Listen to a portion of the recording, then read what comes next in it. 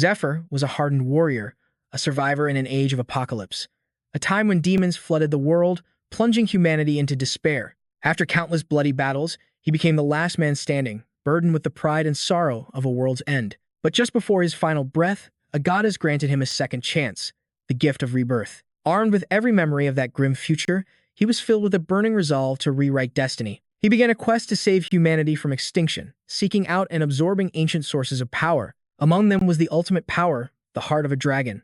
With it, he could harness the might of countless dragon species. He would become the one and only dragon slayer, strong enough to fight back against the demon race threatening the world. Zephyr, the man with the dragon's heart and memories of a ruined future, became humanity's last, shining hope. Heh. The victory is mine. The white-haired warrior collapsed, his body torn apart by the enemy's attack. He coughed up a mouthful of blood, pain racking his entire body, but with unbreakable will, he forced himself to stand. He gripped the massive blue greatsword in his hand, his eyes still blazing with defiance amidst the hellscape of a dead world. His thoughts echoed in the silence. The world is destroyed. 1 year after losing the war against the demons, most of humanity was slaughtered. The survivors went mad, becoming hosts for monsters. As the last member of the resistance, I fought on alone. He stared down his powerful foe, his mind set. Before him, the Demon Lord radiated a terrifying pressure. He was worthy of his name, Tatarus, the Lord of Demons. Tatarus watched the warrior's agony, a strange smile playing on his lips. You seem to be in pain. Allow me to help. A glowing magic circle enveloped Zephyr. Tatarus explained his actions. I've slowed down your time. This should give us a moment to talk. With a thoughtful look, he spoke the warrior's name. Zephyr. Tatarus stared directly at him, his voice filled with a strange sense of acknowledgement. You're the first human to trouble me for this long. I commend your persistence. They say one who joins a losing battle is naive, but those who give up easily, fearing an enemy's power, are the ones who are wrong. They are simply. He looked deep into Zephyr's unwavering eyes. Tatarus's gaze turned sharp as he finished his thought. Weak. He looked at Zephyr, the one man he acknowledged as the strongest, and made an unbelievable proposition. It angers me to see the weak give up so easily. You, of all people, should understand. You are the strongest human. That is why I will give you an offer. Join me. His proposal was as ambitious as it was insane. Let's leave this tiny world behind and go to another. Together, we will conquer realms until we finally reach the gods themselves. Zephyr was silent for a moment, his eyes filled with doubt. Then, he let out a short, sharp breath. Is that true? Zephyr asked, his voice dripping with disbelief. You would truly accept someone like me? Tatarus smirked with absolute confidence, his answer firm. Of course. A faint smile touched Zephyr's lips, a single thought running through his mind. Not bad at all. What absolute nonsense. My body has been completely shattered in this battle, and that bastard definitely knows I can't recover. The bitter realization hit him, and he still wants to work with me. Give me a chance. This isn't an offer. He simply wants to see me beg for his pity. The one who stole everything from me. My friends. The ones I loved. Zephyr's hand trembled as he reached for Tatarus's waiting palm. He mocked himself. My personality really is the worst. He remembered the image of a noble woman and muttered. She once told me I had to stop cussing. He recalled with a sad smile.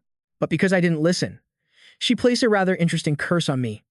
Just as Tatarus's hand was about to make contact, Zephyr suddenly seized it, shocking the Demon Lord with his grip.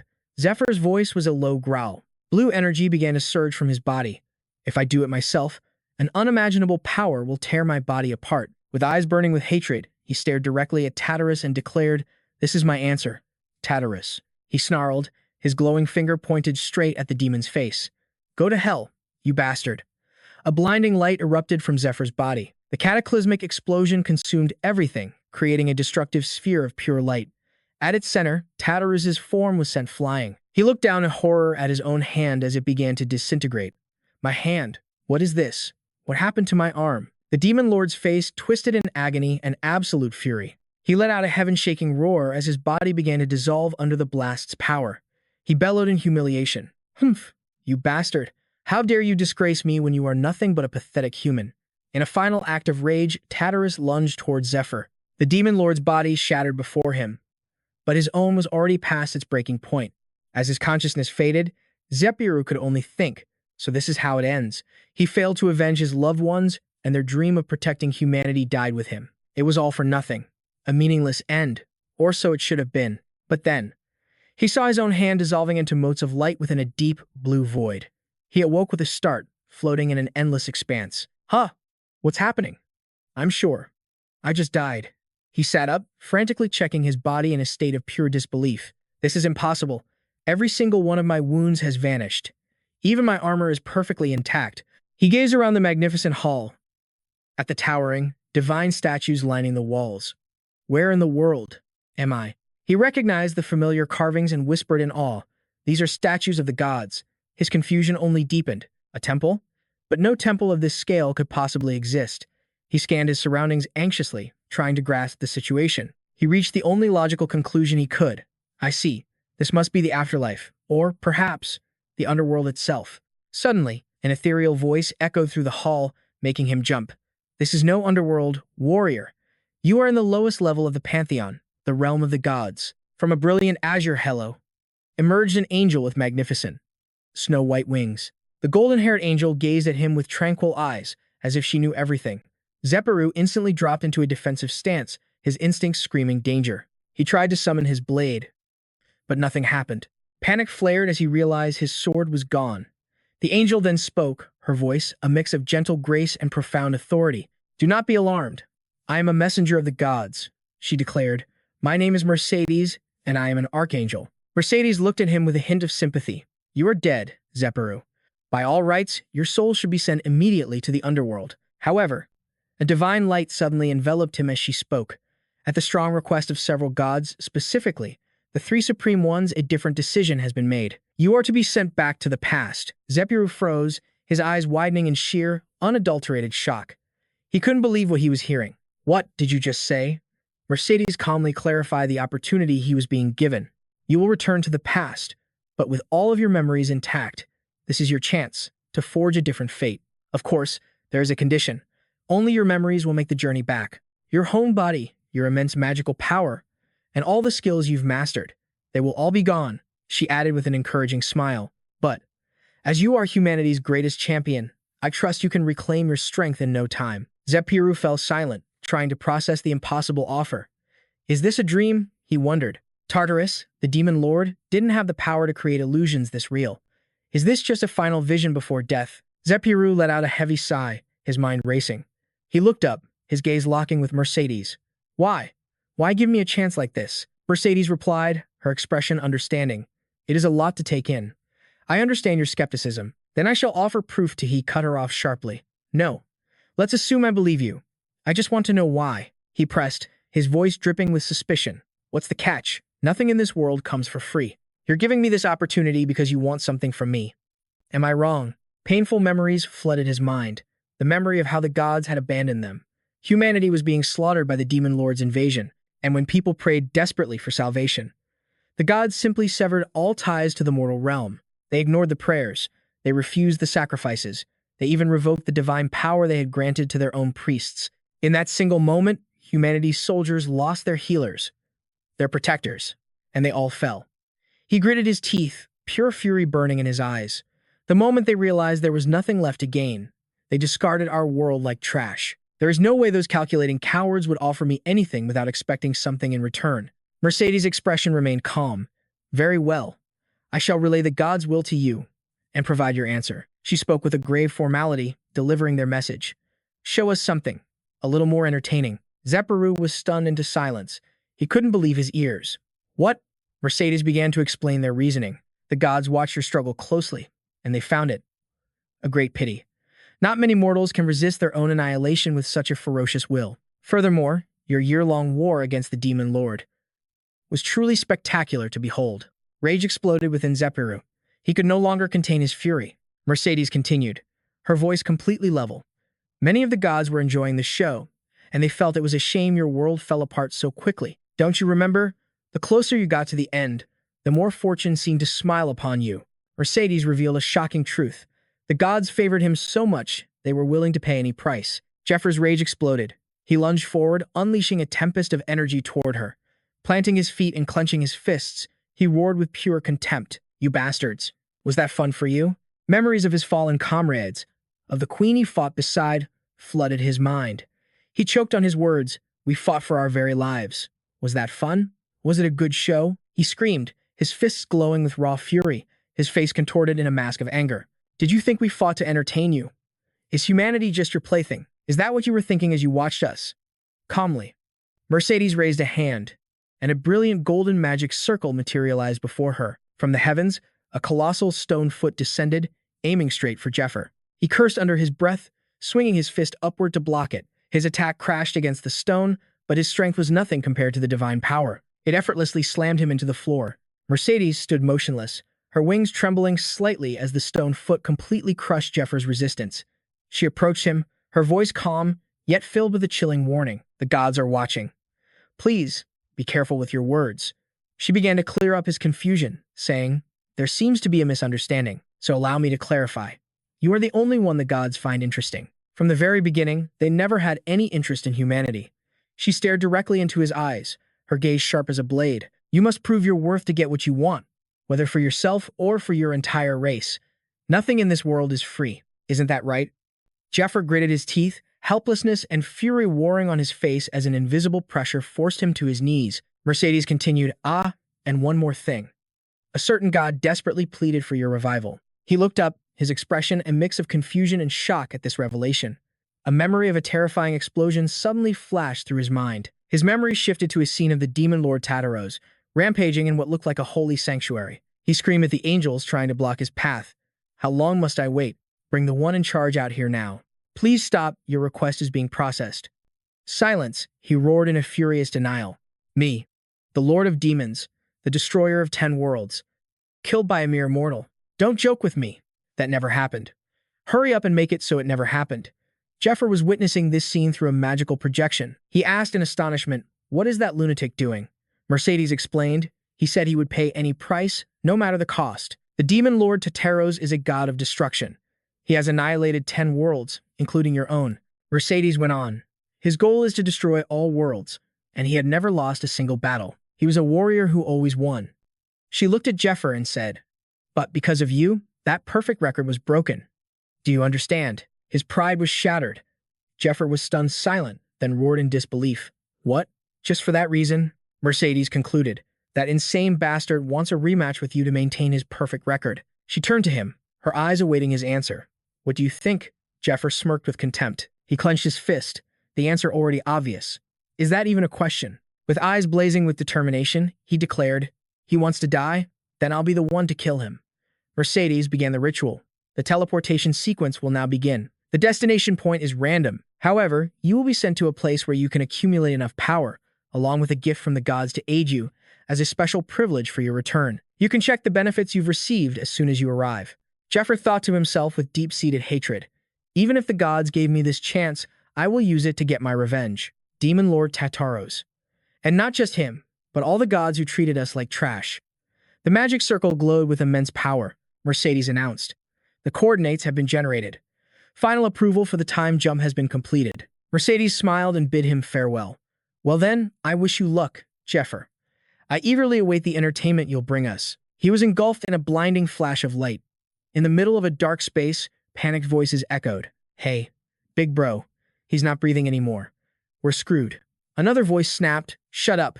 Wake up. Wake up. Zephyr's eyes shot open as someone screamed in his face. Wake up, you damn rookie. A bucket of cold water splashed across his face, shocking him into full consciousness. He looked around, bewildered, finding himself in a dark mine surrounded by men in ragged clothes. Huh. Oh, he opened his eyes. See? I told you he wasn't dead. The blond man with a cross tattoo on his chest, the one who had thrown the water, grinned smugly. Zephyr looked at the faces around him, a strange sense of familiarity washing over him. Who are these people? I feel like I've met them before.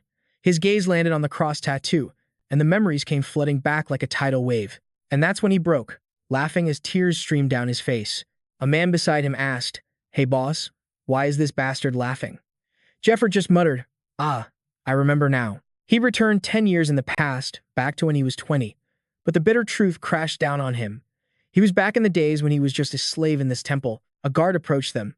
What's going on over there? The blond man quickly answered, it's nothing at all. Captain, breaks over. Everyone, back to your positions. Yes, sir.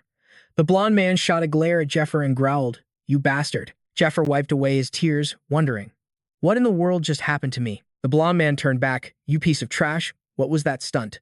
Boss, let's just go. I shouldn't have to worry about any of this. A hooded girl bowed her head to him and said, Thank you, sir. She looked up, her large, round eyes meeting his. Mister, thank you for protecting me. But only one question echoed in his mind. Who is this girl? He stood up, slinging a pickaxe over his shoulder, thinking warily. I can't possibly remember every detail from 10 years ago. Ugh, adapting to this is going to be hell. Suddenly, he froze. A memory flashed through his mind. Ah, that's right, the regression perk. An image of Mercedes appeared in his thoughts, along with her words. If you say open privilege, you can use it anytime, he thought with certainty. That's exactly what she said. Let's see. He watched the little girl walk deeper into the tunnel, then found a hidden corner. He quietly whispered the command, open privilege. A golden light enveloped his body, his eyes widening in pure shock. Wait, what is this? He felt an overwhelming sensation, a feeling so powerful it was driving him insane. A thrilled and confident smile spread across his face. I can do things like this, too? Two other miners watched in amazement. Whoa, that new guy who came today is no joke. He's really good. Was he a miner before? They couldn't take their eyes off his incredible mining speed. One wished, I'd love to have him on our team, while the other complained, damn it, he's making the rest of us look bad. Zephyr himself was still in disbelief. Wow, is this for real? I'm still speechless. The moment the privilege opened, he had clutched his head. A sharp pain shot through him as countless bits of information flooded his brain. Whoa, all the perks are inside my head. He stared in awe at what he was seeing. What is all this? Before him were endless choices. Items and skills of the highest level. Skills no one had ever even heard of. A sly grin appeared on his face as he thought of the one who gave him this chance. This is insane. Can you really just give something like this away? That damn bastard. Just then, the mine's warden appeared, shouting, Hey, you over there. He stormed over angrily. Didn't I tell you to get back to your position? He snarled, his face a mask of intimidation. It's your first day and you're already slacking off and causing trouble? He pointed the whip right in Zephyr's face. You damn piece of trash. Don't pretend you can't hear me. He raised the whip, screaming, How about I teach you a lesson? The leather whip sliced through the air. But Zephyr calmly raised a hand and caught it effortlessly. The warden was stunned, unable to believe his eyes. What? This kid? He blocked a whip with his bare hands. Zephyr simply handed the whip back to him. The warden was still completely shell-shocked. Zephyr stared at him with a cold, expressionless gaze. He thought to himself, Because I have the strength from the battlefield, I can see the captain's whip swinging in slow motion. But then he looked at his own bandaged hand, surprised to see it was completely unharmed. A notification window appeared, explaining his first perk, the Iron Wall skill. Blocking ability is significantly enhanced. Damage lower than defense is nullified, and you will not tire easily. Zephyr realized he didn't feel tired at all. I could do this all day, he concluded. The conditions are tough, but this is a very useful skill if I use it well. I've got it figured out. He began planning in his head. I have a total of 9 perks. If I use my knowledge of the future, I can build up my power pretty quickly. The first thing I need to do is... A record keeper was busy writing down the slaves' mining output. Zephyr easily carried a heavy sack of ore and dropped it before the man. The keeper stammered, Thank you for your hard work. At the end of the day, all the slaves gathered in the yard. A supervisor yelled, Today's work is finished. I will now announce the rankings. The supervisor announced, First place goes to F group. The little girl beside him gasped in surprise. Whoa, he's on my team. Second place is B group. The blonde man and his crew looked furious. What? How in the world did they manage to get first place? Third place is H group. I'll be skipping any ranks lower than H. The lowest rank is E group. One side cheered with joy, while the other fell into despair. The mine captain explained, According to our company's mining principles, payment for the top 3 ranks is distributed differently. Afterwards, all the slaves began their prayer session. Next, we will pray to the great goddess of light, Arya, with hands clasped in prayer. Oh, omnipotent Arya, please save us with your eternal light. Zephyr watched this spectacle with a skeptical gaze. So, this is what they call salvation. He mused about the goddess, one of the 3 great deities. The temple of Arya, the goddess of light, stood as the continent's largest religion. After the prayers ended, exhausted slaves shuffled away. He knew that for most people here. If they dared to say, I'm too tired to work, monsters would gladly take their place. His eyes fell upon a blonde-haired man, recalling that he, too, was once an adventurer, just like him. But after being rescued by the temple, he was enslaved, unable to pay off the astronomical debt. He glanced down at the brand on his own hand, his resolve hardening. Once a slave is marked like this, they lose all freedom of movement. Leave the designated area without permission, and your heart will stop instantly. He thought to himself, I have to pay my debt and escape this place as fast as I can. That's the only way to move on to the next phase of my plan. His thoughts drifted to his arch-nemesis, the Demon Lord Tatarus. This time, I won't be defeated like before. A chilling glint appeared in his eyes. He vowed to himself that revenge would be his. And then, a painful memory of her surfaced. Her tear-streaked face flashed vividly in his mind, an Xi. He clenched his fist, making a silent vow. This time, I swear, I will be there to protect you. Inside the temple's store, a priestess announced, anyone wishing to use the shop, or those in need of consultation, please come this way. Meanwhile, others were already ordering. A mug of beer, 2 baked potatoes. The menu was clear. 1 beer cost 80 silver. He took a seat, thinking to himself, it's been a while, but the prices are still surprisingly decent. The young girl from earlier approached him timidly. Excuse me, sir. I'd like to buy you a glass of water. He looked at her, surprised. What's this? You have money? The flustered girl held out a few coins. I just got paid. I can't afford anything expensive, but, she explained. You stopped them from hitting me earlier. And because of you, my team actually ranked first. Her expression turned somber. We're the only team with low physical stats, so I'm used to being last. I think this is the very first time I've ever been paid. Zephyr nodded in understanding. I see. So you were being bullied. He instantly grasped the mechanics of the bullying here. If even one person falters, the mine's entire iron output drops significantly. And if that weak link is ignored, promotions are handed out randomly. The prevailing attitude is as long as it's not my problem. He looked down at the girl. Are you kidding me? You expect me to trust a child? This is a grown-up's world, the girl stammered. That's not it. He cut her off. Fine. I guess I'll put a stop to it. If only because I don't want to be the bad guy here. Just don't follow me around for no reason. It's a pain. He turned back to the counter, where the clerk greeted him cheerfully. Welcome. How can I help you? He asked. Can I buy a recovery potion? The clerk looked surprised, then sized him up. I don't think I've ever seen you around here. Are you new? You got the coin? It's 1 gold for a vial, 4 gold for a bottle. If that's too rich for your blood, then don't bother. Zephyr placed his money on the counter. Here's 1.5 gold, he told the clerk. The rest will be on credit. Does this shop have any kind of contract? Bring it here. The little girl beside him trembled, stammering. Says, sir. The clerk stamped the document and yelled, Are you insane? The horrified girl tried to explain. Do you have any idea how crazy it is to take on more debt? I mean, we earn 2 gold a day, and half of that is already for our existing debt. But you have no income and you're already in the red. Zephyr nonchalantly drank the potion, cutting her off. Gee, so noisy. And the interest on additional loans is sky high. Zephyr finished the potion in 1 gulp. We just have to pay it back. Simple. He knew exactly what this potion was. Recovery potion. A common temple item that restores a small amount of stamina, but it had a hidden effect. Consuming a large quantity permanently increases one's maximum HP. He considered his plan. It's not good to drink more than 1 vial at a time. With this, I won't mean to envy those with elixirs of youth. Suddenly, another status window appeared. Privilege. 2. Vision skill, range of 2 meters. Maximizes the effects of all elixirs. Efficiency increase, 500%. He understood his current situation perfectly. After all, you can't earn much in these low-tier jobs. Even back-breaking labor won't earn you a bonus. He stared at the recovery potions and asked himself a critical question. So, what's my next move? Later, in the office, the mine captain demanded. What? You heard a monster's cry from inside the mine. Zephyr stood calmly in the doorway and replied. Yes. Contact the subjugation squad. We can guide them to the monster's location. His resolve was firm. Real money is made in dungeons.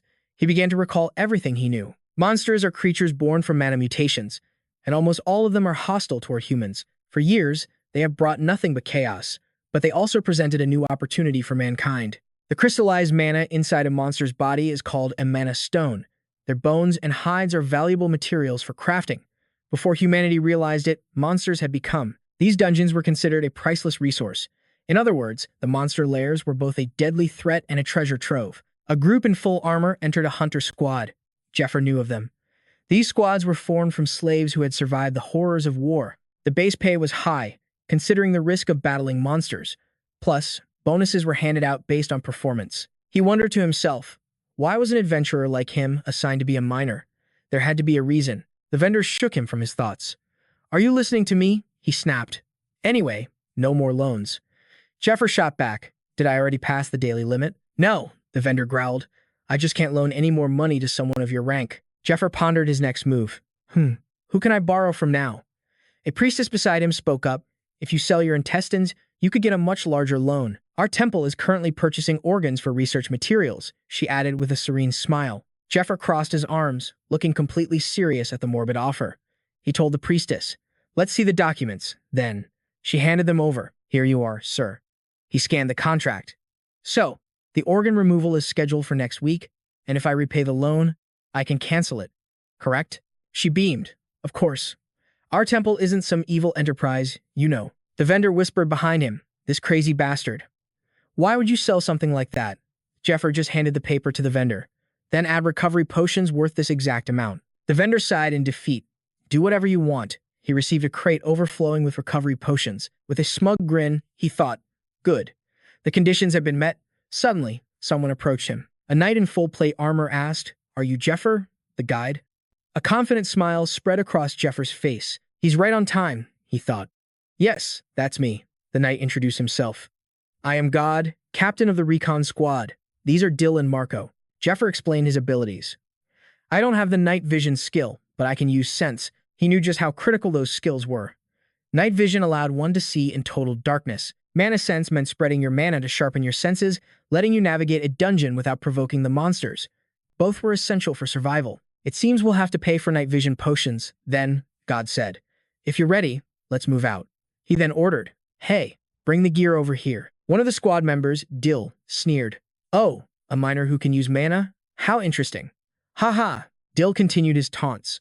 "I guess this guy is going to help us clear the dungeon." Zephyr cut him off. "Shut it, Dill," he thought to himself. "Let's see. I've never seen these two before, but I know one of them." He recalled the old timeline. The moment I was transferred to the Hunter Squad was 1 month after this dungeon had been cleared. If events unfold as they did before, these two will die in this dungeon. A smirk crept onto his face. "I already have a rough idea of how to use these guys." The group set off, moving through a dense forest. Another hooded group emerged from the dungeon's entrance and waved them down. "Hey," their leader called out. "We're the support team. Everyone, please hold out your hands." They began tying thin cords around the wrists of the recon squad members. Zephyr had a cord tied to his wrist as well. The support team member explained, "This is a magic thread bracelet. If something happens to any of you, the corresponding bracelet I'm wearing will break and will immediately request backup from headquarters." The man waved them off. "Well, it's your job anyway, so if you stay focused, it won't ever break. Good luck in there." The four of them advanced into the dark cavern. They ventured deeper and deeper into the earth until the darkness consumed them completely. A clawed foot slammed onto the ground. Two wolf-like monsters, holding torches and crude knives, were on patrol. A small stone was tossed in their direction, grabbing their attention. The monsters looked around, confused, not understanding what had just happened. The shadows of the recon squad appeared behind them. God moved like lightning, decapitating one monster. Dill swiftly finished off the other. The job of a recon team was to confirm the presence of monsters and gather intel related to the dungeon. As the team continued to fight off more creatures, Zephyr explained the usual process. Based on this information, an attack team will be organized. That attack team, armed with overwhelming firepower, will then clear the dungeon. That's the normal sequence of events. Zephyr looked at a monster's corpse and said, "I think these are the original inhabitants." God discussed it with his teammates. "So their nest near the main entrance was the one we cleared. Hunter teams A and B were there last week. It looks like the survivors dug a new hole and hid out here," Zephyr added. "But even a recon team is made of hunters with powerful combat skills. Should we just clear this place out?" God asked Marco and Dill, who looked shocked. If a recon team judged they could win, they would sometimes clear the dungeon on the spot. "What?" Dill said cautiously. "Captain, our job is just to scout. Let's not take unnecessary risks," Zephyr countered. "And what if they're swarming just beyond this point? What if there's a much stronger monster waiting? With just the three of you, it's a risk. But with me, that makes 4 of us. More than enough." 4 members, Dale screamed, pointing at Zephyr. "Are you kidding me? It's 3 fighters and 1 deadweight. How are we supposed to clear a dungeon with this party?" Mako tried to calm him down. "Whoa there, let's not be hasty. Captain, do you have some kind of plan? I want to hear it before I decide anything." Got flashed a confident smirk. He then ordered Zephyr, "Hey, you, get it out." Zephyr quickly obeyed. "Right," Zephyr presented. "Got with a handful of leaves and nuts. Hazel leaves and nuts. If we crush these and mix them with kobold droppings, they'll release the scent of a female kobold in heat." Dale pinched his nose at the foul smell. Zephyr explained, "The stench is overwhelming. I can pick up the scent from 100 meters out." A nearby kobold caught the smell. It began drooling with excitement. Got declared. Then this is our bait. Lured by the scent, a kobold charged forward, completely unaware it was running straight into a trap. The creature plummeted into the pit, impaled on the sharpened stakes below. Got gloated. See that? I told you we could pull this off. Mako was impressed. Wow, Captain. At times like this, I almost respect you. The captain, Got, snapped back. What? Almost? You got a death wish. Got then turned to Zephyr. How did you know all this? I've never even heard of a strategy like this. Zephyr replied. It's called experience. Ha ha. Actually, I was the one who told you. Zephyr thought back to Got. In my first life, before I regressed, he was moved to the official hunting squad. I was in the same party as him. He craved recognition but never got the chance to prove himself. Zephyr remembered their talk before entering the dungeon. Got had asked him, "What's this about cleaning up?" Zephyr turned back to explain it to him. The truth is, I already scouted the inside by myself yesterday. This place is just a den for kobold washouts. God had been skeptical. Ha, how many lives do you have? Going it all alone? Zephyr answered. Before coming here, I was a scout for another party. My specialty is staying hidden. God considered this. He's actually quite useful. And a dungeon like this is far too good to share with anyone else. Hazelnuts are pretty hard to find. It seems he prepared thoroughly and knows exactly how to hunt these monsters. I also like that he let me make the final call instead of being greedy. God handed Zephyr a magic staff, a symbol of a captain's authority. If I recommend him to personnel, he could get transferred to the hunting squad. Here, use this. Zephyr took the staff. Ah, thank you. God nodded. All right then. Now, all that's left is... Dale suddenly interrupted. Huh? There's something over here. It's faint. Dale picked up a pile of bones. These are the leftovers from something's meal. Ah, bones. He examined them more closely. Some kind of mountain beast. No, wait. This structure. These are kobold bones. What? Dale whispered to himself, but instantly, a massive shadow lunged from the darkness, pouncing on him. Dale only had time to let out a horrified scream as a sharp-clawed hand snatched him from the ground. His entire body was sent flying, crashing mercilessly against the hard cave wall. Got screamed in absolute panic. Dale. A colossal monster landed with terrifying force where Dale had been just moments before. Dale cried out in agony. Got could only watch helplessly, screaming his teammate's name. Dale! Humph! Mako roared and charged forward. His mace gripped tightly. The weapon began to pulse with magical light. He channeled his power, slamming his mace into the ground and shouting, "Everyone, get behind me." A circular magic shield materialized before him, sweat already beating on his forehead. Mako panted, "Damn it. I thought this was over. What in the world was hiding in here?" He held his ground. His face was a mask of sheer determination. Ah, whatever. I will protect everyone, and we will get out of here. This is a mana shield that can even block an orc chieftain's charge. I bet that thing can't even scratch this barrier. In an instant, a massive tail sliced down with horrifying speed, shattering Mako's magic shield into a million fragments. Mako cried out, blood trickling from the corner of his mouth. My shield! The monster's scaled tail slammed into Mako, sending him flying. Got screamed in pure terror. Mako! He was frozen to the spot, his eyes wide with utter fear. That tail. It can't be. The enormous tail continued to whip through the air, creating a horrifying shriek. Both Gott's and Zephyr's eyes shrank in terror at the unfolding nightmare. A blood-curdling scream echoed throughout the cave. At the same time, outside the cave, a man in a cloak and round glasses stood among the trees. He stared down at his hand with a look of pure horror. What in the hell is this? On his other wrist was an intricate, glowing bracelet. This was a bracelet imbued with powerful magic. If anything happens to them, a strand will break, he muttered. 3 strands just snapped, all at the same time. He looked anxiously toward the cave entrance. Did something catastrophic just happen inside? Back in the cave, fresh blood splattered the ground. Gah!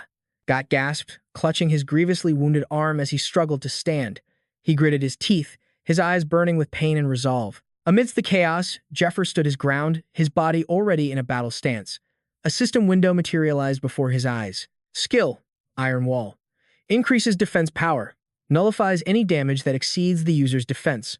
And, making him much harder to exhaust. Zephyr clenched his fist, feeling a sharp sting. It seemed his iron wall couldn't block all the damage. He narrowed his eyes at the creature, analyzing it. It had to be a juvenile, not even a year old. But just as he expected, this thing was not to be underestimated. Goff lay motionless on the ground, the monster's tail coiled tightly around him. The beast lifted him into the air, finally revealing its full, terrifying form. A massive, dragon-like creature loomed over them. Jeffrey stared it down as information flooded his mind. It was a predator.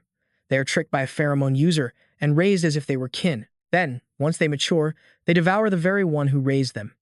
He quickly moved toward the injured Goth and grabbed his spear. "I'll be borrowing this for a moment." Goth, still in shock, could only stammer. "Wait, hold on. What do you think you're doing?" Jeffrey didn't answer. His hands simply tightened around the spear's shaft with absolute certainty. An immense aura erupted from Jeffrey as he stood tall, and the spear in his hand began to hum with a faint, otherworldly glow. A confident smirk played on his lips. "Now then, I can finally let off a little steam." A sphere of blue energy gathered in his other palm. He spoke with chilling indifference. "Fine. Let's let the parties involved handle this themselves." He aimed his glowing hand directly at the monster. His cold voice echoed, "How would you like to die?" Just then, a skill window materialized before him, but it only displayed the word privilege. A shimmering silver key materialized in his palm. The notification window changed. Privilege 3, silver key. The key to a forgotten castle. The owner can retrieve items from the silver room at any time. Currently equipped on the left hand, Jeffrey explained flatly. As he pulled a purple-flowered branch from thin air, he said, "In short, it's a subspace artifact." Goth, leaning against a cliff wall, could only gape in utter disbelief at the impossible sight. Jeffrey examined the items he'd summoned, a dragon's heart branch and a piece of star cloth. An info panel appeared beside the branch. Dragon's heart, a potent tonic with a calming effect. He glanced back at Goth, his tone strangely serene. "Please step back." Jeffrey carefully wrapped the cloth around the spear's handle for a more secure grip. He turned back to face the monster, his eyes sharp. This battle was about to get intense. Goth, still reeling, began to stutter. "Well, what?" He struggled to his feet, shouting at Jeffrey's back. "What are you doing? You haven't even been trained to fight." Goth gritted his teeth, trying to stand despite his injuries. "Damn it, this is impossible." Suddenly, a terrifying red aura washed over Goth's body, freezing him in place. The monster roared, unleashing a horrifying pressure that made the very air feel thick and heavy. Goth was completely paralyzed, frozen solid with fear. A notification appeared. Skill. Fear. Your opponent is stunned with terror. In his panic, a memory flashed through Goth's mind. That's right. I remember now. A story his master told him when he was just a rookie. He recalled the tale from a few years back, when a predator had descended upon a nearby village. The villagers could only stare, unable to even blink, as the beast appeared. Their entire bodies were completely paralyzed. They couldn't so much as move an eyelid. They were helpless. All they could do was wait for their turn to be devoured. Goth was now in that very same state, powerless and filled with despair. But then, he noticed something. Huh? Streaks of blue light suddenly flashed before his eyes. What is that movement? Goth's eyes widened in sheer disbelief at what he was witnessing. Zephyr was moving with incredible speed, narrowly dodging the monster's relentless attacks. His body was enveloped in trails of blue light. The creature roared in fury, swiping its massive claws. Zephyr expertly used the spear as a pivot, flawlessly spinning away from the blast of energy. He calmly exhaled. A small flower petal floated from his lips. Just as expected. The fear debuff was nullified perfectly. An info window confirmed it. A natural tonic with a calming effect. And benefit 2, skill vision is maximized. All other effect rates increased by 500%. Zephyr stood firm, spear in hand, thinking to himself, of my 9 benefits, only 1 is a weapon. But it requires an absurd amount of power to use, so it's off the table for now. But a sphere of green energy manifested in his palm. This, however, is more than enough for this mutt. A viscous green liquid coated the tip of the spear. An old friend. The Poison King, Fet, his 72nd poison. Number 68, Vio. A memory suddenly surfaced. Zephyr sat across from a man named Fet in a luxurious room. He asked him, "Are you really okay with this, Veth? Giving me the formula for the poison you spent a lifetime researching." From the shadows, Veth let out a raspy laugh. "This world's about to end anyway, so what's the point in keeping it a secret? If it's all going to crumble, we might as well use it together." Veth continued, a glimmer of hope in his voice. "No, I want you to use it. If my poison can help you kill even one more of those bastards, and save just one more person." Back in the present, Javier gritted his teeth, pouring every ounce of strength into blocking the beast's attack. The image of Veth's severely burned face flashed through his mind. The man's final words echoed, "Then I could ask for nothing more." Green venom dripped from his spearhead onto the earth. With a powerful swing, Javier carved a deadly black arc through the air. A horrific shriek ripped from the monster's throat as the poison took hold. Javier landed softly, watching the beast writhe in agony. It's a lethal poison, brewed from the most common VO herb. Once it's in your system, It will liquefy your insides. Javier's eyes were like ice as he stared the creature down. And more than anything, it brings unimaginable pain. Because its creator, the Poison King, was a first-class sadist. 3 more minutes until the venom spreads completely. Javier braced himself. I just have to hold out until then. The monster's tail sliced violently through the air. It lunged, its blade-like tail aimed straight for Javier. He held his ground, blocking the devastating strike with his spear. The force sent him skidding back, carving a trench in the stone floor. But his eyes burned with unyielding resolve. The beast's maw, filled with razor-sharp fangs, gaped open before him. Eat this. Javier hurled the last vial of poison directly into its throat. He instantly dodged aside, striking the monster's head with his spear. With a surge of power, he slammed it down again, drawing another shriek of pain. The beast threw its head back, howling in pure agony. Javier's gaze remained fixed, cold, and calculating. He calculated the time. 2 minutes. No, just 1 minute left. Tightening his grip on his spear, he surged forward with renewed speed. Javier paused, analyzing the situation. With his current strength, defeating it outright was nearly impossible. So, it's either stall for 1 more minute, or land one decisive blow. His choice made, he charged forward without hesitation. He ducked under the sweeping tail of the beast. Then, he used that very same tail as a launch pad. He launched himself onto its tail, riding it upwards. A little closer, just a little more, he thought, focusing all of his will. Now, he roared internally. Letting go of the tail, he plummeted directly toward the monster's head, poised for the final strike. With every ounce of his being, he drove his spear deep into the crown of its head. The beast let out one final shriek of pain and despair, as the spearhead pierced clean through its skull. Lodged deep in the bone, the shaft of the spear snapped in two, but Javier used the broken shaft for leverage, balancing on the monster's head. With all his might, he twisted the embedded spear. He gritted his teeth, pouring more force into the attack. Have some more. Without a moment's hesitation, he drew a dagger from his belt. He raised the dagger high, his eyes lethally sharp, as a blue aura flared to life around his other hand. One more. He plunged the dagger deep into the same wound, right beside the splintered spear. An earth-shattering roar erupted from the beast.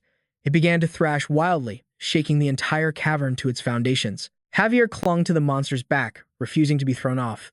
He dug his fingers into its tough scales, anchoring himself in place. He gasped for breath, sweat pouring from his brow, but his eyes were a storm of determination. It's not over yet. He forced the dagger deeper still, preparing for one last attack. The last of the spear shaft finally splintered under the immense pressure. Javier landed on the head of the now fallen beast. A thought suddenly surfaced in his mind. 10 years ago. My strength and stamina were nothing compared to what I am now. That's why I prepared for this. He knew that chugging recovery potions had a hidden effect. It permanently increased one's maximum mana. It normally took over 10 potions for a tiny, inefficient boost, but his unique trait changed the game completely. A skill window materialized. H's second sight. All potion effects are maximized. Effectiveness rate increased by 500%. Thanks to that, he now had enough mana to shatter a predator's skull. Back in the present, Javier straightened up, a powerful blue aura crackling around his fist. He focused his mana into the shattered remnants of the spear. The most basic mana technique, release. He brought his fist down like a thunderbolt upon the monster's head. A violent explosion of blue mana erupted, obliterating everything in its path. Goth, still leaning against the rock wall, could only stare in stunned silence. Then, a weak chuckle escaped his lips. He thought to himself, with my authority as a captain, if I recommend him to personnel, he could be transferred to the hunting squad. He gazed at Javier's back, his thoughts racing. No, he could be much more. He was just putting on a show, trying to look good for me. But damn it all, I found myself respecting his sincerity. A look of complex regret washed over Goth's face. I'm not some kind of beggar. I'm not so pathetic that I'd stoop to a kobold's level. And yet, I've made a terrible mistake. He clenched his fists, even though he couldn't stand the sight of him. If it were Zephyr, he'd get all the credit instantly and climb the ranks. Goth watched Zephyr's retreating figure. But for now, he was just a miner on the extraction team, unable to come and go as he pleased. Zephyr turned back, his gaze burning with determination. He needed a way into that dungeon. He looked Goth dead in the eye, his voice calm and steady. Goth, we need to talk. The scene shifts to a grim, shadowy forest. A desperate sob cuts through the silence as a man kneels over a corpse, weeping. The man pleads in pure terror. No, it wasn't me. This is all a misunderstanding.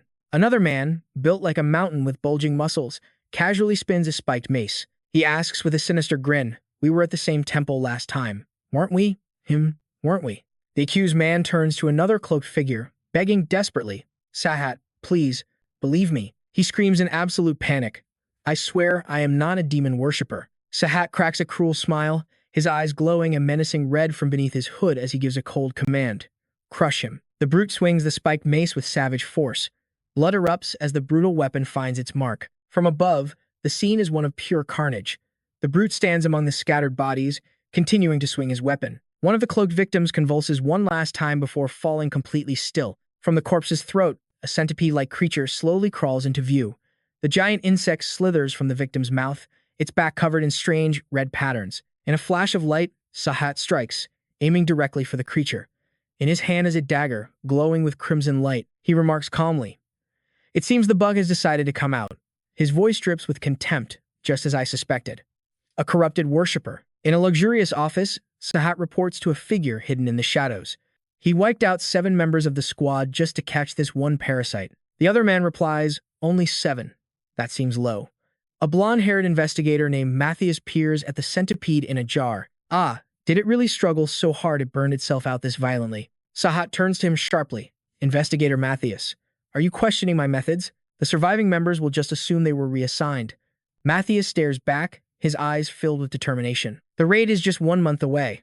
If you don't eliminate them as soon as possible, it will bring ruin upon you." The leader in the shadows remains silent for a long moment. Finally, he speaks. "All right, I understand. I will deal with any complaints from the hunting party."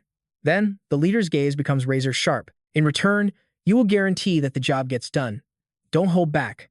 Act like a true heretic inquisitor." Matthias smirks confidently. "Yes, my lord."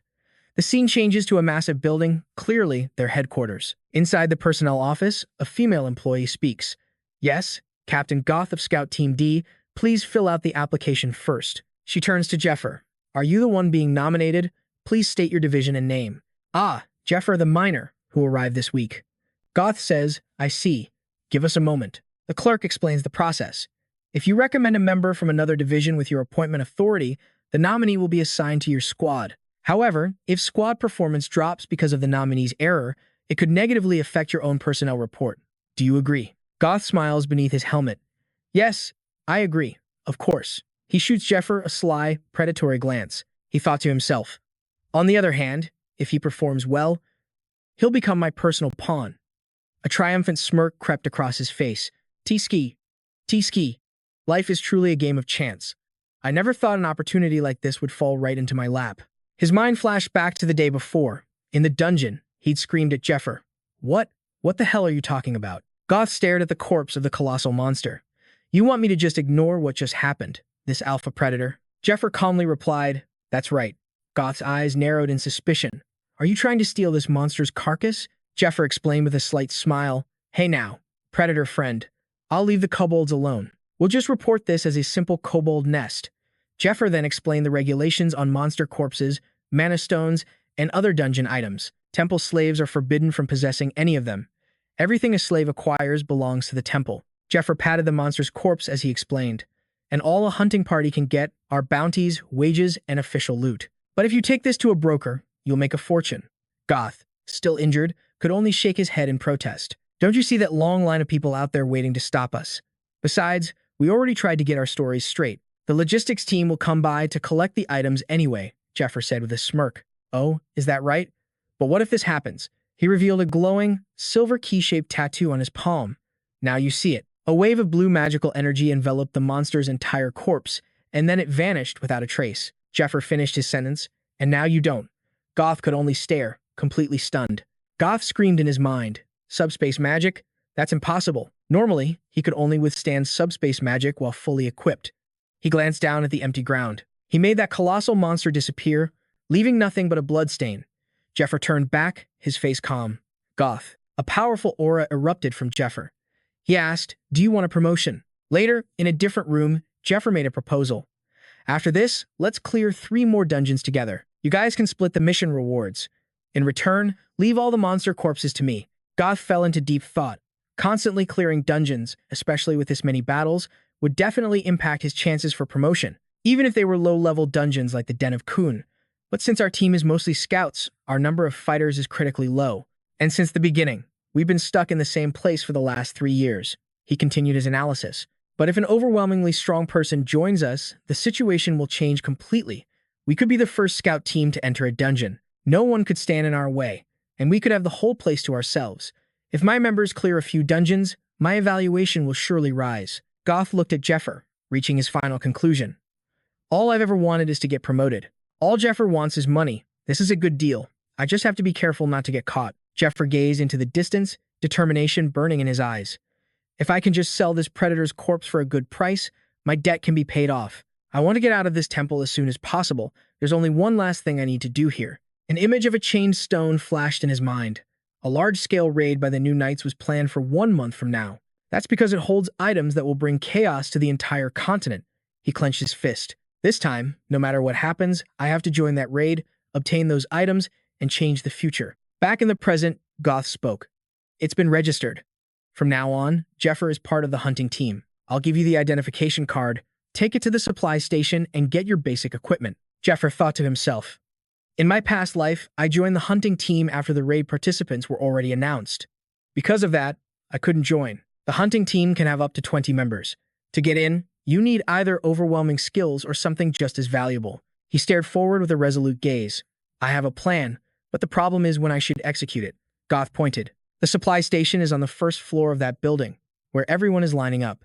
I'm heading to the infirmary now. I need to check on Dale and Morrow. Suddenly, a familiar, giant figure spoke. Oh, right, if there's something you people want to take. Goth quickly shoved Zephyr's head down. Keep your head down. The giant and a group of robed figures walked past them, bowing their heads in greeting. Zephyr watched them go, a little surprised. One of the robed figures glanced back, their eyes sharp as daggers. Goth let out a sigh of relief as they passed without any trouble. He explained, That's the acting Heretic Inquisitor. They are the direct slaves of the true Heretic Inquisitor. He continued in a hushed, warning tone. It's better to just treat them like our seniors. Those bastards have the authority to dispose of us. People have been dragged away just for bumping into them or failing to greet them. He stressed, especially the one in the lead, the mad dog, Saha. That guy gets off on killing people. That's why he works under the Heretic Inquisitor. He never lets his prey escape, so be careful. Suddenly, one of the robed men called out, Hey, you over there. Goth and Zephyr flinched. Goth panicked. Did he hear us? The robed man turned and stalked towards them. Excuse me for a moment, there's something I'd like to check.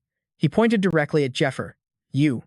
The one in the miner's outfit. He threw back his hood, revealing golden hair and a sinister smile. I am the acting Heretic Inquisitor. My name is Saha. What's yours? Zephyr's eyes turned ice cold. Goth hurriedly stepped forward. Sir Inquisitor. This man is Zephyr. He just transferred to our team today.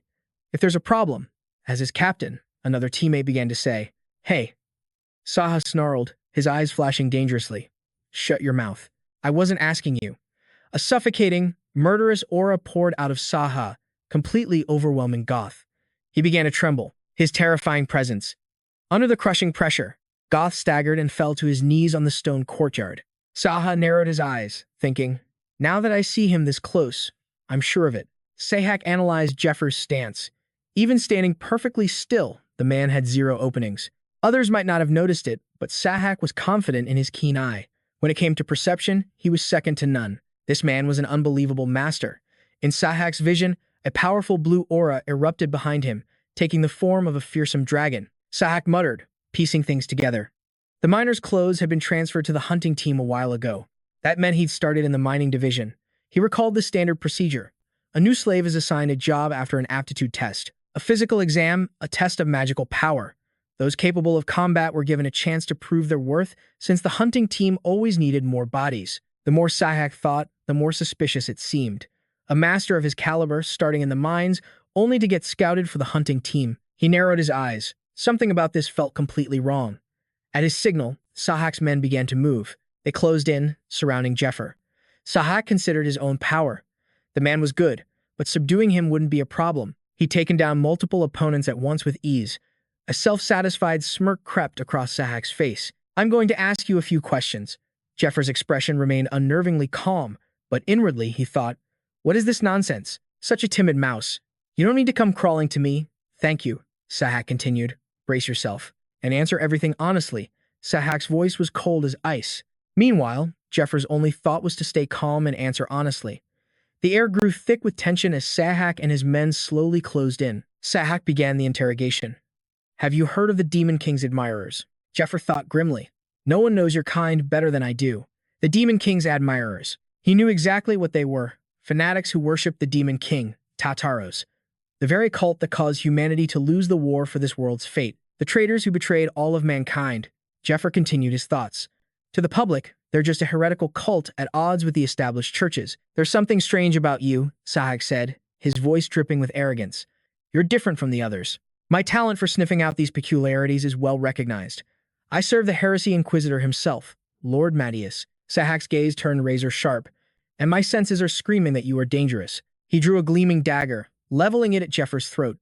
Sahak declared, From this moment on, in the name of the heresy inquisitor, I will be your judge. Every word, every action will be scrutinized.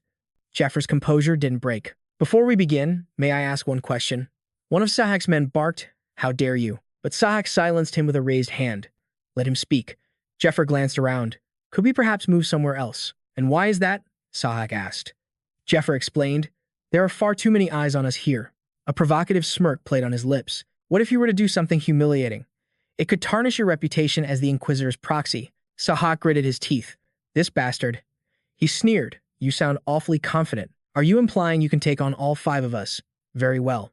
The tougher you act now, the more satisfying it will be to watch you break. Sahak roared as a blazing red aura exploded around him and his dagger. Instantly, a massive, crimson magic circle ignited beneath their feet. It engulfed the entire area, trapping them in an otherworldly space. A skill notification window materialized. Skill, Red Domain. Within this field, all allies gain a power boost. The effect's strength increases with the number of casters. Warning, caster's understanding of the skill is incomplete. It has been forcibly activated as a weapon. Sahak stood wreathed in a blood-red, menacing aura. Zephyr narrowed his eyes, a faint smirk touching his lips. Oh, now this looks a little more useful. He settled into his solid martial arts stance. I guess I'll use this. Sahak stared, his mind racing with doubt. What is that stance?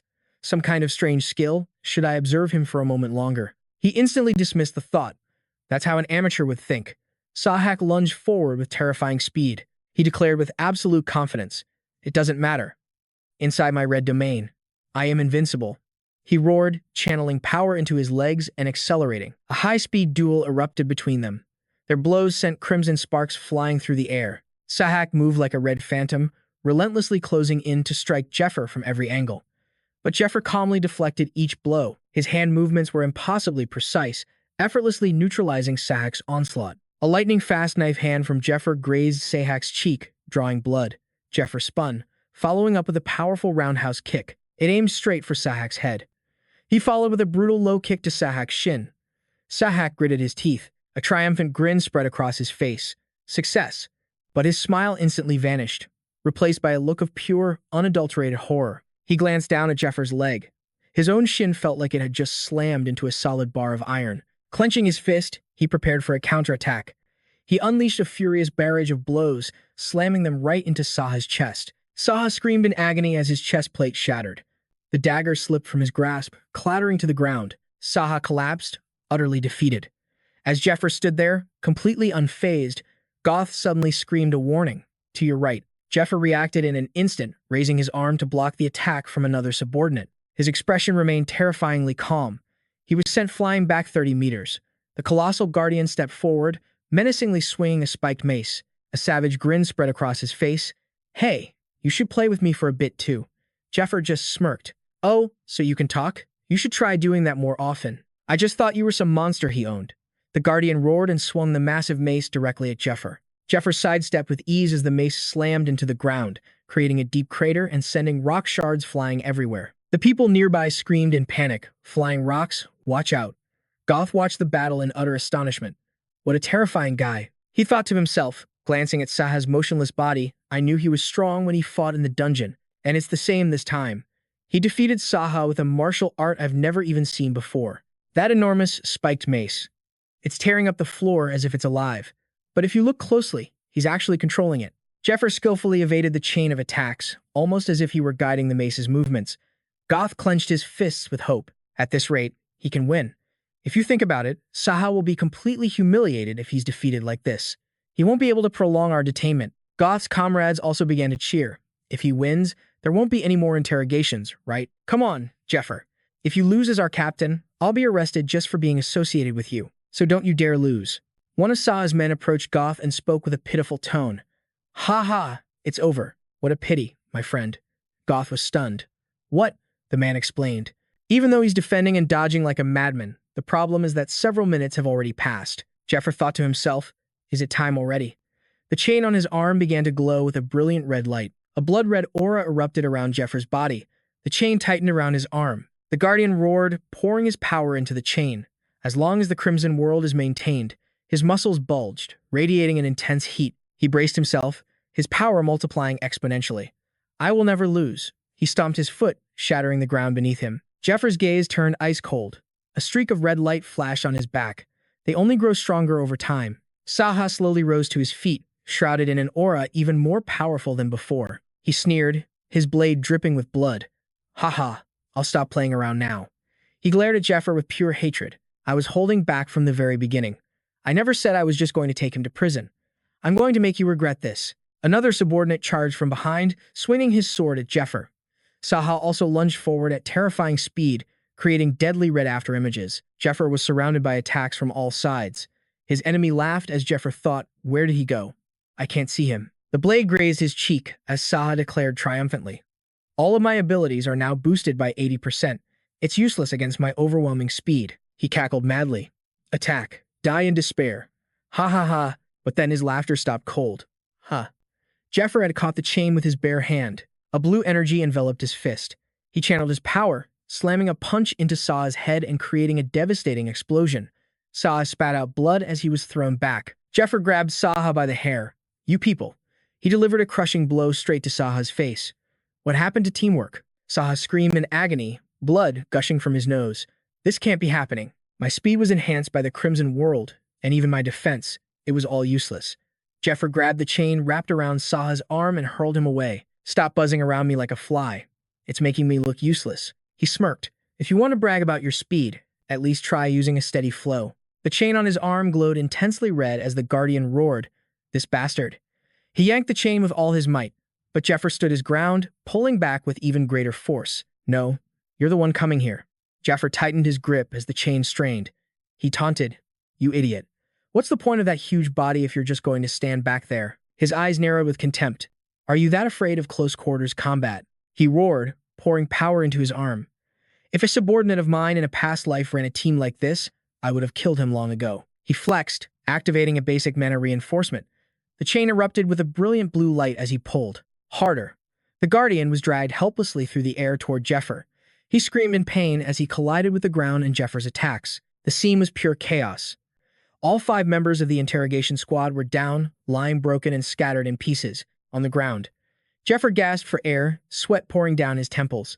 Saha, his body covered in wounds, struggled just to push himself up. He stammered. What in the world are you?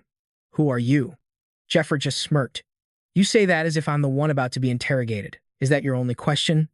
He stepped toward the fallen Saha. I'm sorry, but you're not worthy of the answer. From a distance, a red-haired man stood by a window, silently watching the entire event unfold. He muttered to himself, his voice laced with disbelief. That's impossible. That guy. He clenched his fists tightly. Did he send him here? The crowd around them began to whisper. What? What did I just see? What the hell just happened? Zephyr turned his back and walked away, leaving Saha to collapse in a heap of pain and humiliation.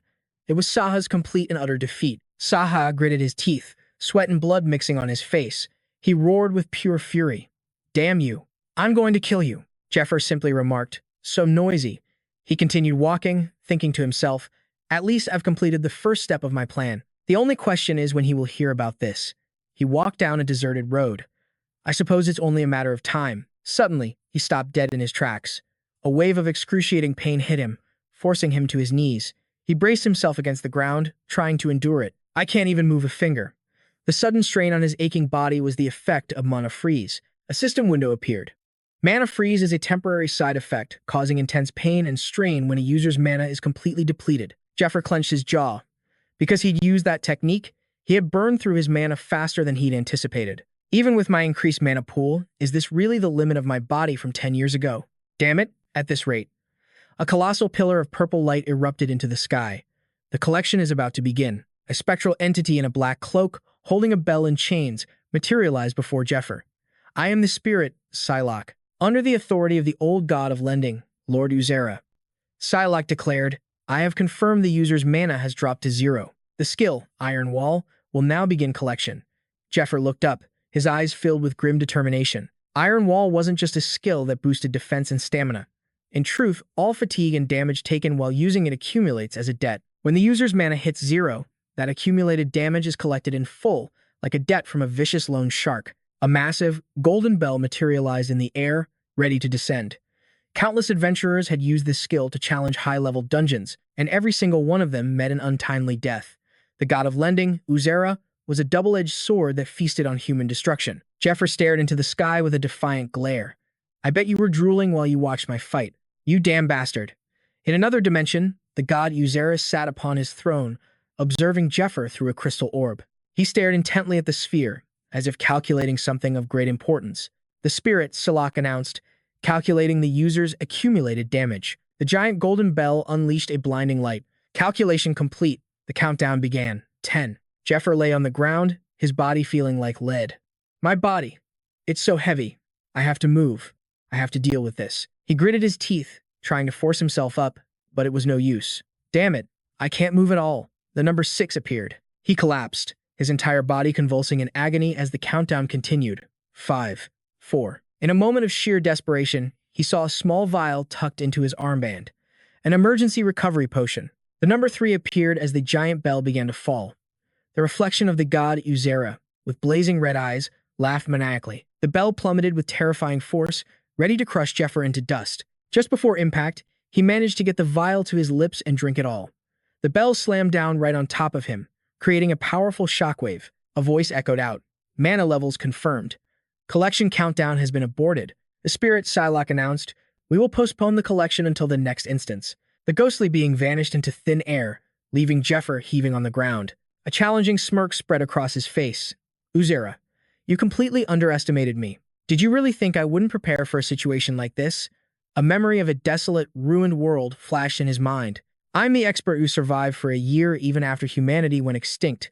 Avoiding your collection is child's play. He thought to himself, as long as I'm good at managing my magic, Iron Wall is the best and safest skill to maximize mana efficiency. He lay on his back, arms spread wide. Let's see. In my past life, this skill cost about 500 gold, a price that would be considered incredibly expensive for any skill. It was a popular choice among reckless bastards who rushed into things. He grinned. In any case, it was a skill far too costly for someone in my old circumstances. He raised his middle finger to the sky. Thanks for the gift, you son of a bitch. In the god's dimension, the crystal orb in Uzera's hand cracked, then shattered into a million pieces. Zephyrs' eyes slowly fluttered open as a wave of dizziness hit him. He was lying on a bed. Wait, had he passed out? He scanned the unfamiliar room. Where was he? A woman in a white robe, bearing the temple's crest, smiled down at him. Did you have a good rest? Any sweet dreams, my client? A chill ran down Zephyrs' spine as he realized his limbs were bound tightly to the bed. All around him stood torturers, beside a table filled with cruel instruments. Zephyr stared at the woman, completely bewildered. Sister, what is all this? Her sweet smile never wavered. Oh, my client, you must be quite surprised, aren't you? Waking up in a strange place. But don't you worry. This is just my workplace. You seem rather exhausted. You were sleeping so soundly, my dear client. Her smile twisted into something sinister. And because of that, your loan repayment is now 1 hour overdue. Her entire demeanor shifted, her expression twisting into madness. Is our client insane? She brandished a knife. I've heard everything. You've been running around doing dangerous work, using our collateral without a shred of concern. And now, you've accumulated interest on top of that. When you act like this, we have no reason to believe you'll ever repay your debt, the woman roared, swinging a massive blade. We will collect what we're owed, one way or another. But what about the daily loans you took from the shop? And the interest payments you've missed? How do you expect to pay off that mountain of debt with a dungeon-clearing reward? I heard it was just a kobold den. How in the hell are you going to pay us back with that paltry sum? Jer suddenly shouted, Wait, sister, that name. What was it? If I could just remember it. The woman startled, her voice laced with panic. What are you? 2 hulking butchers stepped forward. Is there a problem, sister? Her face turned to ice as she gave the order. Everyone, get out. One of the men looked surprised. What? She snarled. I said get the hell out. The butchers scrambled to obey. Huh. All right. Oh, the sister's mad now. Hurry up and go. After they all left, she slammed the door shut and stalked back toward Jir. She grabbed him by the hair. Tell me the truth. She growled into his ear. How in the world do you know that name? A confident smirk spread across Jir's face. How could I not? Sister, he continued, or perhaps I should call you. The White Rose monster broker, a nun of the Temple of Light named Anna Primrose, whose other identity is the infamous broker, the White Rose. The one with deep ties to the underworld who deals in monster corpses, equipment, and intel. Jir thought to himself, it's suicide to try and clear a raid dungeon with nothing but the cheap gear you can scrounge from other hunters. He looked her dead in the eye. That's why I need to negotiate with this woman to get my hands on some decent equipment. He spoke aloud. I was on my way to find you, you know. I couldn't be happier that you welcome me like this. Anna stared at him in silence. He pressed on. Now, why don't you untie me first? Don't you think it's a bit awkward to negotiate while I'm stuck on this bed? Let's have a productive chat, just the two of us. The scene shifts to a small church at night. From inside the infirmary, sounds of screaming and crashing echo out. Nurses desperately try to calm Saha down. Sir, you need to calm down. Please, just be still. Saha, meanwhile, roared with fury. That's all you've got? Why don't you have the right to carry that thing? He ground his teeth. Damn it all, how dare he? He screamed, I'll kill him. I swear I'll kill him with my own two hands. A low voice boomed from the doorway. What is all this noise? Who decided to cause a scene in my infirmary? Saha turned, stammering. Sir. Net strode into the room. So you're here? Just lie back down. He gestured to the nurses. Medics, you can all take a break now. I will handle this. The nurses quickly departed. Yes, sir. Net sat down beside the bed. I heard what happened to you. Saha lowered his head. I apologize. I made a mistake. And yet, Net interrupted. What happened isn't what you should be worried about. He pressed a knife against Saha's mouth. Saha looked up, his face a mask of terror. I don't have to worry about it. Everyone I met today, all evening, they were talking about it. And you're telling me I shouldn't worry. Saha gritted his teeth. Lord Elias always told me this. Never do anything that will bring shame upon our house. Net stared down at Saha. And yet, you dared, in front of all those slaves, to be beaten like a useless dog. Saha let out a guttural roar and swung his dagger. Net spoke calmly. I suppose the only reason you got away with something like that is because of people's expectations for you. When you first found that devil worshipper, I thought you had a real talent, a special kind of talent. Saha. Net stood, turning his back on him. However, even including the one from back then, the number of worshippers you found in the last 6 months is only 2. His voice was laced with ice. The higher-ups are losing patience with you. They're asking just how long they're expected to tolerate this. Nestri's words dripped with contempt. And now, you've made our sacred order a laughingstock in front of everyone. Sahak groveled at Nestri's feet. Sir, please, just one more chance. He begged. I'll do anything. Anything at all. Please, I'm begging you. Nestri glanced down at Sahak's trembling hands. Let's stick to our old ways. He leaned in, his whisper laced with venom. We do not let those who bring us shame continue to live. We will decide your fate after you complete your task. Sahak gritted his teeth. If he failed even at this, they would strip him of his crimson uniform for good. Nestre tossed a cloth-wrapped package to Sahak. Use this. Sahak caught it, his eyes widening in shock. This is. He unwrapped the bundle, revealing a strange purple orb and the flute of a demonic god cultist. He stammered, Sir, isn't this? Nestre explained, it was in the room of that cultist you captured. Whether you use it is up to you. Nestre's tone turned cold. However, you don't have the luxury of choosing your methods. A crazed light ignited in Sahak's eyes. He told himself, make a choice you won't regret. The mad dog, Sahak. An enemy to every hunter in the land. The number of hunters he'd killed inside the temple this past year alone had reached 26. Sahak let out a savage laugh. Forcing him back into slavery after all this time was the same as signing his death warrant. He clutched the orb, roaring in desperation. Don't mess with me. My life was finally turning around. I clawed my way out of that hell with my own 2 hands. He stared at the orb with madness in his eyes. I can't let it end here. The one who's going to die isn't me. It's him. Nestre walked through the dark hall, a chilling laugh echoing behind him. He ordered a heavily bandaged subordinate. Make sure you keep an eye on him. Don't let him cause us any trouble. The subordinate replied, Yes, Lord Nestre. Nestre thought with a sinister smile, one must learn their place from an objective point of view. That way, they won't be discarded like him. He continued to muse, talent, what a joke. He never understood the real reason we brought someone like him into our ranks. Nestre said to his subordinate, "Well, I suppose I should thank him. Because Sahak raised so much chaos, the knights have lowered their guard around us." He revealed his master plan. "We will intercept the items from the temple knights by blending in with them during their next dungeon raid. While we're there, we can eliminate their captain inside the dungeon, and even take over the 3rd District's Temple of Light in the name of our demonic god." A text box appeared. Nestre, disciple of a demonic god official. He clenched his fist. "This is a critical mission that will shift the balance of power for our cult. I cannot allow any disruptions." He turned. "That's right. Investigate that man as well." His subordinate was confused. "That man, sir?" "Yes," Nestre explained his suspicion. "He used the martial arts techniques of our school. The only ones who know those techniques are our master and we 4 brothers. Could he have been sent by the master? If so, why didn't he contact us through the proper channels? He made his decision. He's far too suspicious.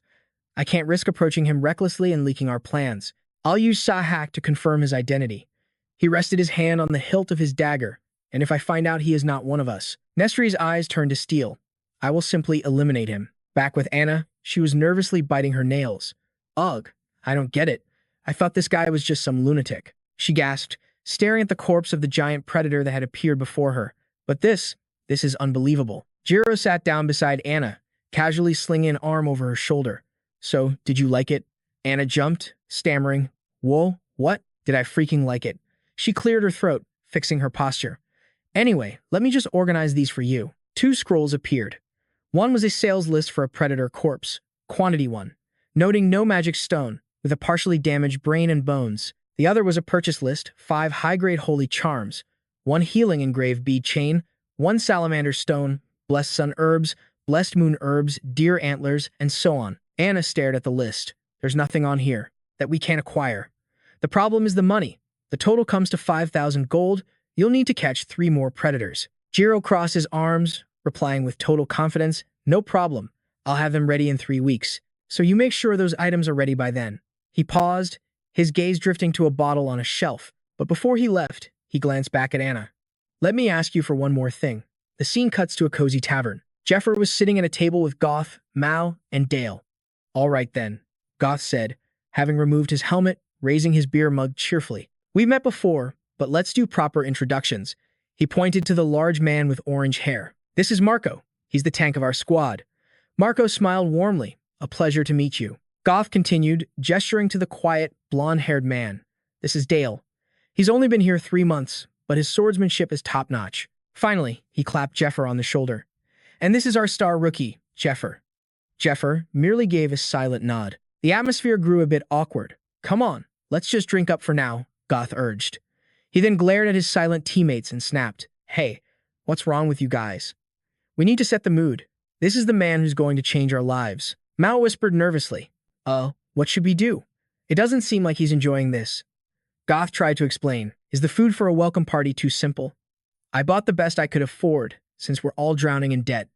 Suddenly, Zephyr spoke, his voice low and serious. "I'll say one thing up front." He pulled out a large, amber-colored bottle and declared, "I don't drink red berry wine." The others gasped in astonishment as he poured the precious liquor. "Impossible. That drink was a luxury in a rundown place like this," Zephyr explained. "The wine I received from White Rose is a fine drink a slave could never hope to afford." They all raised their glasses together. "I'm rewarding you for helping me defeat that monster," Zephyr stated. As they drank, he thought to himself, "Like it or not, we're all in the same boat now." He recalled Goth being on his team in his previous life, so I'm trying to figure him out. All I have to do is train him well. He glanced over at the other 2. "But those 2. I'm not from this era, so I don't know them." He observed Marco carefully. "Are they people I can trust?" Then his gaze fell on Dale. "Or should I just kill them?" Zephyr took a sip of wine, thinking, "Well, I guess I'll find that out from now on." He began to muse on the nature of humanity. Humans are creatures who feel gratitude toward those who satisfy their needs. People who want money love those who give them money. Those who crave success admire those who give them approval. And we just need to praise those who love to be worshipped. Zephyr glanced at Dale, who looked visibly annoyed. "But there's always a troublemaker in the group." He took another sip. "Well, I'm not the type to be kind to someone who wants to pick a fight with me." Dale shot Zephyr a hostile glare. "I don't like him." At the infirmary, Goth was explaining things to Marco and Dale. "This mission will give us a huge advantage. Right now, I'm level 4, and you guys are level 5. But you all know the treatment you receive changes completely. Even by going up just one level, right? He pleaded. Please, cooperate and welcome the new guy when he arrives. Mao was still skeptical. Seriously? I can't believe this. To think he saved us and then decided to make a deal like that. Dale spoke up. You're the team captain, so you have the authority.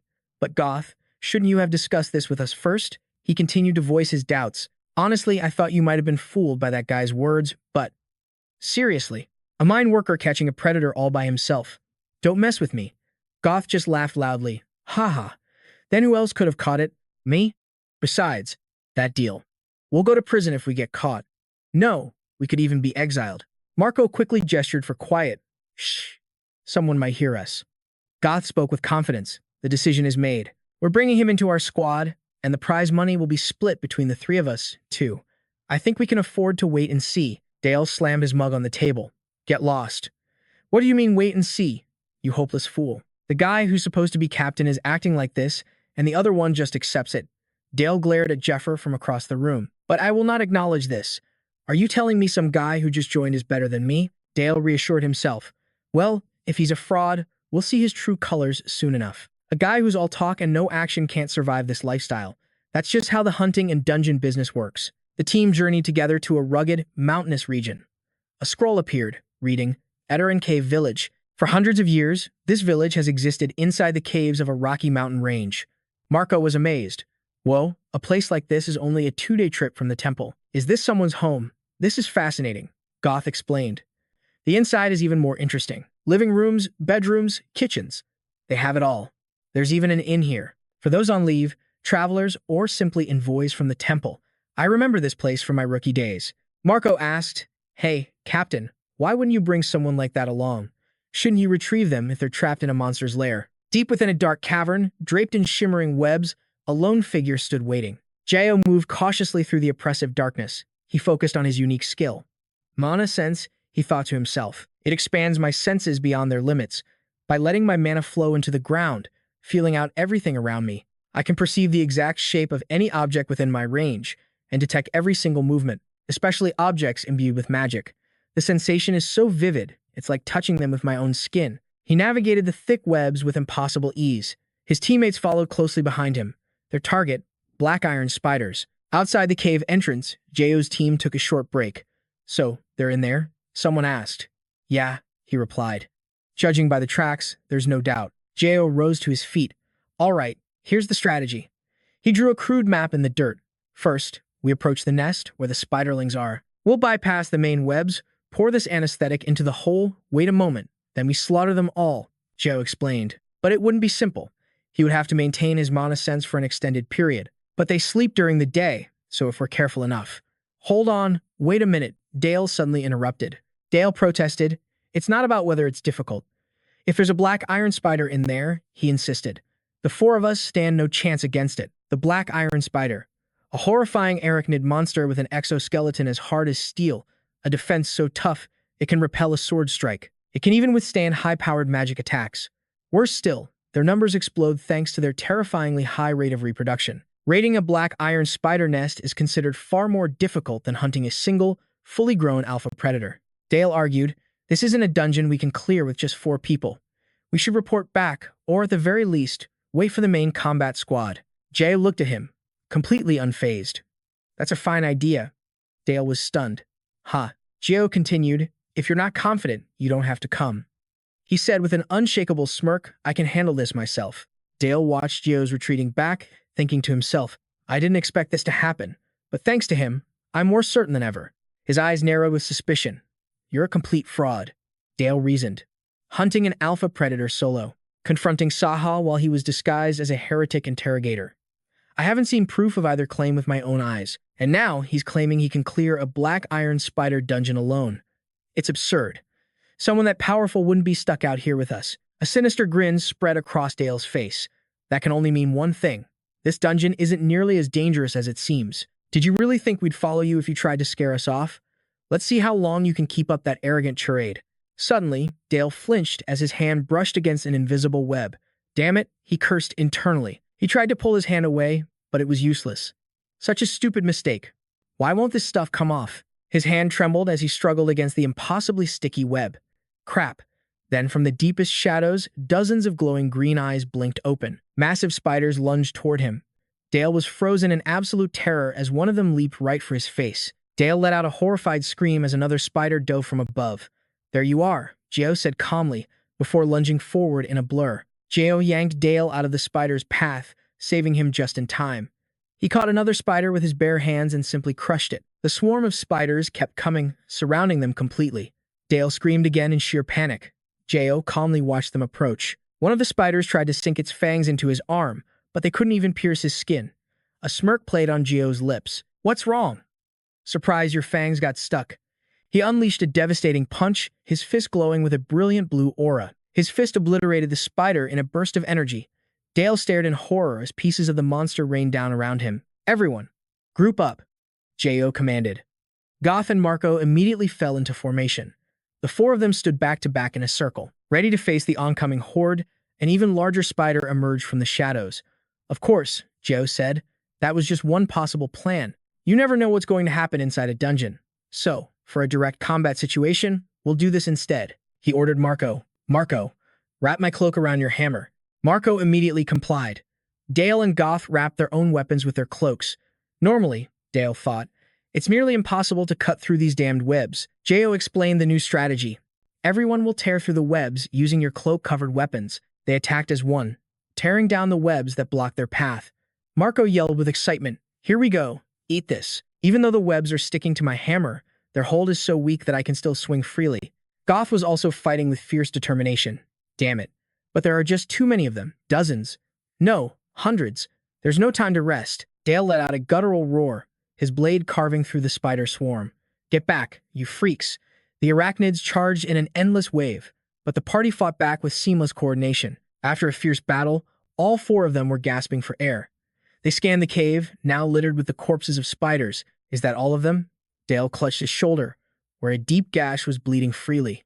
"Damn it, that's a nasty one." He gritted his teeth. "I can't believe I let my guard down. And to be saved by that bastard."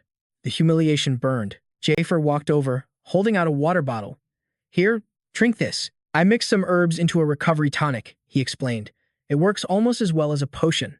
Dale accepted it without a word, sitting down to process everything. During that entire fight, he knew exactly what was happening everywhere. His awareness and precision were on a completely different level. If that's true, then he must have seen that I was the first one caught in the web.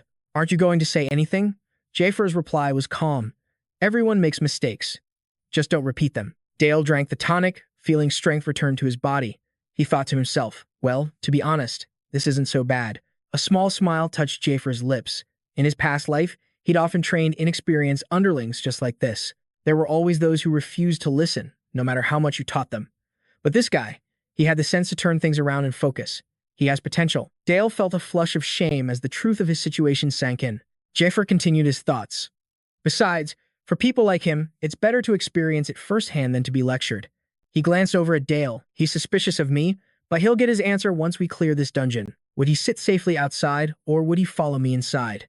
Zephyr had already seen Dale make his choice, fighting alongside them. Goth screamed, "Eat this," as he plunged his spear into another spider. He cheered, and that's that. The creature's movements had become sluggish from the anesthetic. Dale roared as well, swinging his blade with renewed vigor. His sword glowed with a brilliant blue light. Zephyr directed them. "The skin on their bellies is softer than their backs. Aim for the abdomen." Dale realized he was right. Everything was unfolding exactly as he said it would. Zephyr analyzed the monster's movements, pinpointed its weakness, and called out the perfect counter to defeat it. Dale pressed his attack. How does he know all of this? Dale roared with a mix of confusion and awe. Just who in the world is he? He tightened his grip on his sword's hilt. He swung with all his might, felling the giant spider. Goth yelled, "I got it." "That was awesome. Nice one, Dale," Marco praised. Goth puffed out his chest. "That was nothing." Zephyr watched them. "Not bad for your first time. Just keep doing what you're doing." Dale and Mao looked up, stunned by the sheer number of giant spiders Goth was handling on his own. "What the?" "While we were focused on one big one. How many has he taken down?" Zephyr announced. "Let's recharge our energy." He turned to Goth. "Goth, bring out the food." Goth nodded in reply. "Oh, right," Mao asked bluntly. "Just who are you?" "What do you mean?" "He's an adventurer." He quickly corrected himself. "No, that's not what I meant. Are you a disciple from some great guild or some famous figure?" Dale chimed in. I'm curious about that, too. Zephyr just gave a mysterious smile. A master, you ask? I wonder. An image of a mysterious robed figure flashed in his mind. The figure's sharp, golden eyes seemed to pierce right through his soul. Zephyr was silent for a moment. Marco spoke up cheerfully. Anyway, we only have the boss room left. So what's the plan? Goth agreed. Yeah. Zephyr stood, pulled out a dagger, and began cutting into a spider's corpse. He retrieved 2 of the spider's gallbladders. Then he rose, holding 2 scythes crafted from spider legs. He gave a command. It's coming. All of you, get out of here. The others were completely stunned. Goth's mind drifted to his past, those 4 years. The time I spent in the hunting party. So many hunters died in those 4 years, but I was lucky enough to survive. He continued to reflect. There's a reason for that. I always avoided the dangerous path and stuck to the safe route, because it felt like a waste to share an easy dungeon with others. He remembered how easily they had cleared the sub-dungeons. I've always followed the strong. He recalled the moment Zephyr had saved him. I never got promoted for it, but there was nothing I could do. It's not like they could have protected my life anyway. Zephyr spoke again. It looks like this is it, so you can all leave now. Mao and Goth began talking to each other. So he planned on taking the boss alone from the very beginning. Well, we should go. We'd only be a burden to him. Okay, then. Zephyr, suddenly, Marco shouted. Since we're already here, can't we see this through to the end with you? Goth was shocked. What? Mao, what are you talking about? Dale chimed in. I agree. 2 heads are better than 1. Goth's confusion mounted. Dale, you too. Goth snapped. Get a grip, you guys. If you overestimate yourselves, you'll be dead in a second. He turned to Zephyr and pleaded, say something. Are we completely useless to you? Zephyr just let out a long sigh. It seems you've all misunderstood me, he said flatly. What I meant was for you to get out of my way. From now on, I'll be the one who assigns your roles. Goth was stunned into silence. Alone, Zephyr stepped into the boss's lair. It was a vast space, covered in thick, suffocating webs. He moved cautiously through the chamber. Then he froze, sensing a powerful presence. Finally, this is the core of the dungeon. He looked up at the Spider Queen's nesting ground. A system window materialized. Spider Knight, guardians of the nesting ground. Another one appeared, Spider Queen, the true master of the spider's den. Zephyr's eyes narrowed with deadly focus. He stepped onto a rocky outcrop, and the Spider Knights charged out. They let out a horrifying, chilling shriek. Zephyr calmly stated, this is the only safe zone. He explained, the Spider Knights are protecting the breeding chamber so the queen can focus on laying her eggs. They won't leave their positions, and they'll block any creature that tries to invade. Zephyr faced his enemies, completely unfazed. He raised his hand with absolute confidence and said, this is the silver key. He then pointed to large sacks on the ground. And this is flour. In an instant, Zephyr grabbed a sack of flour and spun with incredible speed. He swung the bag with all his might, sending a massive white cloud hurtling toward the Spider Knights. The cloud of flour completely engulfed the monsters, temporarily disorienting them in the white haze. Even a Spider Queen in the back was affected, letting out a furious roar. Through the dust, Zephyr retreated. A crossbow was already in his hands. He calmly drew the bow, and a magic-infused arrow flared to life, aimed directly at its target. The bolt was fired, tearing through the air as it rocketed toward a Spider Knight. It slammed into the monster's hardened carapace. The impact created a piercing, metallic shriek. Zephyr explained his plan. When a spark hits fine flour, it causes a chain reaction between the particles. In other words, it's called a dust explosion. A violent blast erupted, swallowing the entire area in a raging inferno. Zephyr dashed away, escaping the explosion's reach. A confident smirk crossed his face as he thought, of course, I can't kill them with just this. And just as he predicted, a Spider Knight roared madly as it burst from the flames, its body completely ablaze. It shrieked in pure agony.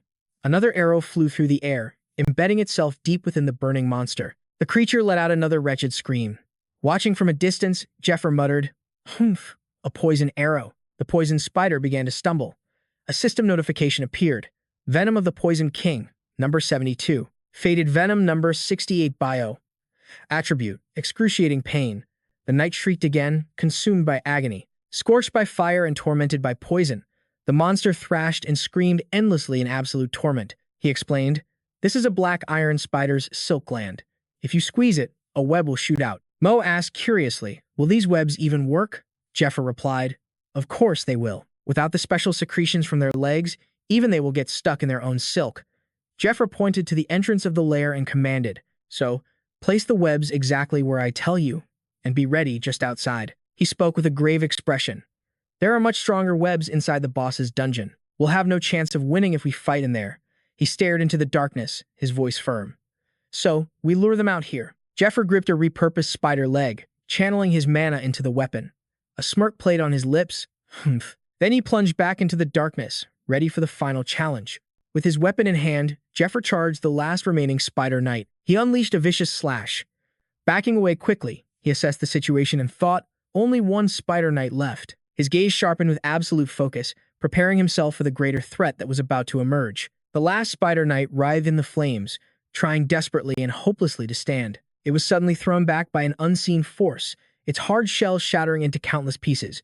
Zephyr quickly pressed his hand to the ground. Feeling intense vibrations ripple through the earth, he warned, "It's coming." From deep within the cave, giant, flaming spider legs began to emerge. Zephyr scrambled out of the entrance.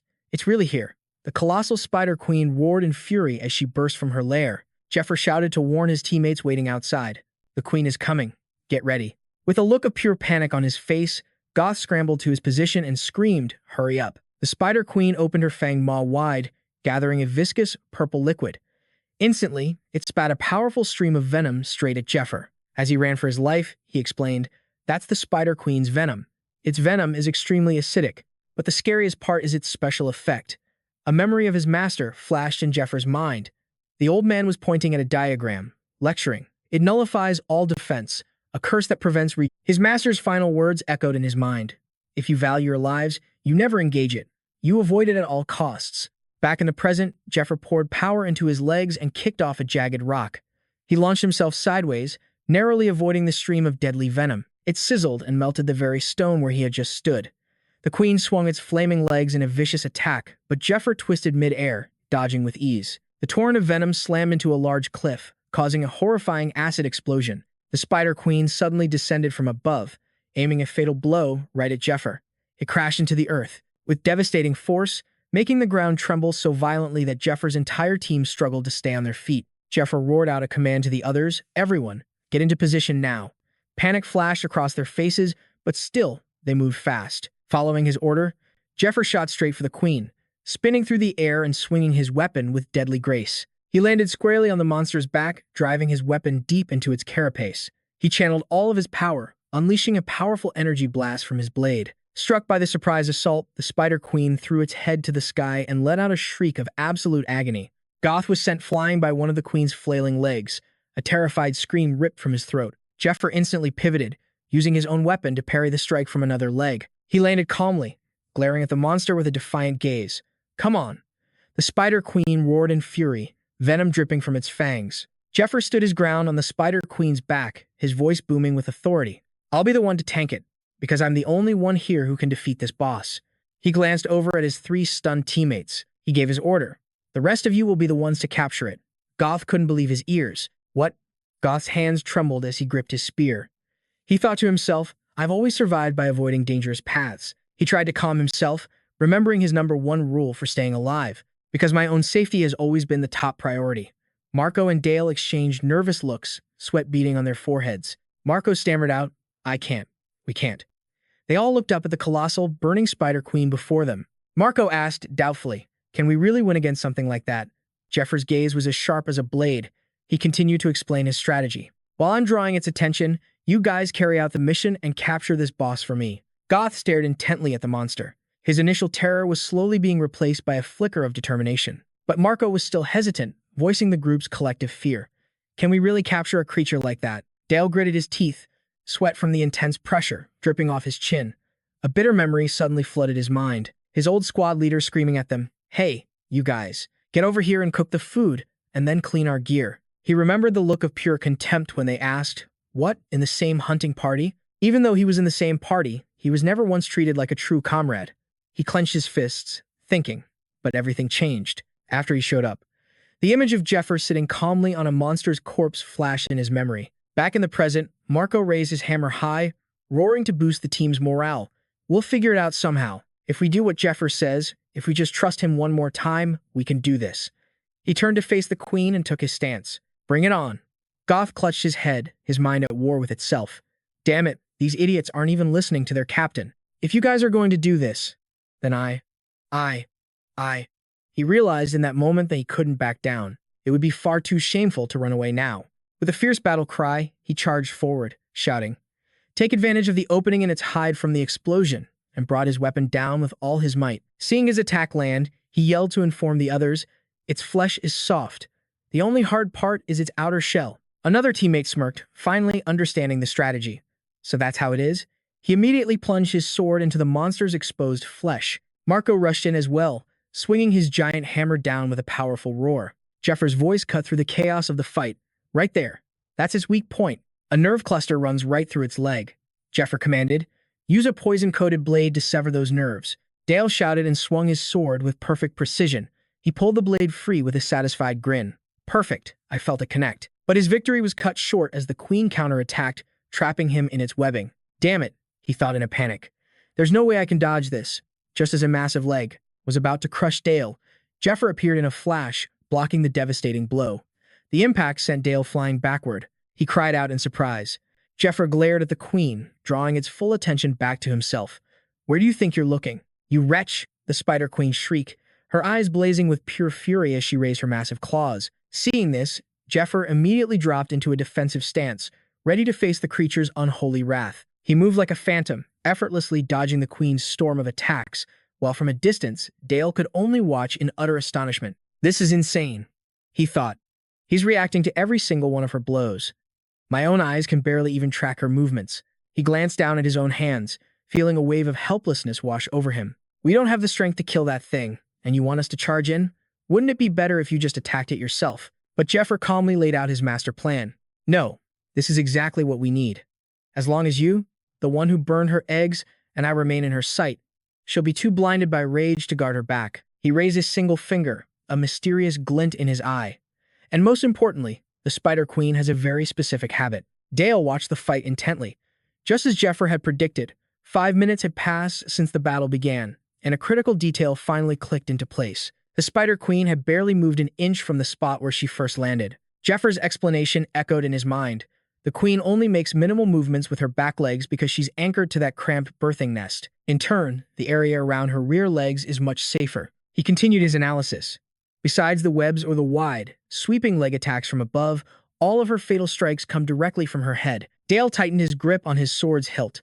A familiar fire began to burn within him. "This is a pattern I know all too well from fighting giant spiders in the dungeons," he roared with newfound resolve. "Not to mention, Zephyr is keeping her completely pinned. If we can immobilize her with a paralytic, it'll just be a matter of time." Marco, filled with a new surge of courage, bellowed, "We can do this." Goth also charged forward with his glowing weapon, yelling, "We got this," as he plunged his blade deep into the queen's injured leg. The queen, feeling little more than an itch, simply lifted her leg, taking him right along with it. The queen suddenly turned her head, spotting Geoff dangling in the air. "Huh?" Geoff cried out in shock. The beast tilted its head back and let out a piercing shriek, its massive, fanged maw wide open, as Zephyr readied himself to intervene from a safe distance. The queen unleashed a devastating barrage of attacks.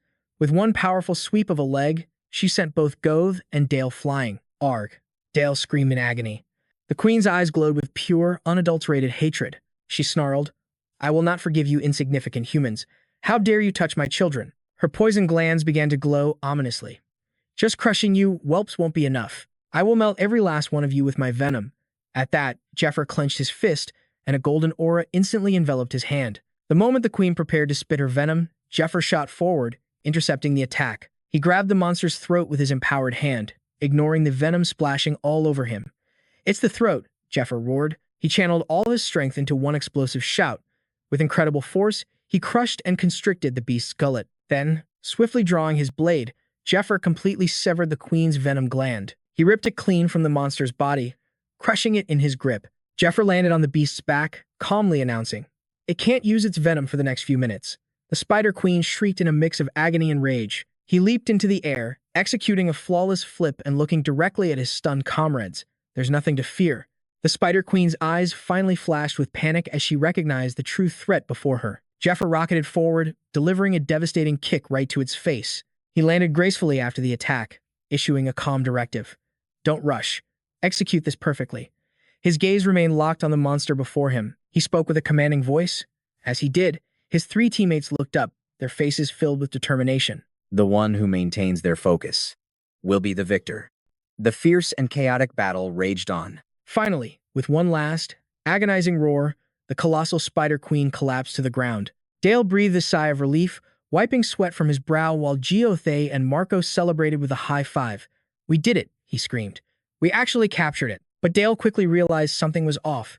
He muttered to himself, "Did we really capture it? No, that's not right." He looked over at Zephyr, standing casually with his weapon shouldered, and thought, "He let us capture it. That guy." A profound realization dawned on Dale's face. "I finally understand. When it comes to the hunt, everything changes, depending on who's giving the orders." He watched Zephyr's retreating back, his eyes filled with hope and determination.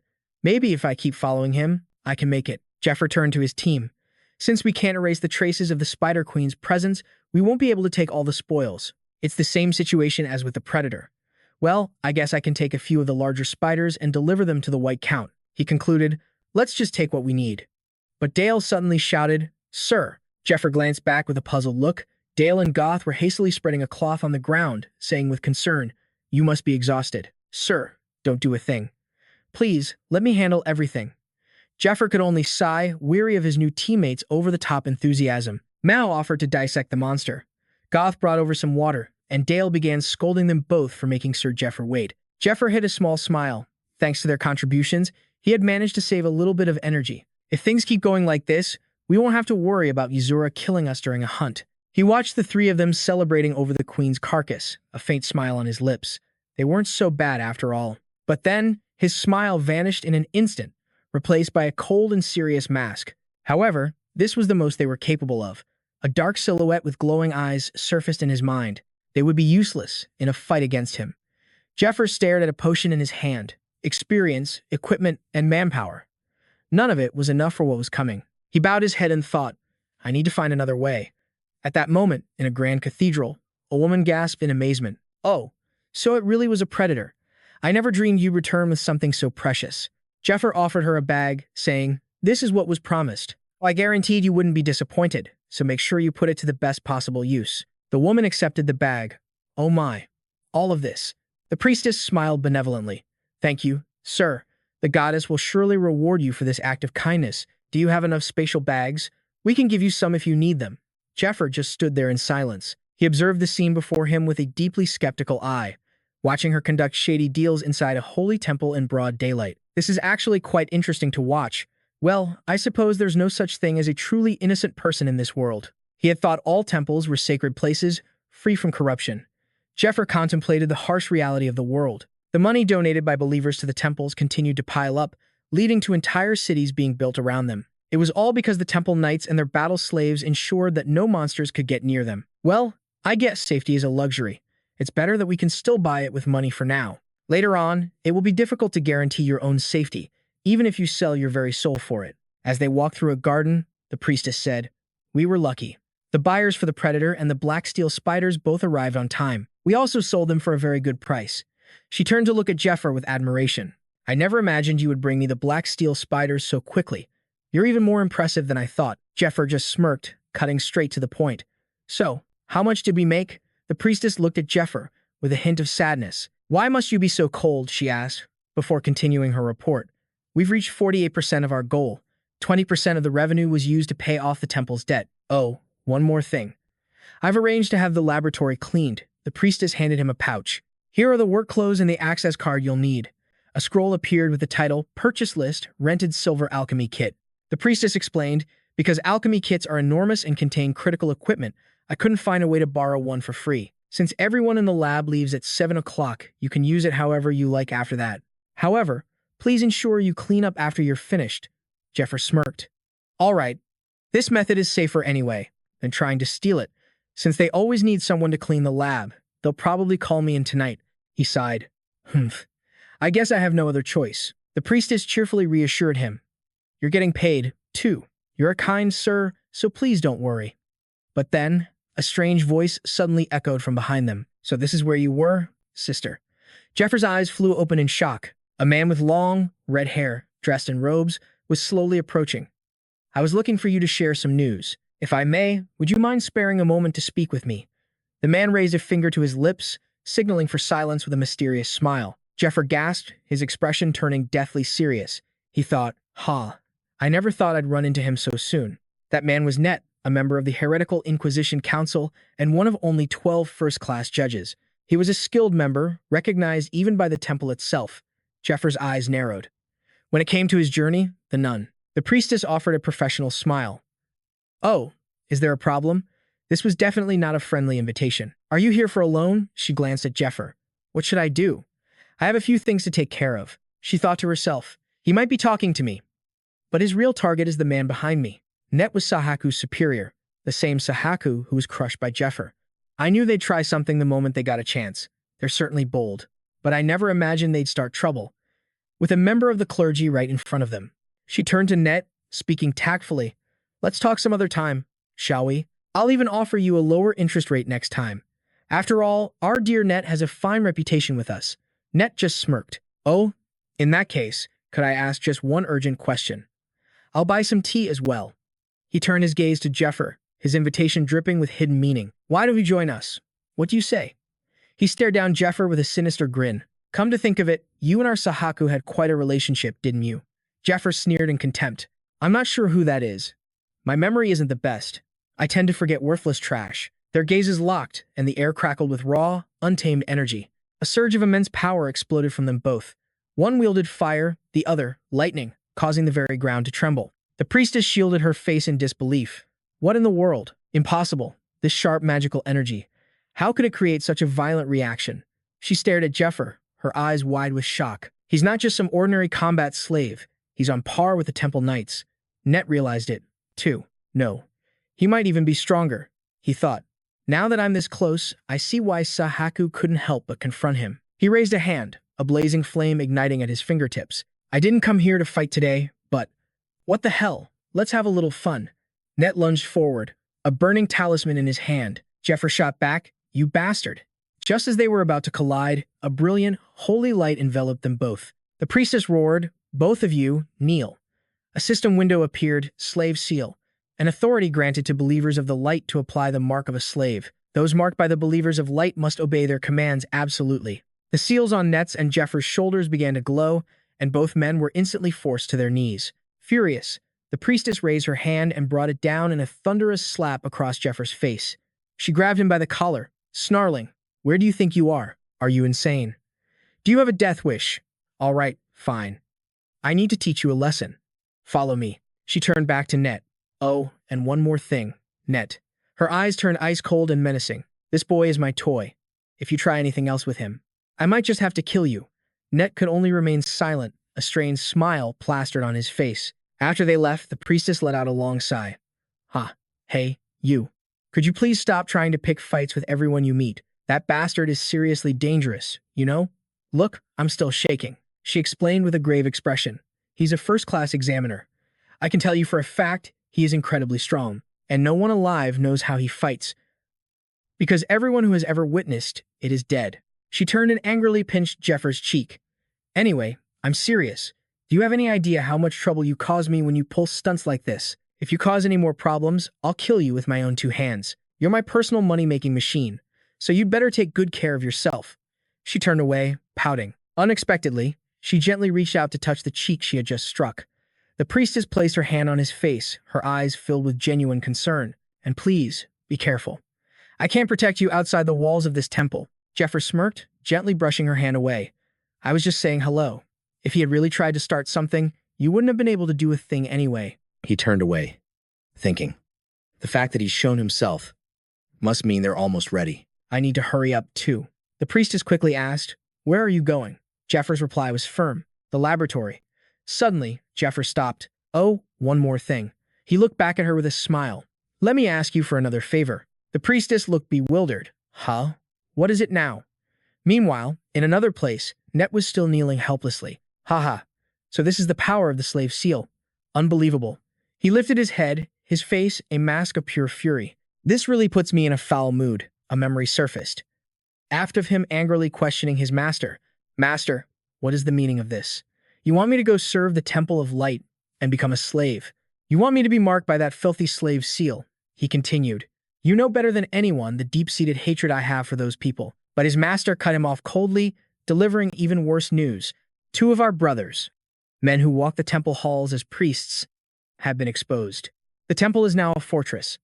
Our remaining brothers move in the shadows, fighting just to stay alive. That path is closed to us. The master held a brush, but his mind was on a new strategy. There is another way, a path they will never suspect. He laid out his treacherous plan. The children of light are arrogant. They never suspect the ones they've already branded. Once you bear their mark, they believe you are contained. And that arrogance will be their undoing. You will allow yourself to be marked and walk right through their front gates. And then you will seize the treasures they've plundered from the raided dungeons. His gaze fell squarely on Net. This is a task for you, and you alone, Net. Silence hung in the air as Net weighed the deadly proposition. The master's voice lowered. What the children of light don't know is that we've already found a way to neutralize their brand. However, we cannot reveal our hand just yet. We will wait for the perfect moment to strike. His fists tightened, his eyes blazing with contempt. And then we will make them pay for everything. Those filthy children of light. The scene changes, shifting to a small village protected only by a flimsy wooden fence. A woman's voice cut through the air. Hey, come get some food before it's gone. A man, taking a break, called back. Oh, is it that time already? The villagers grumbled amongst themselves. I guess it's our turn for this damn chore again. Come on, let's just get it over with. Why does this fence keep breaking? What choice do we have? A small village like ours can't afford the temple's protection anyway. So this fence is all that stands between us and whatever is out there. A lone guard stared into the distance, muttering to himself. Come on, if I see a monster, I'll just aim for its head. Like this. Suddenly, his eyes widened as he spotted a figure approaching and yelled out, Hey, everyone, I think someone from the temple is here. What? Another villager asked. That's when Sahaku appeared, with golden hair, a stitched scar across his mouth, and an ocarina in his hand. He strode into the village, an unnerving aura surrounding him. A villager approached timidly. What brings you to our humble place? Sahaku's voice was ice. How many souls reside in this village? The villager was taken aback. What? He then stammered. I believe around 50 or so. A twisted, grotesque smile spread across Sahaku's face. 50. That's not a bad number at all. He raised the ocarina to his scarred lips. As he played a haunting melody, a colossal shadow entity materialized behind him, a nightmare of countless eyes and gaping maws. Shadowy tendrils lashed out from the beast, snatching the terrified, screaming villagers from the ground. It was a symphony of slaughter as the dark entity devoured everything in its path. Sahaku clenched his blood-soaked fist. He could feel it. A new power, raw and intoxicating, surging within him. This is my new strength. The memory of his humiliating defeat at HI's hands burned through his mind. The humiliation he branded me with. His eyes became wild, consumed by an inferno of hatred. I will never forgive him for that. I will make sure he pays 100-fold. A wave of maniacal laughter escaped his lips. He stood amidst the carnage as his shadow beasts feasted, reveling in his newfound power. Meanwhile, inside the Temple of Light's laboratory, a facility used for researching potions and crafting equipment, a series of bizarre ingredients were listed: blue herbal grass, fungus-coated lizard bark, and rotting goblin fluid, corpse fungus, and gray centipedes. Zephyr carefully simmered the ingredients. When you boil these ingredients with the venom of a spider queen. He held up a vial. The liquid inside is shimmering, ethereal blue. It is finally complete. The 72 deadly poisons of the fated Poison King. Number 61. Moonlight's Descent. Pale moonlight streamed through the laboratory window. A shirtless Zephyr sat polishing his weapon while the priestess sat opposite, reviewing some documents. She recalled when Zephyr suddenly stood, startling her. He had said, I'll be a dead man if Net and the other Inquisitors interfere with my work. So you are going to help me. The priestess had stammered. What? But lending you my private chambers is a bit. Zephyr had cut her off. You said you would protect me within this temple, correct? Wouldn't you stand to lose a lot of money if I died? He wasn't wrong, she had thought to herself, so she'd helped him. But now, she stared at the documents Zephyr had given her, her face filled with confusion. On the paper was a diagram of the human body, covered in countless marked vital points. What in the world is this? She wondered. Zephyr placed a log as hard as metal on the floor. He focused his energy into his palm. He unleashed a powerful strike that shattered the log into thousands of tiny pieces. The wooden fragments broke into small, sharp splinters like needles. The priestess couldn't help but be amazed. Incredible, she asked curiously. Why did you split it so finely? Zephyr explained while heating the needles over a candle. These are known as acupuncture needles. In the East, they're used for medicinal purposes. He then dipped the needles into 2 bowls of toxic liquid, one blue and one white. dipping them into proportionally diluted Bellio and Dragon, 1%, in just 10 minutes. Images of venomous creatures flashed in his mind. Venom is deceptively simple. Its only purpose is to kill without effort. Or so everyone thought. Zephyr held the poison-coated needles. Who could have imagined that when the demon tribe invaded our world and the gods reclaimed their power, that we would be forced to rely on venom itself? He let out a heavy sigh and began plunging the needles into his own pressure points. An excruciating pain shot through him, his body seizing as veins pulsed across his skin. His eyes rolled back, electricity seeming to arc across his body. He let out a guttural roar of agony as dark green vessels bulged against his skin. He collapsed to the floor, coughing up blood. The priestess rushed to his side in a panic. "Sir." He raised a hand, stopping her in her tracks. His face was a mask of pain as he spoke. "Don't be surprised by what happens next. When I give you the signal, just do it." The priestess was bewildered. Do? What? What could he possibly be planning? A confident smirk spread across Zephyr's face. An upgrade. In his mind, he explained, the 72 fatal poisons of the fading Poison King transform into something else entirely. It all depends on the level of dilution. And creating an antagonistic reaction with other diluted poisons, that very same poison can become a miracle elixir. One that pushes your abilities far beyond their mortal limits. He gasped for breath, staring at his arm where a web of green veins pulsed sickly. The problem is, he thought, I mixed in Bellio, a substance known for its extreme pain and instability. His face was a mask of determination despite the agony. I'll feel unimaginable pain, and the stability will plummet, but I have no choice. I don't have enough materials or the right stats to create a more stable mixture. The acupuncture needles remained in his leg as the toxic veins seemed to spread across his entire body. He sat in a meditative pose. A powerful surge of energy began to pour from his body. This was his internal energy flow. It was a type of energy stream technique, developed in the Eastern nations and designed to cultivate magical power. The technique is used to circulate magic through the body's mana channels. You can control the flow of magical power to heal internal wounds, and through constant repetition, increase your total magic capacity. Sitting in the vortex of energy, Zephyr knew the internal flow was suppressing the poison by circulating his mana.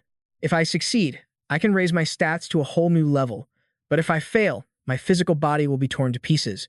He bowed his head, gritting his teeth against the torment, telling himself, but this is nothing. This can't even be called a crisis. It can't even be called pain. A horrific memory of a past battle flashed through his mind. Compared to that time, he thought, recalling the moment he faced a colossal foe, back when he was defeated, drenched in his own blood, the memory of that terrifying demon, and his own blazing eyes in the face of despair.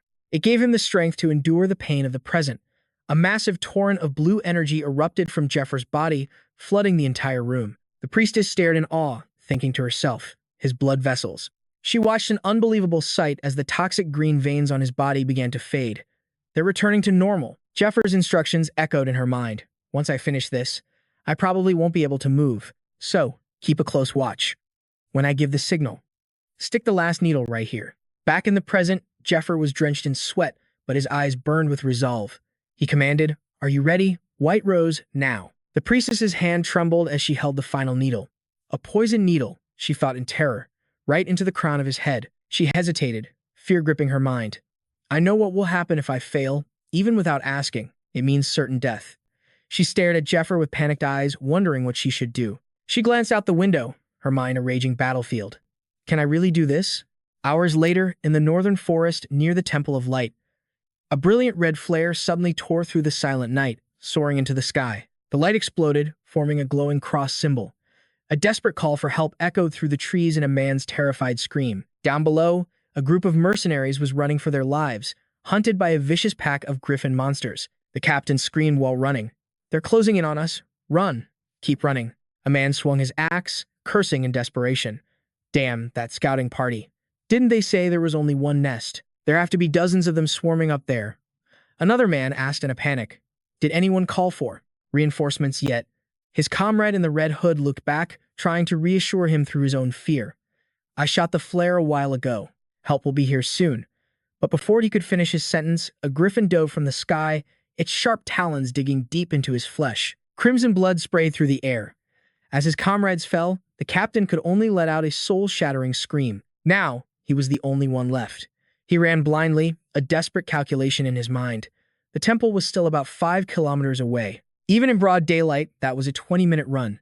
He stumbled over the rough terrain, a torrent of curses spilling from his lips in pure panic. Damn it, damn it, damn it. He finally collapsed, hands pressed to the dirt, gasping for air, his lungs on fire. 20 minutes? What a joke, he thought bitterly. His face was a mask of sweat and tears. His eyes were wide with utter horror and despair. When he finally lifted his head, he found himself completely surrounded by a pack of griffins. He'd be nothing but bones in less than 2 minutes. As this hopeless thought crossed his mind, one of the beasts lunged forward. He instinctively raised his wooden shield, letting out a final, defiant roar. But the monster's power was overwhelming. It sent him flying, crashing hard against the ground. Just as the pack closed in for the kill, a flash of blue light pierced the darkness. A massive wave of azure energy erupted, violently blasting away the entire flock of griffins. At the epicenter of the blast, Zephyr landed in a 3-point stance. His powerful frame crackled with streams of blue lightning. He lifted his head, his cold, sharp eyes glowing with an intimidating blue light. Zephyr rose to his full height, facing the furious, snarling beasts. One of the griffins charged him, but Zephyr merely tilted his head, effortlessly dodging the lethal strike. In a flash, his hand shot out, seizing the monster by its throat. It let out a strangled cry of shock. He held the beast fast, while a single finger, glowing with magic, aimed straight for its eye. The creature thrashed and shrieked in agony. His hand, blazing with blue energy, tightened its grip on the griffin's neck. With one fluid, brutal motion, Zephyr ripped the monster's head and entire spine clean from its body. He stood amidst a shower of crimson rain, holding his gruesome trophy, and faced the remaining beasts. They were now shrieking in terror. Zephyr calmly calculated in his mind. 12 monsters remaining outside the dungeon. That makes a total of 12 griffin neck bones. Perfect. A glint of resolve flashed in his eyes. He unleashed a powerful torrent of azure energy, creating a maelstrom of magic that shredded the rest of the pack to pieces. The last surviving mercenary knelt on the ground, utterly silenced by the horrific massacre he had just witnessed. He stammered, unable to form words, his eyes wide with a mixture of terror and awe. Reinforcements from the temple, he thought, stunned. Staring at Zephyr's bare back, he wondered, but is it just him? Just one person? Summoning every ounce of courage, he shouted, "Where's the nest?" Zephyr turned and pointed to a trail in the woods. He simply said, "Just keep following this path." The mercenary responded robotically, "Yes, all right," the mercenary said, and began running in the direction he was told. But a sudden flash of light behind him made him cry out in shock. Ah! His eyes flew open, still reeling from the shock. Standing in the graveyard of monster corpses, he replayed the moment. It was instinct. I felt an overwhelming pressure from that young man, as if I was taking an order from someone of a vastly superior rank. And so, without thinking, I told him where the dungeon entrance was. He collapsed to his knees in despair. Once my head cleared, I was filled with regret.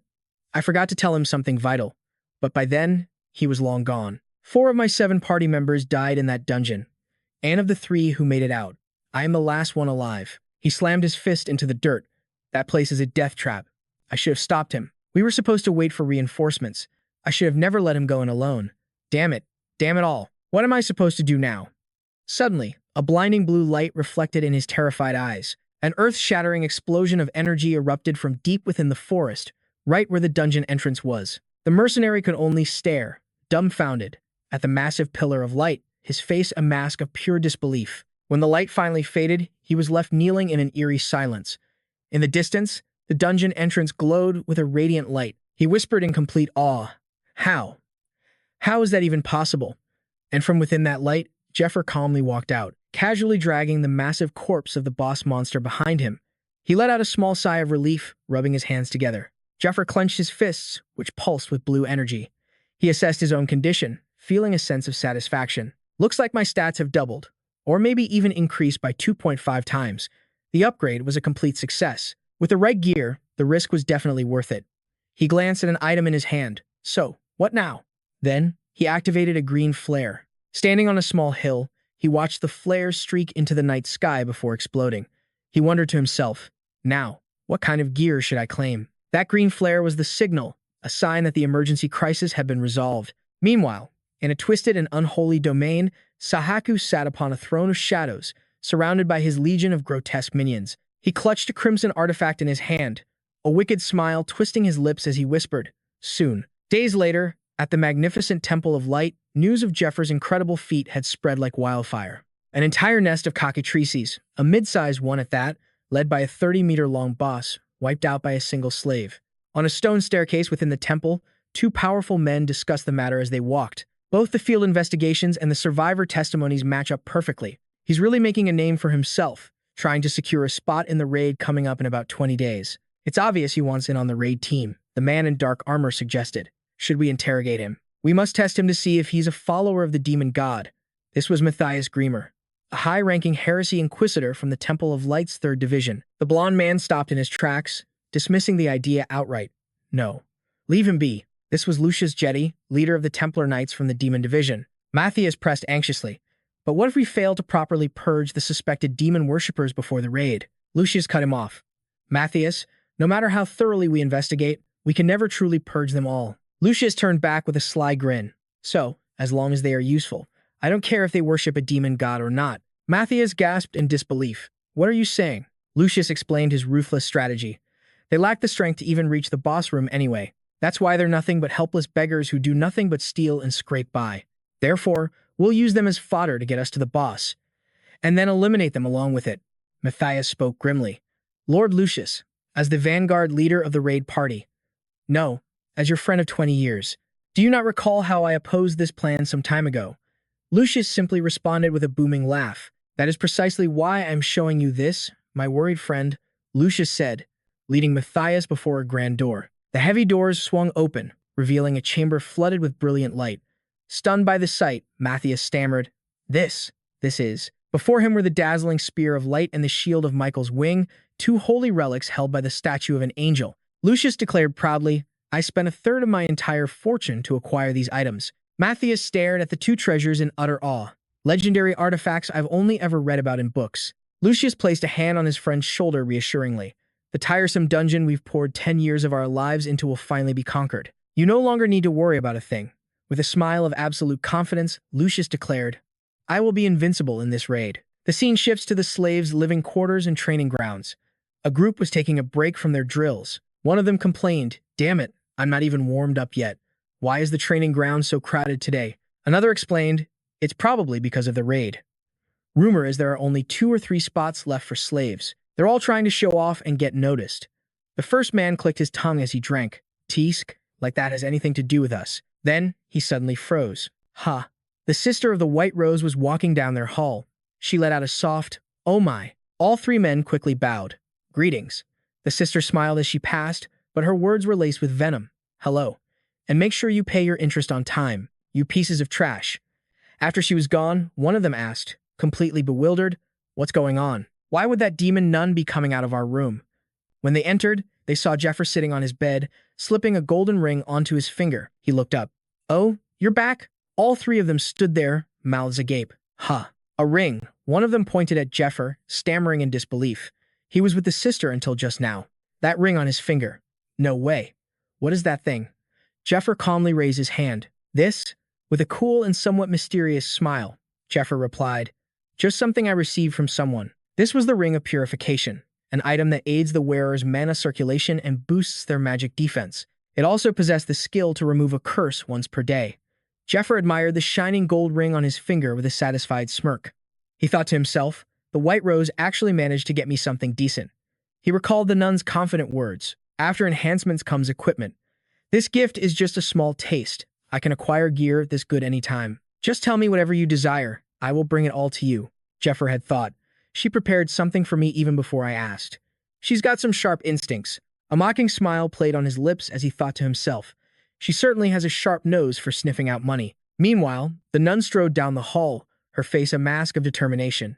She was processing the information she had gathered. I heard about it from a black market informant. The intel was on the Assassin's Guild, Persephone. Using poisons to enhance their stats, they were legendary killers who never missed a target. Thanks to their formidable martial arts and deadly toxins, all the clues began to snap into place inside her mind. His suspiciously flawless hunting skills and body enhancement through poison. Everything was starting to become clear. Her eyes flew open as she reached a stunning conclusion. Her dear client was an assassin from Persephone.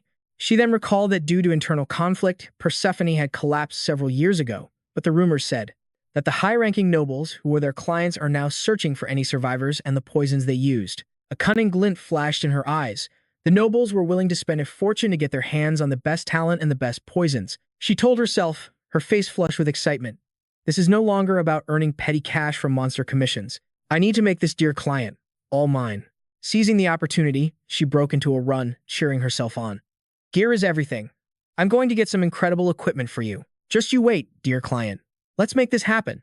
Back in the room, Zephyr sighed, thinking. She seems to have a serious misunderstanding. An assassin? Give me a break. Then he muttered, well, I suppose it'll be fine. But a sharp gleam lit up his eyes as he reconsidered. No, actually, this is a good thing.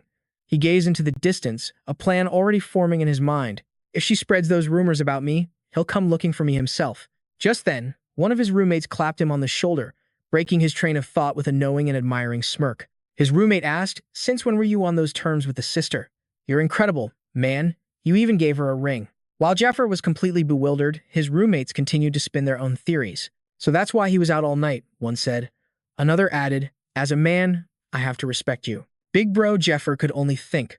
What in the world are they rambling about? Zephyr tried to change the subject.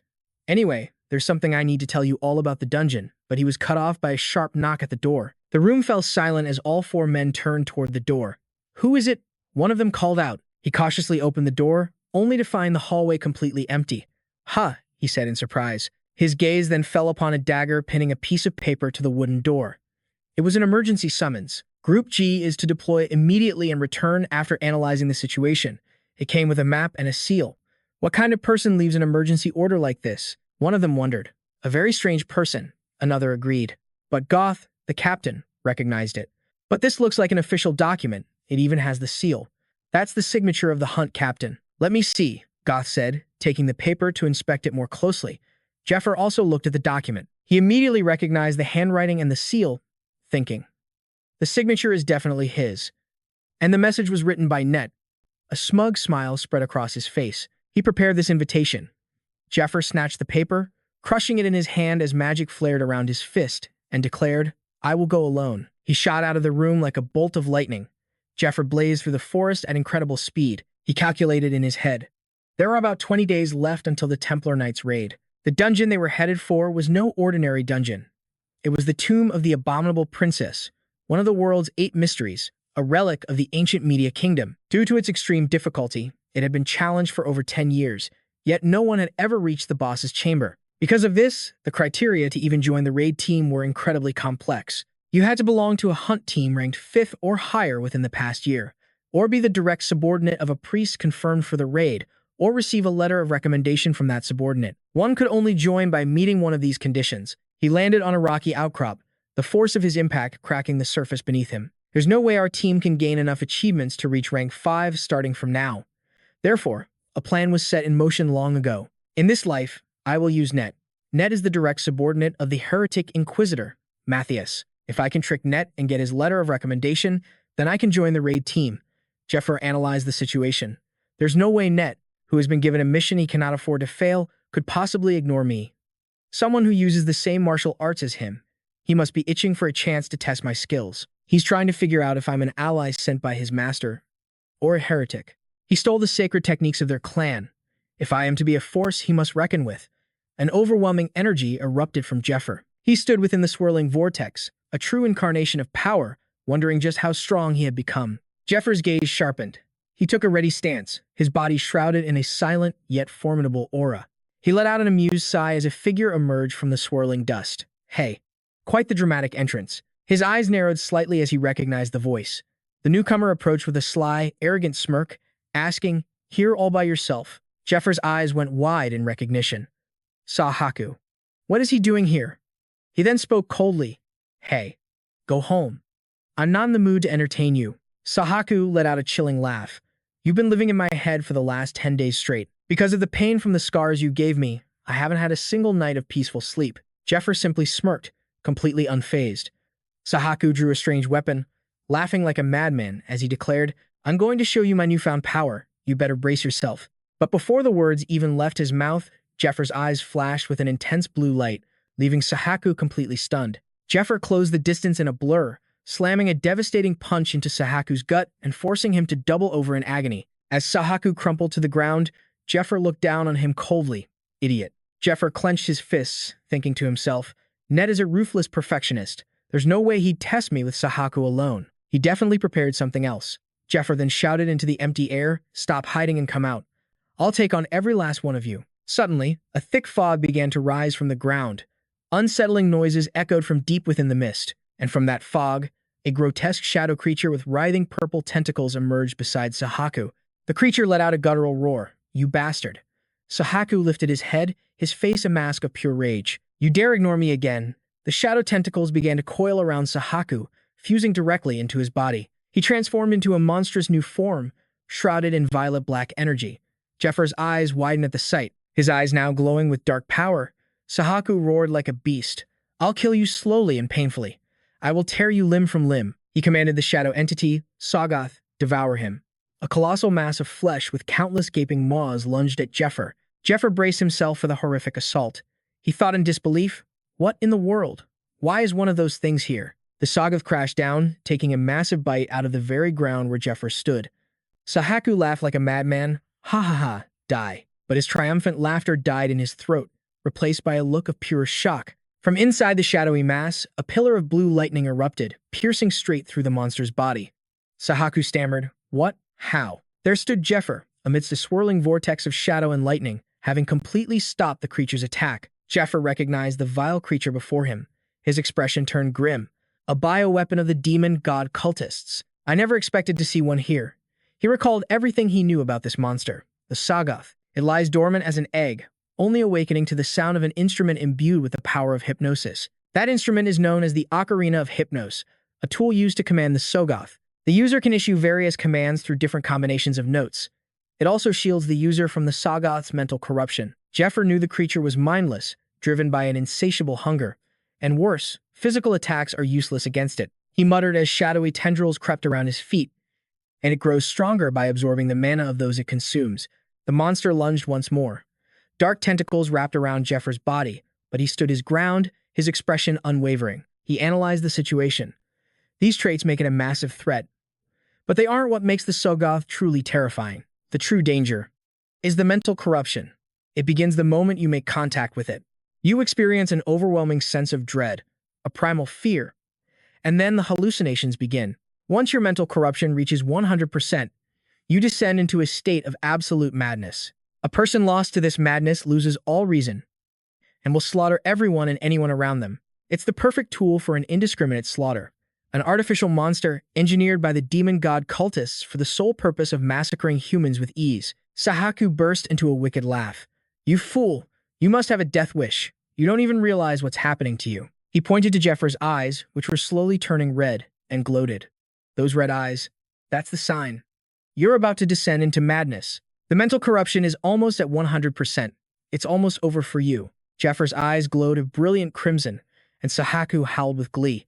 But then, Zephyr spoke with perfect calm. "Dispel." The ring on his finger flared to life, unleashing a brilliant golden light that formed a pair of angelic wings around him. This sacred radiance blasted away the dark energy, leaving Sahak completely stunned. Before he could recover, Jur was right in his face, his hand clamped around Sahak's throat. Jur stared into his eyes, his voice dropping low as he began to recount a story from the past. "A long time ago, my only thought was survival, keeping myself and those close to me alive. I believed that was the only way to live in this cruel world. But one day, a different thought began to take root in my mind. What if I had more comrades who knew how to fight? What if the last remnants of humanity started working together? If that had happened, with the people I loved?" A vision of a gentle woman and a brutal battle flashed through his mind. Could they have lived just a little longer? His question echoed across a desolate battlefield, where only a single sword remained plunged into the earth. Beside it, a shattered crown. As Sahak struggled for air, he panicked. What is this guy even talking about? And that's why, Jer continued, his voice hardening with resolve. This time, I saved everyone I could, and I gave those who yearned for strength a chance to get it. His eyes blazed with a powerful azure light as he glared at Sahak. However, you will not be one of them. Jer's grip tightened as he growled. How many people did you feed to this monster? Looks like about 100. Rage exploded in his eyes. How many had to die to satisfy your ego, you worthless piece of trash? You don't deserve to live. A brilliant blue orb of energy gathered in his hand. He unleashed a devastating punch, releasing all that power directly into Sahak's body. Sahak screamed in agony as he coughed up a spray of black blood. Jer followed up with another brutal blow, smashing his fist right into Sahak's face. He calmly analyzed the skill he was using in his mind. This technique begins with a series of strikes. and with a final palm strike, it ignites the enemy's blood that they've coughed up. This ruptures the blood's very pores, generating lightning. It's a skill known as the Dragon's Roar, feared by many in the East. He was preparing to unleash the secret art of the Dragon King's style. He unleashed the Thunder Palm technique. A terrifying storm of lightning engulfed both Sahak and the monster, Sog. Sahak's body disintegrated into ash under the sheer force of the attack. Jer looked down at the pile of dust and remarked coldly, "An instant death. Must have been incredibly painful. With all that electricity coursing through your entire body, it's a fitting end for a bastard like you." He picked up the ocarina that fell from the ashes. As the monster Sog began to dissolve, he analyzed the situation. Physical attacks are useless against Sog. You have to kill it with elemental attacks like lightning or fire, or with holy power. This one is a lesser type, so it would be completely obliterated if I hit it again. He raised the ocarina to his lips, thinking, but there's no need to waste my mana. He began to play a strange melody, known as Sog's Chord of Decay. It shatters the magical bonds connecting Sog's cells. A voice echoed from behind him. "You know how to play that song? I'm quite surprised." The newcomer continued. "That melody is a secret within our demonic god cult. There's no way your intelligence network could have obtained it." He landed softly on the ground. With a sharp gaze, he added, "You seem to know quite a lot." Jer recognized him instantly. Net. Finally, he thought, a look of anticipation on his face. He recalled his plan. There's no way Net, who's on a mission that cannot fail, would ignore someone who uses the same martial arts as him. If I can trick Net and get his letter of recommendation, I can join the raid party. He must be itching to test my skills. The moment has finally arrived, Jer told himself. I need to pass his test, and make him believe I am one of the demonic god worshippers. It's the only way to change the future. An image of his old master flashed in his mind. The debt in my heart that I couldn't repay in my past life. I want you to face a different fate this time, he thought, clenching his fist. To do that, I need a chance to get close to Net by deceiving him, no matter the cost. Net stared at Jer and said, I've been watching you, and I've come to a conclusion. He drew his sword, its blade gleaming in the light. With a cold glare, he declared, You are a target for elimination. He lunged forward with terrifying speed, his sword cutting a blinding arc of light through the air. Jer raised his hand, and a blue magic circle materialized to block the strike. Net pressed the attack with dizzying speed. He unleashed a flurry of lightning-fast slashes, creating a deadly web of steel around Jer. But Net froze, his face a mask of pure shock. He could feel it in his hands. Every single one of his attacks had been useless. How could all my attacks have missed? Zephyr dodged every single one. And from behind Net, 4 orbs of lightning energy surged forward. Net spun around, his blade a blur of impossible speed, deflecting every last sphere of energy. He stared at Zephyr, his expression grave. Impressive. I never imagined you could weave through those strikes and even launch a counterattack. On this entire continent, no one besides my master should be able to surpass my blade's speed. He must have used some other method. Zephyr casually tossed a small stone in his hand and said, Hey now, are you really using a sword against an unarmed opponent? A glint appeared in Net's eyes. Without a moment's hesitation, he cast his sword aside. He settled into a combat stance, ready for a bare-fisted battle. Zephyr mirrored his form, facing him down. The 2 warriors charged, kicking up a whirlwind of dust. A flash of crimson lightning erupted between them as Net unleashed his attack. Cloaked in red lightning, Zephyr analyzed internally. It uses the same principle as the Thunder Palm, a secret art of the Dragon King sect. It shrouds the body in an electric current, generated by explosive acceleration. This grants the user a massive boost in both speed and power. But anyone from our sect knows exactly how to counter this, he thought, as a current of blue energy gathered in his palm. He activated the secret art of the Dragon King sect, Flowing Cloud. He continued his analysis. There are positive and negative polarities. Opposites attract, but this defensive art uses the principle that like polarities repel each other. He countered the positive charged assault by shielding his contact points with his own positive charge, forcing the attacks to simply slide right off him. Net was thunderstruck. He actually did it, he thought in disbelief. But he did it in a split second, after I unleashed a flurry of attacks too fast for the naked eye. The principle behind this technique is incredibly complex. If you don't shroud yourself in enough energy, the attack won't deflect and will land a direct hit. When the defensive current is greater than or equal to the offensive one, the attack glances off. But when the defensive current is weaker, the shield is pierced and the attack lands. The position of the attack, the timing, the amount of energy. One needs to undergo hellish training to master control over all these factors. It must be done reflexively, within a thousandth of a second, to be useful in a real battle. This isn't something that can be duplicated by some cheap skill-copying trick. Net stared at Zephyr, who stood unshaken amidst the crackling blue lightning. He had to admit it, this guy was the real deal.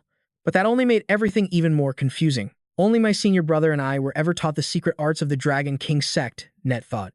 He stared intently at Zephyr and demanded, "Who in the world are you?" In Net's mind, an image of his master surfaced. A ninth-rank member of the demonic cult, Dongfang Bubai. Jin Riang Gangalong, a man who came from the Far East, who journeyed across the forsaken demon lands, crossing the Sahara Desert from the eastern continent to arrive here. A man who climbed to the highest echelons of the demonic cult, all thanks to his mysterious martial arts. The Dragon King sect has two successors. Unlike the hundreds of outer disciples who only learn the superficial aspects, they were the ones who inherited the very core of Dongfang Bubai's Dragon King sect. One was Jin Riang's own flesh and blood, Jin Gangalong. The other was an orphan he took in from the Aslan continent, Nestre. To achieve true mastery through sparring, two successors were necessary. Therefore, no more than two were ever needed. As the sect's principles had to be kept absolutely secret, Net continued to piece it all together. "I've never once seen your face among the outer disciples," he thought, and that wasn't the only suspicious thing. "You destroyed the cult's priceless asset, the Conf.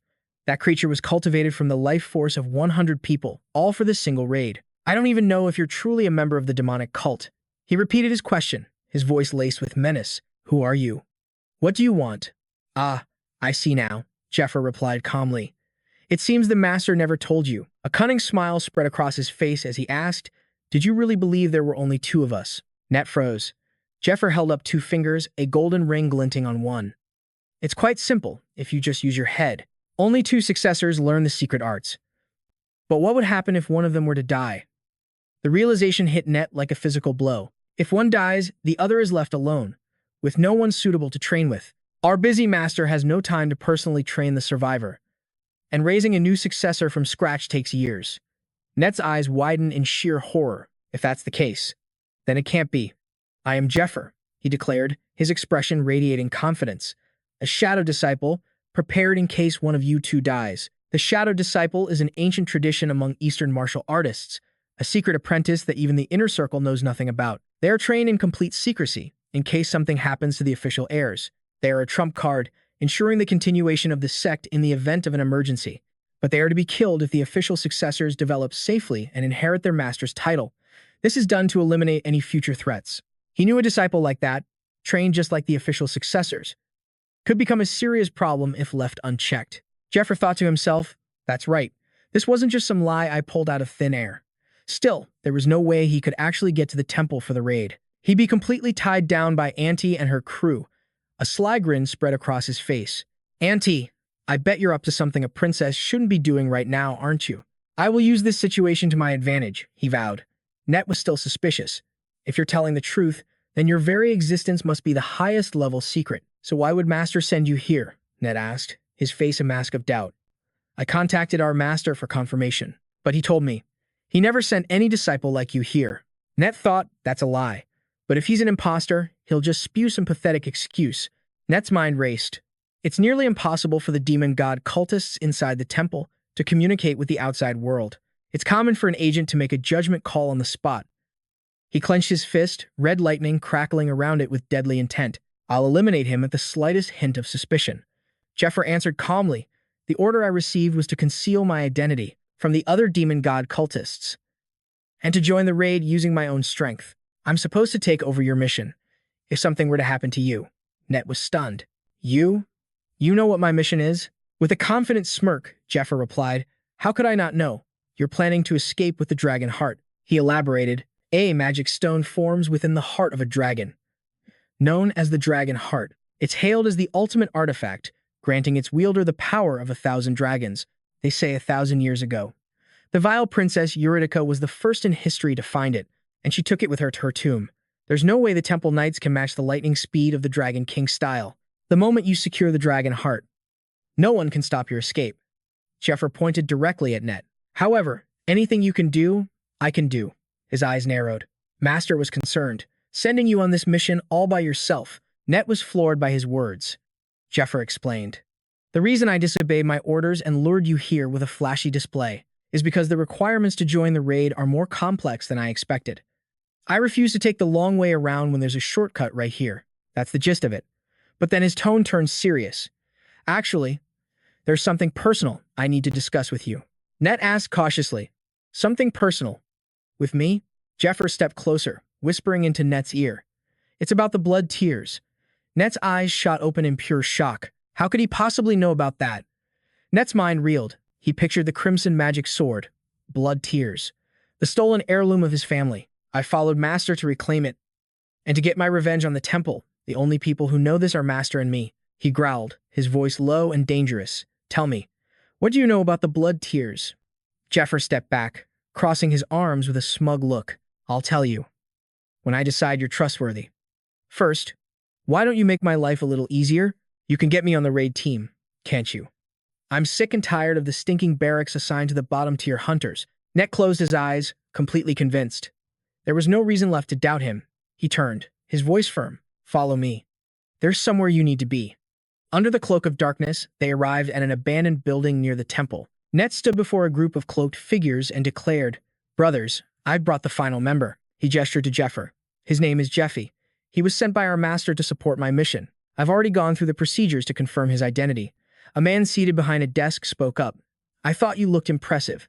I guess it's true. That man was none other than Matthias Greimer. But now, his true identity was exposed. Consider it an honor, Junior. You are assisting the successor of the Invincible of the East. Beneath his name was the title, Demon God Cultist, rank 36. Zephyr simply watched him in silence, his eyes sharp as daggers. Matthias slammed his hand on the table and announced, With this, the selection is complete. The raid team members, consisting of slave-class candidates, heretical inquisitors, and the hunting squad, are now finalized. All 40 of us, the followers of the demon god. Matthias rose to his feet, speaking with passion. Since we have a newcomer, I will go over the raid strategy one more time. You must burn this into your minds. There can be no mistakes. The group erupted in applause. Standing among them, Zephyr thought to himself, my plan was to use Net to sniff out the hidden demon god cultists in the group. But I never expected all 40 of them to be cultists. The situation was so absurd, it wasn't even funny. They were nothing like Sahaku, who relied solely on items and monsters. Or even my past self, who had nothing but raw ambition back then. Every single one of them is powerful. This is an elite force, assembled for the sole purpose of completing this mission. He glanced at the disciples around him, wondering, if you all possess this level of power, why would you ever follow a demon god? Meanwhile, Net was observing Zephyr from the shadows. His master revealing another agent meant one thing. He wasn't fully trusted. He even knows about the blood tears. Just how close are they? To share a secret of that magnitude. The one my master truly trusts. It might not be me. It might be him. He shook his head, trying to banish the poisonous doubt. No. I must not waver. The master made me a promise. He recalled his master's words. If you become truly indispensable to me, I will grant your wish for vengeance. Net's fist tightened, his resolve hardening. I need the master for my revenge, and for that purpose, I will obtain the dragon's heart, no matter the cost. I am not a substitute. I am the one. He shot a sideways glance at Zephyr.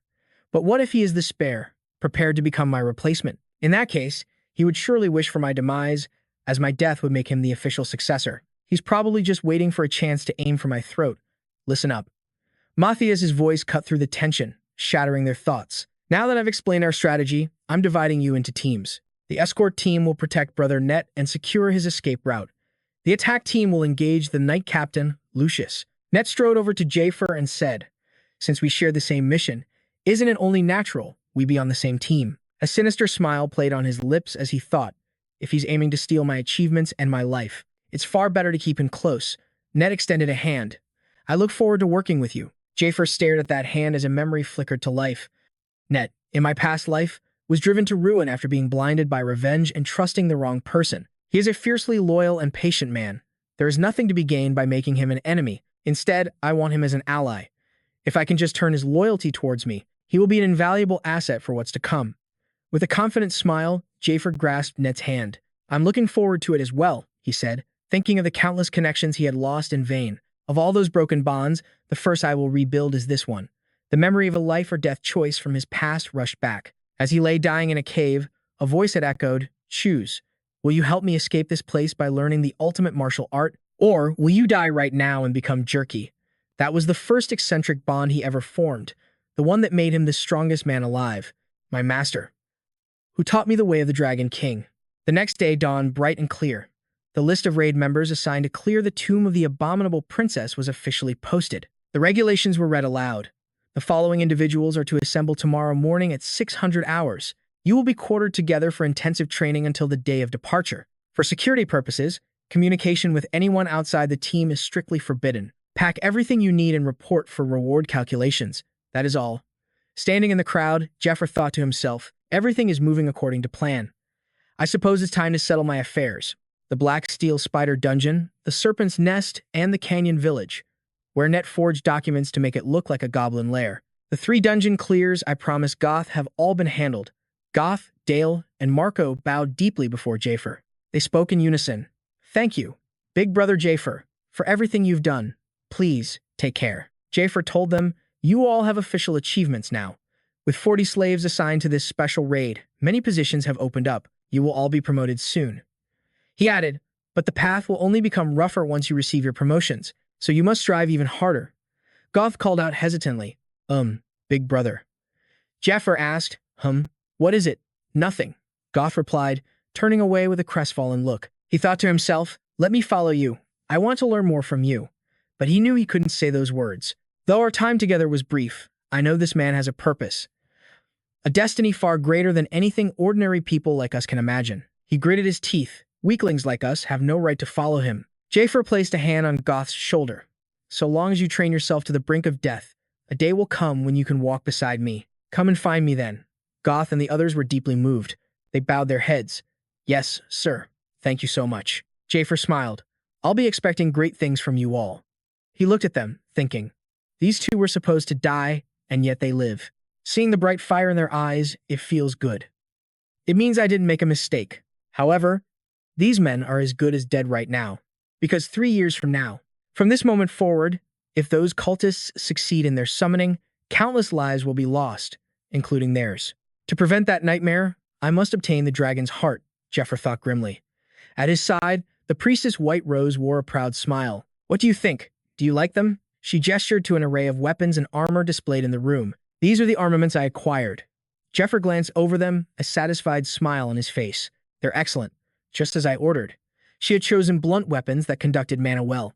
He knew exactly why. The tomb of the abominable princess is a dungeon crawling with living, moving skeletons. They feel no pain, for they are already dead. Their bodies are nothing more than solid bone. This makes slashing attacks that rely on causing pain and blood loss completely obsolete. To defeat a skeleton, you have to shatter it with a blunt weapon. Zephyr picked up a mace, stating, and these are high quality. I'll buy all of these weapons. The priestess's face lit up as she asked, truly. And among them, Zephyr said, his hand closing around the hilt of a long sword, I especially like this one. He drew the blade, and it radiated a brilliant aura. It was the Sunset Long Sword, an artifact from a night 100 years past. It was discovered in the Sunset Manor. A mysterious energy flowed through it. The priestess spoke with concern. I acquired it because my dear client requested it, but using a longsword against skeletons isn't very effective. What could he be thinking, she wondered. Zephyr stared at his reflection in the blade, knowing that skeletons weren't the only thing he had to worry about in this dungeon. There was the Temple of Light, desperate to finally end their 10-year-long effort to clear the dungeon, and the demon god cultists who would join the fray in a battle for their very survival. I have to overcome them all and seize the dragon's heart. In other words, my entire party is my enemy. And one more thing, Zephyr thought. He still doesn't trust me. Even if I tell him the truth, he won't be easily convinced. If I fail to persuade him and we end up fighting, it won't end halfway like it did before. It will be a battle to the death. A sudden knock at the door broke the tension, and a woman with purple hair entered. My apologies. Am I late? I am an enchanter from the Angelia Research Institute. Are you the dear client Anna spoke of? Zephyr recalled that enchanting was the process of imbuing divine power, mana, and attributes into equipment. The more skilled the enchanter, the stronger the infused power, and the longer it would last. If I remember correctly, Angelia is one of the greatest enchanters in the temple. Then I'll leave it in your hands, Zephyr said. Angelia giggled in reply, hee. Of course, handsome. With that, Angelia began the enchantment ritual. She clasped her hands in prayer. Our glorious mother, please grant us your light. A brilliant golden light erupted from her hands. All of Zephyr's equipment was now blessed.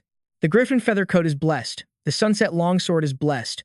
The Griffin leather boots are blessed. The Adversity pendant is blessed, and the Black Steel spider hook is blessed. He thought, I need to prepare for my party members, but I can't neglect my preparations for the dungeon itself. If I can't even withstand the tomb's vile energy from the start, All of these preparations will be for nothing. With this, the basic preparations are complete, he told himself. Angelia spoke up. 5 items, for a total of 3,000 gold. How will you be paying?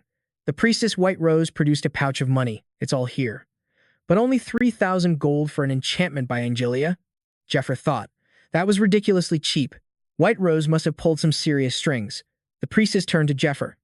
Now, shall we calculate our costs as well? Are you sure about this? Zephyr asked. Huh? About what? Zephyr looked at the priestess seriously and said, Thanks to you, I'm paying almost no commission fees, am I? And this isn't just 1 or 2 pieces of equipment. The priestess gave him a playful smile in return. Let's just say I was prepared for a small loss to earn some favor. We're not strangers, after all. Zephyr turned to the priestess with a rare, warm smile. You probably don't have much time left either, thank you. The priestess White Rose's face flushed slightly at the unexpected thanks. She cleared her throat, trying to hide her embarrassment. Ahem, well, as long as you know. Zephyr didn't notice her reaction, his brow furrowed in thought once more. But what do I do now? He looked back at her with a grave expression and declared bluntly, I have no money left. The priestess was utterly stunned, stammering. What? My dear client, what did you just say? Zephyr explained calmly. The byproducts from the cockatrice weren't worth much, and the Gorge village wasn't a real dungeon. I couldn't find anything of value. I have nothing. The nun clutched her head, her voice cracking with panic. What do you mean? Not a single coin left? Ugh, what the hell is this? In response, Jer simply held out his hand. A small orb of light materialized in his palm. He produced 2 vials, 1 green and 1 white. With a mysterious smirk, he asked, Would you accept these as payment instead? The Fated Poison King's legendary elixirs. Number 68, Bell, and number 61, Dragon. The nun's eyes shot wide open, and she gasped in utter disbelief. Persephone's deadly elixirs. Jer held the 2 vials high. Of course, this will do. The nun practically leaped forward, trying to snatch them from his hand. Please, give them to me. Don't toy with me like this, she pleaded, still reaching desperately. Ah, damn it, she cried out. Do you enjoy teasing people? Just hand them over already. Jer finally released his grip. Be careful who you sell these to, he warned. The contact known as the Mole is dangerous. Stay away from him. Clutching the 2 vials to her chest, the nun beamed. All right. Oh, I'm so happy. As Jer turned to leave, she called out to him. Please, come back safely, my dear customer. Visit me again after the raid. I'll have the rest of your payment then. You have to come back, you hear me? The next morning, at the temple training grounds, every member of the raid party had assembled. A voice from the crowd murmured, Look at all these people.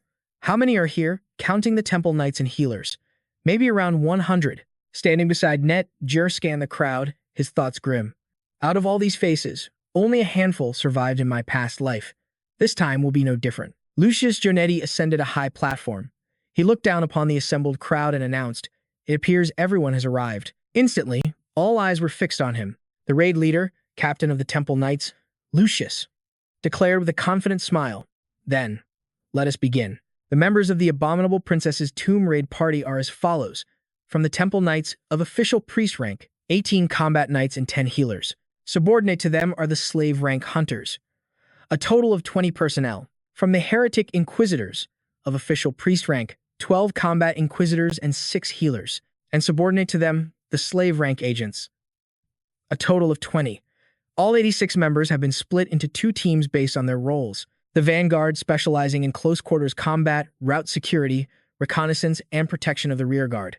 The rear guard, responsible for ranged attacks, recovery, and support magic.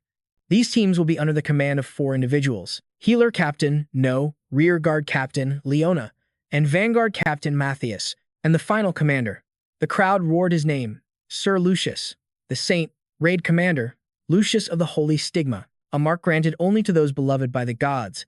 Those who bear this stigma are known as saints. In life, they wield divine authority. Upon death, they are said to become angels in service to the heavens. Lucius is the saint of light, who received his stigma at the tender age of 7. People revere the saints as if they were living angels, believing it is a profound honor just to witness them in the flesh. Jer gritted his teeth. To think he'd show his face to the rank-and-file members himself. Lucius's gaze fell upon Net and Jer. He paused for a moment before declaring, I will make a prophecy. With this raid, we will end the 10-year struggle. To conquer the Abominable Princess's tomb, we will finally lay to rest one of the 8 great mysteries of this world. The name of every soul here today will be recorded in the church annals, and the slaves among you will earn their freedom. He clenched his fist, his voice ringing with passion. Endure the grueling training that starts today, and walk with me on the path to glory. The crowd erupted in a fervent chant. Oh, Almighty Arya, grant us salvation through your eternal light. The party was moved to a special training ground, a treacherous peak known as the Howling Summit. As he scaled a cliff face, Jur muttered to himself, "Glory? For who? Exactly. Sure. If a massive raid like this succeeds, the participants will get the honor. But the truth is, this isn't about some noble cause. It isn't for humanity or some heroic ideal. It's purely business." Nearby, Matthias was instructing the new recruits. "This is a fragment of a tombstone from the dungeon. You must acclimate yourselves to the malevolent energy it radiates.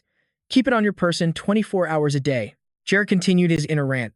"First, you play politics to secure the rights to clear the dungeon. Then, you assemble a party, gather investments for the endless costs of labor, equipment, potions, and more. After years of preparation, the dungeon is finally cleared. On this newly claimed territory, roads and cities would rise from the dust. For investors, this meant a golden opportunity, a chance to profit from the soaring land values. It was a business of immense scale. The Third Great Temple of Light was nothing more than an outpost, a staging ground for St. Lucius's holy crusade. It was smaller than the tomb of that wretched princess, and here, potential raiders were being forged in the fires of training. The chosen ones for this raid were the elite, honed by relentless daily drills. Suddenly, a brilliant symbol blazed into existence. Rearguard Captain Leona issued the command. "Treat these lights as incoming enemy magic. Anyone hit 3 times is considered dead. If you're out, raise your hand and leave the field. The mock battle begins now." In an instant, the chaotic training exercise erupted. This was intense. It felt less like a drill and more like a real war. "Isn't it?" one man yelled, just before a light struck him down. He sighed in defeat. "All right, I'm dead." Another was struck by a wooden staff, but Zephyr effortlessly blocked an incoming blow with his bare hands. He whispered to Net, "You get it, don't you? We can't reveal the Dragon King techniques. Not in a place like this." Net shot back irritably. "Do you think I'm a fool?" The two darted off together, masterfully evading every attack. They move in perfect sync, attacking a colossal training golem. Zephyr took his stance, preparing to unleash a powerful strike. Net mirrored his posture, ready to coordinate. In a single, unified assault, they shattered the stone golem to pieces. A voice announced, "Mission: destroy 500 golems. Complete. Take a 15-minute break." Healer Captain Ano No watched with a satisfied smirk. "Well now, they're far better than I expected. The quality of the slaves for this raid is much higher than the last one." His gaze drifted towards Zephyr and Net, especially those two. "Their skills are incredible, and they work in perfect harmony. Could it be that this time we might actually clear the dungeon?" After the battle, the healers began tending to the wounded. Ano No addressed the vanguard. "I've completely healed your wounds and fatigue." With a confident smile, he declared, "As long as we healers are here, you'll be able to cram 4 weeks of training into just 2. Now then, let's start the training all over again." Night fell on the final day of the brutal training regimen. Matthias announced, "With this, your training is concluded. I'm impressed that rabble like you completed it without a single dropout. Starting tomorrow, a hellish march to the dungeon awaits you. Eat well, drink well, and sleep well. That is all." The group roared in unison, "Yes, sir." Later, Net sat alone on the castle wall. Zephyr approached him. "You're not eating today either." He offered Net a plate of food. "You barely ate anything during the entire training period. They're giving us some pretty decent food since it's the last day." Net responded coldly, "I've eaten as much as I need to. I have to maintain my weight to maximize my acceleration." Zephyr just snorted. "Then I'll do the same." He set his own plate down. "Because I'll have to cover for you if you fail." Net smirked. "Ha, still planning to surpass me? Don't give me that look." "I brought you something good," Zephyr said, sitting down. He produced a bottle of liquor. "This should warm you up so you can move better." Net silently accepted the bottle. He stared at it for a moment, then asked, "How much do you know about me?" He continued, "At first, I thought you were trying to eliminate me, to take my position, but I realized you had no intention of harming me throughout this training. That just makes everything more confusing." He recalled Zephyr's hushed words. His secret about the blood tier. The blood tier. The stolen treasure of my clan. I followed my master to get it back, and to take revenge on the temple. The only ones who know this are my master and I. His voice grew menacing. "Tell me, what do you know about the blood tier?" Zephyr simply smiled. "I'll tell you when I decide you're worthy of my trust. What I want, that's my secret. If you knew all that, your next move should be to either threaten me or state your price for the information you hold. But you said you'd tell me when I'm trustworthy. Those words, they feel so unnatural. What do you mean by that? What do you want? Net demanded. Zephyr looked at him and thought, he's different. At first, he was blindly trying to kill me. I guess spending 2 weeks together had an effect. Zephyr spoke. You're asking the wrong question. What you should be asking is where the blood tear is, and who has it. Net was stunned. I'll tell you. Zephyr leaned in close. Right now, that sword is. Net's eyes widened in sheer horror. What? A memory flooded Net's mind. His father stood before a chained, crimson demon sword. Net, this is the heirloom of our family, the Barony of Shire. The demon sword, Blood Tear. It's a spoil of war our ancestor acquired after defeating the demons of the desert. When our ancestor presented this sword to the king, he granted our family the title of Baron and ordered us to guard the Blood Tear for all generations to come. His father looked at him, his face beaming with pride.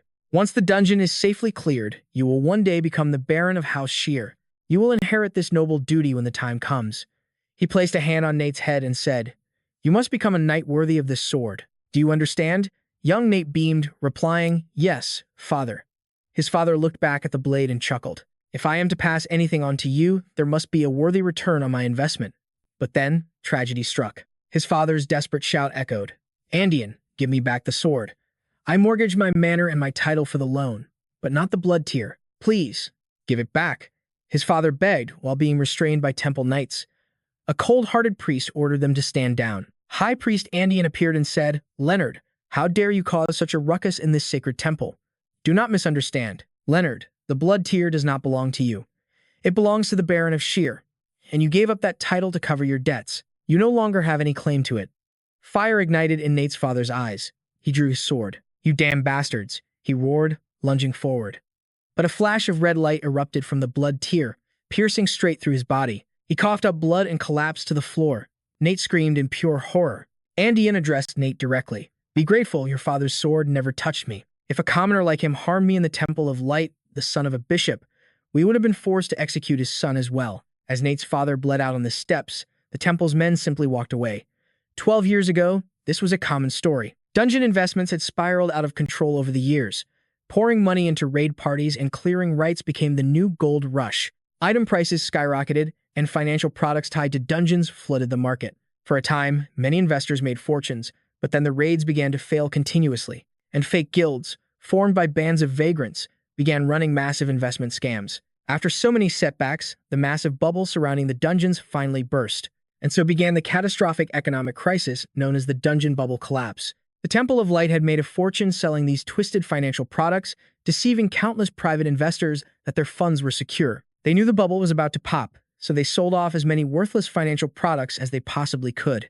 This was all to minimize their own losses and maximize their gains. Just like my father, investors who bought these products with loans from the temple were left with nothing and thrown out onto the streets. All of this was orchestrated by the high priests, the masterminds behind the great dungeon bubble collapse. The very men who walked free after pulling off the world's largest financial fraud. Those men, especially Priest Andean Lasker, who charmed my father, using their friendship as a pretense only to steal his life away. I have survived for the sole purpose of revenge against them and to destroy the Temple of Light. I searched the entire world for the Blood Tear, my family's heirloom, and yet I never heard a single rumor of its whereabouts. Nate agonized, asking, Why? Why does my master have the Blood Tear? Zephyr continued to reveal the horrifying truth. Not long ago, Master told me the identities of the demonic god cult's leader and his 12 apostles, the secret executives of the cult. The cult leader and half of the 12 apostles are high priests of the Temple of Light. Nate was stunned. What? Zephyr said. If you become important to me, I will grant your wish for revenge. He must have told you the same thing, but it was all a lie. Master, no, that bastard, plans to offer the dragon heart we retrieved to the cult leader. If that happens, we'll never be able to even touch a single hair on his head. Your entire quest for vengeance will be for nothing. Nate trembled, cursing in utter disbelief. We were deceived from the very beginning. Damn it. To think my master, the man I saw as family, was using me. There's no way I can believe that. Nate was still reeling from the shock, his mind completely torn apart. But if it wasn't true, how could he have known the exact words Master had spoken to me? He stood alone in a void of uncertainty, completely lost, wondering what he was supposed to do now. Several days later, the massive raid party marched before an ancient, imposing structure that radiated an aura of death. Zephyr and Nate stood in the ranks, staring up at the dungeon's entrance. Zephyr whispered, So this is the abhorrent princess's tomb. A heavily bandaged party member shivered. This is on a whole other level from any dungeon I've ever experienced. This sinister atmosphere feels like it's clawing at my very soul. An older, heavily muscled man stroked his white beard. With a look of amusement, hoo-hoo, now this is a worthy challenge.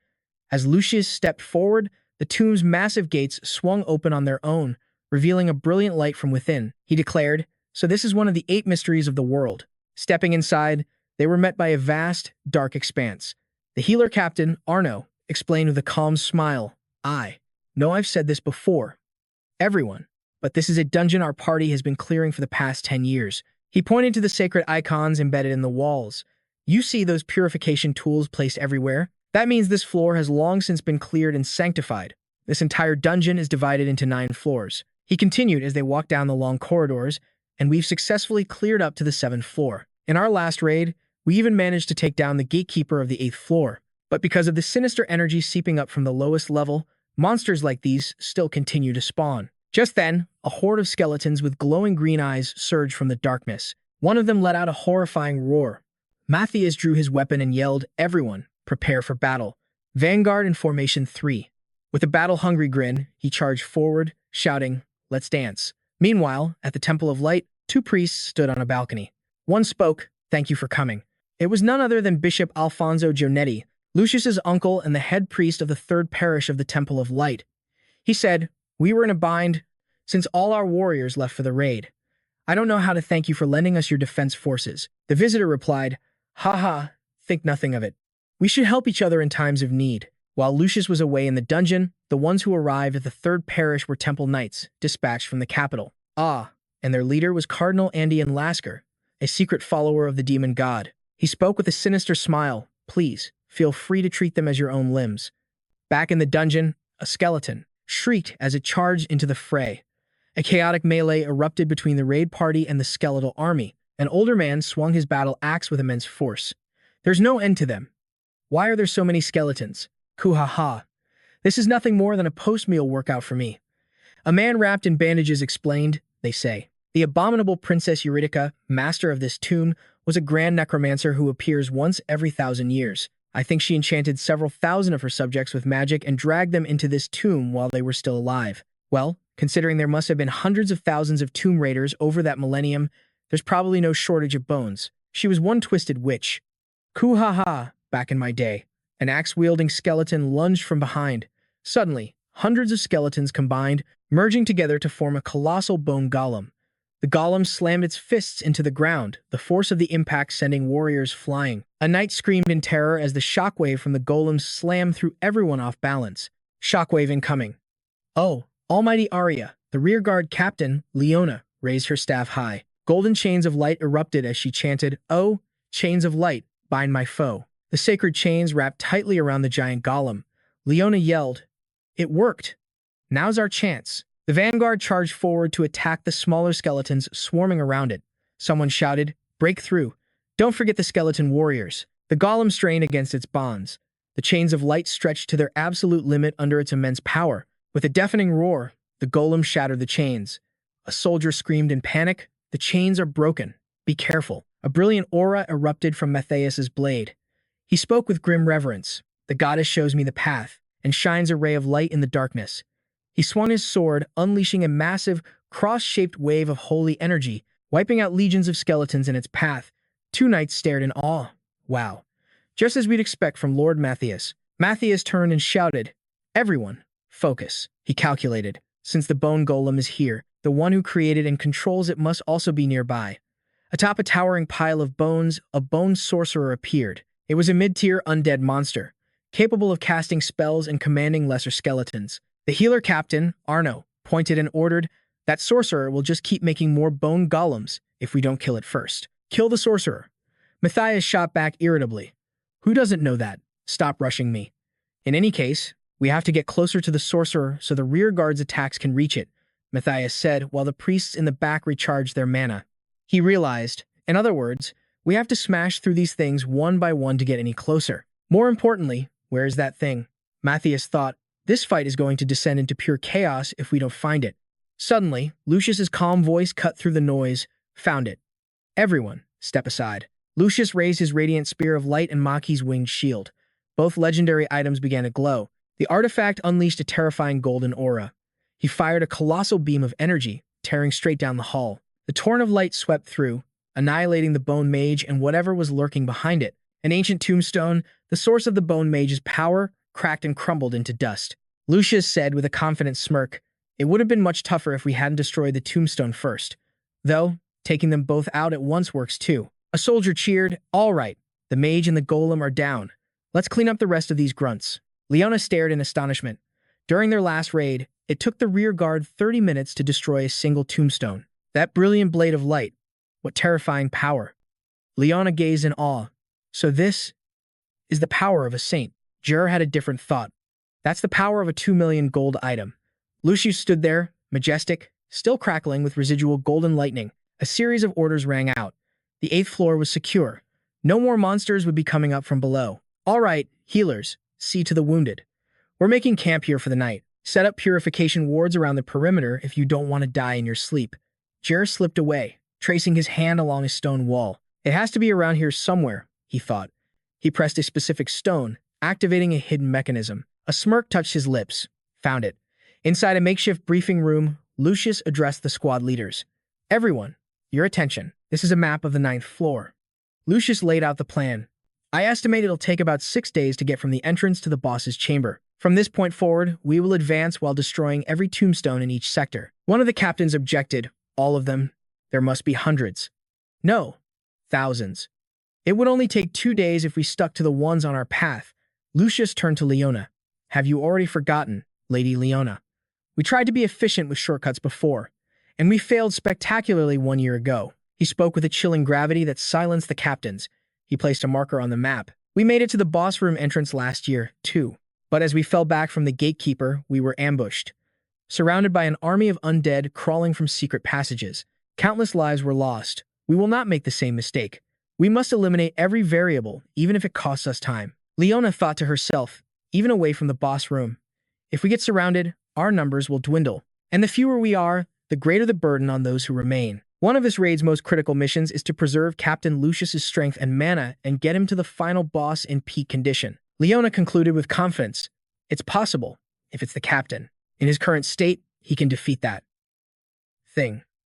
1 year ago, a horrific sight had greeted the raid team. A colossal shadow sat before the massive gate, slumped amidst pools of black ichor. Lucius and Leona had stared, their faces pale with terror. Just the sight of it was enough to shatter their morale. The gatekeeper of the boss room, a giant skeletal knight shrouded in violet dark energy, sat there like a monarch of the damned. Back in the briefing room, a blood-curdling scream echoed from outside. Matthias shot up. What was that? Outside, a monster was tearing into the squad members. A monster. Healers. Help me. Where are the healers? Matthias stared out, his face a mask of confusion. What the hell is going on? We had 5 shop ghosts prepared for our strategy. He gritted his teeth, snarling with rage. But not now. This wasn't the time to use them. Which one of you bastards?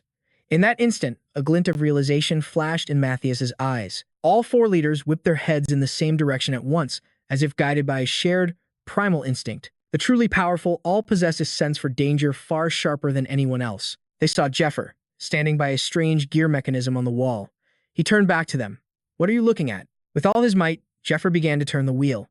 The floor and surrounding walls started to shake and crumble. The dungeon's very structure began to shift. Stone blocks moved, reconfiguring the layout. The dungeon itself was transforming. A memory flashed through his mind. A meeting of the demon god's followers. Matthias had explained. The boss room gate is protected by a powerful barrier. It won't open until the gatekeeper has fallen. Furthermore, once we enter the boss room, the gates seal behind us. The only way out is to kill the boss. This is everything we've gathered from the scouting parties and from deciphering the ancient runes. The raid team stood before the imposing gate. A member asked, "Can't we just smash through the walls?" Matthias shot back. Do you think it would have taken 10 years if it was that simple? The deeper we go, the stronger the protective magic gets. Destroying these walls is practically impossible. With a cunning smirk, Matthias revealed, well, since our knight captain, Lucius, is obscenely wealthy, he arranged a certain countermeasure.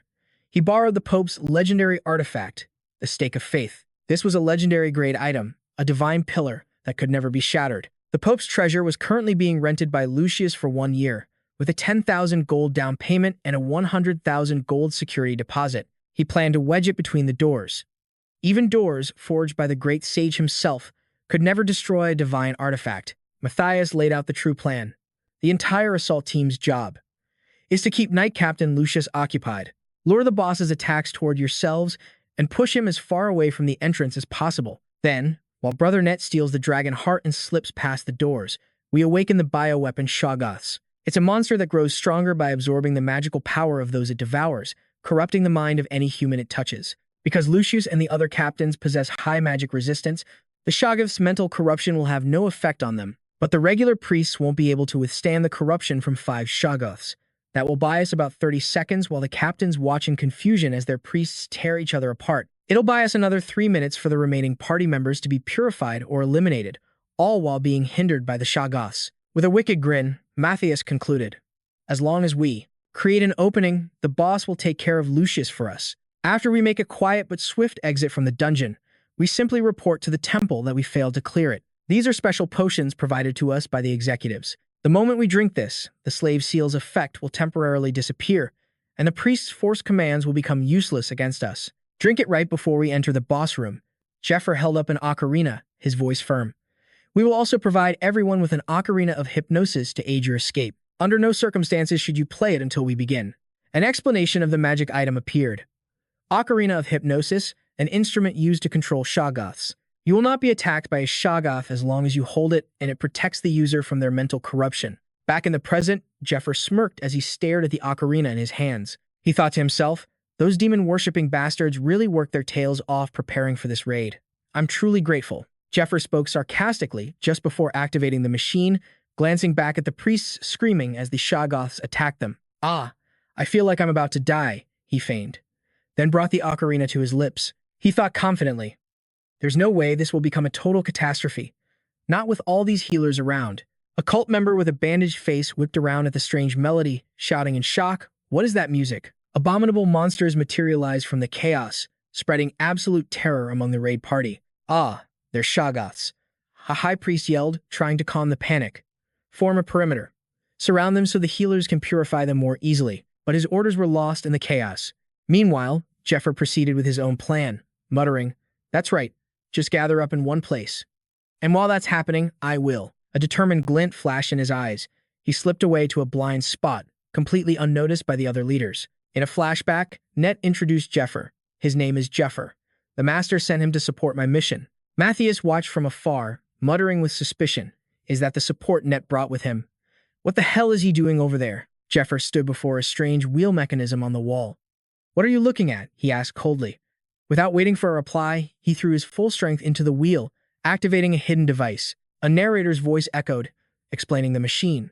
This device was discovered 3 years after the raid. It was from a time when this dungeon was used as a shelter from demons. It is a defensive machine capable of randomly altering the dungeon's internal structure by shifting every structural component within the tomb. Zephyr smiled, filled with absolute confidence. "Because I spent time here before with my old comrades, I know this layout perfectly." In another flashback, Matthias and the other cultists were discussing Zephyr. He cleared out a nest of mad toads all by himself. He's really putting on a show to get a spot on the raid team in 20 days. Someone asked, shouldn't we vet him first? Is this man a true believer? Or something else entirely? No? Let's see if he's truly one of the demon god's faithful. Lucius stared, his mind racing. A tall man with silver hair. The very slave Matthias mentioned. Could he actually be a demon worshipper, just as they thought? But Lucius quickly shoved the doubt aside. No, that's not important. Not as long as the slave's seal is carved into his body. He has no other choice but to obey a direct command. Lucius roared, "Stop!" But the man didn't stop, instead blazing like a flash of light through the crumbling dungeon. Lucius watched in disbelief. He isn't stopping. Matthias gritted his teeth as the bitter truth dawned on him. It's those special drugs, the ones supplied to us by the executives. Once we take this, the effect of the slave's seal is temporarily erased, and the priest's coercive commands have no power over us. That is the power of the medicine I provided. He drew his sword, his entire body radiating killing intent. You damn bastard.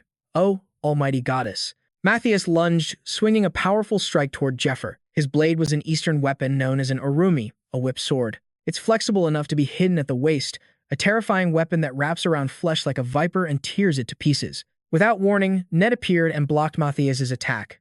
Matthias froze, unable to believe what he was seeing. Net, why would you do this? Net didn't answer, his sharp eyes focused on the battle as he roared and charged forward. "You bastards," Net thought to himself while moving. "I've blocked Matthias's attack, but another one is coming. You'll have to dodge it yourself." With ice in his eyes, Lucius had already launched a powerful attack straight toward them. The attack slammed into the wall behind them, causing a massive explosion. Lucius was stunned, unable to believe his own eyes. "What?" Zephyr turned back, casually dusting off his glowing hand with a smug grin. "Too bad for you. No attack can touch me right now." A golden aura enveloped his body. This was powerful good fortune, a high-tier blessing from the goddess of luck herself. This skill temporarily grants the user an overwhelming aura of good luck, with a total of 3 uses, and this was the first. In a flashback, a beautiful goddess spoke to Zephyr. "As a bonus, the gods have granted you regression privileges to support you. You can check the privileges you've received as soon as you regress." Zephyr remembered it well. The day he returned to the past, the moment he checked his list of privileges, this strategy flashed into his mind like a divine revelation. The dungeon's guardian was reconfiguring the layout by moving all the structural materials of the tomb. In other words, for a very short period of time, a path that had never existed before was being formed. The main gate becomes completely useless, and if you're lucky enough to find the path, you can get directly to the boss room. Zephyr leaped across the shifting stone blocks with absolute confidence. At this moment, luck is on my side. He shot forward like a comet, his body streaking with golden energy. Suddenly, Net had caught up to him. Zephyr glanced back in surprise. "Well now, you managed to keep up." Net replied as if it were obvious. "Of course." Net looked at Zephyr with absolute confidence and a hint of arrogance. "Anything you can do, I can do, too." Zephyr watched Net for a moment, then a smile crept onto his face. He thought to himself, it seems he's finally made his decision. In another flashback, Zephyr confronted Net. "You plan to steal the dragon's heart after everyone enters the boss room, following the demon worshipper's plan, but you're going to run off with it yourself instead of taking it to their secret meeting spot. That's what you're thinking, isn't it? Let me tell you your future." Zephyr looked directly into Net's eyes, his voice turning deadly serious. "If you do that, you will die without a doubt. The only way to survive is to clear the boss with just the 2 of us." Net was stunned, unable to believe what he had just heard. "What?" he roared with a mix of fury and disbelief. "I can't listen to any more of your crazy talk. Defeat the boss with just the 2 of us? Is that really all the nonsense you wanted to say?" Zephyr sat down casually, gesturing for Net to join him. "Sit down. I'll tell you about my grand plan." After hearing the entire strategy, Net fell silent. Zephyr asked, "So that's the end of the plan. Any questions?" Net was lost in thought, his hand on his chin. He thought, this plan? It's actually not bad, is it? It has a pretty high chance of succeeding. The problem is trust. His eyes sharpened with suspicion. "You'll definitely die if you run off with the dragon's heart. What exactly do you mean by that?" Net stood proudly, his voice full of confidence. "You of all people should know how fast the Dragon King is. Who could possibly catch me if I really decided to run? And what happens when I become the master of the dragon's heart?" Zephyr calmly held up 2 fingers. 2 things. First, the dragon's heart can only be absorbed using a special method. If you recklessly try to absorb it, you'll die from being unable to process the raw dragon magic. I can't do it by myself either, but I know someone who can help with the absorption process. Second, Zephyr dropped a bombshell. The transporter you met at the 3rd Parish Temple was none other than Cardinal Andean Lasker. The devastating memory of his sworn enemy, the man responsible for his father's death, flooded Nate's mind, leaving him paralyzed. "If you don't show up at the rendezvous," Zephyr warned, "Andean's twin knights will hunt you down. And make no mistake, the twin knights are among the 10 strongest warriors on the entire continent. It's not just them," Zephyr pressed. "The entire demonic god cult will be on your tail the second they hear you've escaped. And when I say the entire cult, that includes our own master, the leader of the Dragon King sect." Zephyr stared directly into Nate's eyes, his voice sharp. "Are you really that confident? You think you can escape all of them without my help?" With that, they resumed their desperate sprint, leaping across shifting platforms in the chaotic dungeon. In another flash of memory, Nate confronts Matthias. "What did you say? You want to take the dragon's heart directly to the cult leader?" Matthias asked, his brow furrowing. "Why the sudden change of heart?" "Now that we're inside this dungeon," he declared, as the one in charge here, "I won't allow any deviation from the original plan." Matthias feigned a thoughtful expression. Are you worried the Temple of Light will get suspicious because the transporter is too high profile?" "Oh, my friend." He draped an arm over Nate's shoulder, his warmth completely fake. "It seems that while Master told you Sir Andean was the transporter, he left out the details of how it's being moved. We've prepared an unimaginably secure method of transport, so stop worrying and just do your job." Matthias smirked. "Still, that helper of yours told you quite a bit, didn't he?" Our organization is built on secrecy. The identities of our brethren, especially the executives, are a tightly guarded secret. The master must really trust you, he laughed. Ha ha ha. Nate gritted his teeth as the devastating truth crashed down on him. Everything Zephyr said, it was all true. My sworn enemy, Cardinal Andean Lasker, was an executive in the demonic god cult. He was so close to my own master that he was trusted with the mission this critical. The past shattered around him like broken glass. Wasn't it enough to ruin my life with one deception? No, my entire life has been a lie. Back in the present, they blazed past a giant, skull-shaped obstacle at blinding speed. Red lightning crackled to life in Nate's palm. His eyes burned with pure hatred. He unleashed a devastating blast, obliterating a swarm of skeletal monsters. Unforgivable, he roared, his fist clenched tight. The Temple of Light, the demonic god cultists. I will destroy every last one of them. Zephyr spun around, shouting at the rage-blinded Nate. What are you doing? I told you to focus on running. We fail if we're even 1 second too slow. Startled out of his fury, Nate gritted his teeth. I know, he snapped back. Zephyr's gaze softened with understanding, but his tone remained firm. I get how you feel, but you can't let your emotions take over. We have 15 seconds before this strong luck buff wears off. They shot forward like a bolt of light, narrowly dodging falling debris and deadly traps. They raced toward a crevice glowing with an eerie green light, the boss room entrance. Just before the entrance, a colossal skeletal knight, the gatekeeper, stood waiting. It rumbled in a deep, gravelly voice. Its bony fingers tightened around the hilt of its massive sword. With a single swing, the gatekeeper unleashed a massive wave of dark energy. Jump, Zephyr yelled. Together, they leaped over the deadly wave of energy, aiming for the crevice. They hit the ground running. Zephyr pointed ahead. There it is, the entrance to the boss room, Nate confirmed. The gatekeeper launched one final, desperate attack. But they slipped through the opening just in the nick of time. The moment they crossed the threshold, the timer vanished. They collapsed onto the floor, gasping for air. Zephyr pushed himself up, letting out a shaky breath. Woo, I don't know if I should be amazed or dumbfounded. He glanced around the vast chamber. To think we actually made it into the boss room just like that. Nate got to his feet, his gaze fixed on the center of the room, where an ancient, glowing stone pillar stood. But he frowned. Why is it empty? Where's the boss? An ethereal voice suddenly echoed through the silent chamber. Who are you? Both of them whipped around, startled. The voice emanated from the pillar. I can still sense my knight's presence just beyond that door. How did you find your way in here? A graceful, spectral figure emerged from the stone pillar. Its voice was cold and dripping with authority. Who are you to disturb the slumber of royalty? Meanwhile, outside, the chaos had finally ceased. Someone shouted, the walls stopped moving. We've defeated all the monsters. A priestess gave the order. Everyone, gather in one place. Get a head count of the survivors, now. Yes, ma'am. Anno turned to Lucius, who had been unnervingly silent. Captain, what are your orders? Lucius was lost in thought. The mark. It was nullified right before my eyes. The slave mark is an insignia carved by the priests of light using their divine authority. With it, they can forcibly command anyone who bears the mark. He's not stopping, even with this.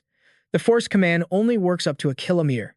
Could it be he never had the slave mark to begin with? Or does he possess something that nullifies its effect entirely? Furthermore, he activated some machine right after the goblins appeared. With the dungeon itself on the move, all these signs point to one thing. We're not dealing with just one demon god worshipper, but an unknown number of them. He gritted his teeth in fury. Even after choosing his most trusted men and their slaves, this had happened. Lucius turned to Anno, his voice like ice. Anno, what are the names of the two who escaped, and whose command were they under? The slave trader hesitated. The silver-haired one is Zephyr, and the one in red is Net. Zephyr joined the team through Net's introduction. Lucius ground his teeth, his eyes flashing with killing intent. And Net belongs to Sir Matthias's direct unit. Matthias? Elsewhere, Matthias stared at the path where the two had vanished, his entire body shaking with rage. He roared in fury.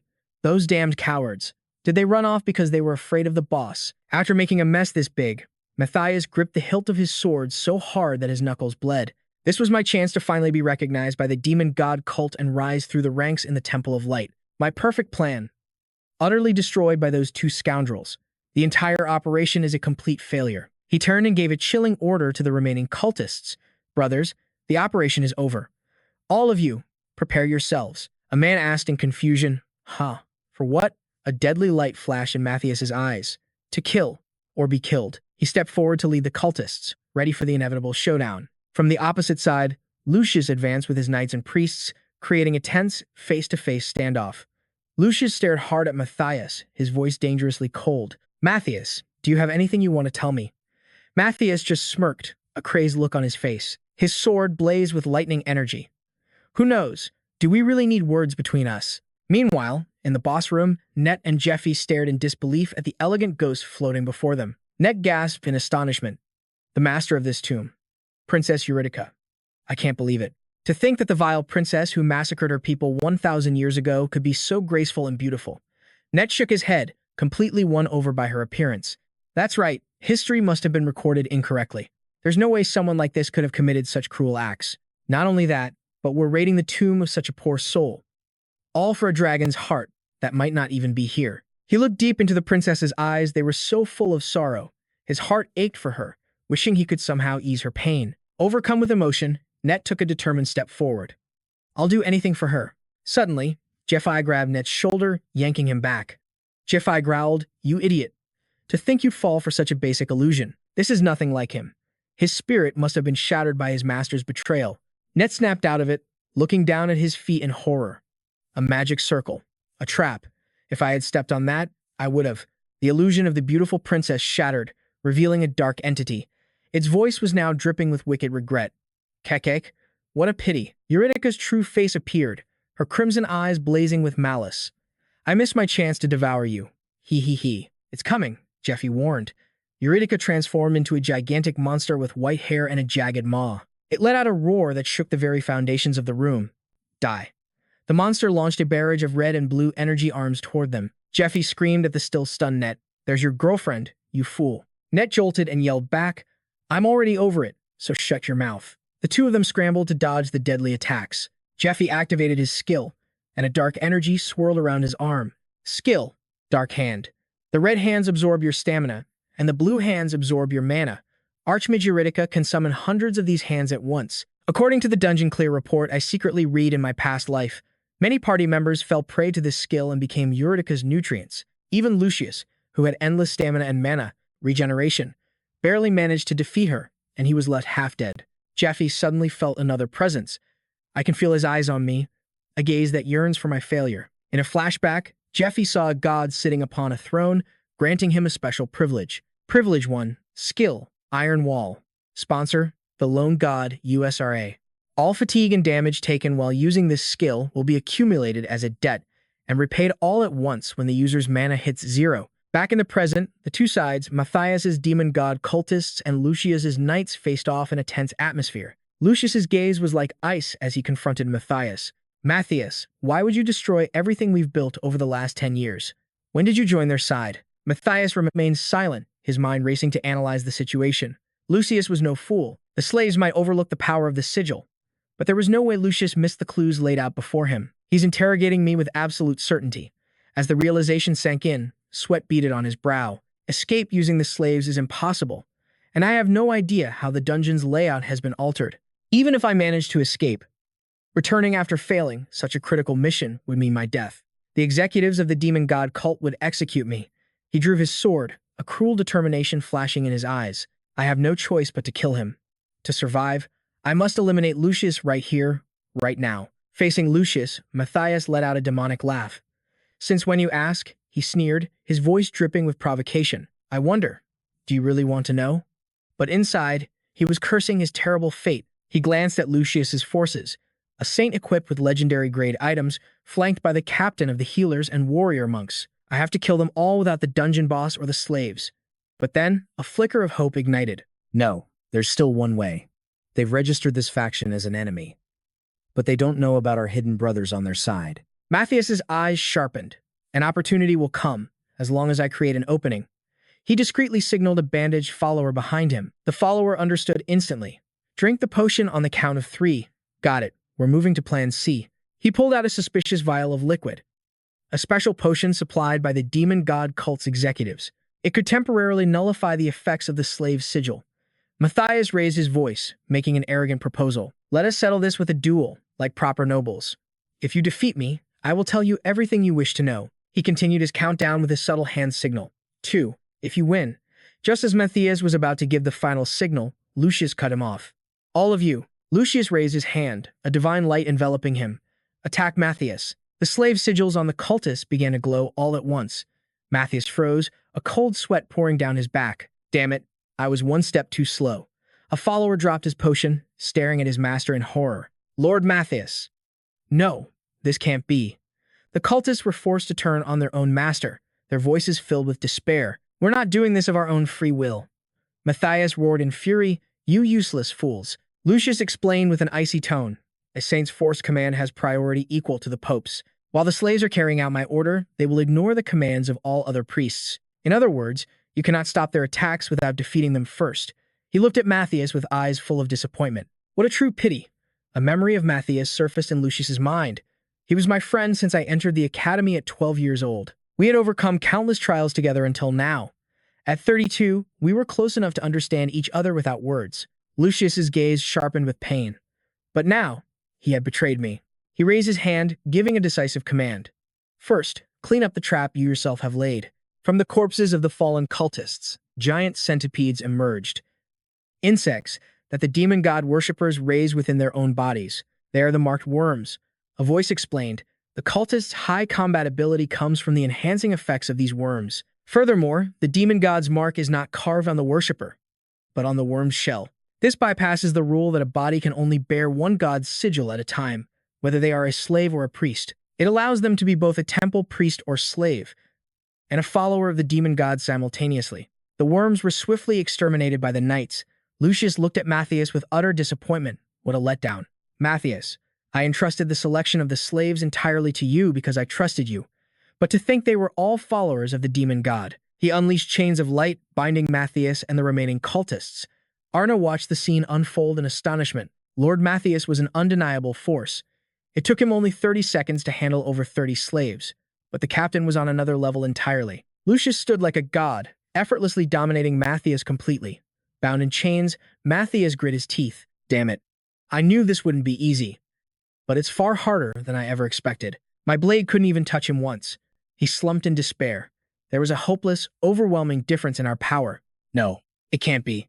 In this moment of utter despair, Matthias wondered, was this the fate God had ordained for him? He coughed up a mouthful of blood, his eyes still blazing with pure hatred. Don't make me laugh. He retched again, and a crimson stone tumbled from his lips. A spark of grim resolve ignited in his eyes. If this is truly my fate, then I will. Lucius watched him, his gaze filled with pain and bitter disappointment. At least I deserve a reason, Lucius pleaded. Mia, why did you betray me?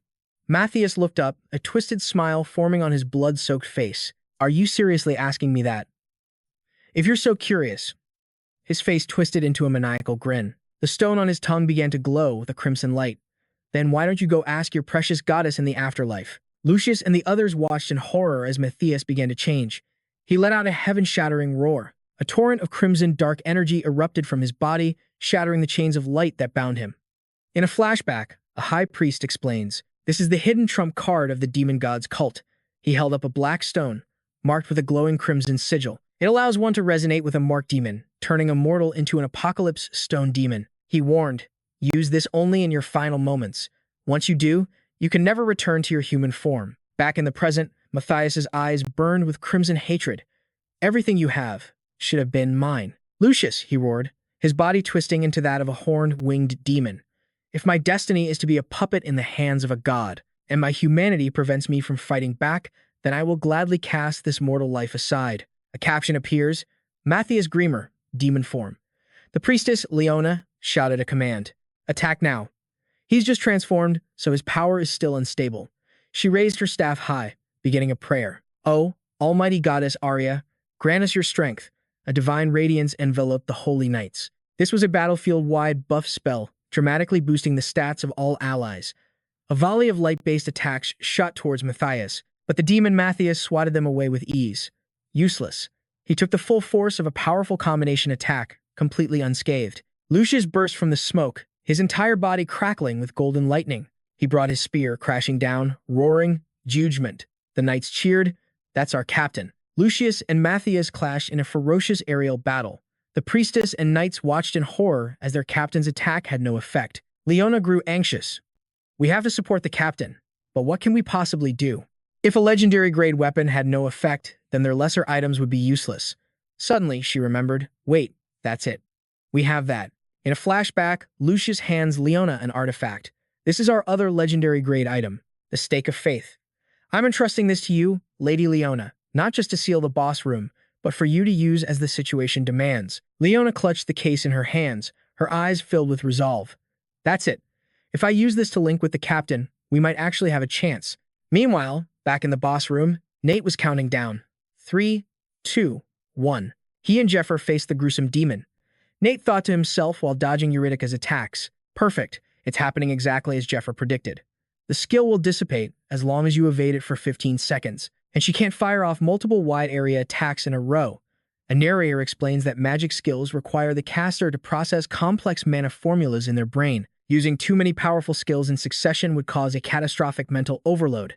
Therefore, a caster must weave in smaller skills between their ultimate attacks to cool down their brain. High-end gear can only lessen this mental burden. The core principle remains the same. Now is their chance to strike. Eurydica bared her menacing, thorn-filled maw, seemingly preparing for another devastating attack. At that exact moment, outside, Leona suddenly realized something was wrong. She reached for her hip, where the legendary item was stored, but it was gone. The Stake of Faith. It's gone. Back in the fight, Nate smirked, holding a familiar artifact in his hand. He thought, to think he'd even plan on using this. It might be a dirty trick, but it's a damn good plan. He and Zephyr charged back into the fray, creating a fiery clash. Zephyr shouted directions. 1 step back, 3 steps to the side. The pair moved in perfect sync, leaping onto Eurydica's massive thorny vines and scaling them. Eurydica unleashed a frantic barrage of energy beams, but Zephyr's calm instructions continued to ring out. A battle is an endless chain of unforeseen events because it's impossible to predict every variable, even when you already know the future. Zephyr drew his longsword, which radiated a powerful aura. It was the Twilight Longsword, a magic blade that could be enchanted with either light or shadow attributes. These are the most effective light and dark attribute weapons a non-cleric can possibly wield. He stood firm amidst the chaotic storm of energy. The only thing that mattered was how much I'd prepared for this moment. Did I have enough items? Did I have allies I could truly trust? Did I possess an unbreakable spirit, even in the face of absolute despair? Have I overcome every sudden, worst-case scenario to forge a version of myself that could handle this very moment, this very battle? Zephyr surged forward, unleashing a cataclysmic technique, Dragon King sword style, Ascendant Cloud Dragon. A colossal slash of light slammed into Eurydica's head. It carved a deep, gruesome gash. Both men stared at the wounded monstrosity. But it wasn't over yet. Eurydica's body began to contort, shrouded in a sinister, violet aura. It was changing forms. A smirk crept across Zephyr's face. This is the moment I've been waiting for. Eurydica's transformation continued, its shape growing larger and more terrifying. Zephyr roared, I've been waiting for this. From across the battlefield, Net shouted back, I know. He leaped into the air, hurtling toward the morphing beast.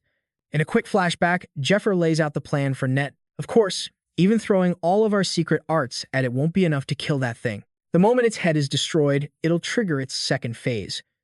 Become exponentially more powerful. However, for one brief instant while it's transforming, it can neither move nor use any of its skills. Zephyr stressed the point. We have to aim for that exact moment. Back in the present, Net raised the Stake of Faith high. It blazed with a brilliant light, expanding to a colossal size as it plummeted straight down toward Eurydica. The artifact reacted to the evil energy by unleashing its own potent, holy power. The Stake of Faith, a gigantic holy pillar, pierced deep into its body, triggering a blinding explosion of light. Zephyr readied himself. The stake will handle most of the damage. Our job is to stop it from pulling that thing out. Zephyr thought to himself, even for a legendary item, the holy energy it contains is finite. Once it's all used up, it's nothing more than an incredibly heavy chunk of metal. That's why Lucius, who must have paid a fortune to borrow it from the Pope, probably never considered using it offensively. A wicked grin spread across Zephyr's face as a dark aura enveloped him. Well, it wasn't my money anyway. The brilliant light from the Stake of Faith slowly faded as its activation ceased. The massive pillar stood lodged deep within Eurydica's motionless body. That meant the artifact had sensed the enemy was neutralized.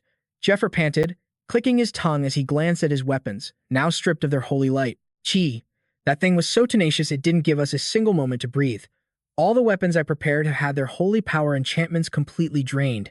Well, I suppose it was a cheap price to pay, considering our opponent. He chugged a mana potion to recover. I wonder what happened to Lucius, especially if Matthias has already been demonized. Zephyr tossed the empty vials to the ground. He's got the goddess of light as his safety net, so he won't die so easily this time either. And if he does, it can't be helped.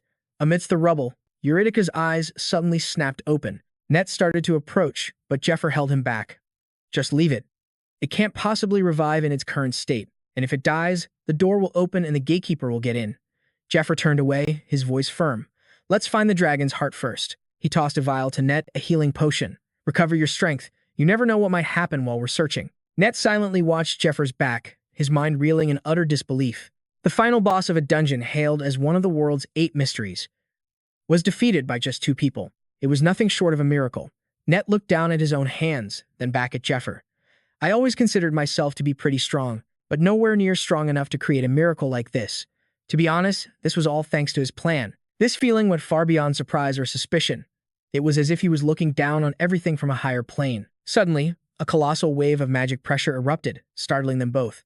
It was coming from the gatekeeper's corpse outside the door. A sinister, violet energy began to rise from it.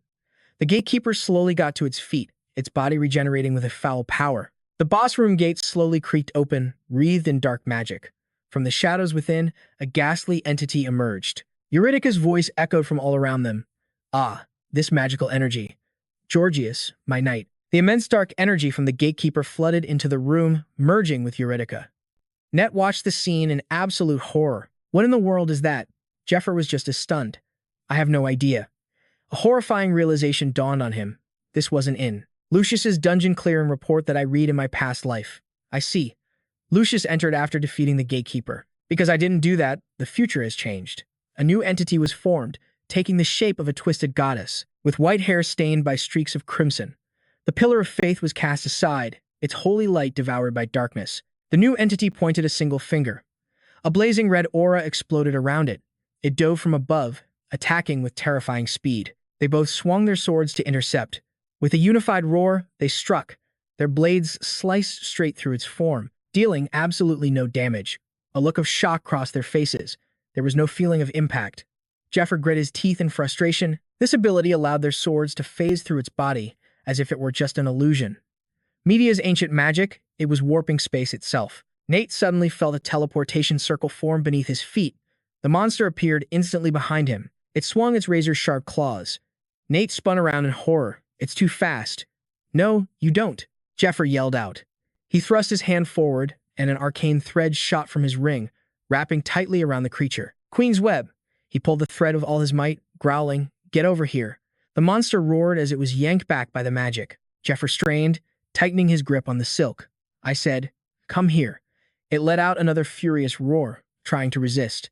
Zephyr focused all his mana into his arm. A basic mana application technique, reinforcement. His muscles bulged with power as his entire body flared with a mighty aura. Zephyr analyzed the situation.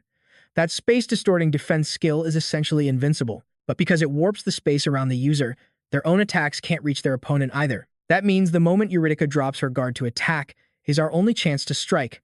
Just then, Eurydica lunged forward. Her body was suddenly covered in blazing red spikes. Seizing the opportunity, Nate unleashed a powerful slash. He shouted in triumph, "It's a hit." The attack landed, but then he froze in shock. Huh? Blood suddenly burst from his own body. A voice echoed through his mind, Black Mirror. An ancient magic of media that reflects all damage taken, with amplified return damage, up to 300% based on the user's mastery. Eurydica raised her hand as a dark energy swirled around it. She unleashed her attack. Shadowy hands erupted from the ground, grabbing Nate, Black Hand. Nate let out a blood-curdling scream as his life force was drained away.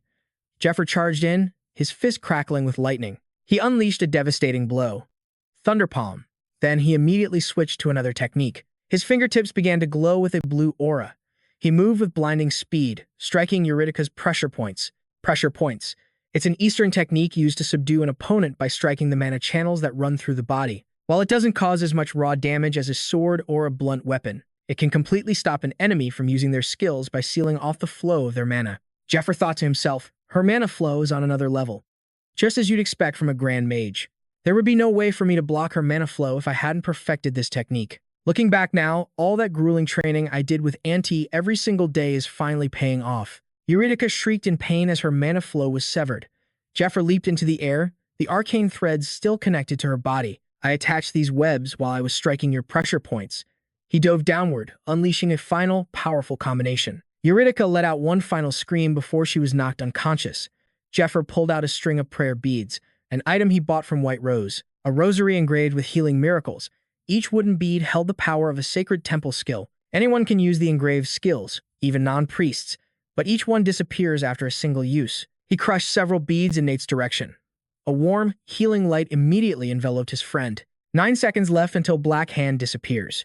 Nate groaned as his wounds began to close, and Zephyr let out a sigh of relief. Okay, with this, he won't die. But suddenly, a devastating blow sent him flying. Eurydica had recovered and swung her thorny whip. She sent Zephyr flying with ease. He grit his teeth in disbelief. You damn monster! She broke free of the pressure point lock in just a few seconds. Sharp thorns erupted from the ground, binding Zephyr tightly. Eurydica raised her hand to the sky. She gathered a massive orb of crimson energy, preparing to unleash a world-ending attack. Zephyr could only gasp for air. A bitter smile formed on his lips. Heh, what an unexpected turn of events. A cataclysmic explosion then engulfed the entire room in a sea of fire. At that very moment, in a place far away, a teacup suddenly slipped and shattered on the floor. A nearby nun jumped in surprise. I'm back. Oh my, are you all right? The item seller, White Rose, replied with a distant look.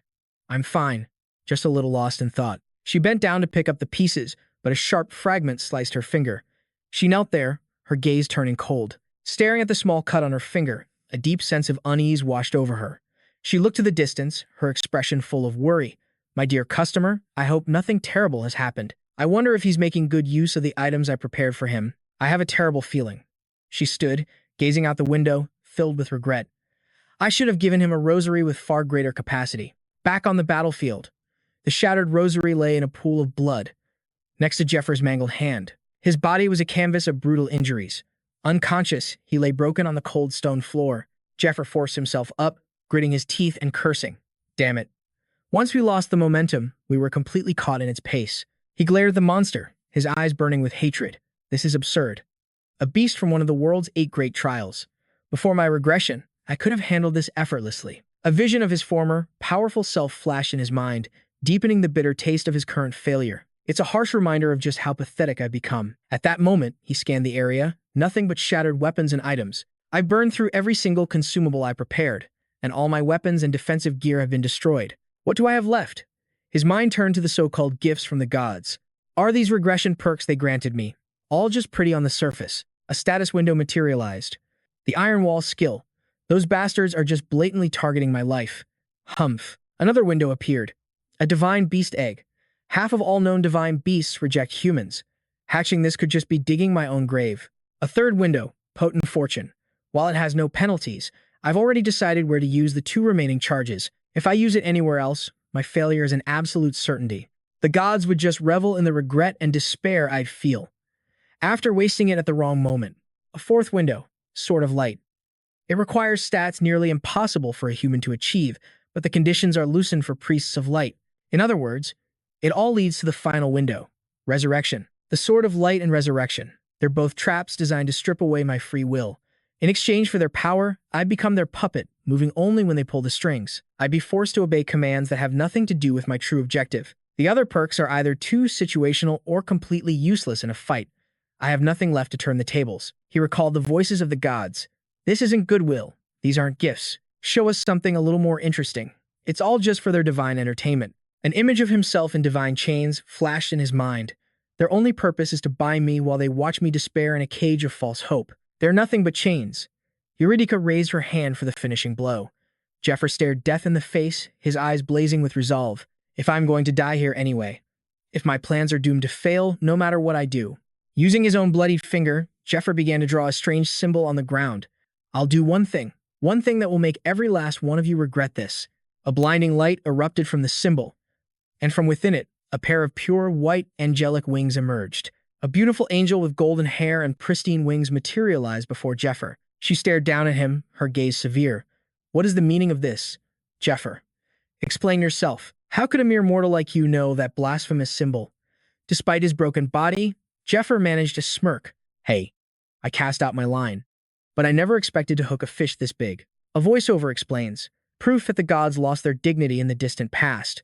That was all he knew about the symbol. But he was certain of one thing. The gods had declared a taboo. Anyone who dared to draw it would face divine punishment and certain death. Zephyr continued to draw the final lines. Divine punishment is a principle of the world, one that automatically strikes down those who break its sacred laws. In other words, the moment I complete this symbol, I will be executed by the world itself. He got to his feet, scanning his surroundings. I can't sense Eurydica's presence anymore. The angel must have created a barrier. A small relief. This gives me a moment to recover at least some of my strength. The angel repeated her question, her voice growing sharper. Explain yourself. How could a mere mortal possibly know of that blasphemous symbol? Zephyr met her gaze with a piercing stare of his own. It's strange.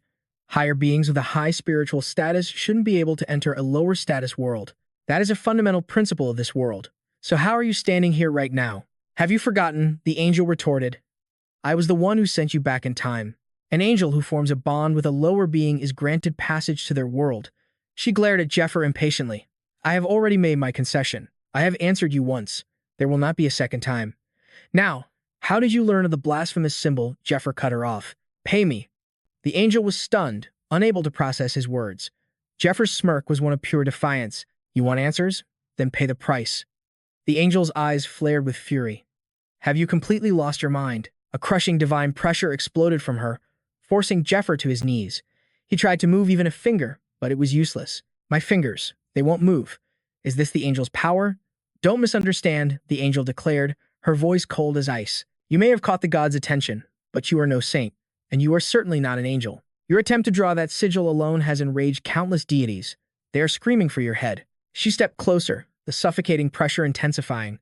Did you really think you could cross that line? Zephyr cut her off, his voice dripping with defiance. Yeah? So what? Then kill me.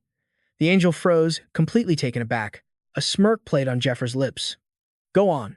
Try it. If you think you can handle the consequences, if you even have the right to. A voice echoed in Zephyr's mind. By reading the fine print on the regression perks the gods gave me, I can see what each of them wants. One says, I'll grant you a double-edged sword. So, struggle and die in entertaining death. A boring end like suicide is the last thing these bastards want to see. Another offers immense power, saying, become mine. But if I die, the gods who want me in their army will lose me. The god of death will lose me upon my death, failing his objective. No matter what, none of them want me to die here. That's why they sent this angel in such a hurry. Before the sigil was even finished, the angel stared at him, realization dawning in her eyes. What is it that you want? Zephyr stared her down, his eyes blazing with fire. More. I can't do a single thing with these pathetic perks you've given me. At this rate, I might as well just die right here. He roared, his challenge echoing to the heavens. Are you all listening up there? To the gods watching, if I die, some of you stand to gain. But others stand to lose everything. He struggled to his feet, his body broken, but his will unyielding. To those of you who will lose, are you really okay with this outcome? Are you content to just watch from the sidelines? I promise you, if you lose me now, you'll never find another human half as entertaining. So place your bets. Ante up while you still have the chance. Visions of the gods flashed through the air. The god of the sky, the god of loans, the god of death. Zephyr screamed. This is your one and only chance. More constellations appeared. The god of the forge, the god of war, the god of medicine. The goddess of luck called out his name in alarm. Zephyr. The goddess of light observed silently, a small smile on her lips. How amusing. A blinding column of divine light descended upon Zephyr. He stared at his hands in shock as his wounds began to vanish. What is this? The angel looked up, her face filled with absolute horror. Why? Is this truly the will of all you gods? An overwhelming wave of power flooded the entire room. Eurydica's eyes shot wide open. Sensing the shift, Zephyr turned, as a figure emerged from the swirling dust. Hey, Zephyr grinned. Sorry to keep you waiting. The beast roared in fury and lunged forward, unleashing a barrage of red and blue energy tendrils. But before they could even reach him, Zephyr pierced clean through it. Its eyes flared with a deathly red, now filled with terror. With a single, fluid motion, Zephyr cleaved the monster in two. A radiant sword of light materialized in Zephyr's hand. Sword of Light, a divine artifact forged from a shard of primordial light. Usage restrictions have been temporarily lifted. The goddess of light, Arya, one of the three great gods, laughed aloud. Ha ha ha. What an absolutely fascinating human. My apologies for offering you mere scraps, unable to see your true value. That sword is now yours, and I shall grant you even greater treasures from my vault. The god of loans demanded in shock. What is the meaning of this? Goddess of light, how could you let a mere mortal wield a divine artifact so freely? Arya replied nonchalantly. Is there a problem? It's my property. I'll do with it as I please. Then the god of the sky, Eris, another of the three great gods, spoke. I, too, was thinking I have acted in a way unbecoming of my station. He continued, his eyes filled with suspicion. Moreover, I've been wary of why the god of death is so interested in this mortal when he never meddles in the affairs of the living. Until I know the god of death's true intentions, I cannot simply hand this human over to him. Back on the battlefield, Zephyr faced Eurydica, his grip tight on the Sword of Light. Eurydica unleashed her skill once more, spatial distortion. But Zephyr's swing shattered her defensive barrier like glass. Even for a grand archmage, a mortal's magic stands no chance against a divine artifact. The Sword of Light erupted with overwhelming power. Exclusive skill of the Sword of Light.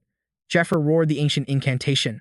Let there be light. A colossal pillar of holy light descended from the heavens, utterly incinerating Eurydica's shadowy form. Eurydica cried out as her body reverted to its true form.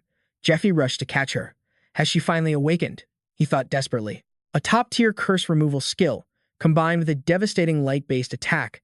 I never imagined I would have a reason to unleash it, but it looks like the curse that bound Eurydica was completely shattered by its power. This was her true form. Eurydica's eyes slowly fluttered open. I feel like I was dreaming. A long, terrifying dream. She gazed weakly at Zephyr. Who are you? Who are you? To be able to cast out the darkness inside me, Zephyr answered. I am your successor. Princess Eurydica, one of the 12 heroes. The scene shifts to a memory, where the knight Georgius kneels before Princess Eurydica, offering a glowing dragon heart. This is the heart of the black dragon, Kaiserus. My princess, I offer it to you. You have accomplished something magnificent, my knight Georgius, Eurydica said, accepting the heart, but she gazed at him with deep affection. Please, call me Eurydica, not my princess. Georgius looked up, his expression puzzled. Didn't you say you had something you wished to tell me? After your victory against Giserus. In that moment, I truly believed that only happiness awaited us. How naive I was, Eurydica began to explain. The final floor of this tomb is a grand magic circle, the tree of life, a treasure of the elves. Her voice was faint as she continued. It exists solely to purify the terrifying curse laid upon the black dragon's heart. I prolonged my own life for 1,000 years using the power of that magic circle, and at long last, succeeded in cleansing the dragon's heart. But in exchange, the curse consumed me, and I lost my very humanity. She looked at Zephyr, her eyes filled with gratitude. You and your companions have pulled me from that endless darkness. I don't know how I can ever repay this debt. The life I artificially extended is finally reaching its end. My body has reached its limit. There is not much time left. Her gaze locked onto Zephyr's. For what reason do you seek the dragon's heart? Zephyr replied. It would take too long to explain with words. Since there's no time, he held out his hand as a blue light enveloped it. Please, read my memories. Below, an explanation of Eurydica's skill appeared. Communion, which reads the emotions and memories of anyone she touches. As Eurydica touched his hand, visions of his life flooded her mind. At that very moment, a brutal battle raged between Lucius and the demon-formed Matthias. Matthias cackled with insane glee. Why the long face, Lucius? Can't you see how much fun I'm having? Lucius ground his teeth, struggling to hold his ground. In terms of raw power alone, how could I, the one receiving its support, be struggling so much to fight him? A chilling realization hit him. That energy, the enhancement buff. It vanished the instant his dark energy touched me. Matthias gloated. This feeling of absolute power. It's like I've become a god. It's truly wonderful to have power. And you were keeping something this amazing all to yourself. All around them, knights screamed in agony, consumed by the encroaching dark flames. Anno and Leona watched with grave concern. We're barely managing to dodge all these stray attacks flying our way. There's no opening for us to jump in. Meanwhile, a priest hidden in the chaos watched with a twisted smile of admiration. Magnificent. So that is the power of the demon race that we servants of the demon god seek. He schemed, a sinister grin spreading across his face. If I use this chaos to eliminate a few priests, specifically the captain of the healers and the rear guard captain, I could also obtain an apocalypse stone, just like Lord Matthias. He drew a dagger, preparing to strike. Your faith has sealed your doom. Don't hold it against me. Suddenly, a dark energy enveloped him completely. A crimson symbol flared to life. Without warning, branded worms erupted from the corpses of other cultists, impaling his body. Anno cried out in horror. What? There were this many demon god worshippers among the priests. Matthias roared with laughter, activating his signature skill. Deprivation. Recalls the power of the branded worms from nearby cultists. My brothers, thank you for gathering all this power just for me. He absorbed all of their life force, a colossal sphere of energy forming in his palm. I'll put your worthless lives to good use. Lucius roared a warning. That technique is incredibly dangerous. Max out your defensive skills. Now, Matthias unleashed his devastating attack, an inferno that instantly consumed everything. Knights were vaporized in the sea of fire. Lucius struggled to hold on, his own body burning. He roared through the flames, "Stop this. Commit no more atrocities, Matthias." Matthias merely scoffed. Atrocities? Of all people. How dare you say that to me? The scene shifts again, this time to Matthias's past, where a priest was shouting in disbelief. Lucius of House Giornetti has received a holy stigmata. That's impossible. The boy is only 7. And what's more, what if he's not even a saint candidate? Another one worried. So what's going to happen to us? And what about me, the original saint candidate? An investor roared in fury. Damn it, I was certain Matthias would become the saint, so I poured a fortune into his family. This is an investment scam. Are you seriously telling us the god has scammed us? Regardless, I have to recover the money I invested in his family. Fast. Another priest shouted. Silence. That isn't what's important right now, a high priest explained. According to the scriptures, if a non-candidate suddenly receives the holy mark, it's a sign that an era of chaos is about to begin. In other words, the glorious age for our temple of light has returned. Matthias screamed at Lucius. After you were chosen as the saint, what did your father do? He sold blessings at outrageous prices. He told everyone they could only survive the chaos by receiving your blessing and extorted every last coin from the believers. He did everything he could to get his hands on as much wealth as possible. Do you have any idea how many people went bankrupt because of him? How many took their own lives because they had nothing left? Your family members are nothing but con artists. No, they're murderers. If that isn't evil, then what is? You just stood by indifferently while these atrocities were happening. They colluded with people like you to cause the dungeon bubble. All of you refused to take any responsibility. After committing all kinds of heinous acts, Matthias roared, his eyes blazing with fire. The Temple of Light is the true evil. Back in the boss room, Eurydica was peering into Gia Fei's memories. This is the future you lived through. Tears streamed down her face. How could you have lived like this? What a pitiful soul. Gia Fei began to speak. The invasion of the demon race that you tried so desperately to stop is destined to happen in just a few years. He said with a voice full of conviction, I intend to win this time. I won't suffer a miserable defeat like the last. And that is why I must ask an unfortunate favor of you. First, the dragon's heart can only be absorbed using a special method. If you absorb it recklessly, you will die, completely unable to handle the immense magical power of a dragon. I can't do it myself, but I know someone who can help with the absorption of the dragon's heart. I was planning to ask someone else for help, but that's a different matter now. If Eurydica has regained her consciousness, an experienced person would be far more skilled. The great Archmage Eurydica implanted the dragon heart into the very first dragon slayer. Georgius knelt and begged, please, implant the dragon's heart into me. Eurydica coldly refused. I am sorry, but I cannot accept that request. Gia Fei was stunned, unable to believe what he was hearing. What in the world? A narrator's voice explained. 1,000 years ago, the world was on the verge of collapsing. The mightiest of the 7 dragons, the black dragon Kaiserus, had drowned the world in a sea of flames. Although Kaiserus was one of the 12 heroes who led the war against the demons, he lost his sanity and went berserk due to a demonic curse. The horizon was filled with nothing but screams and death. The great Archmage, Princess Eurydica, along with other powerful individuals, like the Knight Georgius and the Golden Dragon, stood on the side of humanity. The remaining 11 heroes were left with no choice. They had to confront their former comrade, Kaiserus, to protect the world. After a desperate battle with the Black Dragon that raged for a full year, Georgius whispered an apology. Forgive me. Kaiserus was finished by a single strike from the Knight Georgius. Gia Fei explained to Eurydica. Everything that happened in your era and in mine was caused by the demons attempting to summon the demon god into this world. The gods are bound by a rule to remain in their own territories. They cannot enter other worlds, but there's one exception, and that is the demon god, Tatarus. He can descend directly into the human world through a summoning ritual. The agents of the demon race who tried to summon the demon god in your era created an organization called the Demon God Cult, and they are once again trying to summon the demon god into this world. Your goal in the past and my current objective are the same. You must already know, since you have looked into the memories of my past life. Gia Fei continued with a voice full of contempt. The nobles, the priests, countless people who had everything were too busy lining their own pockets, not caring if the world ended, and they even conspired with the worshippers of the demon god to do it.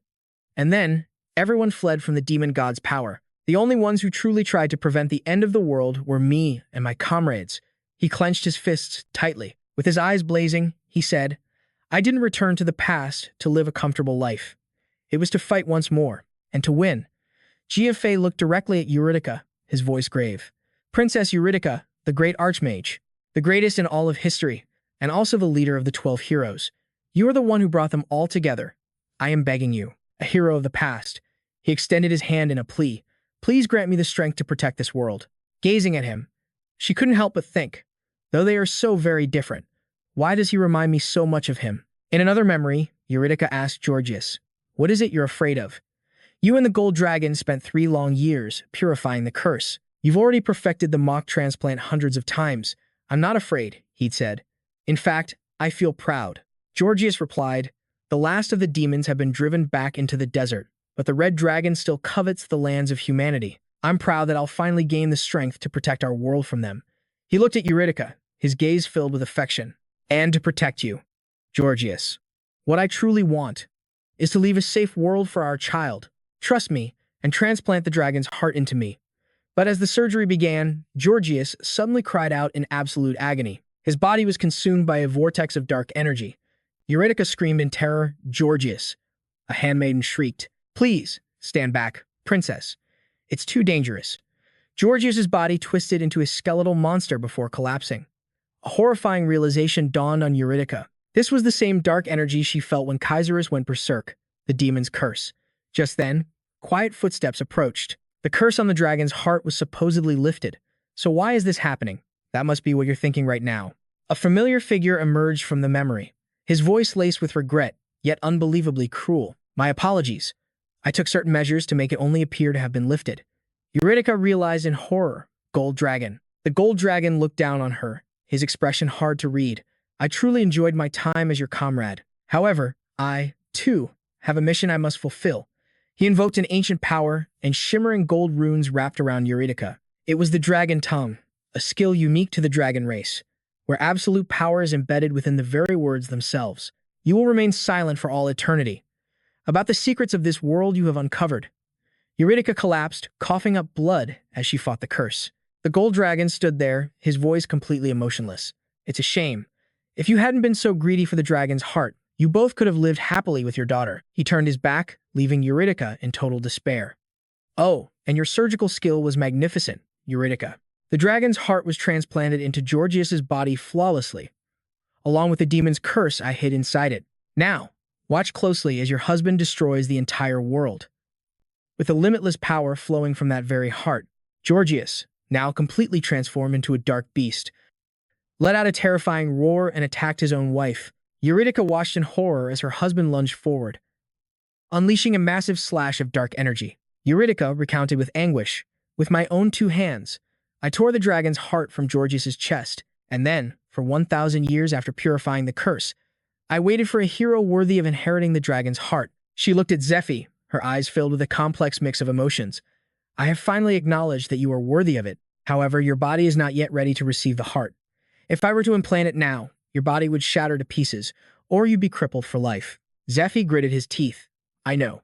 Besides, I can no longer strengthen myself with elixirs more lethal than this. My mana circuits will start to twist if I don't space out the enhancements by several months, and the Fagin and Bay combination can only be used while my stats are low. I've already exhausted every immediate method for rapid growth.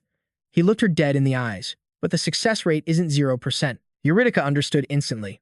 You're thinking of using your overwhelming luck. You believe that if the chance isn't 0%, you can force it to become 100%.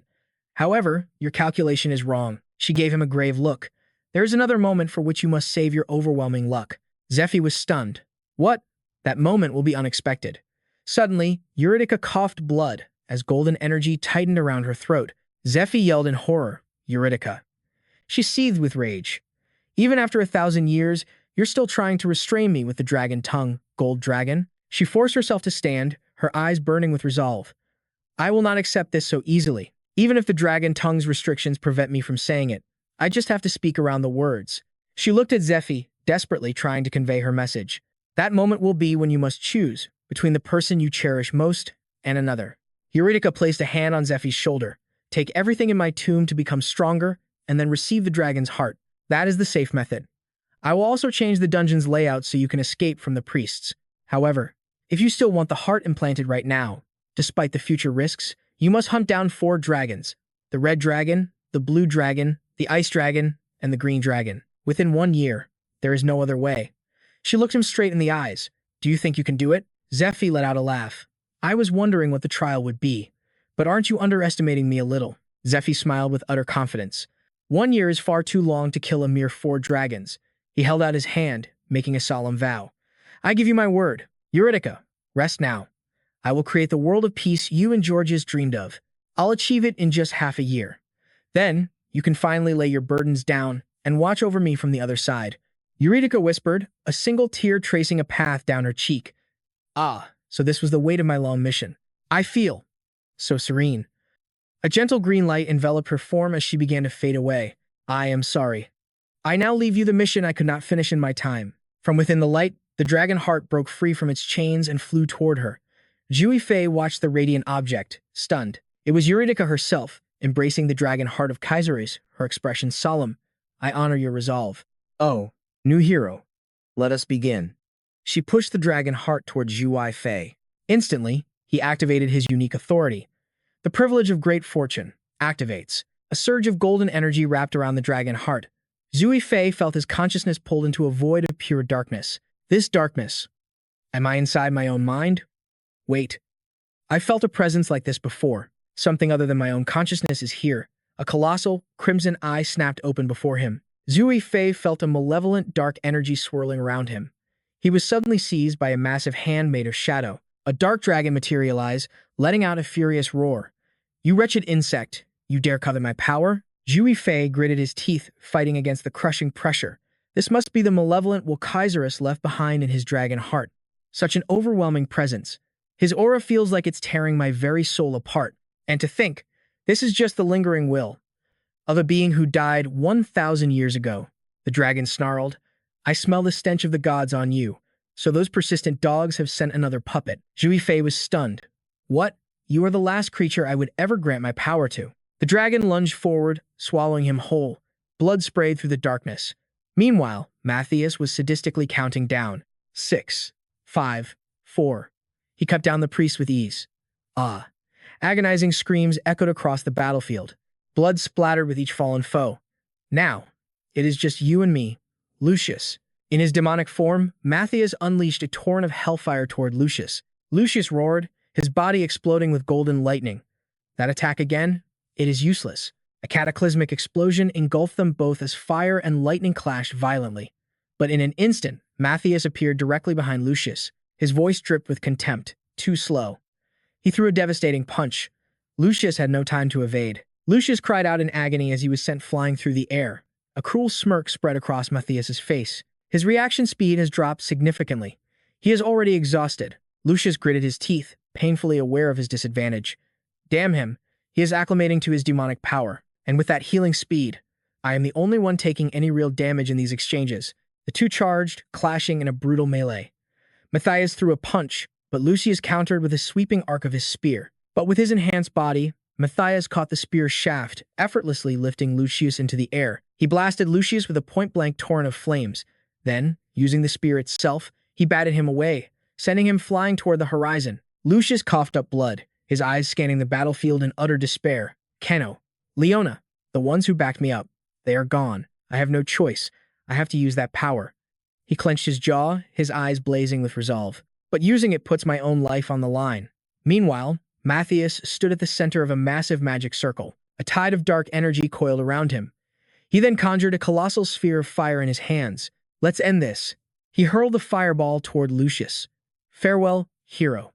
But suddenly, his eyes widened in shock. My attack. Something pierced right through it and dissipated the entire spell. A single feather. There stood Lucius, wrapped in divine light, with brilliant white angelic wings and a radiant halo. A future version of himself. The angel Lucius asked, Oh, my past self, how much of your lifespan will you offer this time? Battered and bloodied, Lucius replied, 1 month.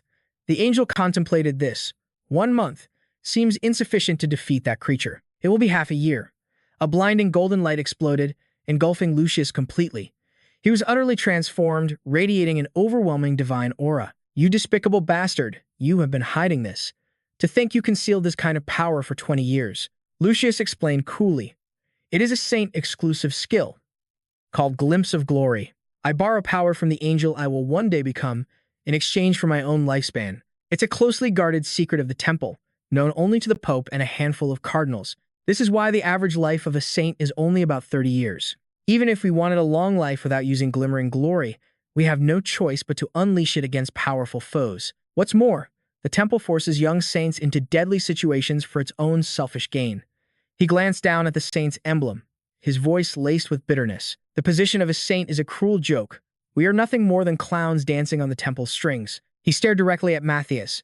Is this pathetic title really what you coveted so much you betrayed your friends and gave up everything, Matthias? Matthias collapsed on the ground, let out a hollow laugh.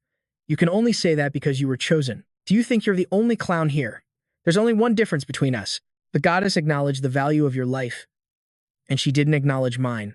That's all. He stared into the void, his voice dripping with venom. What exactly was the difference between you and me? I was the prodigy everyone pinned their hopes on. So why did it all end like this? He screamed in desperation. You still refuse to answer me. Goddess, you are far too cruel. His body began to crumble into ash. From within the fading embers, the dragon heart emerged, pulsing with a brilliant golden light. Net's blood-soaked hand twitched on the cold ground. With a weak groan, he slowly opened his eyes, his mind shrouded in fog. Did I pass out? Everything had become so quiet. The final boss. His eyes shot open in absolute horror. He saw the spirit of the dungeon boss, Eurydica, performing some kind of ritual over Jeffus's body. Is that the dungeon boss? What the hell is happening right now? Back with Lucius, he was tending to his comrades. Almighty Goddess Area. Almighty Goddess Area. Almighty Goddess Area. He struggled to his feet after the battle, coughing up blood, only to see his two closest comrades had fallen. Anno, Leona, are you awake? A faint voice called back in reply. Captain Lucius looked at the few survivors, his face etched with pain. Only 3 of us made it out of the entire party. He turned his back on the ruined battlefield, his voice heavy with grief. This raid is over. Let's go home. Meanwhile, inside Jeffus's consciousness, the evil will of Caesarus roared with fury. Its blazing red eye unleashed an overwhelming wave of dark energy. This power. Suddenly, a gentle pink aura enveloped Jeffus. It dispelled the darkness. Jeffus recognized the light instantly. It was the effect of his powerful luck stat. He could feel the aura shielding him from the dragon's malevolent will. Jeffus regained his composure, his spirit turning to iron. You don't need to interfere just because I was distracted for a second. This is my world of consciousness, not reality. Therefore, my spirit is what matters most here. If I show any fear, even if the transplant succeeds, I'll be devoured by its consciousness and become a puppet. I won't let that happen. Jeffus clenched his fist, focusing his will. Remember, a powerful surge of blue energy erupted from his body. Who I used to be. His entire form was enveloped in blue lightning, his eyes blazing with unshakable power. In a flash, he broke free from Caesarus's grasp. Gathering a thunderous punch, he shot forward and slammed it right into the wretched dragon's eye. Caesarus's will howled in agony. A glowing blue sword materialized in Jeffus' hand. He spoke in an icy tone. Did you really think this was my first time? You're not the first evil dragon's will I've fought inside my own mind. Not even counting the ones from my past life. Now clad in an armor of pure energy, Jeffus pointed his sword forward. That makes you the 5th, I believe. He looked down with a piercing gaze. So, just take your beating quietly and do as you're told. It's time I put you in your place. The remnant will of Caesarus roared in defiance. The only thing impressive about you is your mouth. Come on. The two clashed in a final battle of wills. Back in the real world, Net stared at the scene before him, completely bewildered. Golden and black smoke billowed from both Eurydica's and Jeffus' bodies. What in the world is going on right now? Net saw Jeffus lying motionless on the ground. He wondered with growing concern. Jeffus seems to be unconscious. Did he lose?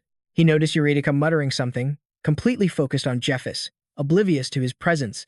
The final boss is too busy doing something, so absorbed she hasn't even noticed me. He crept closer, an idea flashing through his mind. Could this be my chance to strike? He tried to muster his strength, but his body suddenly convulsed. Purple lightning crackled around him. Damn it, my mana is frozen. Nate stared in despair at his trembling hands just as a system window popped up. It explained that mana freeze was a temporary symptom, caused by the shock of complete mana depletion. A bitter realization hit him. That's right. That shadowy hand absorbed every last drop of my mana before I blacked out. No, I can't waste this opportunity. Just then, a gentle, ethereal voice spoke from behind him. You shouldn't be so quick to rise. Please, rest for a moment. Nate spun around, shocked to find Eurydica speaking to him.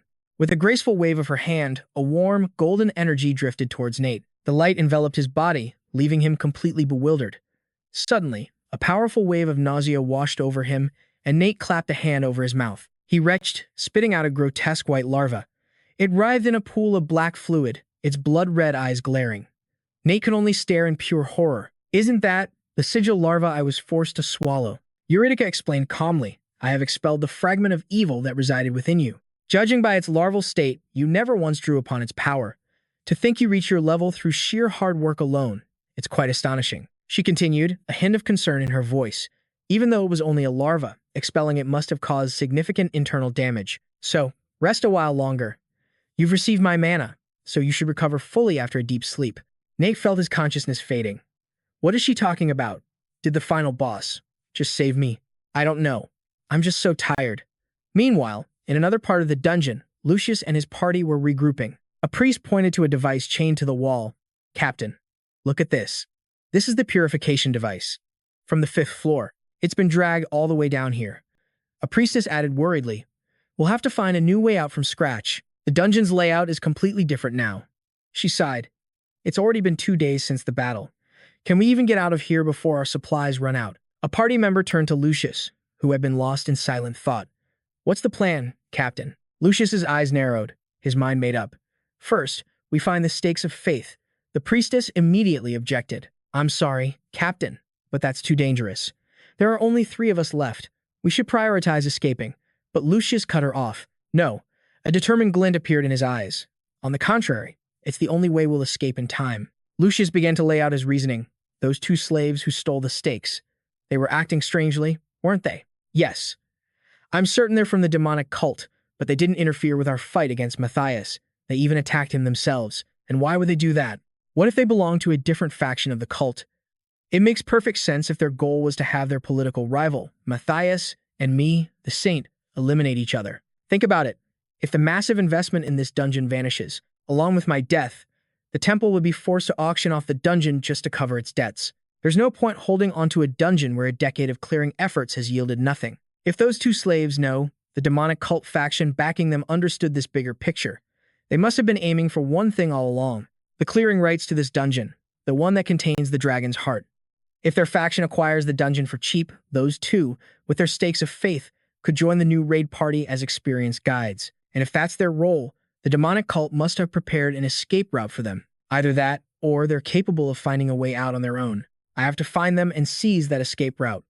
Before they get out of this dungeon, Lucius clenched his fist, his breath heavy. Or at least, that was the plan. Suddenly, a massive slash of violet energy shot out from the side, tearing through his party. The priestess screamed in panic. "The stake of faith. It's inside the boss room. But the gatekeeper is still alive. How? The door is only supposed to open after it's been defeated." The colossal skeletal creature, the gatekeeper, rose once more, unleashing a devastating beam of violet energy. "Captain!" The energy beam engulfed them all. Lucius dropped to one knee, struggling to block the gatekeeper's assault with his spear. He thought desperately, "I can only use Glimpse of Glory once a week, and I already used it against Matthias 3 days ago. 4 more days until I can use it again." Lucius stared at the approaching gatekeeper, despair creeping across his face. Damn it. Is this how it all ends? An image of his wife and newborn child flashed through his mind, and a sharp pain pierced his heart. Will I never see them again? Just as the gatekeeper raised its hand for the final blow, a door suddenly swung open behind it. A lone figure stepped through the portal. Lucius. Model. His eyes flew open in shock, unable to believe what he was seeing. How in the world did he just walk out of the boss room? Jay stood there, his bare, scarred body completely unharmed. He spoke with a smirk playing on his lips. "Well, perfect timing. You actually made it this far? Fine. Since I was asked a favor, I'll give you a hand." The saint? Jay exhaled, then stared down the gatekeeper. "You there, Skullface." His voice now carried an ancient, undeniable authority. He commanded, "Kneel." A system window materialized, explaining the skill he had just unleashed. Dragon Tongue, a unique draconic skill where power is embedded in the words themselves. Limited use is possible thanks to the dragon heart. The gatekeeper roared in defiance, its body enveloped by glowing, ancient runes. Lucius stared, completely dumbfounded. What just happened? He watched in horror as chains of pure language bound the gatekeeper, forcing its head to bow. Is that monster actually obeying a slave's command? Jay watched coldly as the gatekeeper struggled in vain. He began counting slowly. Let's see now. 3, 4, 5. He continued as the chains tightened. 8, 9, 10. The gatekeeper let out a final roar, shattering the dragon tongue's hold. Jay let out a breath, his body trembling slightly. So, dragon tongue only lasts for 10 seconds. Well, you can't wield a dragon's full power the moment it's been transplanted. An image of a blazing dragon heart appeared in his chest. Furthermore, to prevent the dragon heart from going berserk due to the power imbalance, its output is capped at just 1%. Of course, even with these restrictions, he could feel the immense power surging within him. This is still the power of a dragon. The gatekeeper slowly retrieved its greatsword. Its hand tightened as a violet aura enveloped the blade, an energy that was even more powerful when used against dragons. It was a weapon forged to slay the strongest of dragonkind. This is literally the worst possible matchup for me. Jay dodged a devastating swing from the gatekeeper. A golden aura suddenly erupted from him, repelling the gatekeeper's attack. Jay made his decision. Therefore, instead of using the dragon's power, I'll face you with this. A sword of pure light materialized in his hand. A system window appeared, Sword of Light, a divine artifact created from a fragment of primordial light, forged into the shape of a sword. Usage restrictions have been temporarily lifted. The first condition for removal is with the permission of the Goddess of Light. The second condition for removal is when fulfilling a request from the Goddess of Light. Jay recalled the goddess's first request. Save my saint, he whispered to himself. I accept your request. He raised the Sword of Light high, and a colossal pillar of brilliance rained down upon the gatekeeper. Jay smiled at Lucius. You can leave now, Dragon Slayer. Thanks for your hard work. The gatekeeper vaporized in a blinding explosion of light. Lucius stared at the scene, completely shell-shocked. I'm sure of it. That was a legendary divine artifact, something only a few chosen priests were ever said to have wielded. The Sword of Light. He was utterly bewildered. What in the world is going on? Isn't that slave a devil worshipper? Although, if you are an official priest, you can still use the power of light even if you secretly worship a devil. But why do I feel the presence of the Goddess of Light from him? An image of Jay, bathed in holy light, flashed through his mind. And that's not all. Lucius gritted his teeth. He recalled the overwhelming pressure from his youth when he first met the gold dragon in the palace. I feel something similar to when I met the gold dragon. An irresistible pressure. Back in the present, Lucius fell to his knees. Jay turned to see Lucius and the other two priests, all kneeling in absolute awe. Lucius and his comrades bowed their heads. We greet the Supreme One. Jay then recalled what had transpired within his own mind. My battle with Kaiserus inside my consciousness lasted for 3 days. After a fierce struggle, Kaiserus's will finally conceded. Very well, I acknowledge your strength. But that doesn't mean I trust you. I will continue to watch you from within. The dragons will then faded deep into Jay's consciousness. When I opened my eyes, Net was unconscious beside me, and Eurydica. You had turned to ash. Jay looked at the pile of dust, his voice growing heavy. Thank you, Eurydica. I swear I won't let you regret your decision in the afterlife. Jay looked down at his palm. And these are the mementos I found within Eurydica's ashes. 2 items appeared. Magic Crystal, a high-tier grimoire created by crystallizing magical principles, allowing the acquisition of skills through meditation while holding it. The ancient magics of Model. Within it, the lost magics of the Kingdom of Media were recorded. To unlock these skills, a user first had to master its ancient arts up to level 2. The other item was the master key to Eurydica's tomb, a key that granted access to all of its functions, and now it belonged to Zephyr.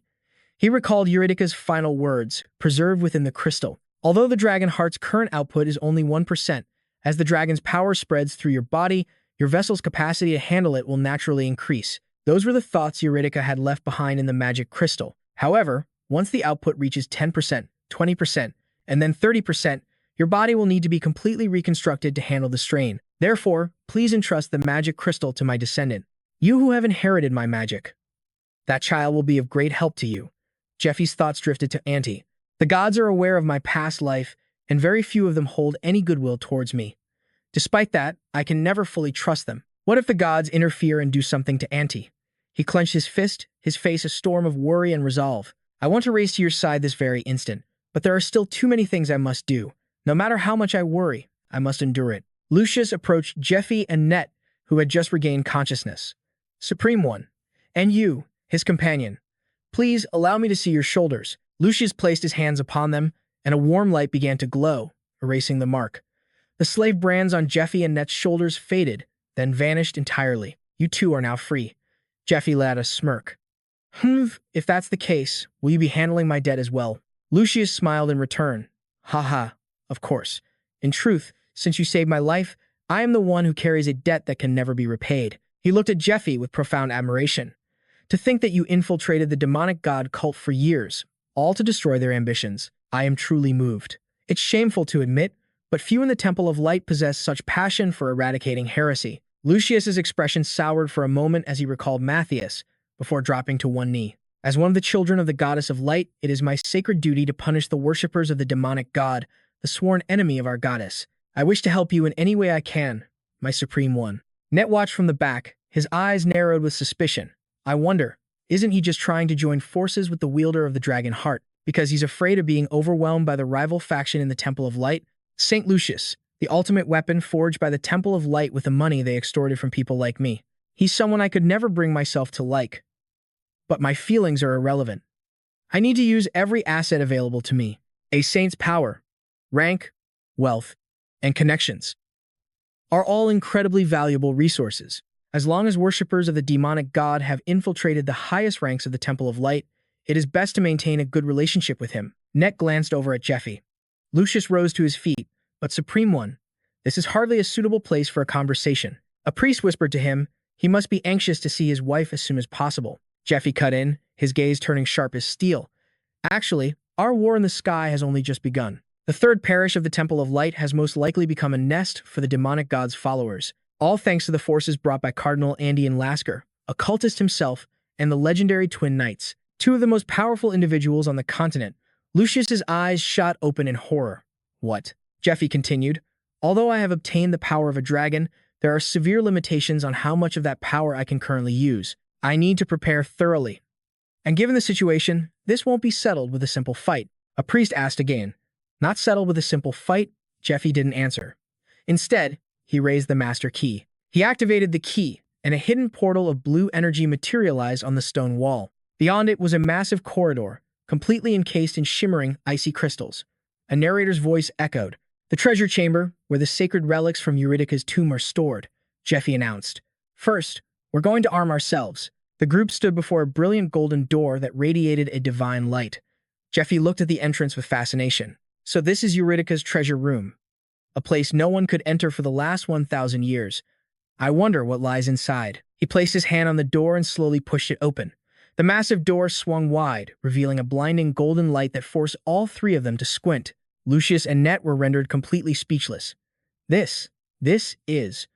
As their eyes adjusted, an unbelievable sight unfolded before them. The entire enormous chamber was filled with towering golden crystals that soared like spires, emitting an overwhelming surge of pure energy. A young priest exclaimed in shock, "What is all this? There are items sealed inside the crystals." Lucius stared, utterly overwhelmed. Just at a single glance, there are dozens of artifacts here. You could say these are some top-tier artifacts. So these are the sacred relics from Princess Eurydice's tomb. Jin held up a glowing ring on his finger. He pointed the ring towards a pile of gold, and a sword instantly levitated out of it. Whoa! The others cried out in astonishment. Jin spoke casually. So, this is how you get them out. Lucius watched Jin, who was effortlessly retrieving the items, with a complicated expression. He thought, we couldn't even figure out how to shatter those crystals to get the items inside. We contributed almost nothing in taking down the final boss. That one man holds the rights to every single item here. A female priest pointed to an item with excitement. Let's get that one next. Lucius bowed his head, a bitter smile on his lips. Haha, who's really supporting who now? How arrogant have I been? Jin turned back and asked, does anyone here have an appraisal skill? Two priests answered in unison, I do. I can do it as well. The appraisal skill allows one to determine an item's stats by deciphering the mana flowing from it, revealing more information as the skill's proficiency increases. The female priest, after appraising an item, explained with a serious face, the ancient Media Kingdom was a nation with incredibly advanced magic. The quality of their magical artifacts far surpasses the items of this era, Net added, although they cost a fortune, since so few of them are ever sold. They have such a high rarity value that they're impossible to buy, even with all the money in the world. Jin suddenly stopped when he spotted a particular item. Ah! Inside a crystal was a small vial containing a glowing purple liquid. I can't believe this thing is actually here. A confident smile spread across Jin's face. Perfect. Things are finally starting to go my way. After equipping their new gear, the party looked like a completely different unit. The female priest received the obsidian bracelets and spirit gems. Lucius obtained the petrification shield and skill stones, along with the mirror armor. Net was equipped with the Raven Cloak, the Twilight Tunic, Mist Bracers, and the Phantom Sword, and Jin, in his full set of gear, now held the legendary greatsword, Graham. He was also wearing the Dragon Slayer's mantle and gauntlets. The party then sat down amidst the mountains of treasure. Lucius started the conversation about what he had said before. Jin asked, "You mean about having to fight Andean, the man who has taken over the temple?" Lucius nodded. "Yes, although it's not that I don't trust you, Your Holiness," he explained helplessly. "We in the temple have no way to identify devil worshippers, except for when a suspect uses a devil worshipper's skill, or we manage to extract a confession after capturing them. If the suspect denies the accusations vehemently, our hands are tied." Net spoke up. "There is one other option. Doesn't the symbol worm crawl out of their corpse after you kill them?" Lucius sighed. "Regardless of the method, the problem is Andean's lineage and status. Andean's family, the Marquis Lasker family, is high nobility with considerable influence. Andean himself succeeded his father as the bishop of the 4th parish, and now he's a cardinal. He holds many responsibilities, even within the central parish. Furthermore, he has a good relationship with our family. No, because he maintains a neutral stance in the temple's faction wars. He has no enemies." Lucius concluded, "To imprison or kill a man like that without any evidence is," Net cut in. "It would be simple enough to fabricate such evidence after killing him." Lucius thought to himself, though he isn't saying it directly, he's basically asking for proof because he doesn't believe us. Jin stood with his arms crossed amidst the treasure, stating decisively, "Proof? Of course, I have proof." Lucius asked in surprise. Jin held up the purple potion he had found earlier. He looked directly at Lucius, a mysterious smile playing on his lips. "What do you think this is?" Elsewhere, a voice commanded, "Look to your right, look to your left.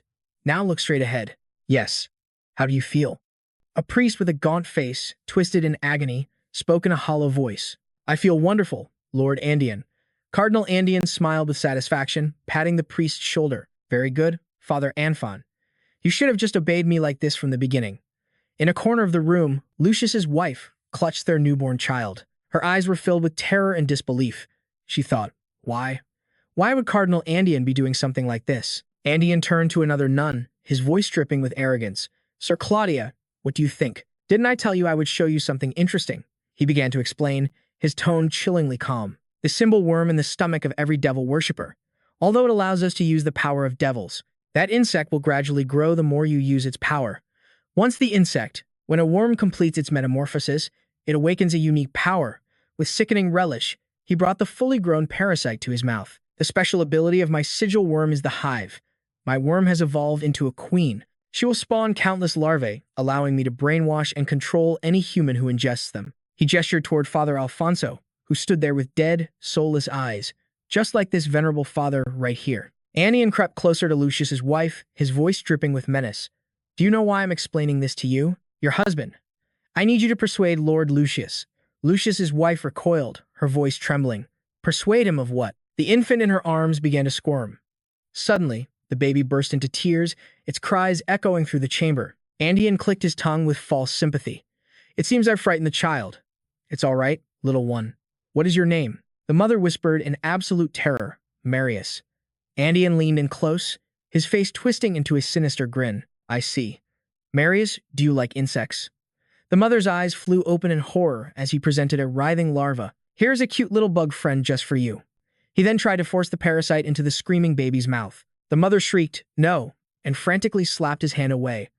But where her hand made contact, Andean's very flesh began to warp grotesquely. His skin turned a deathly gray as black, worm-like veins erupted on its surface. She stared at his mutating hand, in sheer, paralyzing terror.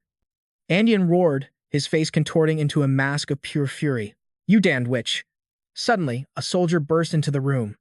"Lord Andean, we have a situation." Andean spun around, his expression hardening with annoyance. The soldier reported, "Lucius is outside." Andean froze. "What?" He rushed to the window, unable to believe what he was hearing. "This soon? That's impossible. How could he be here already, when he should be deep inside that dungeon?" Andean's eyes narrowed with rage and disbelief. Outside, a massacre was underway. Lucius was tearing through Andean's forces.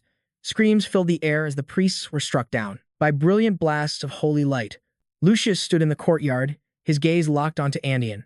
"It's been a while, Cardinal Andean." Andean screamed from the balcony. "Have you lost your mind, Lord Lucius? How can you attack the priests of your own holy order? What in the world are you doing?" Having abandoned the dungeon raid, Lucius silently recalled Jie's words. This is called the Eye of Scrutiny. If you place one drop in your eye, you will be able to see the sigil worms inside the bodies of the demon god's followers. A grotesque new reality unfolded before Lucius's eyes. He saw crimson monsters writhing just beneath their human skin. Lucius let out a bitter laugh. Ha! It seems my judgment of character is truly awful. Cardinal Andean Lasker. He raised his weapon, and it began to glow with a blinding, holy radiance. I, the Saint of Light, Lucius Jonetti, am placing you under arrest for acts of heresy. Righteous fury blazed in his eyes. The sin of deceiving the Temple of Light is a heavy one. And now, you will pay the price. Andean burst into a fit of insane laughter, his eyes glowing with malice. Ha ha ha, you arrogant little brat. Cardinal Andean Lasker. I, Lucius Jonetti, the Saint of Light, arrest you now for heresy. Andean's mind raced, analyzing the situation. The cardinal had expected Lucius to return safely, but this was far too soon. There was no way Lucius and his party could have cleared that dungeon so quickly. Matthias must have failed. Worse, he must have been discovered before even reaching the boss room. He gritted his teeth. I can't believe you revealed everything about me. That useless bastard. Andean regained his composure, his gaze turning ice cold. It cannot be helped. In any case, it doesn't matter. He stepped forward on the balcony. You walked right into my trap the moment you returned to the temple. A loyal priest shouted, What is this blasphemy? How dare you accuse the cardinal himself of heresy? What proof could you possibly have for such a claim? That's when Lucius's priestess cried out, Bishop Alfonso. Lucius's gaze fell upon the man standing behind the loyalist, his voice dropping low. Uncle. With the sight granted by the Eye of Scrutiny, Lucius saw a crimson worm writhing deep within his uncle's body. He thought with horror and bitterness, he's inside my uncle's body. And it doesn't look like a centipede. If that's the case, this must be Andean's special ability the Oracle warned me about. He is being controlled. The controlled Bishop Alfonso screamed, Even as a saint, there are lines you cannot cross. Besides, Lucius cut him off, raising a sealed document. This is the proof you so desperately wanted. Cardinal Andean. Andean was completely floored, his eyes wide with disbelief. He stammered as he recognized the imperial seals on the letters. In a brief flashback, Jai's warning from the tomb echoed in his mind. We must keep the Eye of Scrutiny a secret for now. If word of an item like that gets out, you'll be a target for assassination. Yu-Fi warned as they rode a moving stone platform through the tomb. We need to secure more concrete evidence first. Let's move. Yu-Fi began explaining the dungeon's layout. Eurydica's tomb is a colossal maze covering a vast underground territory. In fact, its reach extends directly beneath the third parish temple. That's why if you get to the right spot and dig your way out, you'll find the very base Matthias was using. This is where the demon worshippers held their secret meetings. This is the proof we found in the abandoned mansion. Back in the present, Lucius confronted Andean, holding up a letter, his voice like steel. These are the letters you exchanged with Matthias, Cardinal Andean. Your plot to seize the dragon's heart, and your acts of demon worship. It's all recorded right here. Andean ground his teeth in pure fury. Despite your instructions to burn them immediately after reading, Lucius added with a smirk. It seems he kept them, just in case you decided to betray him. Your subordinate must have had profound faith in you. Suddenly, Andean burst into a fit of insane laughter. Ha ha, you truly got me good. Sir Lucius, I never expected you to be so meticulous. Or did Matthias feel a flicker of loyalty to you and confess everything? His laughter stopped, and a sinister grin spread across his face as he admitted it. Yes, his entire body erupted in a torrent of green demonic energy. I am an executive of the demonic cult, the 11th ranked of all its worshippers, Andean Lasker. As Lucius stared him down, Andean just sneered. But what good is that information, when you can't even lift a finger against me? In a flash, he seized Lady Claudia, pressing a dagger to her throat. Lucius roared in fury. Claudia. Overwhelmed by tears, Claudia cried out in despair, Lord Lucius. Andean's voice dripped with mockery. Now, stay calm. It would be child's play to put a hole in your woman's neck before your attack could ever reach me. He then held up a grotesque, spiny worm. My sigil worms are quite unique. Anyone who ingests their spawn becomes my loyal dog. I even prepared a special princess worm with powerful brainwashing abilities, just for you.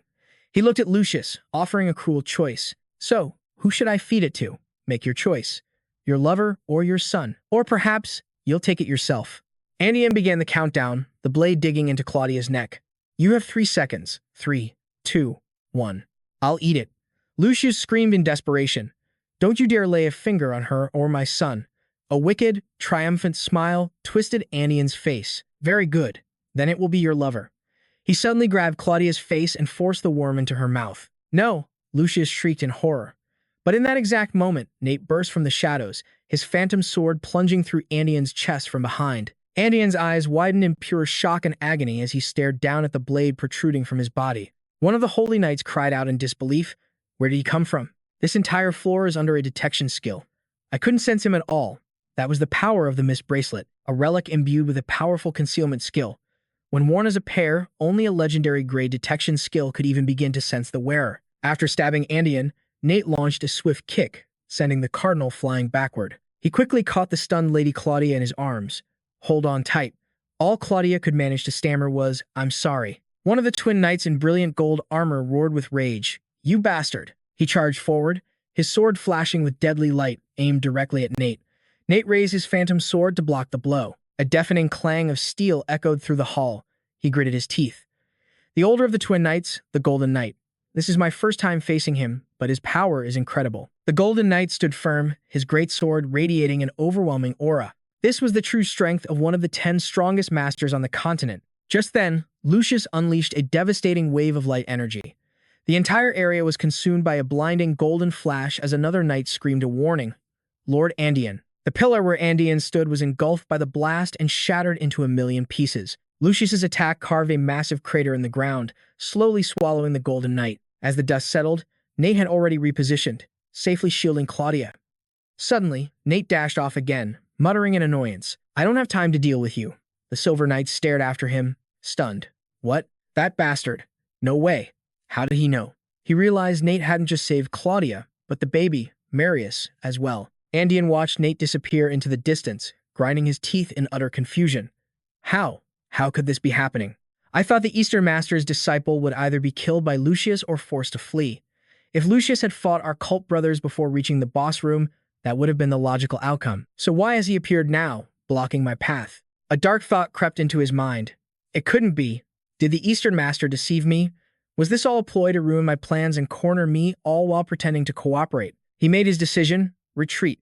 With the hostage gone, the Sanctus's glimpse of glory would put him in mortal danger. For now, it's best to get out of here. I'm leaving this place in your hands. Cho, the Golden Knight simply nodded. Please, leave it to me. Andian and the Silver Knight made their swift exit. Lucius, sensing the shift in the battlefield, turned to face the now solitary Cho. Lucius asked warily, why are you alone? Shouldn't you have come together? I heard the two of you are only whole when united. Cho scoffed, a confident grin forming behind his helm. I am more than enough for the likes of you. He then declared his true identity. The 20th ranked among the demon god's worshippers. Ah, the eldest son of the Viscount Vigo family. The very house that serves the Marquis Lasker. I, Crow Vigo, will teach you a lesson. Lucius was unfazed, his body erupting in a torrent of golden lightning. Member of the 3rd parish of the Temple of Light. I, the firstborn son of the light, Lucius Giannetti, accept your challenge. Bring it on. Meanwhile, in another part of the temple, a crowd of civilians was being held back by knights. The knights were in the middle of a training exercise, and the area was off-limits to regular devotees for safety. An outraged citizen yelled, Are you serious right now? I traveled all this way to be healed. From a distance, a group of miners watched the smoking temple. One spoke with concern, What is that over there? There's smoke rising from the main building. An older miner asked the young man beside him, What in the world is going on? A nun, who had remained in the civilian area, stared at the temple with a grave expression. She thought to herself, There's no way that's a training exercise.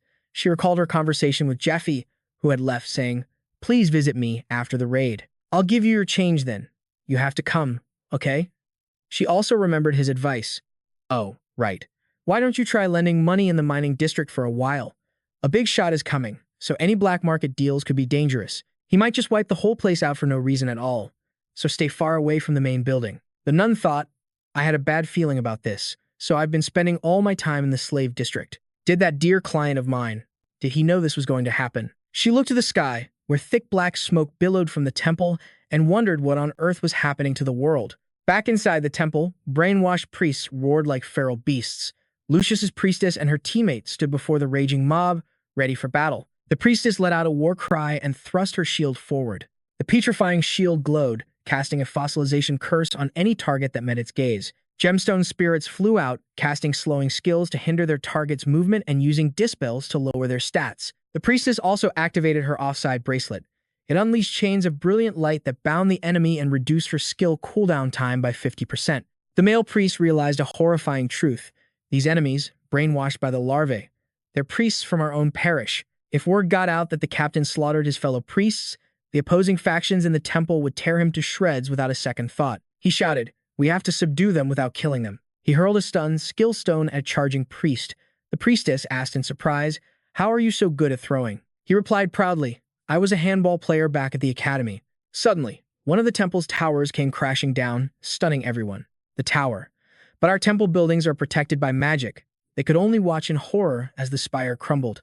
High in the air, Lucius and Cho were locked in a fierce battle. Cho grit his teeth, a trickle of blood escaping the corner of his mouth. "You annoying bastard," he analyzed. In a clash between his sword and his spear, the spear holds the natural advantage, as it can strike an opponent from a greater distance. Of course, a first-class master like myself can easily fire sword aura from afar or dodge the spearhead and cut down an opponent after closing the distance, which is why this is so unexpected. Lucius had managed to evade his attacks and get in close. The two exchanged blows at a dizzying speed. Sparks flew as their weapons collided. A blue magical barrier flared to life over Lucius as he was struck. It's the mirror armor, activated with Media's ancient magic. The black mirror records an attack and reflects 50% of the damage received. Cho smiled bitterly. "To think you baited me into an opening like that. I was completely fooled. You're quite skilled at playing the victim." Lucius stared him down. "Ever wonder how you twin brothers clawed your way into the continent's top 10? With a thunderous stomp, Lucius shot forward. They crashed together once more. Their weapons erupted in a violent shower of sparks.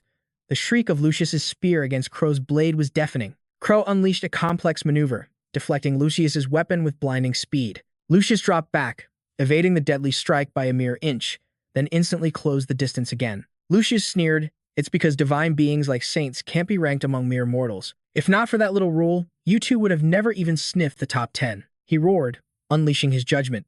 A colossal pillar of light crashed down from the heavens, engulfing Crow.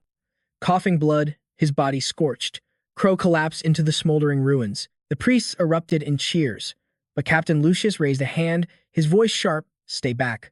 Do not approach." He clutched his bleeding side, gasping for air as he analyzed the fight. "I was hit with a counter the moment I used judgment. My face, legs, arms, and side. A total of 5. No, 7 strikes landed." Crow stared down at the gaping crater in his chest, a horrifying ruin of flesh and obliterated organs. He analyzed. "It seems the damage reflection is only on your torso, so it's an item effect, not a skill. The reflected damage isn't 100% either. I guess 50 to 60%. He coughed up another spray of blood, clenching his trembling fist. "My only job was to stall you until Lord Andean escaped. But I've changed my mind." A wicked, crimson light blazed in his eyes. "You brought this upon yourself, so don't you dare resent me." He exploded with a powerful aura, rocketing straight toward Lucius. His very hands warped into grotesque shapes. He bellowed, "I'll send you to meet your precious goddess right now." Meanwhile, miles away, Andean screamed into the air, "Castor, where are you? Get to me now." Castor heard the voice echo in his mind, "Lord Andean." It's the Queen's message skill. The holder of the Queen larva can project their voice and location to anyone bonded with a princess larva. Seizing the opening, Lucius used his binding chain and paralyzing kick skills to lock Crow in place. Lucius roared, unleashing a massive sphere of holy light. The resulting explosion consumed everything. In another part of the forest, Andean felt a sickening tremor. Crow's last thought was a desperate plea. "Lord Andean, this is my location. Get to me now." "Castor, Castor," he screamed in agony. G-Face stood over Andean's mangled, bloody corpse. His voice was ice. "Get up.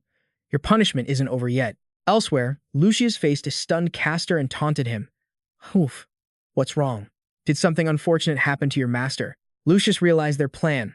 "Our job from the start was to stall you, to separate you and kill you 3, one by one." A triumphant smirk spread across Lucius's wounded face. "You all walked right into our trap. A spectacular failure on your part."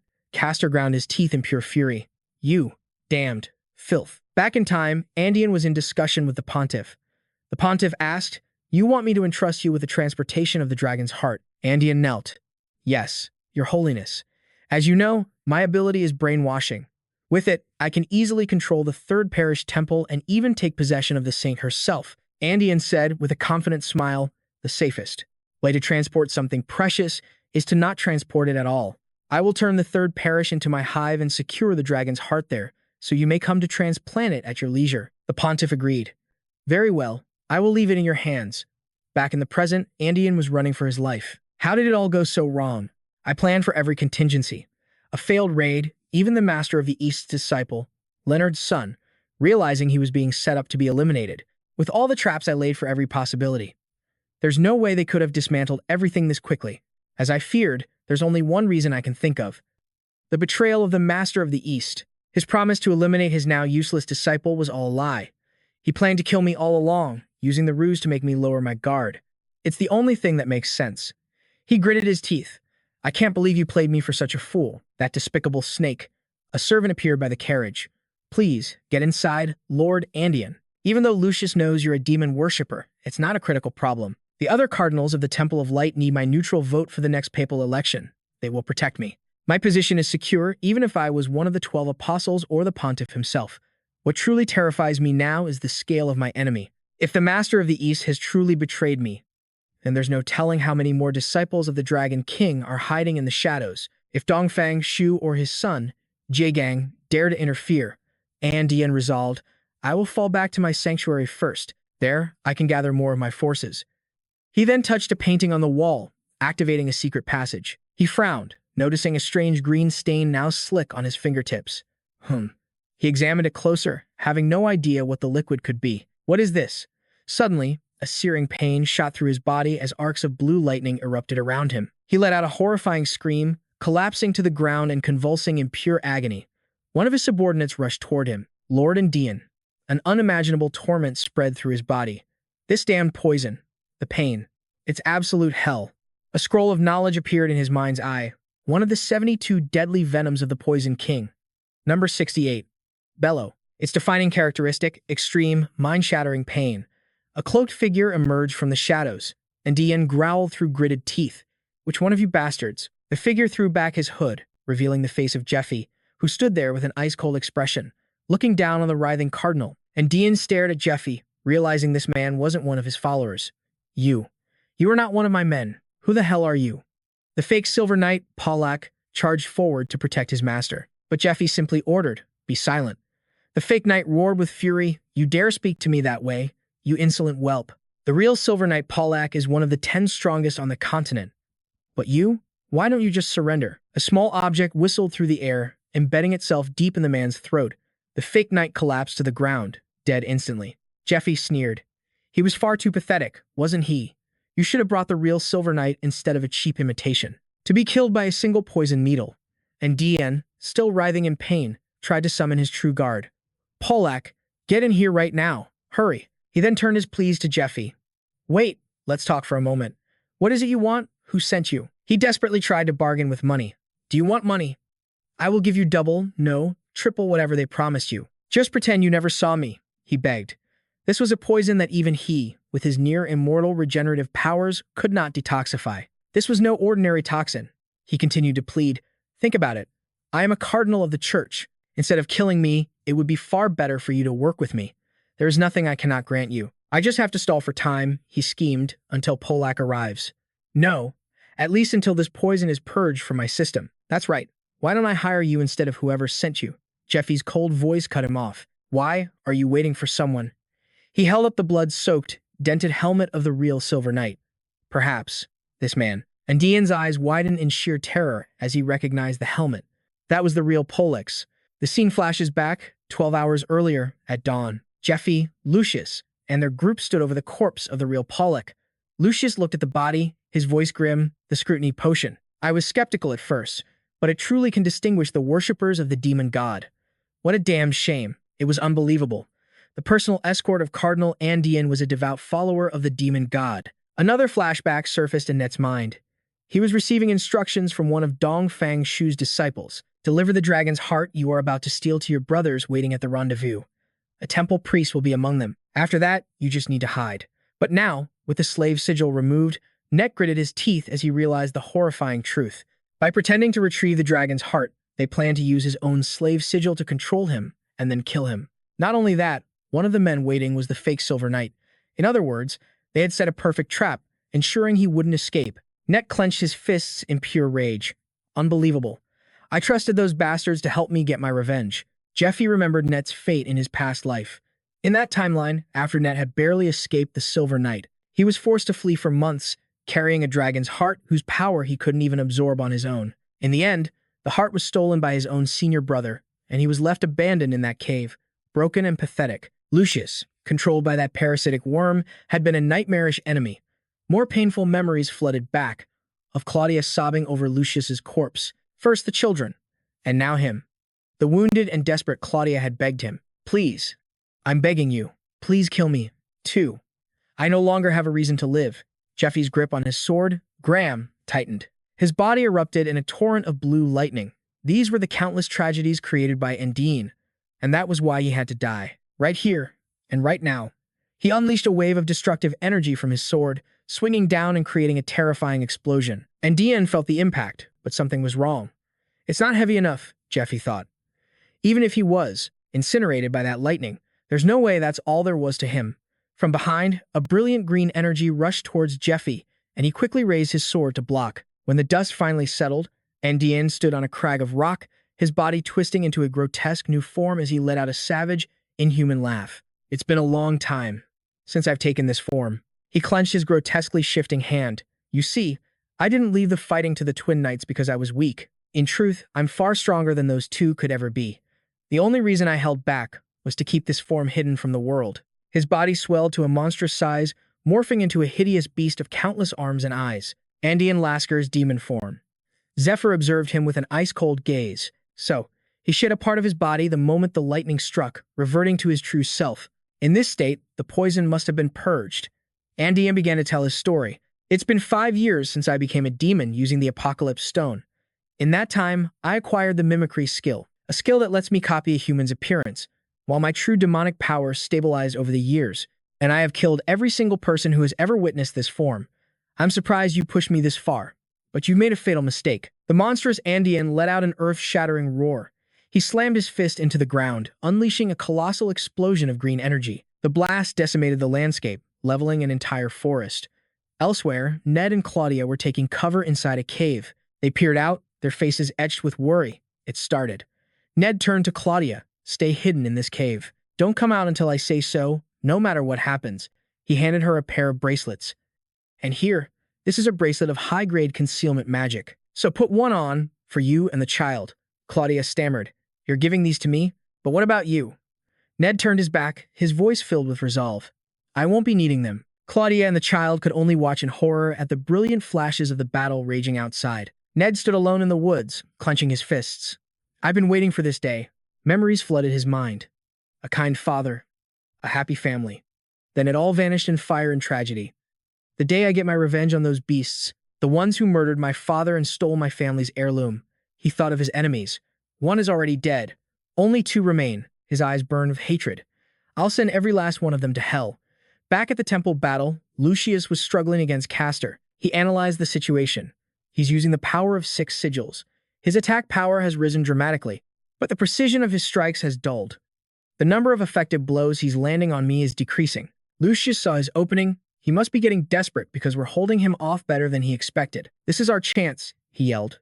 Arno the priest responded instantly. "Yes, Captain." Arno began to pray, "O Arya, grant us strength."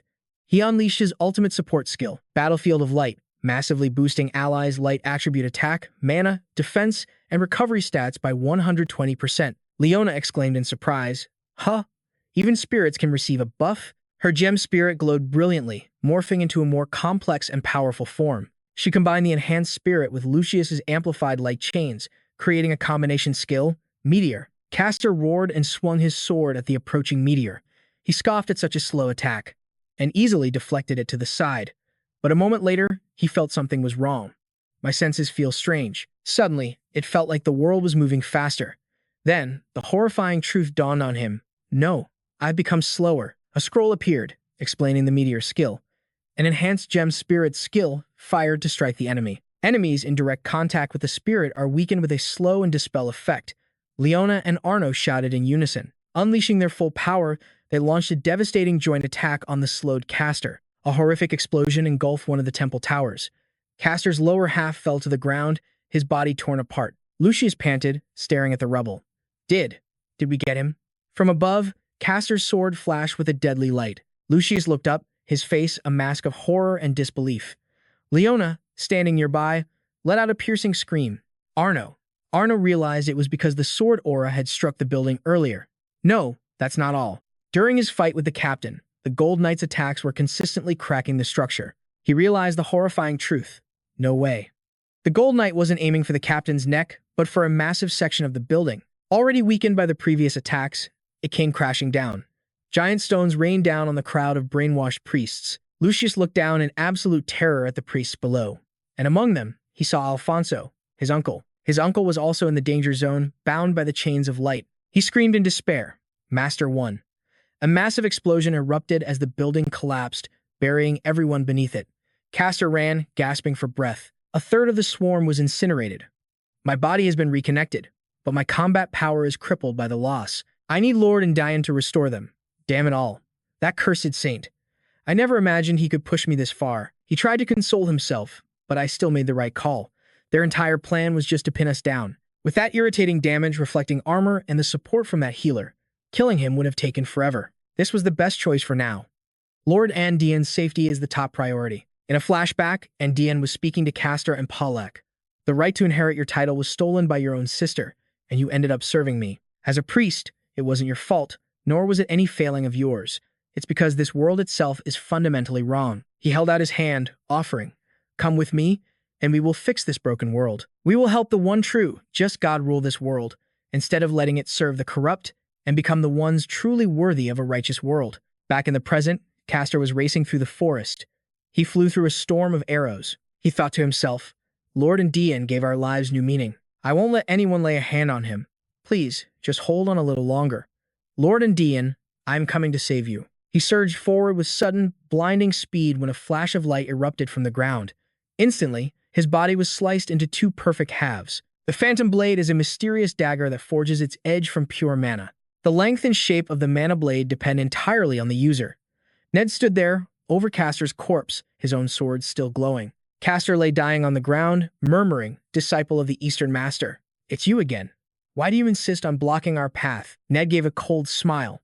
"Even though this is our first meeting since that day 12 years ago, you still recognize my face," he roared, his voice filled with hatred. "Then you can't have forgotten that you murdered my father. Did Leonas ask you that?" Castor sneered contemptuously.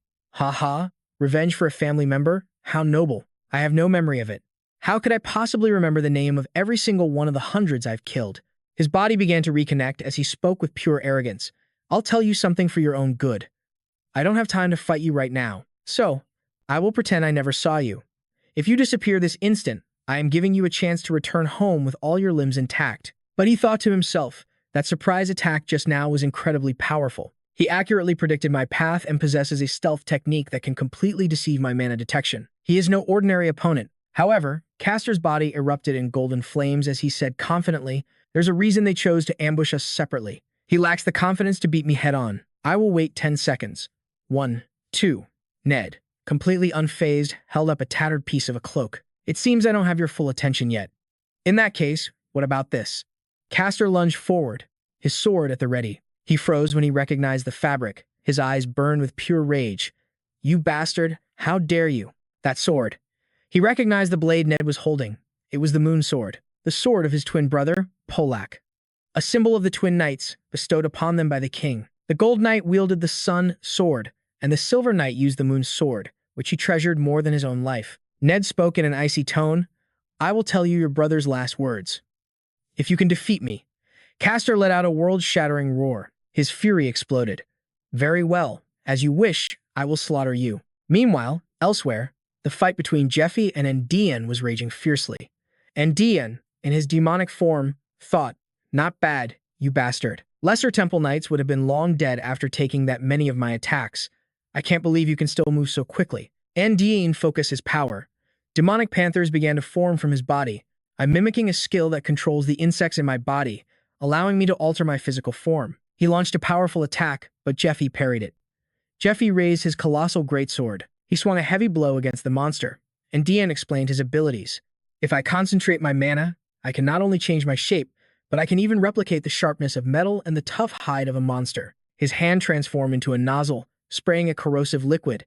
the digestive fluid of insects. Jeffy dodged as his blade sliced through the monster's lower body. Jeffy used a powerful sword technique, Dragon King sword style, Ascending Cloud Dragon. One of Endian's arms was severed.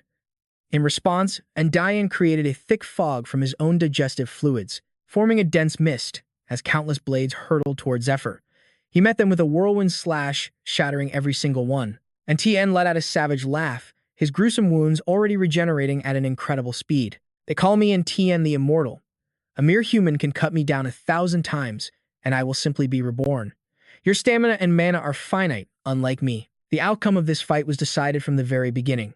He then grabbed Zephyr by the collar. He stared at Zephyr with twisted amusement. To be honest, I've taken a liking to you. Your offense, defense, and combat senses are exceptional in every way. You truly are a magnificent warrior. So, after I beat you within an inch of your life, I'll implant an insect inside you and make you my loyal subordinate, not some so-called saint. And Tien threw a devastating punch that sent Zephyr flying. Wasting no time, he pursued him instantly, landing another blow that triggered a massive explosion, cracking the earth all around them. And Tien then morphed his arm into a monstrous blade. He brought it down with terrifying force, creating a pillar of destructive green energy. And Tien gasped for breath, his monstrous body trembling from exhaustion. In a flashback, the pontiff's voice echoed, wealth, glory, and an unshakable status. Everything you could ever desire as a priest from the noble house of Lasker. Just like it was for your father, everything will be yours if you consume this sigil worm. You desire power more than anyone. How amusing. But how? The pontiff continued, there is no sigil worm that grants omnipotence from the very beginning. Its ultimate power depends entirely on you. Nurture it and let it grow. And Tien's thoughts returned to the present. From that day on, to nurture the sigil worm, I used its power time and time again, slaughtering anyone in my path. At last, I succeeded in completing the process of its metamorphosis, and through the Apocalypse Stone, I became a true demon. But as Tien stared at Zephyr, his confidence shattered. Zephyr was standing there, completely unharmed by that devastating attack. A smirk crept across his face. I see. This 1% of your power isn't bad, but are you really giving it your all? And Tien was utterly stunned. He took a direct hit from that, and he's fine. How is that possible for a mere human? Zephyr explained coolly. You and the Twin Knights. It would have been simple to kill all three of you at once. But do you know why I went through the trouble of splitting you up? First, I had to give Ned his due. His revenge would be meaningless if I just wiped you out with overwhelming force. And second, demons are quite the rarity these days. A brilliant, golden aura erupted from his body. I only recently acquired the Dragon Heart, and I haven't had many chances to test its limits. He activated the skill. Dragonification, a once-a-day temporary boost to the Dragon Heart's output. Duration, 1 minute. Output increase, 9%. The combat data I can gather from a demon is especially valuable. An immortal test subject like you is perfect. And Tien roared, his voice a mix of disbelief and pure rage. The Dragon Heart? Impossible. This bastard. He's a no-name. He's not a saint, nor a disciple of the Master of the East. It's impossible. Unbelievable. Then what is he? Zephyr gave him a chilling smile. I'm going to be trying a few new things, so please, try your best to endure it. An immense pressure exploded from him, forcing Tien to retreat. He turned and fled, flying away as fast as he could. He screamed in desperation, I don't want to die. I don't want to die. I can't die in a place like this. He frantically tried to escape, but with a single gesture from Zephyr, a pillar of light shot down from the heavens, slamming Tien into the ground. Zephyr commanded coldly, get up. His body flared with a black and golden aura. I still have plenty more to test. I have no intention of letting you die that easily. Meanwhile, in another location, Net was struggling in his fight against Castor. Castor plunged his moon blade into the ground, releasing a wave of frosty energy. He sneered, you're causing me far too much trouble. This is your limit. Now, die. He lunged forward to deal the final blow.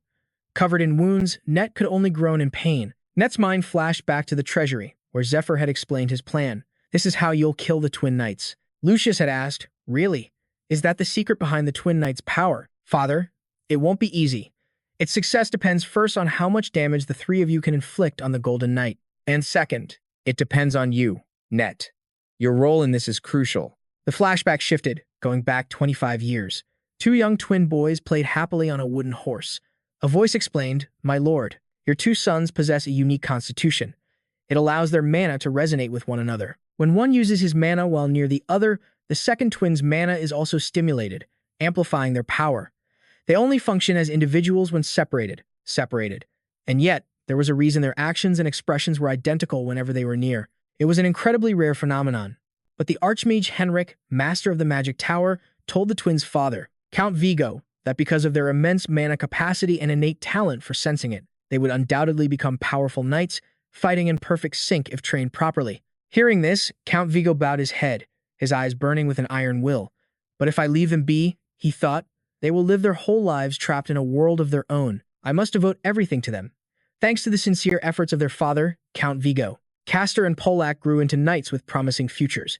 But then Andean, who had his eyes on them, interfered with the Vigo family's succession and turned the twin knights into his own subordinates. Like puppets, he granted them the sun's sword and the moon's sword, blades that resonated with each other to maximize their unique constitution. From that day on, the twin knights' infamous skills were perfected through the resonant power of the sun and moon swords. Liu Yifei's voice echoed, explaining. Once he attacks, he inevitably creates an opening in his movements, right before he transitions to his next stance. It's a weakness that everyone possesses. But, Liu Yifei continued, as if to cover the Gold Knight's opening, the Silver Knight's attack is launched instantly. That technique is known as the Solar Eclipse. By freely pushing and pulling their swords through their connected mana, they transcend their own limits of precision and speed to unleash a devastating storm of blades on their enemies, without a single opening. A true gap simply does not exist within their sword strikes. Nate gripped the moon's sword, his eyes flashing with understanding. I see. This technique, Liu Yifei nodded. That's right.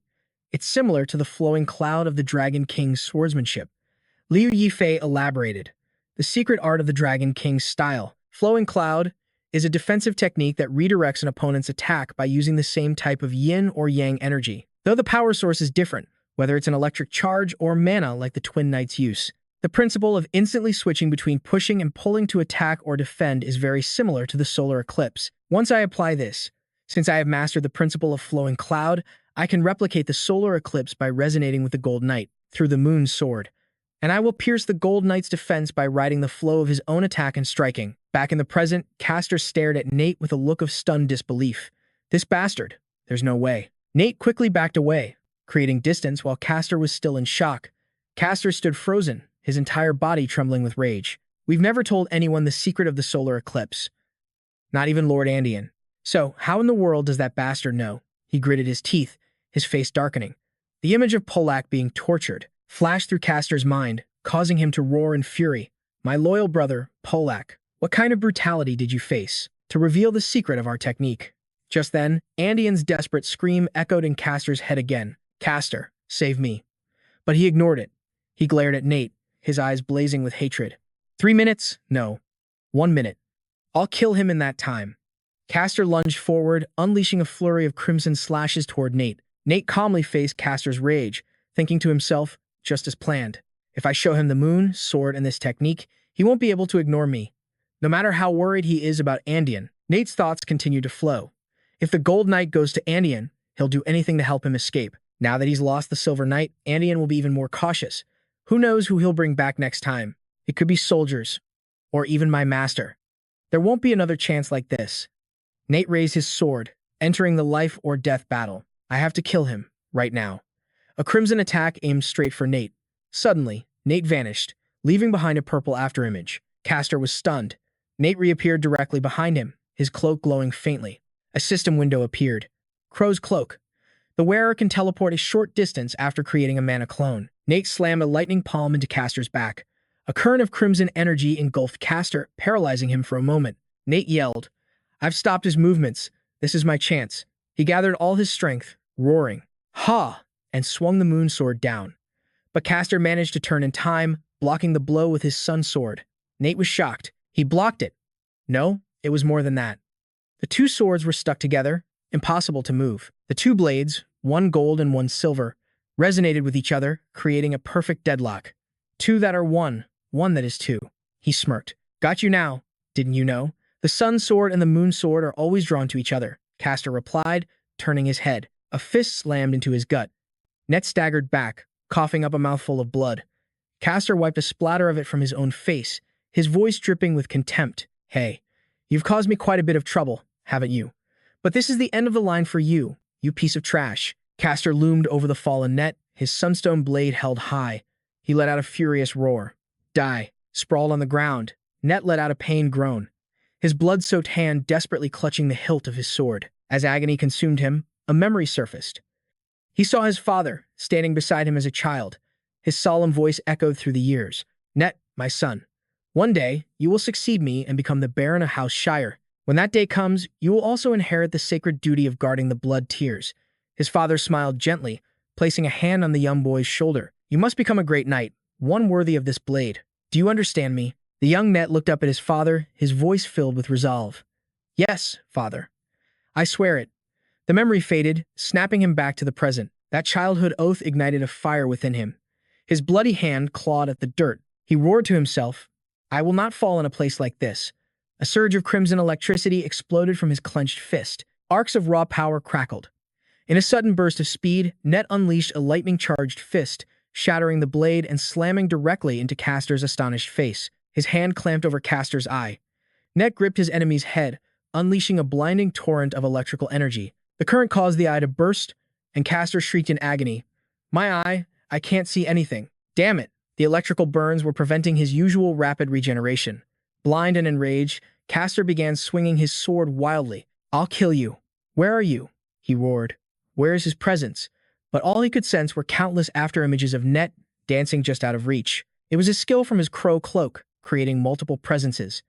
Then, from behind, the real Net appeared, driving his crescent moon blade straight through Castor's chest. This is the end.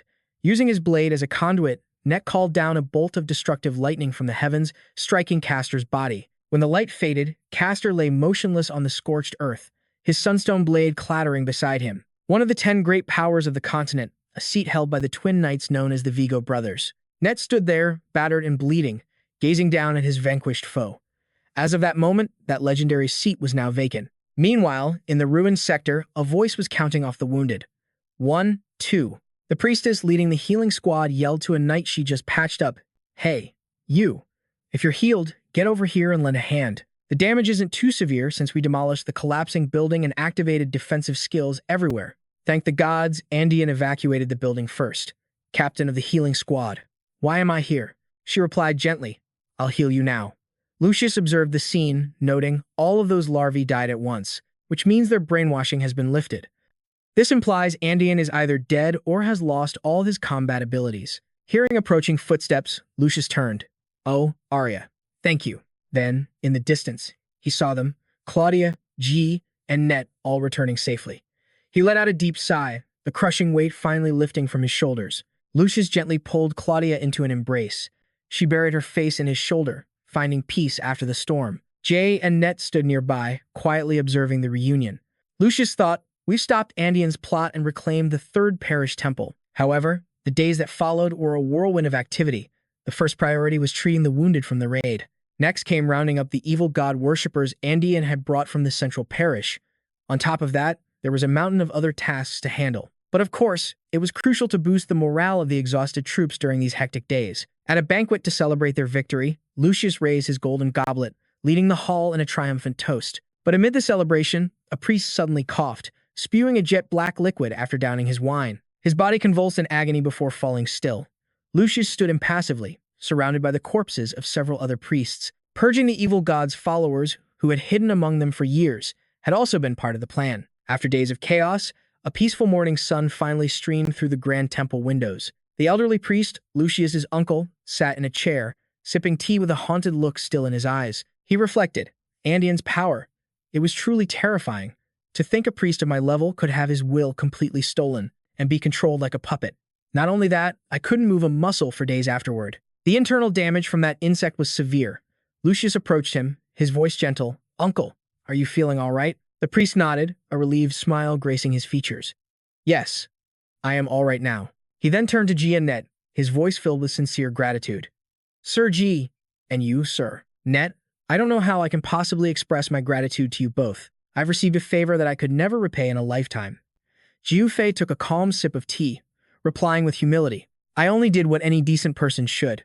The priest said, "Please, accept this gift from us, to celebrate your recovery." He presented a strange birdcage, and inside, Andean's still-living head groaned in agony. It was Mimera's cage, a holy relic from Eurydice's tomb, able to nullify the skills of anyone trapped inside and preserve their current state. Jiu Fei recognized it instantly. That's Andean's head. The priest screamed in terror. It's too dangerous. We must burn it immediately. Jiu Fei calmly reassured him. The Hive Mother is dead, so he can no longer use his powers. He is completely harmless now. After a beating like that, he's become quite obedient. Jiu Fei continued with a serious look. Andian was an executive of the evil god cult. You should be able to extract useful information from him. The priest was stunned by this revelation. After a moment of hesitation, he finally accepted. Well, in that case, I will gratefully accept it. Net turned and asked Jiu Fei quietly, are you really okay with giving him away? Net thought to himself, I couldn't care less. I found out everything I wanted to know, and inflicted all the pain I ever wanted. A satisfied, almost frightening smile spread across Net's face. He mused, right now, I'm feeling incredibly refreshed. However, his expression quickly turned serious again. Besides, now that I've uncovered that information, this problem has become something I can no longer handle on my own. Net placed a handwritten file on the table. First, this is the intel we extracted from him through torture. It includes a list of the evil god cult's members, their other hideouts, and every plan Andian was aware of. The old priest hesitated. Let me see. As he turned each page, the color drained from his face, shifting from shock to pure, unadulterated rage and terror. He asked through gritted teeth, is this real? The pages seemed to fly through his mind, revealing a world-shaking conspiracy. The plan for the evil god's descent, to destroy and remake the world. Those pushing this plan forward, he roared in fury. It's the Eastern Union? The narrator explains, in the Kayan Kingdom, which covers half of the Aslan continent, there are two major powers, the Western Union of Lords and the Eastern Union of Lords. These two forces were once nearly equal in strength, but after the ducal house of Johedi of the Western Union produced both the Queen and the Sanctus of Light, the balance of power completely shattered. The priest continued, explaining the situation. The Eastern Union, after facing several hardships, has been in a steady decline since the dungeon bubble burst. They were even forced to sell some of their territories to the west. Jiu Fei stared into the distance, his expression thoughtful. The power gap between the two sides has become far too great. That is why, a few years ago, among the nobles of the Eastern Union, the evil god cult seeped into their ranks like ink into water. And as a result, Jiu Fei said with an icy tone, two of the world's 8 calamities, the Azure Dragon Attalus and the Frost Dragon Marinia, have begun destroying the western territories. Lucius added, his face grave. Yes, and that is also why we had to rush this raid. The West is running out of time. The Azure Dragon has turned the continent's largest granary into its nest. And the Frost Dragon has seized the West's distribution hub, the Great Port. If those two dragons are left to rampage, the South will soon wither and die. The priest clutched his head, horrified as the entire plot snapped into focus. Even in the West, there is a vicious cycle. Those who lose their homes and nobles with dwindling finances are turning to the evil god cult. I can't believe it. Even that was part of the evil god cult's plan. Jiu Fei clarified. According to Andian, all the cultists did was lure the two dragons to those locations. It doesn't mean the dragons are cooperating with the evil god cult. The priest concluded, in that case, this matter will end once the Azure Dragon and the Frost Dragon are hunted down. Jiu Fei stood up, pointing forward decisively. Net, and I will go and destroy the dragons. The priest yelled in protest, are you out of your mind? Slaying a single dragon is already the stuff of legends, and you plan to do it with just the two of you? Lucius let out a short, scoffing laugh, cutting him off. Ah, so you mean you don't need me? Jiu Fei turned to face Lucius, his gaze firm. You must protect the third parish. It will be the end if the headquarters is attacked. These surprise attacks will not stop here. St. Lucius, if something were to happen to your family, the tide of this war could be completely turned against us. After a moment of thought, Lucius's eyes narrowed with determination. Fine. Standing in the middle of the magnificent library, Lucius made his decision. Lucius Jedi made a solemn declaration in the name of the saint. I hereby appoint Jeffy and Nestor as High Templar Knights. Standing beside them, he continued. As thanks for your service in protecting the parish, we will bestow upon you gold, jewels, and magic stones. High Templar Knights may enter any territory under the influence of the Church of Light. You are free to use any goods within the church under the saint's authority. I will even grant you a certificate to mobilize the army, and the saint and I will pay you the offerings we were meant to give to the church. We will each give you half. The priest's jaw dropped, while Jeffy simply replied, oh. Jeffy flatly refused. Just grant us a high rank on paper. That's all we need. I cannot accept the priest's seal for personal reasons. Net, standing beside him, agreed. I don't need it either. Lucius asked, stunned, I'm sorry, but you won't be able to use the skills of light without it. Net's gaze was unwavering as he replied, I don't care. I have no intention of being bound to any god. Lucius paused for a moment, then extended his hand for a formal handshake. I understand. Should you ever change your minds? Regardless, I will support you fully so you can focus on the dragon raid. The old priest in the back thought to himself with a worried expression. A dragon raid? This is deeply concerning. But I cannot go against this decision, as the saint has sworn by his own name. For now, I'll just have to watch how things unfold. Lucius turned and asked, When will you two depart? We must prepare a farewell feast. Zephyr cut him off. That won't be necessary. There's one more thing. Suddenly, a terrifying, evil energy erupted in the room. The sheer malice of it startled everyone. This dark aura was radiating from the very birdcage holding Andian's head. It began to tremble violently. Andian's head twitched grotesquely, contorting in agony as the energy consumed it. Then, a strange, commanding voice echoed from within it. I thought I should connect, sensing Andian's life force fading. The eyes on the severed head suddenly glowed with an eerie purple light. It asked, Are you the ones who killed Andian? Lucius roared, his hand already on the hilt of his sword. Who are you? A blinding flash of dark energy burst from the cage, engulfing the room and forcing everyone to shield their eyes as a menacing, shadowy figure began to form. Before anyone could react, the entity spoke, its voice booming through the chamber. Before you ask, you will kneel. It revealed its true form, a horrifying mass of writhing tentacles, and declared, I am the leader of the evil god's cult. The entire group was frozen in absolute shock. The cult leader himself has appeared, neck cursed internally. He must have come to finish us himself after finding out Andian failed. Damn it, and of all times, why now when my weapon is out for maintenance? The entity stared intently at Zephyr, its voice laced with a dark curiosity. I see now. This unsettling energy. It pointed one of its tentacles toward Zephyr. You must be the owner of the dragon's heart. Zephyr was stunned, sweat beading on his forehead as he thought, this bastard. Why did he show up so soon? He continued his frantic train of thought. As far as I know, the cult leader shouldn't care this much about losing the dragon's heart right now. It's just one piece of a much larger plan. In fact, he should be busy enjoying his double life. That's exactly why I was able to kill Andian and the twin knights without worrying too much. The plan depended on the cult leader not making a move for another 2 years. I was going to sever his limbs one by killing off his executives, while letting Lucius handle a war of public opinion. But, Zephyr frowned, trying to make sense of it all. Did that apathetic leader actually have some special bond with Andian? If so, there's no way he would have done nothing during the entire torture. Or was this just a random whim? Or perhaps, did the evil god itself intervene? In an instant, Net and Lucius leaped into a defensive stance in front of Zephyr. Net glanced back at Zephyr and said, Get out of here now. We'll try to buy you some time. He noted that it completely ignored the Archmage's cage and its skill restrictions, meaning the cult leader was at least on an Archmage's level. Lucius spoke with grim resolve. This won't be easy. Easy is an understatement, but I have my own ace in the hole, the Ray of Glory. We cannot let him take the dragon's heart. Zephyr looked at their backs and thought, these guys. I'm actually a little touched. Net turned to Lucius, gripping his sword tightly. You know how to use a sword, right? Just make sure you can keep up with me. Suddenly, Zephyr realized the key. The connection magic will be nullified as long as the medium for the connection is destroyed. In other words, we have to destroy Andian's head. Lucius roared, charging toward the entity. I'll end this in a heartbeat. A complex magic circle materialized before the cult leader. A massive wave of dark energy erupted, engulfing everyone. Ned and Lucius were sent flying by the blast. Ned was stunned.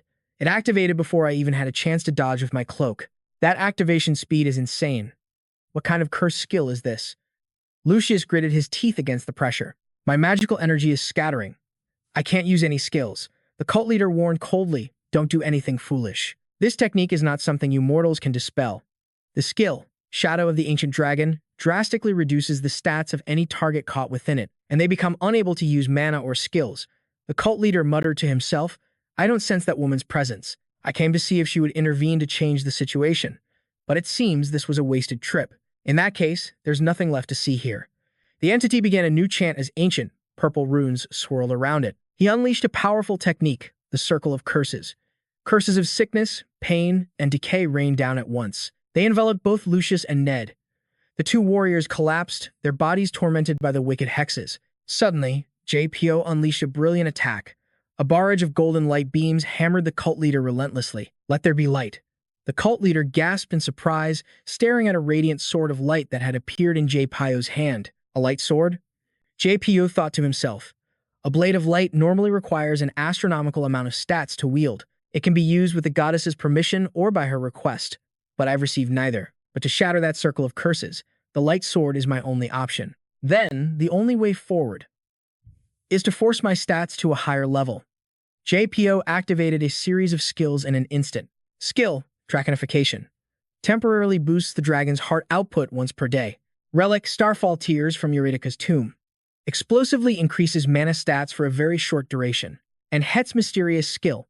It dramatically increases the effectiveness of all elixirs by 500%. With this combination, I can wield the light sword for 10 seconds without the goddess's aid. JPO analyzed the situation rapidly. The worst-case scenario I can imagine is that he's here to eliminate us on the evil god's orders. Right now, if this cult leader came with the intent to kill me, there's nothing I could do. I could destroy Andean's head and drive him away, but the damage would be immense. I have to avoid a head-on battle at all costs. He steadied his nerves. That's right, stay calm. He continued his deduction, a victory he could safely secure. If he wanted a flawless victory, he definitely wouldn't send the cult leader at this moment. But the voice of the evil god Tatarus echoed. Inside JPO's mind, you are the first human to trouble me this much in a very long time. The persistence you possess is truly astounding. I commend it. While many believe it's foolish to fight an unwinnable battle, those who give up after fearing their opponent's power aren't wise. They're just weak. Ha! An evil god who has conquered 10 worlds, taking a hit from a mere human. Don't make me laugh. That's impossible. Quickly make it so that it never happened. An image of the goddess of light appeared. She asked, he wants another battle with you for a complete victory. What do you think, JPO? JPO realized the true intention. Tatarus wants a perfect win. To defeat me when I'm at my absolute best. Crushing me beforehand is not something he would do. The cult leader's presence here was his own decision. The cult leader spoke. I thought coming here was a waste of my time, but it turns out there's someone quite interesting here. He stared intently at JPO. What are you? How can someone who isn't a holy saint be chosen by the goddess of light? JPO smirked with a defiant grin. You want to know? Well, since the leader of the evil god's cult is asking, I suppose I can tell you that much. He pulled out a shimmering coin. But just telling you would be boring. Let's make a wager. The loser tells the winner one thing they want to know. How about it? Oh, and he continued, his eyes sharp. If I win, I'll tell my comrades your true identity. You can also ask whatever you wish if you win. The cult leader was stunned. What? Lucius was just as shocked. The cult leader's identity, Ned, was also dumbfounded. Even Andean didn't know that much. But JPO knows something like that. The cult leader thought to himself, I can tell if someone is lying with my mana detection skill. Does this guy? Does he really know who I am? JPO's voice dripped with confidence. Don't get any foolish ideas. Make a scene, and my allies will surely die. But it would be child's play for me to escape alone and haunt your every step. I want to protect their precious daily lives, too. After a moment of silence, the cult leader finally agreed. Very well. I'm in. JPO smirked. Of course you are. A gold coin flipped into the air, capturing the eyes of everyone in the room. JPO caught the falling coin with his gloved hand. Heads, the cult leader called first. Tails. JPO calmly replied. He opened his hand, the gold coin resting silently in his palm. It was heads. In a flashback, Ned explained nonchalantly, how can you possibly guess right 10 times in a row? I could do it 100 times. If you train your eyes enough. Even a falling coin looks like it's in slow motion. Among the people in that room, besides Father Alfonso, everyone could see it. They knew which side the coin landed on the instant he covered it. Its heads, both Lucius and Net thought with absolute certainty. The cult leader wondered in confusion. I can't tell if he's leaving it to luck or has a trick up his sleeve. Otherwise, why propose a game where the first to call has the advantage? Heads, the cult leader declared. Tails, JPO responded coldly. The reason became clear in the next instant. The moment JPO slammed his hand down, a brilliant golden energy exploded from his palm. That light was the clash between JPO's mana and the cult leaders, Ned explained, compressed to an unbelievable density. That was the real wager. In the end, what decides the coin toss is the moment the hand opens, revealing the coin and cementing the victor. When the hand opens, JPO unleashes an energy attack. The one who crushes their opponent's interference is the winner. It was a contest of pure power with one simple rule. That was the true nature of their game. In a clash with no clear victory condition, it's hard to back down even if you don't intend to see it through. That's why they created this rule. As the two opposing energies collided violently, the outcome was decided in a flash. Their eyes blazed as they focused their entire being on the coin. JPO erupted in an aura of blue lightning, pouring all of his power into his hand. The cult leader gasped in shock. The Easterner's electric acceleration. A massive pillar of light exploded, shattering the ground around them. JPO landed back on the ground, his body still crackling with lightning. His dragonification time was over. He looked at the result and muttered, "What a shame. It's a draw." The gold coin had been split perfectly in two. Back in the living room, Net finished his story. So in the end, only the building was destroyed, and the cult leader was sent back without causing us much harm. The old priest said with admiration, "Sir JPO is truly incredible." Lucius agreed. He is. He perfectly understood the cult leader's psyche. He knew just how to cool him down and make him retreat. Claudia asked curiously, "But what happened with the bet?" The winner was supposed to ask the loser what they wanted to know, and they reveal their identity to the team. If it's a draw, it gets postponed. JPO's voice cut in as he and Lucius entered the room. "We decided to have another match next time." "Sir JPO, Sir Lucius." Ned asked, "Did you find a countermeasure for that skill?" JPO replied, "Not exactly. It seems there's no perfect counter for it in the temple, either." JPO raised his hand, revealing a strangely glowing ring. The Oath Ring skill. A mark of a promise between two people. If one breaks the promise, the other's ring shatters, and a judgment begins for the Oathbreaker. The judgment? One of your 5 senses will disappear for a month. Wow. As a result, until the second round, I can't reveal the cult leader's identity to you. Lucius said, "Considering the circumstances, I suppose it can't be helped." Nat also accepted it. "Well, as long as I follow Sir JPU's orders, nothing changes for me." JPU smirked, not revealed directly, that is. Both Lucius and Net looked confused. "Just as I thought," Lucius exclaimed. JPio sat down, looking mysterious. "It doesn't count if I give you a riddle to solve, or a hint. After all, that's not me telling you directly." JPio's face turned serious. "But this topic is even more dangerous than the Eastern Alliance. I can't tell anyone about this except for those I truly trust." Lucius and Net stared at him, their expressions tense. They understood the gravity of the situation. The leader of the cult, JPO, began to reveal, as an image appeared of a man in luxurious ceremonial robes walking through a magnificent hall. Meanwhile, somewhere else, that same man, the cult leader himself, thought to himself, "Unbelievable. I thought he would have revealed everything about me by now, but the oath ring hasn't disappeared. I remember his little wager, the one who dared to challenge the cult leader himself. I thought he'd be completely unhinged, but his words were just hollow threats, or perhaps that sharp glint in his crimson eyes signifies an ambition greater than I ever imagined." A cryptic smile spread across his face. "I wonder which it will be. I just hope he won't be boring." He stepped into a lavish banquet hall, where a young woman with long, dark hair in a splendid gown turned to face him. The man smiled, offering a bouquet of crimson roses. "Happy 20th birthday, Auntie." She returned his smile warmly. "I almost didn't recognize you out of your formal robes. Thank you for coming." This was the first princess of the Kayan kingdom, Auntie Justina Kayan, and she called him brother. He was none other than the first prince, Ambi Kayan, the youngest cardinal of the Polaris Temple of Light. Back in the bedchamber, Lucius lay beside Arya, his mind racing, replaying the words of Zephyr, the leader of the evil god cult. If I connect all the pieces Zephyr gave us, his true identity points to a power far beyond what we can handle. He gazed at the woman beside him, his resolve hardening. "But my family and I, we can't back down from this fight anymore." His fists tightened. "There's no other choice but to fight and win." Elsewhere, Nate polished his sword, his mind consumed by a single thought. His vengeance was far from over. My master, my brother, and the traitors Andean spoke of. "I won't stop until I've torn them all out, root and stem," he thought of Zephyr. Without him, revenge would be nothing but a dream. Right now, I'd probably be rotting somewhere, regretting my own foolishness after being cast aside by those cultists. A sharp glint appeared in his eyes. "I owe him a debt greater than life itself, and I will repay it, no matter what kind of monster I have to face." Meanwhile, Zephyr sat in meditation, his mind a whirlwind of thoughts. "There's just one thing, one piece of the puzzle I can't place. Why did the cult leader show himself?" The gears in his mind turned, searching for an answer. No one changes their nature so easily, human, demon, or even a god. There is always a reason behind their actions. If someone suddenly deviates from their path, it means history itself has been altered by someone with knowledge of the future. But even so, this doesn't fit. The cult leader's standard policy is to simply observe from the sidelines. He changed after entrusting his doomsday plan to the 12 apostles, because when he attacked Nate and Lucius, I felt no killing intent. It was mere annoyance, like swatting away a fly. Is he simply curious about who took the dragon's heart? Or is there something more? Something I don't know? Something I've forgotten? Suddenly, a glint of light in his palm sparked a thought. That's it. The answer will reveal itself, as long as I keep moving forward. Besides, there's one more thing I must handle before I depart. A glowing silver key materialized in his hand. He recalled the words of the goddess of light. I will empower the silver key for you. I have a message, so come to me once your affairs are in order. Zephyr remembered. The angel told him that right before she vanished, back when he threatened the gods in Eurydice's throne room. She's being quite persistent. The silver key glowed with intense light.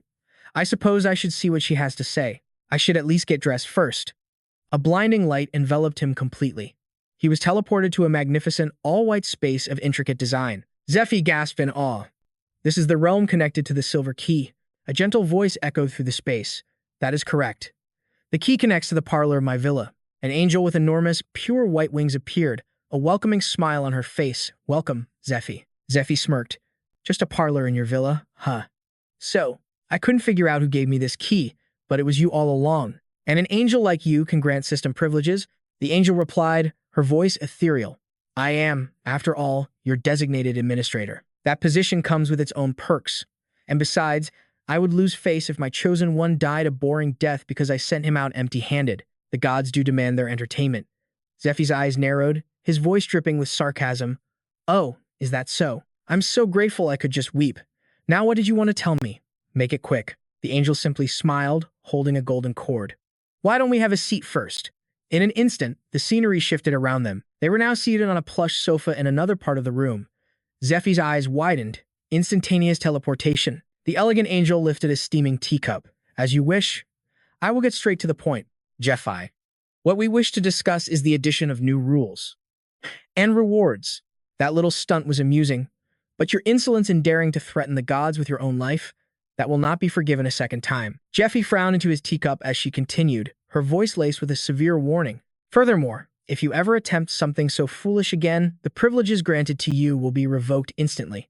A menacing vision flashed in his mind. Zephyr found himself shrouded in tendrils of dark energy.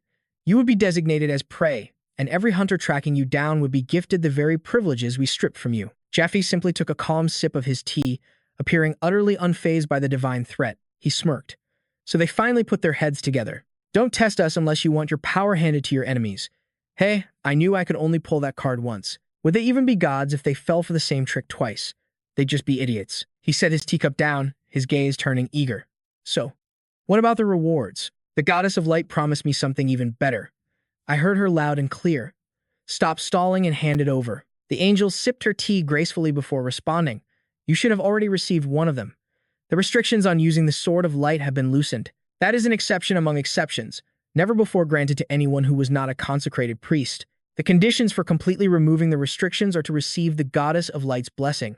She glanced at him with a knowing smile, or to fulfill the Goddess of Light's request. A majestic cityscape materialized before him. This is a new rule. Fulfill the requests of the gods. Additional privileges, prepared not just by the Goddess of Light, but by all the gods, will be granted as rewards for completing their requests. I assure you, only the best of the best have been prepared, selected through the most stringent of standards. The angel looked Zephyr straight in the eye, her tone becoming deadly serious. I told you from the very beginning, nothing in this world is free. Show us you are worthy by serving the gods and overcoming their trials. G, clad in full plate armor, sat majestically atop a warhorse, ready to prove he was worthy of everything he'd been given. The scene shifts back to the temple, where the bishop is addressing G's party as they prepare to depart. Even if it's part of the plan, it feels wrong to send our heroes out through a back gate. We will give you a grand welcome upon your triumphant return. I swear this on my honor as a bishop. But you said we didn't have to do that. Zephyr glanced down at the mist bracelet secured on his wrist. Now that the raid's final day is approaching, informants from every faction imaginable are watching this temple. With this bracelet, we don't need the cover of night, but we still shouldn't leave through the main gate, just in case. Claudia shyly handed Nate a basket of food. I packed you a lunch. You all have a long journey ahead of you. Nate accepted the basket, his mind flashing back to her incredible healing magic. She healed me with this same power when the Golden Knight ran me through. Thank you, my lady. Zephyr turned back to face the bishop and the others. I'm leaving the rest to you. Continue to do your great work. Lucius watched their departing figures, his gaze resolute. I wish you the best of luck. With a final farewell from the priests, Zephy's party spurred their horses and rode out from the temple as Lucius's mind raced. It's not just the cult, the evil god, the nobles, the wealthy, and the adventurers. Countless eyes are fixed on the dragon's heart. My job is to draw all their attention here, to make them believe I have it, which will allow Sir Zephyr to move freely. Jai's presence is growing more distant. A woman looked up at the sky, a hint of sorrow in her voice. So, you're finally leaving this place. It is time for us to go as well, to the place where we belong. Her companion agreed. Yes. With this, my role is finally over, along with my 1,000 years of solitude. The woman's spirit vanished in a brilliant flash of light, her voice echoing one last time. I leave everything to the one who has inherited our sacred mission. The camera focuses on Jeffy, riding resolutely forward, the weight of destiny heavy on his shoulders. A single white dove soars into the city sky, its feathers drifting gently to the earth below. To my descendant, you will stand by his side. The dove landed softly on the hand of Princess Anthea as she stood by her window. Anthea stared in surprise at the letter it carried, recognizing the familiar seal. Cousin Lucius, she unrolled the scroll and began to read. Happy birthday, my dearest cousin Anthea. I apologize for being unable to attend your party because of the raid. It seems circumstances will make it difficult for us to meet for a while. So, I am sending you a birthday gift instead. I'm sure you will love it. Anthea pouted. Humph, he always says things like that, and then sends me something utterly bizarre. Suddenly, chaotic screams erupted from outside the window. Who do you think you're dealing with? Ah, watch out. This monster is ridiculously strong. Down below, Defy stood coldly amidst the fallen guards, his boot planted firmly on one of them. Auntie was stunned as she read the next line in the letter. My gift to you is the one thing you have always desired, someone who will become your strength. The letter ended with an image of Defy's resolute face. The scene shifts to a magnificent, grand fortress, Castle Lindello. This is the domain granted to Auntie, along with the title of Grand Duchess of Lindello. When she was just 16, Defy and Net rode on horseback across the bridge leading to the castle. Defy held up a letter with a red wax seal before the gatekeeper. I am an envoy of Lucius Jonetti, the Saint of Light. An old butler rushed out to greet them. An envoy from the saint? I will escort you, please, this way. Net gasped in awe at the sheer grandeur of the castle. This place is breathtaking. The scene flashes back to Lucius, handing Net the letter. This is a letter bearing my seal. Deliver it to the master of Castle Lindello. I am certain she will be able to help you both. Net stared at the letter with a doubtful expression. We came here just as he said, but can a princess really help us with a dragon raid? Defy asked as they followed the butler. Come to think of it, you're from a noble family yourself. Do you happen to know the princess? Net replied, not a chance. I've only ever seen her from a distance during royal events. Net didn't seem very convinced. From the rumors I've heard, she's a woman who is wasting her immense talents. I highly doubt she'll be of any help to us. Suddenly, a soldier crashed down from the sky with a loud thud, startling Net. What in the world was that? The butler spoke calmly. Oh, that must have surprised you. You see, he pointed toward the courtyard where countless aggressively dressed warriors were gathered. They are the suitors who have come to see the princess. Net cried out in disbelief, his eyes wide as he stared at the violent crowd. Those are her suitors? They look more like a pack of thugs. The butler began to explain about Princess Auntie Justina Cain as her image appeared, radiant among a cloud of blue butterflies. Beauty, talent, noble blood. A woman born with everything. She is the shining star of Aslan. Even fortune itself seems to be on her side, he continued. Her older brother, Polaris Ambikayan, made a declaration. I, Polaris Ambikayan, will renounce my right of succession and become a priest of the light. I will also return the title of Grand Duke of Lindello that was bestowed upon the crown prince. And so, the king also announced, since my second son suffers from an illness, it seems I have no choice but to grant the right to the throne to Auntie and her future husband. She truly is a fortunate child, promised the throne without having to push aside her own brothers. This ignited ambition in the hearts of countless nobles. They whispered amongst themselves, if I marry the princess, my son will become the next king. Auntie spoke softly, her voice cold yet full of authority. Humph, you see. Before even considering marriage, she sat there, radiating an aura of pride and detachment. I don't even wish to waste a single word on the weak. From those words alone, the butler recounted. Countless noblemen, in order to earn the right to even speak with her, continued to take on the challenge. But after being brutally beaten time and time again, they could only crawl their way back home. The image of a knight being sent flying without mercy appeared. That knight was none other than Auntie's first knight, Ophelia Amlet. She coldly swung her blood-stained sword and yelled, next. Another challenger rushed forward. I'll take the challenge. Ag. He was instantly struck down. Ophelia shouted again, next. Net was speechless at the sight. I'm at a loss for words. No, perhaps I should say, I'm surprised. Defy remarked calmly, his sharp eyes analyzing the fight. I figured they'd be terrible, but I didn't expect them to be this decent. The butler explained. Well, most of them are mercenaries hired by the suitors as proxies. The princess has acknowledged that. If they can bring someone who can land an effective blow on Lady Ophelia, that too is a strength in its own right. So that's why there are priests among them as well, DeFay thought to himself, observing them. They're no match for me or Net, but they're still skilled enough to command respect anywhere they go. It's just that their opponent is one of the 10 strongest people on the entire continent. Ophelia stood there, her sword emanating a powerful aura. DeFay stepped forward, greeting her with a familiar and slightly teasing tone. It's been a while, hasn't it, Ophelia? I wonder if it's because we're meeting sooner than before. You look a little younger. Hey. A large man in a priest's robes blocked their path and growled, Who are you two? What? He snarled, veins popping on his furious face. The end of the line is over there. We've been standing here for 3 whole days, so get lost. Jeffy's eyes scanned the man's uniform, noting the blue robes and golden bird pattern. He had to be a priest from the Sky Temple, the second most powerful religion on the continent, one that could rival the Temple of Light. Jeffy guessed he was here to fight on behalf of some noble who had made a sizable donation. He then spoke to the man with chilling calm. We are not suitors. Pay us no mind, and continue with your business. The priest roared, his face flushing crimson with pure rage. What in the hell did you just say? Jeffy coldly raised a sealed letter before him, his voice unwavering. I am an envoy of St. Lucius Jonetti, the first son of light. Now, move aside. He narrowed his eyes, his tone dripping with menace. His Holiness stated this is an extremely urgent matter. Are you prepared to take responsibility if this letter is delivered late because of you? The priest was speechless, grinding his teeth in a fit of helpless rage, but he could do nothing. He grudgingly stepped aside, forcing a sickly sweet smile. I see, so that's how it is. If you say so, then I should probably step aside. What a nuisance, Jeffy thought as he passed.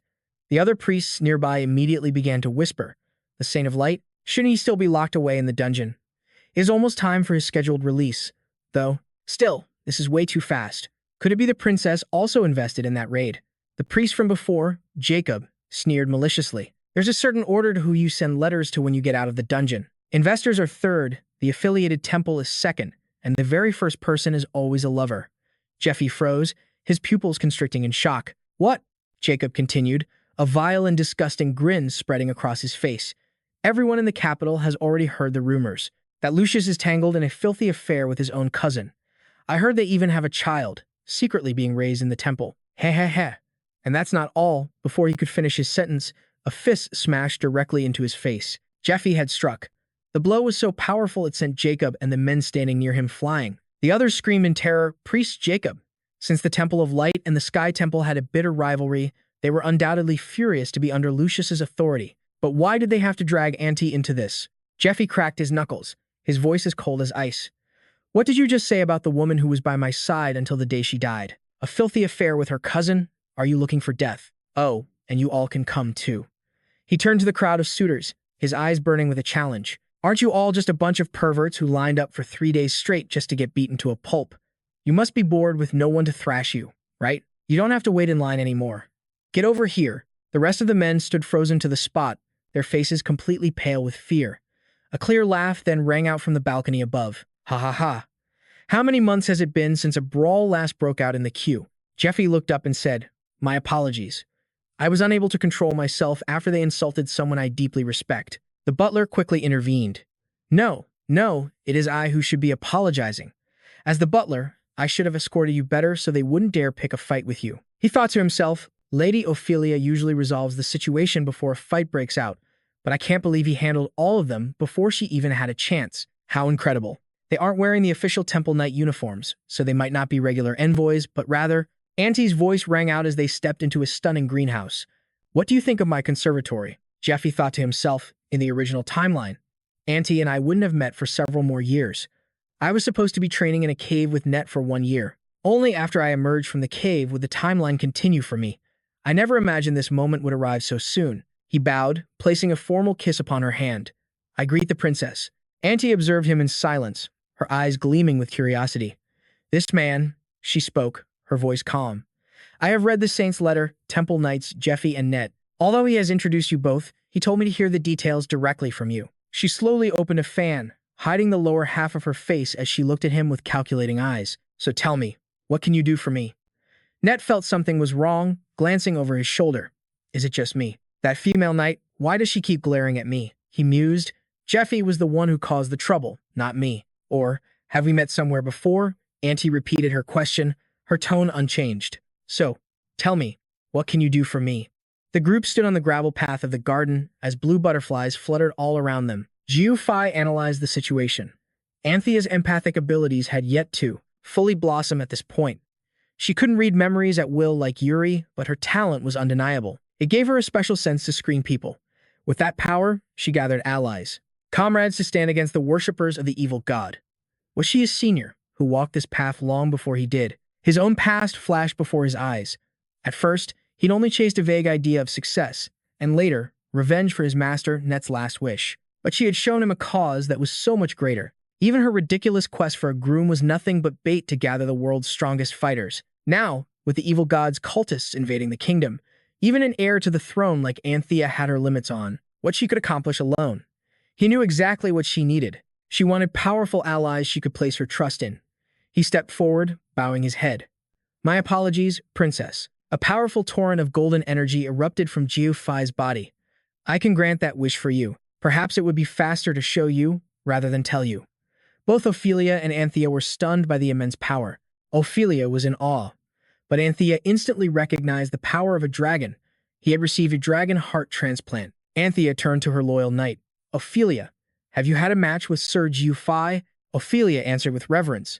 "Not yet, your highness." She drew her sword, her eyes filled with grim determination. "I will test my blade against him for 3 rounds. The two faced off, their auras clashing, creating a scene both tense and beautiful as blue butterflies fluttered around them. Ophelia observed her opponent cautiously.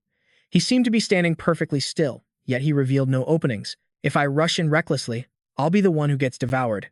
She moved slowly, carefully. A black butterfly took flight from a red rose. Its petals shattered in the air. "First round." Ophelia lunged, but Jiu Fi easily swept her blade aside. He deflected my sword with hand movements like a flowing stream. "Second round." She unleashed her most powerful thrust, but it was effortlessly blocked. My strongest attacks can't even penetrate his skin. "Third round." In a single moment, her weapon was torn from her grasp, and a powerful palm strike slammed into her gut. Ophelia fell to her knees as she realized Jiu Fi was already standing behind her. Should I continue? She thought in horror. When did he get behind me? No. This is more than enough. Ophelia looked up at him, her heart filled with admiration. His defensive mana, his technique, and his combat intuition. They were all on an unbelievably high level. Where did a man like him come from? Returning to their conversation, Anthea asked, "I hear you are trying to find a solution for the blue dragon destroying the granary." Jiu Fi offered his strategic advice. "Cultivating new farmland is a poor idea. The worshippers of the evil god will just appear like cockroaches to destroy the new farmland all over again. Instead, you must push for the cultivation of the Thorn Mountain range. In fact, you should clear 1 or 2 entire mountains. Only by doing this will the enemy's attention be divided." During the dragon raid, he continued, his gaze resolute. "If everything proceeds as quietly and quickly as possible, then in 1 month," he extended his hand, making a bold promise. "I will lay the head of the blue dragon at your feet." Anthea watched him, considering his offer. "What do you want for this? Please think of a suitable reward yourself. More importantly, an issue has arisen during the raid on the tomb of the abhorrent princess. Because of this, I cannot bring any healers due to a shortage of personnel. Please lend me as many as you possibly can." Anthea thought to herself, "Myself, so he wants something beyond money or status? What are the chances you can actually kill the blue dragon?" "That depends on you, your highness," Jiu Fi said as he presented her with a glowing object. It was a magic crystal, a high-grade grimoire. Anthea was stunned. "This is..." Jiu Fi explained. "The ancient magic of media, a lost art. It was entrusted to me by your ancestor. She told me to deliver this to you, no matter the cost." He knew this was the key to his plan. Anthea would instantly become his strongest ally once she absorbed the magic crystal, and it would also allow her to smoothly regulate her own dragon heart. Jiu Fi bowed deeply. "I shall take my leave. Please summon me if you wish." As he departed, his footsteps echoed in the silence. He thought, "Our first meeting is much better than it was in my past life. This is good enough. Although I desperately wanted to meet her, this is the first time we've met in this life, thanks to Lucius's introduction. Proving my worth and igniting her interest in me like this is more than good enough for now. Model." He flashed a confident smirk. "You'll definitely come looking for me. I'll be waiting." As Auntie watched him go, an intrigued smile played on her lips. What an interesting man. She turned to Ophelia, seeking her royal guard's opinion. "What are your thoughts on him, Ophelia?" Ophelia's reply was firm. "He is truly extraordinary. However, I am concerned that Lord Lucius was the one who introduced him. That man has a terrible eye for character. In terms of skill, he is close to the talent you seek, Your Highness. But still, she had her reservations. He seems a bit weak for someone who carries a dragon's heart, Auntie explained with a knowing gaze. The dragon's heart has yet to fully stabilize within his body. He's only going to get stronger. She then recalled Jie Fei's own words. He spoke as if he had met Lady Eurydica herself. Since she was a legendary archmage, it wasn't a stretch to believe that. She could still be alive inside that tomb. And if that were true, a shocking conclusion raced through Auntie's mind. An image flashed before her. Princess Eurydica holding a brilliantly glowing dragon's heart. Then the one who implanted the heart into him was Princess Eurydica herself. Auntie looked out at the garden, her eyes gleaming with calculation. He holds an incredible amount of opportunity. For a nameless knight, that is. That man could become the very key to all of my plans. And there is one other thing that bothers me. She remembered the sensation when Ji Fei had touched her hand. It wasn't the warm or sinister feeling she usually got from others. A spark ignited in her thoughts. This is the second time in my life I've seen something like this. A faint image materialized. A radiant, glowing object passed between two hands. Just, what was that? The scene shifts to a vast, dark hall where a cloaked figure kneels before a throne shrouded in shadows. I have answered your summons, O cult leader. The person looked up, revealing the signature birdbeak mask of the cult's vice leader, Elfres. What is your command? A voice full of authority boomed from the throne. There is a vacancy among the 12 apostles. Elfres was stunned. A vacancy. Among the 12 apostles? The highest executive positions in the cult of the evil god. Does that mean Andean has failed? The voice from the throne grew sharp. Are you trying to confirm that through me? You should have figured that out yourself before I said a word and already proposed a new candidate. Although I grant you 12 apostles full authority to act, the doomsday plan I have entrusted to you all must proceed diligently. Ensure that Andean's empty seat does not create any setbacks in our plan. Elfres quickly bowed her head. Yes, cult leader. As she left, Elfres was drowning in disappointment. I've let the cult leader down. What a foolish mistake. She called out, Is anyone there? Another shadow emerged from the darkness. Yes. Elfres's gaze turned sharp. Prepare the phantom steeds at once. I am heading to the third parish. Meanwhile, in a glittering ice cavern, Auntie held a magic crystal, feeling overwhelmed with emotion. I can't believe I received something like this. After doing everything I could to help raid Princess Eurydica's tomb, she lifted the crystal, feeling its immense power. The grimoire I so desperately need to advance my magic, which has been stagnant at Tier 2. A memory surfaced, the image of her late master. My time is almost over. I apologize, Auntie, my student, for I can only teach you this much. I am certain you will be able to find it, even without my help. The path to perfecting this magic. Auntie clenched her fist, her heart filled with new resolve. And the path to defeating that man, the cult leader. The crystal shattered, unleashing a torrent of azure energy. Auntie floated in an endless space filled with intricate magic circles. A subspace? No, the magic crystal and my mind have linked. Is this a vast trove of magical knowledge, arranged like stars in the sky? An ethereal voice echoed as a faint figure appeared. Is it not beautiful? This is the magic of media that we pursue. It was the spirit of Eurydica. Though I am nothing more than a remnant inside this crystal, I wanted to meet you, my descendant, my heir, back with Ji Fei. Rock, paper, scissors. Ji Fei said with a smug look, All right, since I won, I'm going to the party. You can sneak around and search the castle for any of those evil god worshippers. Net crossed his arms, looking annoyed. I didn't want to go to a noisy party anyway. You go have fun. Fun? Don't be ridiculous. We're both here to gather information. He held up a mist bracelet. Besides, are you sure you don't need one of these? You did say it would be easier for us to get around if our faces weren't recognized for a while, Ji Fei explained. One of the 10 strongest people is in this mansion. It's best you take both, since you'll be the one moving in secret. You'd be spotted immediately if you only wore one, drawing way too much suspicion. Ji's eyes narrowed. That woman was paying far too much attention to him. Ji sunk into thought. That's true, but I have no idea why. I've never met her before. Southerners are a rare sight to begin with, let alone an expert of her caliber. There's no way I wouldn't recognize her if we'd met. I wonder if she knew me from my time working for the cult. Net stared at the small, glowing potion, lost in thought. Or maybe, she's the one who's truly dangerous, not me. The vial's description detailed its purpose, an appraisal potion capable of revealing the parasitic maggots inside worshippers of the evil god. Meanwhile, Ji was preparing his party attire, gently stoking the fire in the hearth. He thought to himself, well, she's probably not a worshipper, but I still have to be careful. I'm sure Net can take care of himself, especially after I warned him. Now then, it's my turn to get ready. He raised his hands, brushing back his hair before adjusting the very contours of his face. His fingers seemed to mold his features, transforming him. It was an Eastern technique, a way to alter one's appearance by controlling every facial muscle and expression. This was the signature art of a true shadow disciple. A voice from the past echoed, "You will rise to become one of the 12 apostles." With a new face, he melted into the crowd of the magnificent party hall. His expression, his aura, his posture. These things had a far greater impact than most people could ever realize. A master of transformation like a true shadow disciple could even deceive those he just spoke to, vanishing from their very memories. He gazed up at the brilliant crystal chandeliers. His own transformation skill was nowhere near that legendary level. But for a chaotic party like this, filled with countless new faces and drunken guests, it was more than enough. The scene shifts to the ballroom in the annex of Lindelo Castle. Liu Yifei analyzed the situation. The men who challenged Ophelia were all nobles and powerful figures, gathered from every corner of the kingdom. In other words, they were important people. They couldn't be treated carelessly.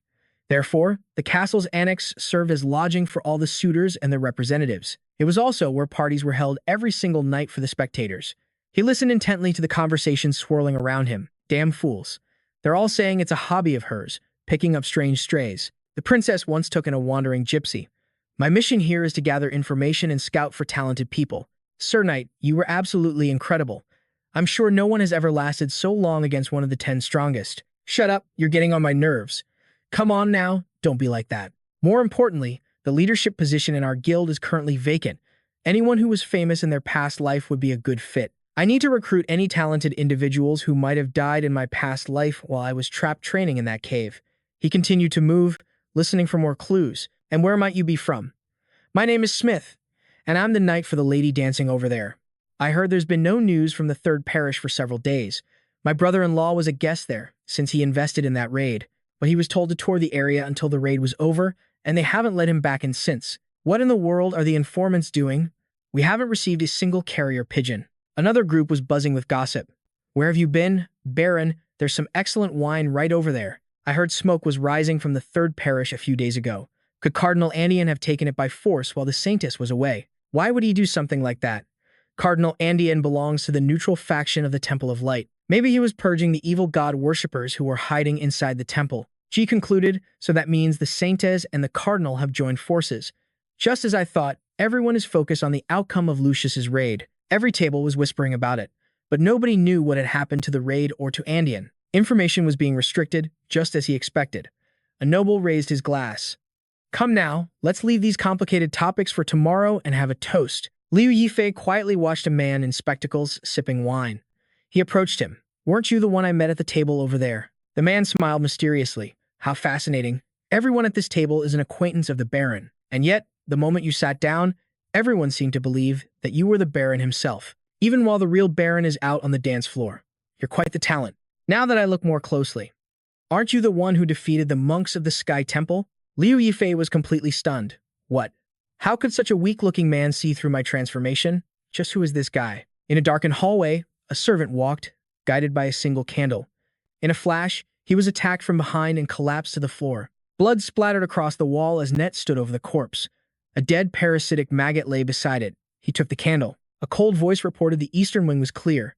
He then stood on the balcony, surveying the castle's sprawling grounds. No matter how you look at it, this place is absurdly huge. I can't believe a single person actually owns this castle. He sighed. I don't think I'll ever get used to this. Lucius's marital home in the temple was about the size of my old house. That's why it felt so comfortable there. It wasn't just the size, but that warm, familiar atmosphere. My home used to be just like that. A warm memory of Lucius's family surfaced in his mind. I'll come back with a gift. Those were the last words he ever heard from his mother and sister. Sister. He looked up at the night sky, his heart aching. If you were still alive, I'm sure you would be someone's wife and mother by now. Just like Lady Claudia. If only that storm hadn't hit that day. Suddenly, a voice from behind shattered his train of thought. What are you doing out here? The guests are enjoying the party. This is a rather strange place for a midnight stroll, isn't it? Ned spun around, startled. When did she get here? I couldn't sense her presence at all. A careless mistake. He glanced down at the bracelets on his wrists.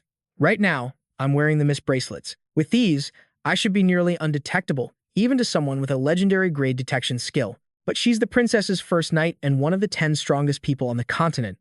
It seems she didn't earn that rank for nothing. Ophelia stepped closer, her voice calm. Don't be so tense. I only came because I vaguely sensed something was amiss. Actually, there's something I need to discuss with you. Do you mind giving me a moment of your time? Ned's eyes narrowed, not buying her act for a second. Liar. How long have you been watching me? Ophelia chuckled. Fufu, it was worth a shot. Since the second floor of the eastern wing. Well then, that makes things much simpler. Ned explained bluntly. The ones I killed were evil god worshippers. You can confirm it yourself. Their bodies are surrounded by parasitic maggots. I'll apologize for trespassing without permission. But our leadership judged that a swift purge took priority over protocol. Ophelia nodded in agreement. Excellent. A sound judgment call. However, you're mistaken about why I'm here. Suddenly, a powerful wave of sword ki erupted from her blade. The dragon raid is the princess's long-cherished ambition. She has worked tirelessly to gather exceptional talents to make it a success.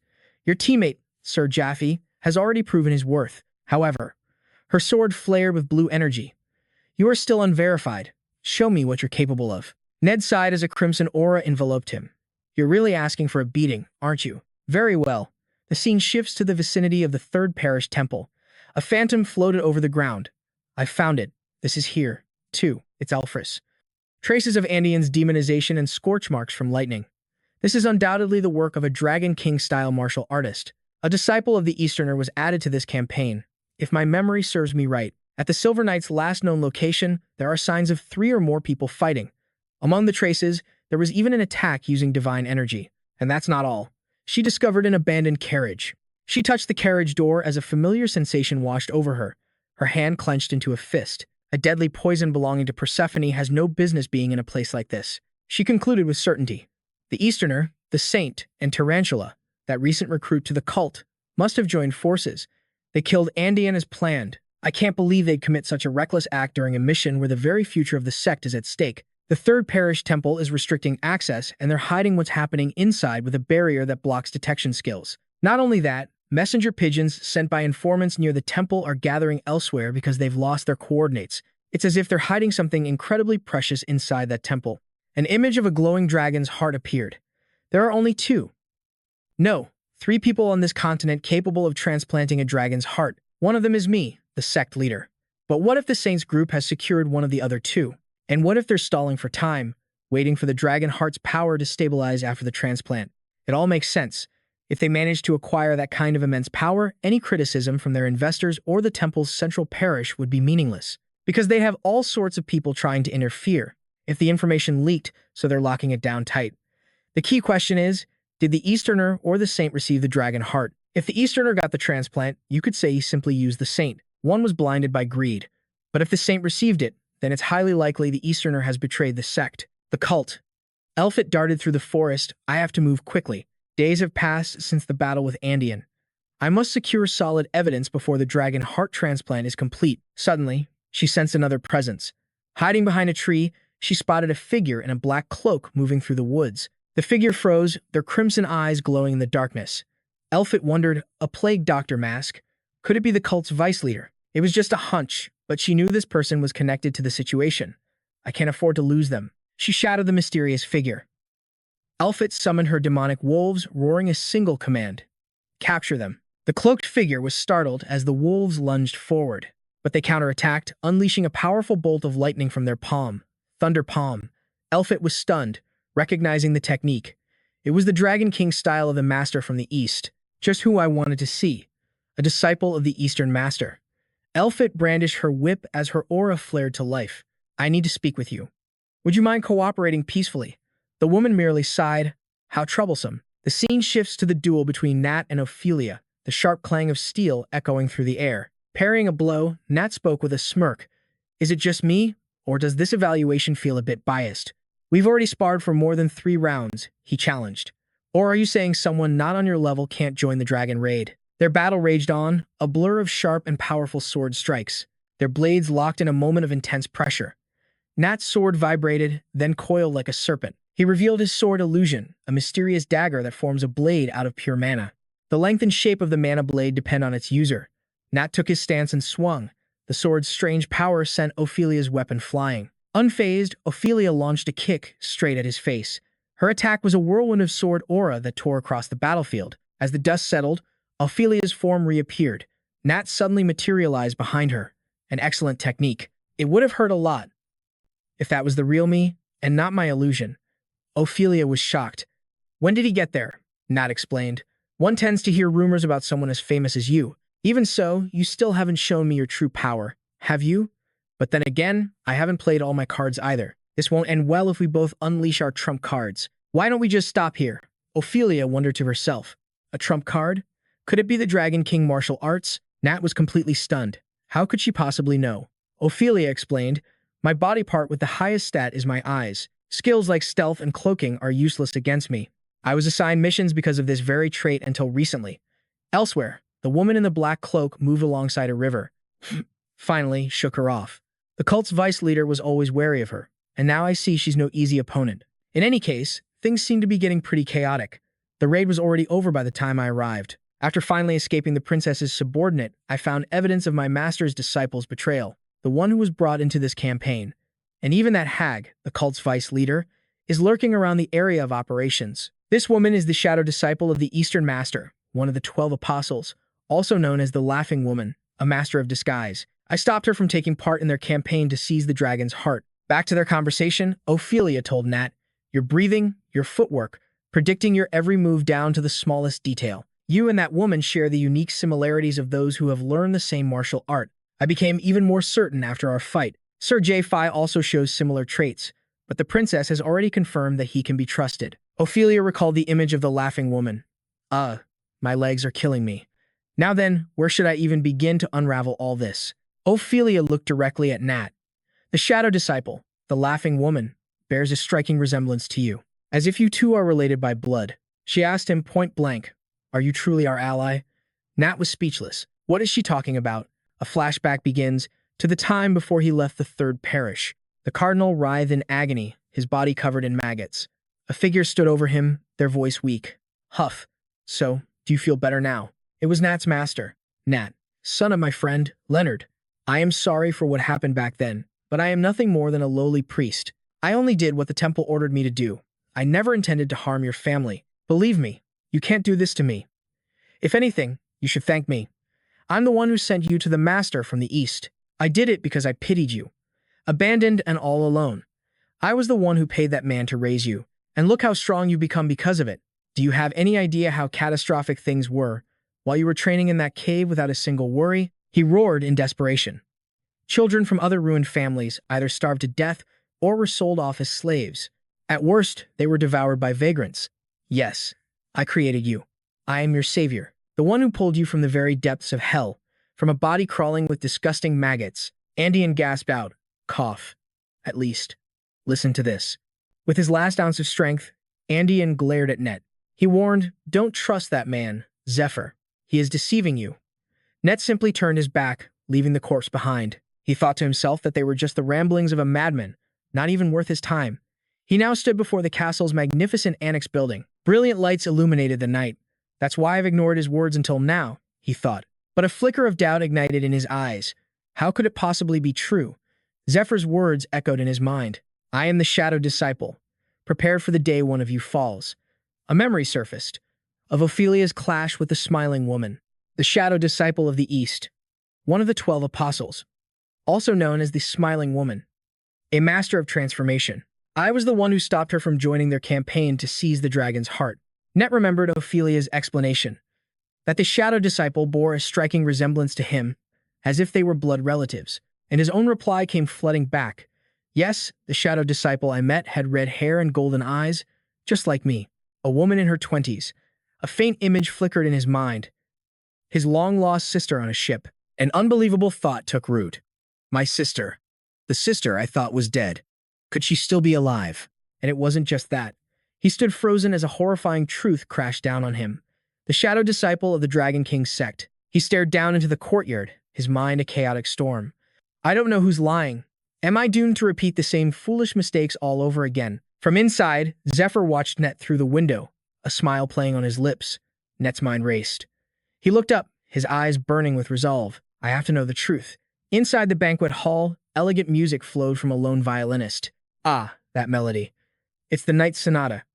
If they're playing that piece, it means the hall will be closing soon. The guests began making their preparations to depart.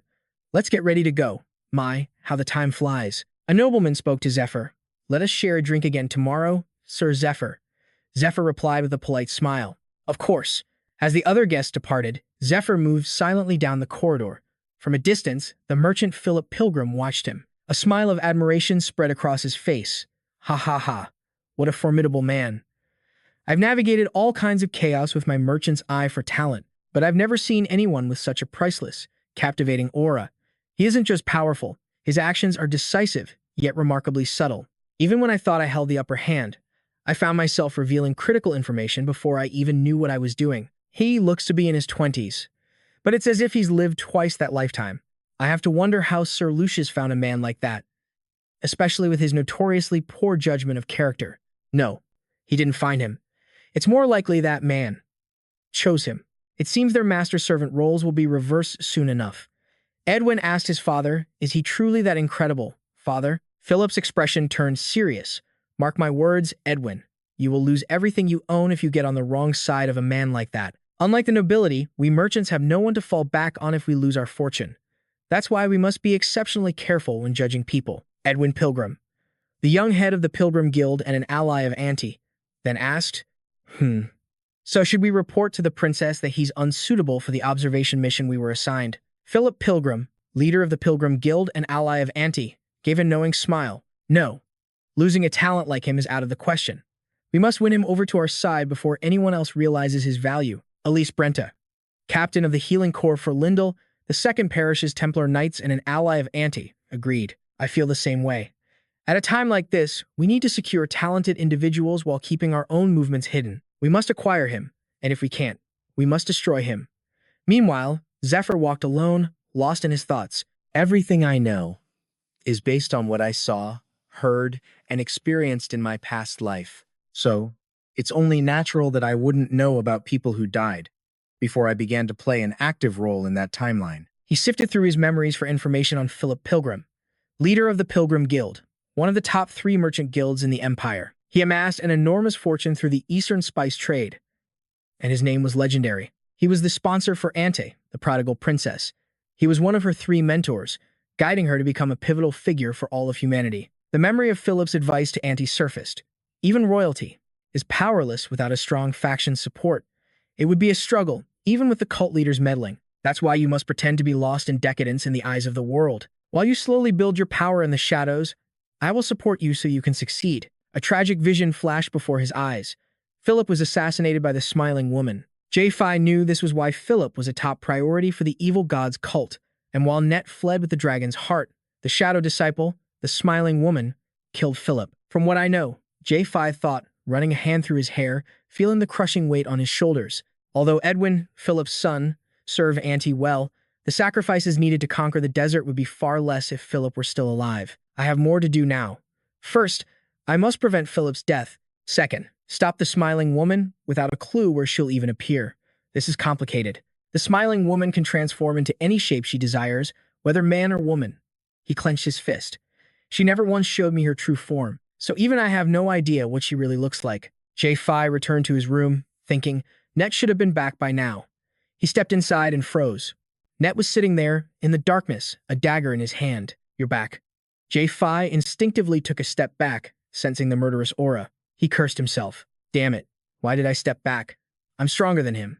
So why? Oh, right. A painful memory surfaced. When we were in that cave together, he would beat me unconscious whenever he got into a mood like this. He sighed, trying to regain his composure. Ha, damn this conditioned reflex. After forcing himself to act natural, he asked, trying to sound casual. What happened? Net replied, his voice completely void of emotion. I was caught by Opelia while searching the estate. She said she met someone who appeared to be my sister. J-Fi was stunned. You have a sister? This is the first time I've ever heard about it. Oh, come to think of it, he did say his family members, aside from his father, died when he was young. Net's voice trembled. Can you believe it? My sister. The one I thought died when our ship sank 13 years ago is still alive. And she is the shadow disciple of the Dragon King school that Opelia is holding back. J-Fi was in total shock, his mind racing. What? Wait a second. The shadow disciple is Net's sister? Is she mistaken? I was sure the shadow disciple's name was. Is he trying to test me right now? Or is this one of Auntie's plans to probe me?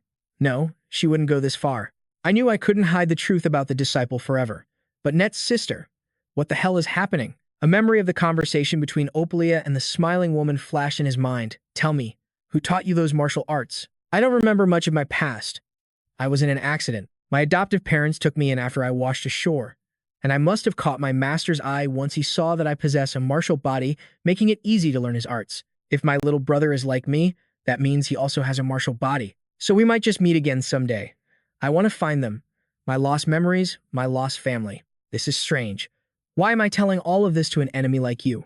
J-Fi clutched his head as a horrible truth crashed down on him. No way. No. Why did I never even consider that until now? I heard directly from the Easterner that a martial body is rare and hereditary. The sibling of someone with a martial body is highly likely to have one too. Then that means the Easterner conspired with Andean to destroy Net's family, just to get their hands on them from the very beginning. And after all that, he cruelly abandoned him once he became useless. That Easterner. That damn bastard. Net looked down, his voice filled with confusion. I don't know. I don't think Opalia has any reason to lie to me, but it also doesn't make sense for everything you told me to be a lie, J-Fi. My father trusted Andean. I trusted my master. Both of our lives have fallen, or nearly fallen, into the depths of hell because we trusted the wrong people. That's why I'm afraid to put my faith in someone again. But even so, images of them fighting side by side flashed through his mind. We faced and overcame so many life or death moments together. We are brothers. Net tossed the dagger aside. I want to believe that our comradeship is real, and that I can believe in you. I just need something, no matter how small. He looked up at J-Fi, his eyes pleading. Please, give me proof that I can trust you. J-Fi was silent for a moment, then he spoke. We were never meant to meet this soon. Not for another 3 months. Net was stunned. You were supposed to learn the truth from the Silver Knight only after stealing the dragon's heart. After that, you went on the run. With the servants of the evil god alerted, the entire world became your hunting ground. You were gravely wounded by your own senior brother, the son of the East, inside one of the world's 8 ordeals, the Forgotten Canyon. He left you there to die. At that very moment, he also ripped the dragon's heart from you. I was just one of the temple slaves tasked with watching you, when by a twist of fate, I fell into a hidden cave beneath a cliff. And it was there I learned the Dragon King's martial arts from you, because a wounded master and a weak boy stood no chance of escaping the Forgotten Canyon alone. Net was rendered speechless. What? Yifei's voice was grim.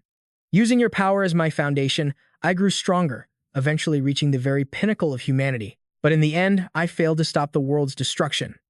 And I couldn't protect a single soul.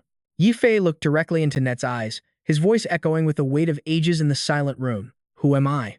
I am the last survivor of mankind, a hero, a failure, and a regressor who has returned to the past. I carry with me 10 years of memories from a future that is yet to come. And in that future, I was your only disciple. Before I returned, you had a plan. You calculated exactly how strong I needed to become just to escape the Forgotten Canyon alive. You considered the condition of your own broken body and everything else. You knew precisely how long you could train me in that cave. Your will to survive and your burning desire for revenge against the master who betrayed you, those were the only things keeping you alive.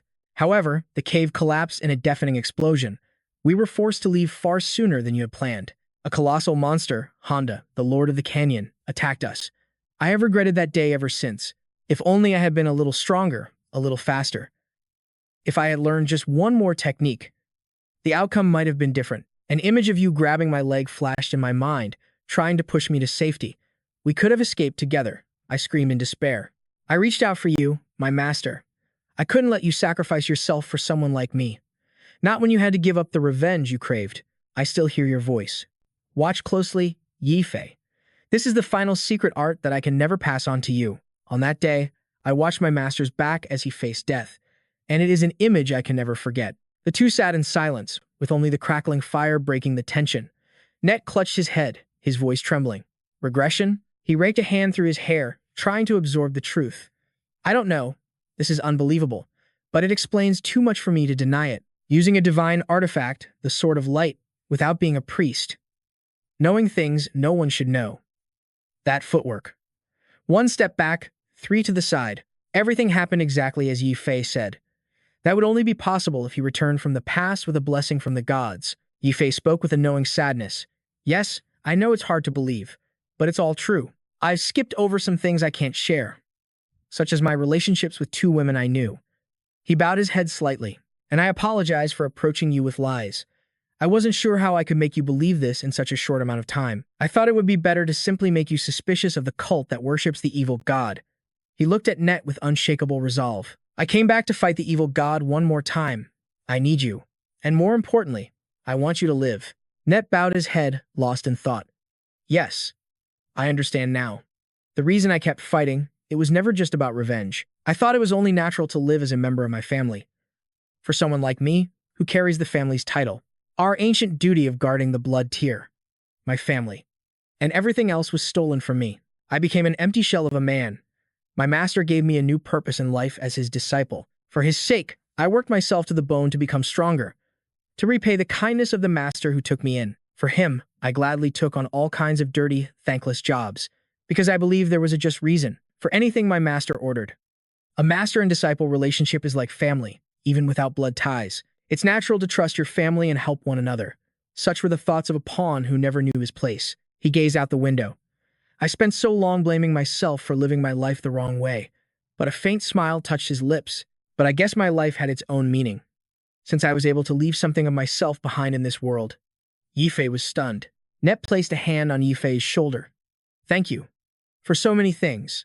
For avenging me in the last life, and for helping me in this one. Net smiled. A hero who returned to the past to save the world. Heh, I guess I took on a pretty absurd disciple, but I wouldn't expect anything less from a student of mine. He stood up, putting his cloak back on. I won't let you carry this all on your own. In this life, let's walk this path together. And with that, everything was settled with Net. He agreed to keep my secret.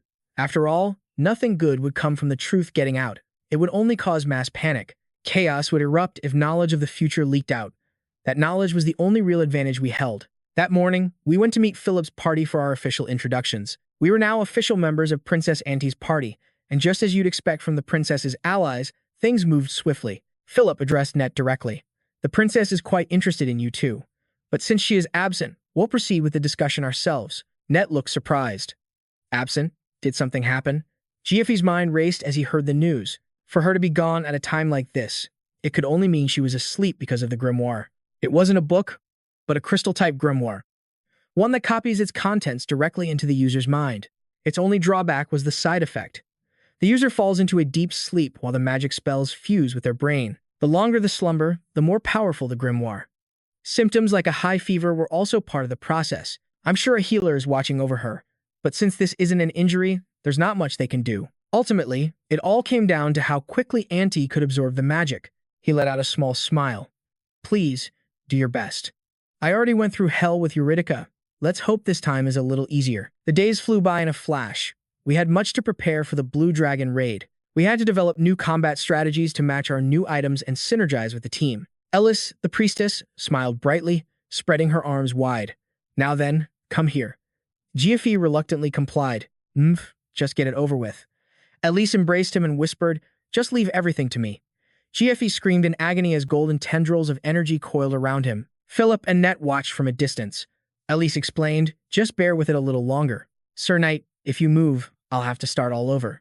Whoa, you're in great shape, Net remarked to Philip. Ah, I just remembered I have something to do, so I'll be on my way. Philip grabbed him. Hey, where do you think you're going? Didn't I tell you this physical check is mandatory for joining the party? Elise turned to Net with a sugary sweet smile. Now then, it's your turn. A panicked Net stumbled backward. I respectfully decline. Stay away from me. A moment later, Net was collapsed on the floor, muttering curses. Ophelia stood over him, looking down with disdain. You look pathetic. Net looked up. Oh, Ophelia. Of all the times. Ophelia stated flatly, the princess is summoning you, both of you, with me. Giuffe and Net were taken aback. Auntie. She's awake. I don't even know where to look.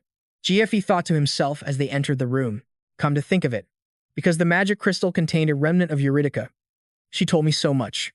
We even had a brief conversation. As he opened the door, a thought crossed his mind. Could it be? Auntie was sitting up in bed, her expression serene. Welcome, Sir Giuffe. Sir Net. Giuffe narrowed his eyes. A worrying thought struck him. Did Eurydica tell her something about me? A memory surfaced. A conversation between Eurydica and Auntie in a mental space. 3 stars have aligned. Congratulations, Auntie. This is proof that your media magic has reached the 3rd level. The foundational knowledge of media magic is now within you. All that remains is to seek enlightenment through training and raise your level. Each time your level increases, another star will appear. I am certain that no one, not even I, could ever reach the 8th level. That being said, it is a shame. I have expended so much energy that I must now fall into a slumber. What I have told you will be swept into a vortex of magic, forgotten until you reach the next level. Just remember this one thing. Trust Zephyr. Auntie's eyes snapped open. Elise and Ophelia rushed to her bedside. Princess, you're finally awake. She clutched her head as a sharp pain shot through it. Elise supported her. Don't move so suddenly. You've been asleep for an entire week. Auntie was shocked. A week? She racked her brain, trying to remember. I feel like I was told something important, but I can't recall what it was. A voice echoed in the depths of her mind.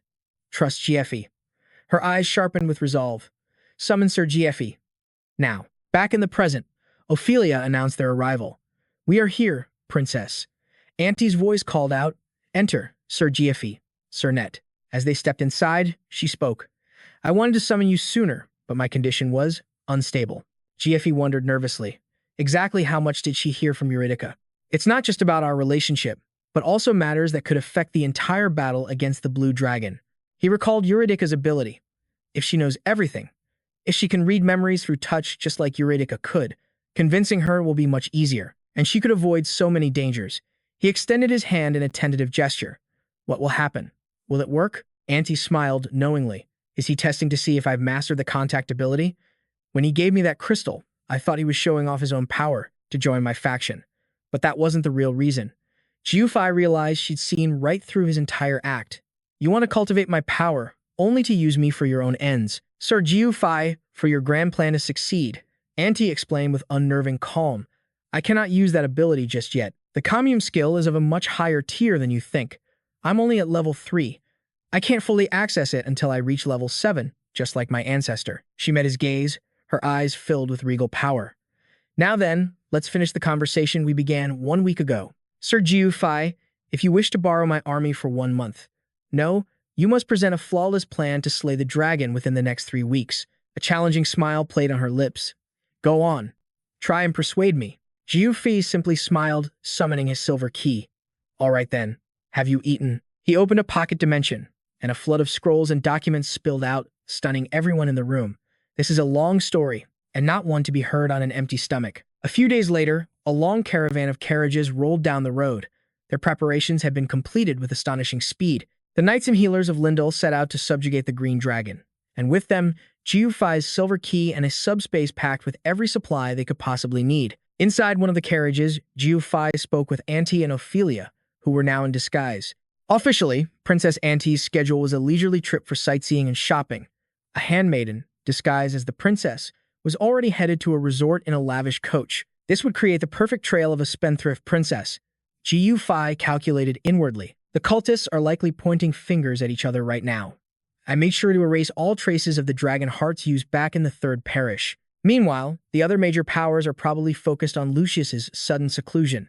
His mind turned to the timeline. That potion is effective for 1 month. It won't last longer than 2.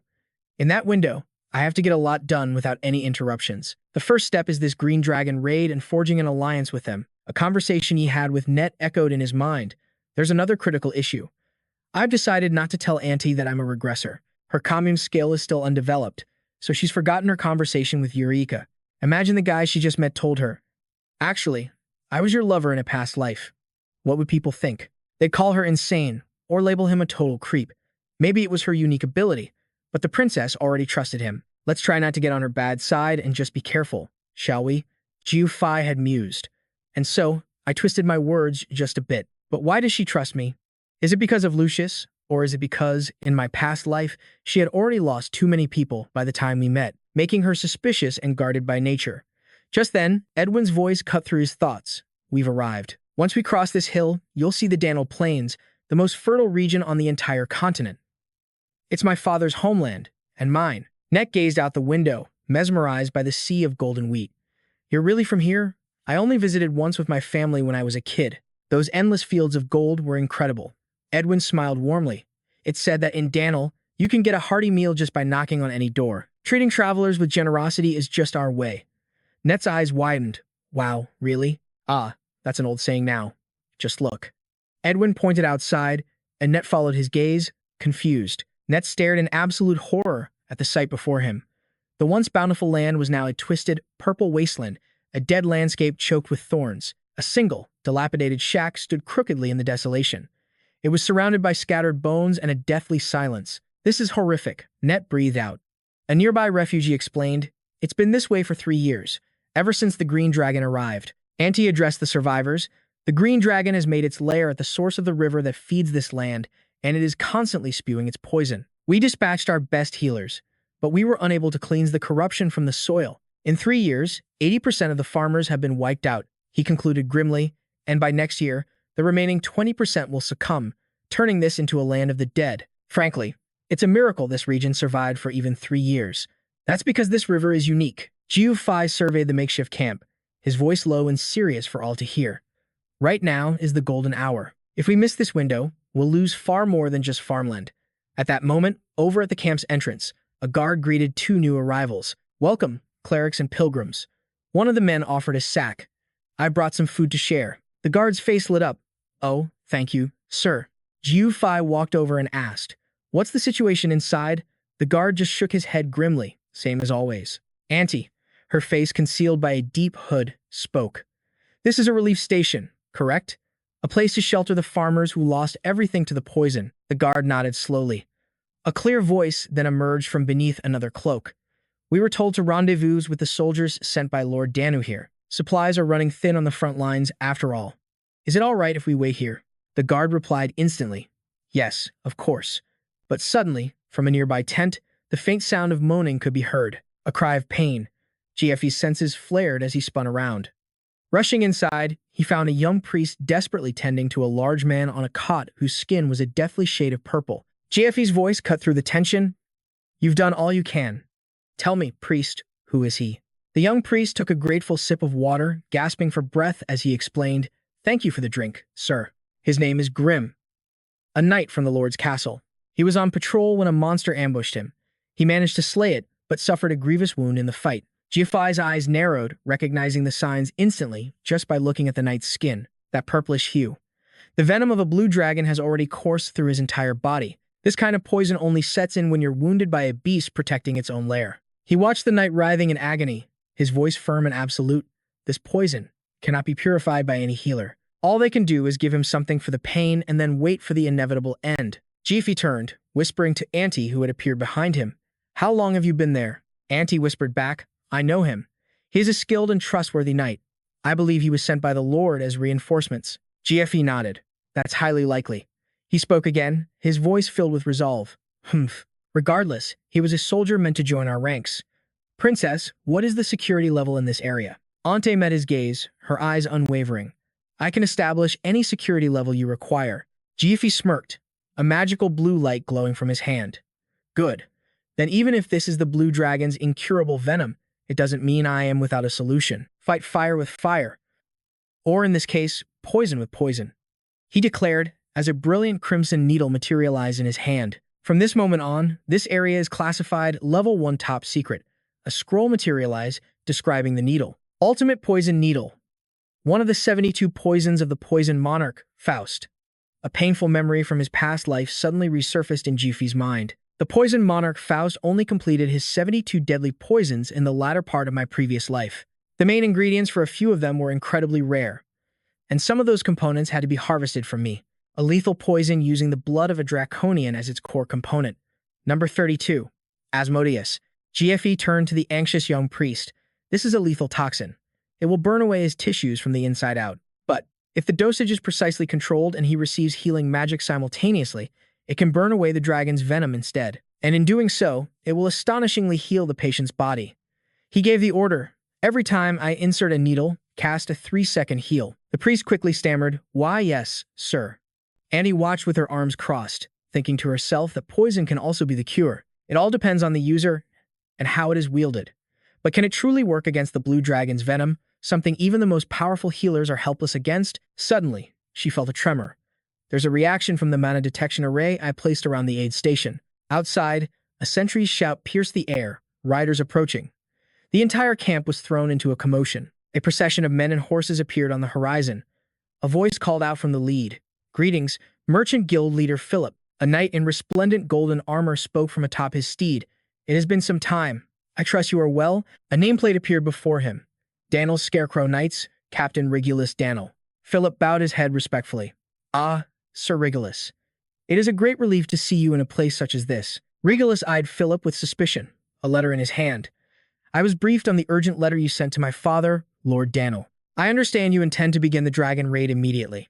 For our Daniel estate, the Pilgrim Merchant Guild is like family. You have been our partners for a very long time. His voice hardened, his gaze turning sharp with suspicion.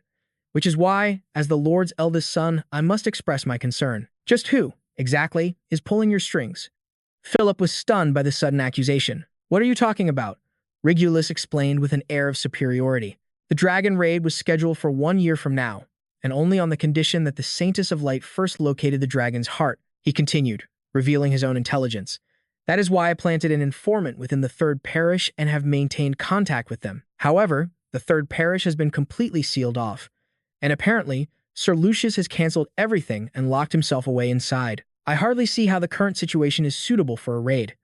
Regulus's glare intensified. Furthermore, proper protocol dictates you visit the Lord at his castle first, yet you suddenly demand to borrow our troops. After you have already completed your preparations, I am deeply concerned you are being manipulated in someone else's wicked game. At that, Philip burst into laughter. Hey.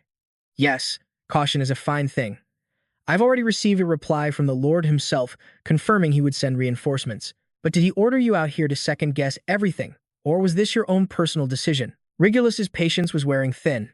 This is a pointless waste of time, guild leader. He spun towards his men and shouted, Listen up, secure this relief station immediately. But in that instant, a sinister purple energy flared up, causing one of the men to cry out in agony. An ear-splitting scream erupted from a nearby tent, causing both Regulus and Philip to whip around in shock. Regulus immediately charged into the tent, shouting, What's going on in here?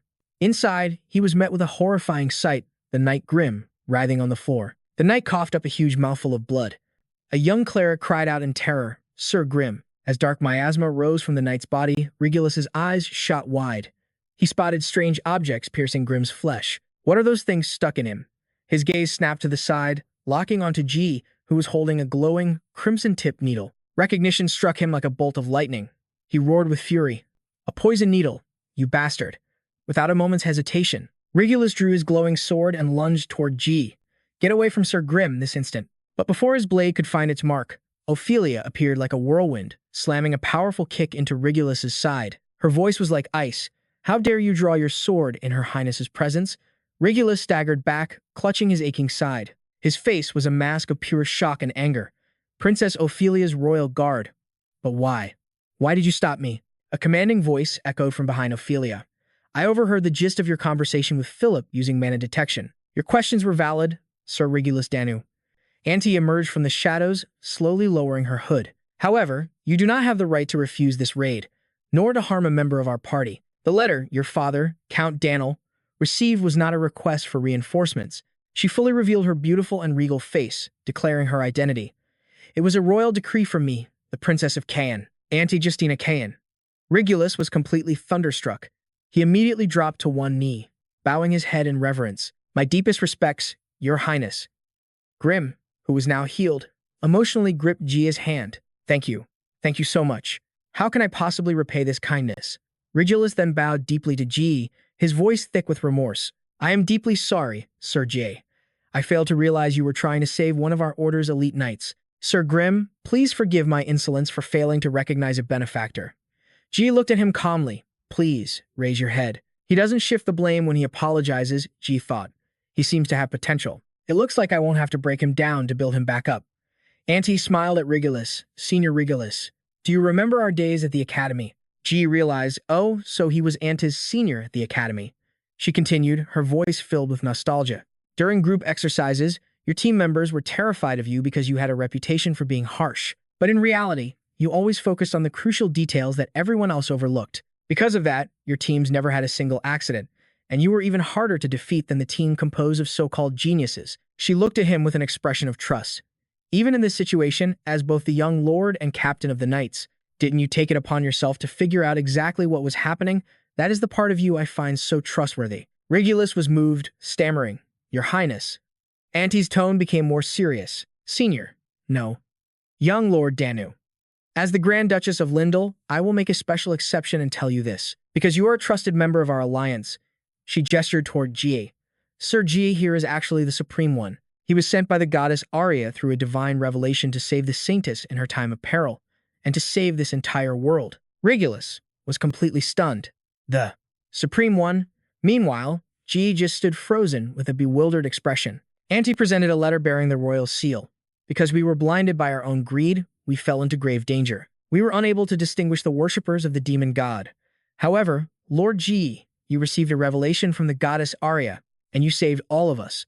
Through the goddess's divine guidance, the dragon's heart has been entrusted to Lord Jie. He is the one who carries the destiny of salvation. We must treat his will as the will of the goddess herself and obey. Lord Lucius himself penned this letter with his own hand. Regulus was completely convinced, his eyes welling with tears as he looked up. Heavens, is it true? From the Saintess herself. Oh, goddess Arya, I understand now.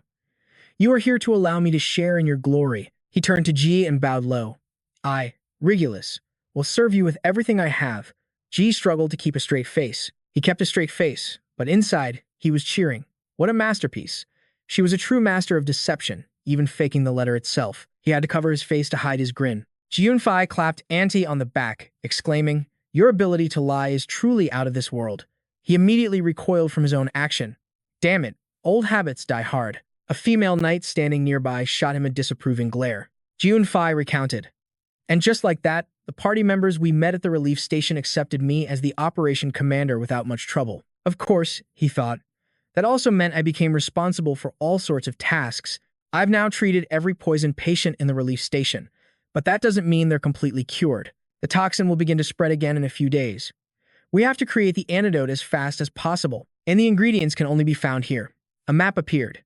The Great Elfin Forest, a colossal jungle stretching across northwest Aslan. As they entered the forest, Net commented, I thought this place would be completely destroyed like the farmlands, but I guess it's still intact. She replied, Well, it's as vast as several estates combined, after all. Auntie smiled, explaining, It's different than it looks, isn't it? That's because the mana density here is incredibly high. Once we pass the forest's secluded village, we won't be able to use the horses anymore. The horses will panic from the thick mana in the air. Philip nervously asked G, Do we really have to go into the forest? I'm scared. Can't I just resupply from the outside?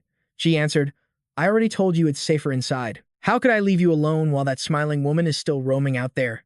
Junfei thought to himself, It would be great if I could just store him in the Silver Key. A voice echoed in his mind. Are you asking if you can bring people inside? Of course. I don't mind. After all, I gave you the key to that room. The winged goddess continued with a mysterious smile. Oh, but I should warn you. The previous master of the Silver Key complained once. The comrade they left inside this room became a complete wreck, howling like a beast day and night by the time they were let out. I wonder why that is. I'm quite curious myself. Jiunfei shuddered. Right, I should keep my comrades by my side. This is a damn angel's silver key. After all, Auntie pointed to a map. The secluded village was once home to about 50 Danu residents, but now it operates as a frontline base of operations. Our other party members, who arrived ahead of us for their mission, are waiting there. Let's head there first. In unison, they replied, Yes, Your Highness. As they ventured deeper, Jiunfei suddenly stopped, sensing something was wrong. He wondered, what was that? It was just for a moment and incredibly subtle, but I felt a gaze from within the woods. Auntie turned back, asking worriedly, Is something wrong? Jiunfei looked at her intently. Your Highness, I need to confirm something. Jiunfei asked, The last message from the secluded village? Auntie replied, It was 2 days ago. A messenger pigeon flew to us while we were at the relief station. A female mage in the group explained further. We are mages dispatched from the magic tower. We established a spell so that red smoke would rise from the village if any problems occurred. Though this is my first time here, that's what I've heard. Opelia spoke up. I've confirmed with my observation skills, but I see no signs of an ambush or concealment skills in the area. Another soldier added, With this many people, there shouldn't be a problem. Jiunfei gazed at the dense forest before him, a memory resurfacing. What I know of this place, the Great Elfin Forest, is a memory of Net, from a time we sat by a campfire. Net had said grimly, My homeland, it's not a very pleasant story. Are you sure you still want to hear it? Though now, it's nothing more than a meaningless old tale. In the memory, Jiunfei poked the fire and replied, How could something you mutter in your sleep be meaningless? He stared into the dancing flames. No, It doesn't matter if it's meaningless or not. Just tell me anything. Junfei recalled. After that, whenever we were in hopeless situations, he would tell me stories of this forest by the campfire, as if to ward off the darkness. Back in the present, Junfei looked at the lush scenery. Thanks to him, I know it all too well, though this place is surprisingly beautiful. His gaze turned sharp as ice. It's a demonic forest, one that devours humans enchanted by its beauty. He turned to give an order. Net, protect the merchant leader. He continued. An ambush could happen at any moment. Net was instantly on high alert. Got it. Suddenly, Auntie, who was walking beside him, stopped, her face etched with shock. There, before them, giant roots and vines began to twist together. Twisting vines wove together, forming a living wall that blocked their path. Auntie recognized it immediately, the forest's gate. It was a defense mechanism, built to keep outsiders from entering. Worry etched itself onto her face. It used to be located much deeper within the forest, well past the secluded village. We haven't even reached the village yet. So why is it all the way out here? An ancient, whispering voice seemed to rise from the vines themselves. Strangers. A colossal face began to materialize from the trees. Its eyes glowed with a fierce light. Turn back. This is not your land. JP didn't even flinch, activating the silver key on his gauntlet. You said the last message you received was from 2 days ago, right? His hand tightened around the hilt of his weapon, channeling energy into it. He drew his blade, sitting firm upon his horse. That's more than enough time for an enemy to occupy the base. JP stared directly at the forest entity and demanded, Hey, what have you done with the people of the secluded village? The tree face was silent. Auntie raised a hand, signaling, All of you, stand down. She stepped forward, her head held high, and declared, Dwellers of the forest, I am Auntie, a princess of the human race. I came here to open a dialogue with you. The tree face scoffed. Dialogue? You want to talk after bringing armed soldiers with you. Whether in the past or the present, your kind's jokes are always so absurd. Princess of the human race, we have told you our intentions many times via messenger doves. Any chance for a solution through dialogue was severed by your brother. An image of Lucius, Auntie's brother, appeared. He sat on his throne with utter arrogance. In the flashback, Lucius pointed to a map. Yes, this river will be the border between your forest people and us. He continued with a sinister smile. We shall each place a guard post and a civilian village on our respective sides. Neither of our sides will cross this river, nor will we interfere with anything the other side does. We will usher in an age of silence where we do not fight, interfere, or even speak to one another. With this, we have established a ceasefire agreement, especially since you are showing us goodwill with such a valuable item. There's no reason for us not to reach an agreement. He spoke down to the elven elders with a condescending tone. Oh, you can all rejoice. After all, this is a very good condition for you. I hope you will enjoy it, O noble race of the forest, you elves. Back in the present, roots erupted from the ground, attacking the soldiers. The knights screamed as they were violently knocked from their horses. The roots are moving. JP thought to himself, elves. They have long ears, a lifespan several times longer than humans, and a high affinity for mana. They are a race that built their own kingdom in the great elfin forest and have existed for a very long time. For over 2,000 years, they've developed their own signature magic and restructured the plant life around them. They created a comfortable home that also serves as an impregnable fortress, using the forest's overflowing life force. The voice of the forest guardian boomed again with rage. Go back. The only thing you will receive here is death. A knight was ensnared by the roots and lifted into the air. Another tried to rally the soldiers. There's no need to be afraid, just as long as you follow your training. Suddenly, flowers on the trees began to shoot a strange liquid. A blinding explosion of light engulfed the soldiers, who were screaming in agony. Auntie watched the scene with a hint of disappointment. How unfortunate. So this is how you choose to act, is it? She stood alone, facing the giant tree entity. A powerful green aura enveloped her entire body. Instantly, a massive blast of energy shot out from the tree face. It shot straight towards the group. Inside a nearby watchtower, 3 elves were monitoring the attack through a crystal orb. All right, one of them cheered. We've taken down those pests. Another elf laughed with arrogance. Ha ha, a mere princess is no match for us. All who dare to trespass on elven lands will suffer this fate. An elven woman beside them suddenly screamed in panic. You fool. Don't take your hands off the crystal. Through the cloud of dust, JP stood protectively in front of Auntie. His cloak enveloped them both. It had completely nullified the magical energy blast. It was the Dragon Slayer's cloak, capable of reducing damage from magic of all attributes. Behind them, Ellis lowered her staff. A barrier of light had just dissipated. A soldier exclaimed in admiration. As expected from the captain of the healing squad, Ellis thought to herself, is the light barrier skill really this good? I can't believe it blocked the entire thing. JP turned back to Auntie. asking with concern, "Are you hurt anywhere?" Auntie looked back at him, replying, "Thanks to you, I'm fine." The elven gatekeeper controlling the attack, the one controlling the gate, shouted in utter disbelief, "What? How are they completely unharmed?" The elven gatekeepers controlling the forest gate were nothing more than ordinary foot soldiers. It didn't matter how well-crafted the device was. DeFi smirked with absolute confidence. "This is not enough to stop me." He glared at the gate and unleashed a roar imbued with raw power. "Open, you fools." This was Dragon Tongue, a unique skill of the dragons, channeling power through speech itself. Instantly, the massive vines obeyed his command. They slowly parted, revealing a glowing pathway. DeFi gazed up at the giant tree, sensing another presence high above. So that's it. The source of the gaze I've been feeling. A watchtower was nestled in the heart of that tree. Inside the watchtower, the elves were in a state of utter panic. The forest gate is open. What in the world happened? Amidst the chaos, a young elven girl with crimson-orange hair stood motionless, her expression strangely calm. In a flash, Defi appeared inside the tower, grabbing the elven girl. She let out a startled cry.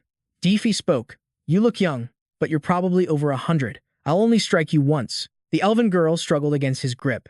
"We can talk after this," she screamed. "Let go. Let go of me." Defi suddenly froze, his face a mask of surprise. "Huh? What is this? This elf?" She seemed different from the one he knew. He took a closer look, but those eyes. The elven girl's eyes glowed with an uncanny gold, an unmistakable trait. From a place far beyond, a single green arrow was fired. The arrow tore through the watchtower, triggering a massive explosion. From the ground below, Auntie cried out in alarm, "Sir Defi!" An angry voice echoed in the elven girl's mind. "You idiot! Are you trying to kill me along with him? How could you destroy the watchtower?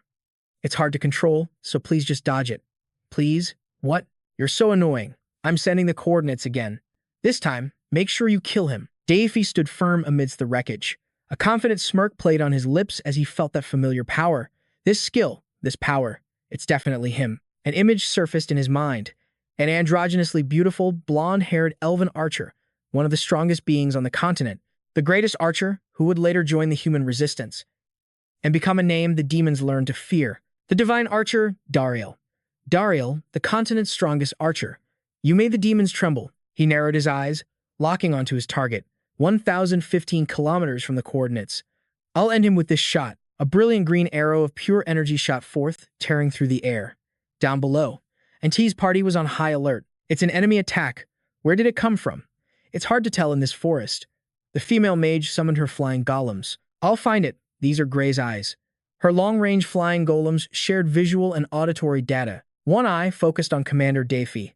The other tracked the attack's origin. She concentrated deeply. The trees are too high. The golem's range is only a 200-meter radius. Suddenly, one of her eyes spotted something. "I've got it." Her golem was racing towards a sphere of energy moving at terrifying speed. She realized with horror, magic? No. It's an arrow from an impossible distance. It came from over a kilometer away. The arrow had now morphed into a destructive orb of energy, about to slam into Defi. Defi stood his ground, raising his great sword to meet the attack. With a mighty roar, he swung, cleaving the energy sphere and knocking it aside. Defi landed back on the ground, breathing heavily, a wide grin plastered on his face. "Hey, not bad." The elven girl, who had escaped in the chaos, perched on a nearby branch, staring at him in disbelief. He deflected the arrow. Impossible. It must have been a coincidence. Her eyes fell on Defi's bleeding arm. No. Coincidence or not, his arm is injured.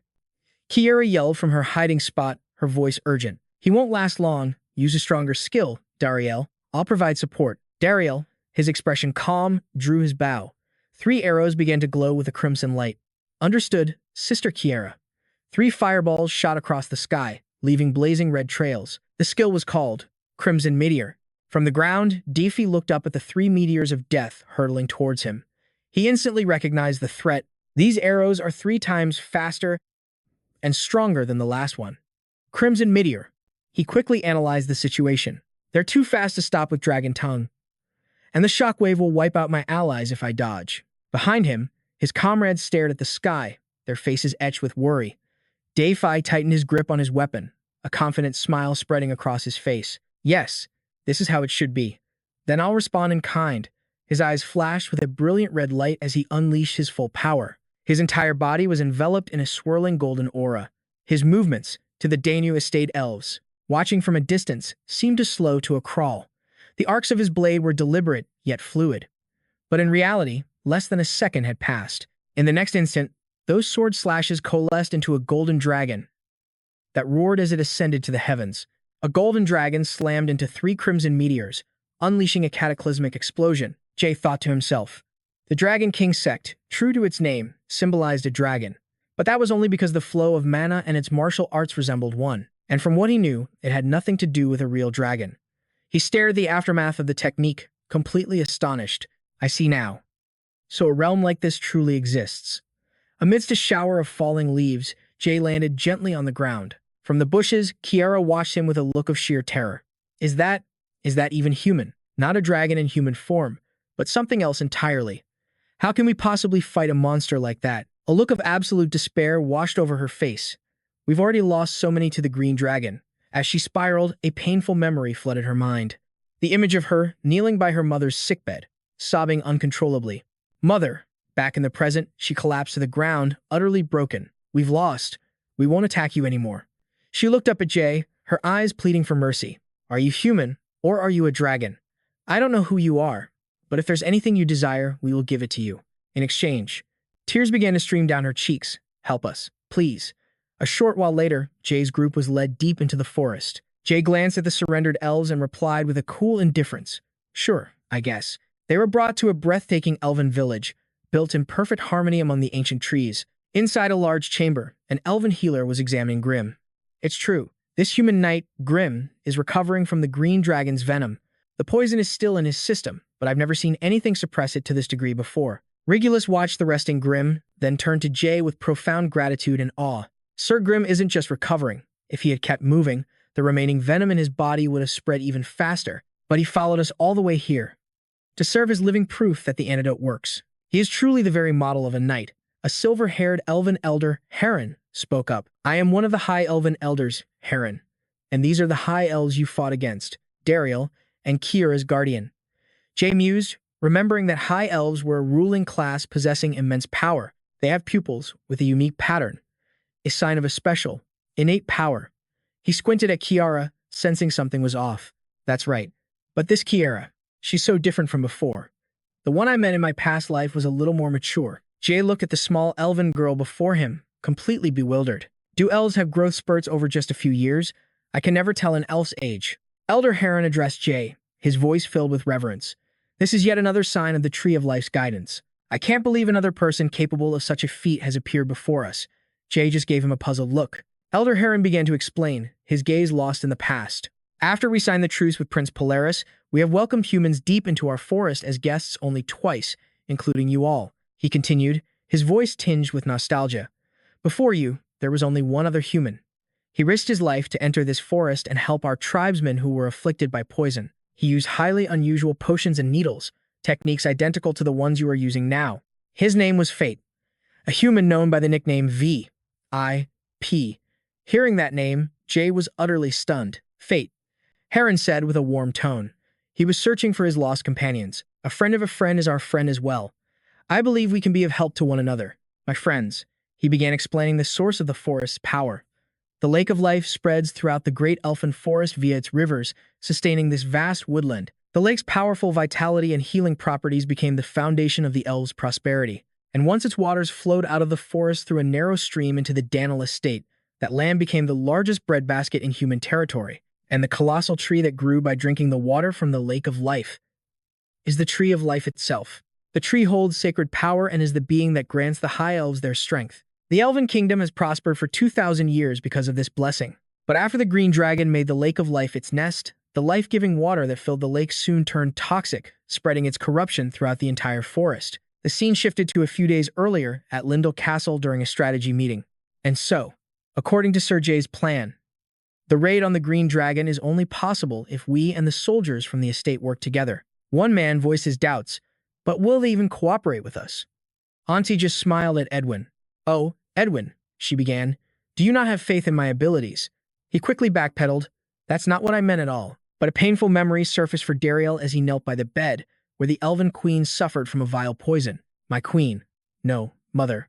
What are we supposed to do? Dariel wondered grimly.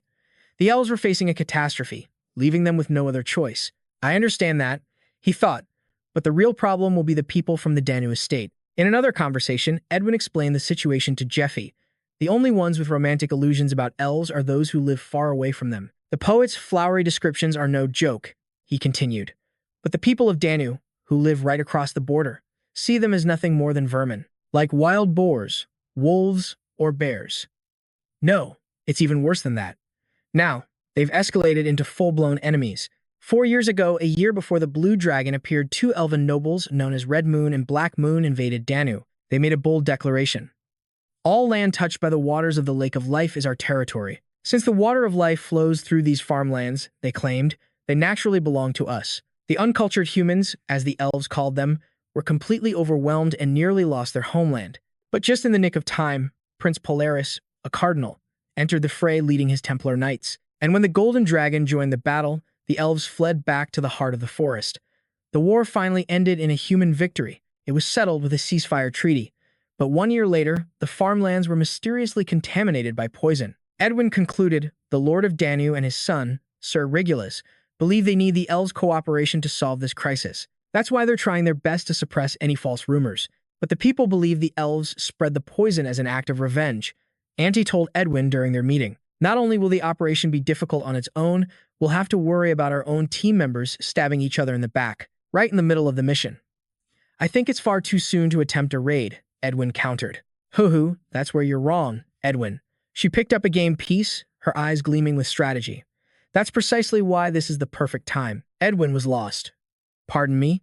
Auntie explained, danger is just another name for opportunity. This might seem like a headache right now, but we need to look at the bigger picture. Our goal is to get back to the present, Zephyr thought, as he treated a poison elf running through his cover story. I happened to show kindness to a former guildmate of fate and became his disciple to learn potion crafting and acupuncture. That's the story I'm sticking with, Zephyr mused. Is that why Elder Heron, Kiara, and Dariel are being somewhat friendly to me? Although, he admitted to himself, they're still wary of me to a certain degree. Kiara watched Zephy's technique as he placed needles into another patient. She gasped in astonishment. Incredible. You're even better than fate. The effects are so much faster, Zephyr replied with a calm demeanor. Well, the potion I'm using is far more valuable, after all, Zephyr explained. For this potion, only the recipe exists. It has never been crafted before. I am the very first to create it, he thought silently, because no one else could possibly get the ingredients. In fact, even the recipe doesn't exist at this point in time. Fate won't develop it for another few years. He glanced at Kiara, a thought crossing his mind. But Kiara, she says Fate's name with such familiarity. Could it be that he spoke to the elves? I'm sure Fate would love to see you all. Kiara immediately shot back. So where is your mentor? Zephy's response was firm. I cannot tell you that. He elaborated, Persephone, the guild my mentor and Fate belong to, collapsed because of an internal power struggle caused by a traitor. I can't reveal his location until I've confirmed with my own eyes that he can be trusted. Kiara pressed again. So where is he right now? She stared intently before turning away. Uncertain. I don't think I can tell you that. For the same reason, she added. Dariel suddenly interjected. He's no longer here. It's been a year since he last came to this forest. Kiara whirled around, shouting, Hey, Dariel. But he continued, unfazed. He heard rumors that this land was polluted by poison and came to investigate if his old guildmates were involved. Kiara lunged at Dariel in a rage. Why are you interfering? Dariel easily held her back. You were just begging him for help, and now you're being evasive. Are you out of your mind? Zephyr cut in. Please, stop fighting and hold still. Kiara kept struggling, yelling, Let me go. Elder Heron sighed, weary of the chaotic scene. What a complete mess, he muttered. He then explained their dire situation. Those poisoned by the blood have only 20 minutes left until draconification. For the past year, the blue dragon's venom was held at bay by a lethal antidote, a final gift from the spell. But an image of an empty vial surfaced. Even that last hope was gone. A look of anguish crossed Heron's face. We were forced to choose who lived and who was left to die. In other words, who among our own people we had to abandon first. It was a stroke of fate that Sir Zephyr arrived in this forest during our darkest hour. At this rate, this place will crumble from internal conflict. Heron calculated silently. He can not only purify the blue dragon's poison, his power rivals even Dariel's arrows. No, perhaps it's even greater. If we can win him over to our side, we might finally find it. The Queen's last sealed box, hidden in the heart of the corrupted lands. Flashing back to 3 years ago, an elven noble clutched a green, sealed container. Besides the one in the contaminated zone, this is the final one. The sealed boxes, hidden across 12 towers, hold the power to forge a new kingdom. Under the moonlight, the strongest elven nobles, the ones bearing the title of the moon, made their declaration. We, the most powerful of the elven nobles, will depart from this place to build a kingdom of our own. In the flashback, Heron roared with fury. What is wrong with all of you? Are you truly abandoning our kingdom and our queen? The only reason any of you are still breathing is because the queen herself held back the blue dragon. So how could you betray her? A female elf scoffed. Held it back? Please. She glared at him with pure disdain. Can you seriously say she stopped it after seeing what has become of this forest? Elder Heron, the queen has never once fulfilled her role as a ruler. Even before this whole disaster with the blue dragon's poison, she was nothing more than a helpless invalid, capable of nothing but lying in bed, her eyelids twitching. That's why she was powerless to stop the Red Moon and Black Moon from raising their own armies. If she were a true queen, she would have already used her mind control to put those bastards in their place. She tightened her grip on the sealed box. We should have done this from the very beginning. I will no longer waste my life caring for a useless queen. I will forge a kingdom of my own, a kingdom to provide for the elves who follow me. The Red and Black Moon factions showed us a better way. Even in their failure and exile, they destroyed their tower and escaped with a sealed box. They opened our eyes to how foolish we've been all this time. Another voice added as they turned to leave. Goodbye, you fools who chose to stay in this hopeless land. Heron, if you ever come to your senses, we'll have a place for you, Dariel thought to himself. The reason I didn't join them wasn't out of loyalty to the queen. It was because with so few boxes, someone as weak in combat as me stood no chance of claiming one.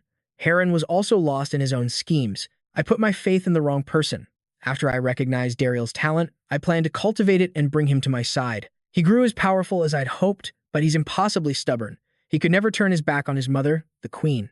And it's painfully obvious that if he ever discovered my true intentions to abandon this place, the moment I got my hands on the sealed box, he would have me thrown into the underground prison without hesitation. Back in the present, Heron addressed Jeffy and Auntie. And so, you see, your arrival is a blessing. I understand now. The dragon must be slain for the sake of both humans and elves. You are absolutely right. This crisis can only end once the blue dragon is dead. He sighed deeply. I know this in my heart. But, as you can see, most of the noble elves have deserted us. And we have few warriors left who can fight. And so, I was overwhelmed by my own will to survive. And 2 days ago, I ordered my soldiers across the river to find a new home. The village on the other side, the one humans call the remote village. I will return all the human prisoners we have captured to you. I swear on my life that we did not mistreat them. Jeffy thought. For now, I'll play along and cooperate with them. Heron continued his private calculations. The land where the last tower stands is far too corrupted to enter. However, since Sir Jeffy knows how to purify the poison, I will manipulate him into retrieving the tower's sealed box for me. Once I have it in my possession, I too will become a king. Edwin reported back that the elven elder had promised his cooperation. The other elves were also filled with gratitude, as their poisoned family members had been saved. And the people of Danil we were so worried about. They're now worshipping Jeffy and Auntie as if they were gods. The goddess of light is guiding us through the Supreme One. Believe, have faith, and you will be saved.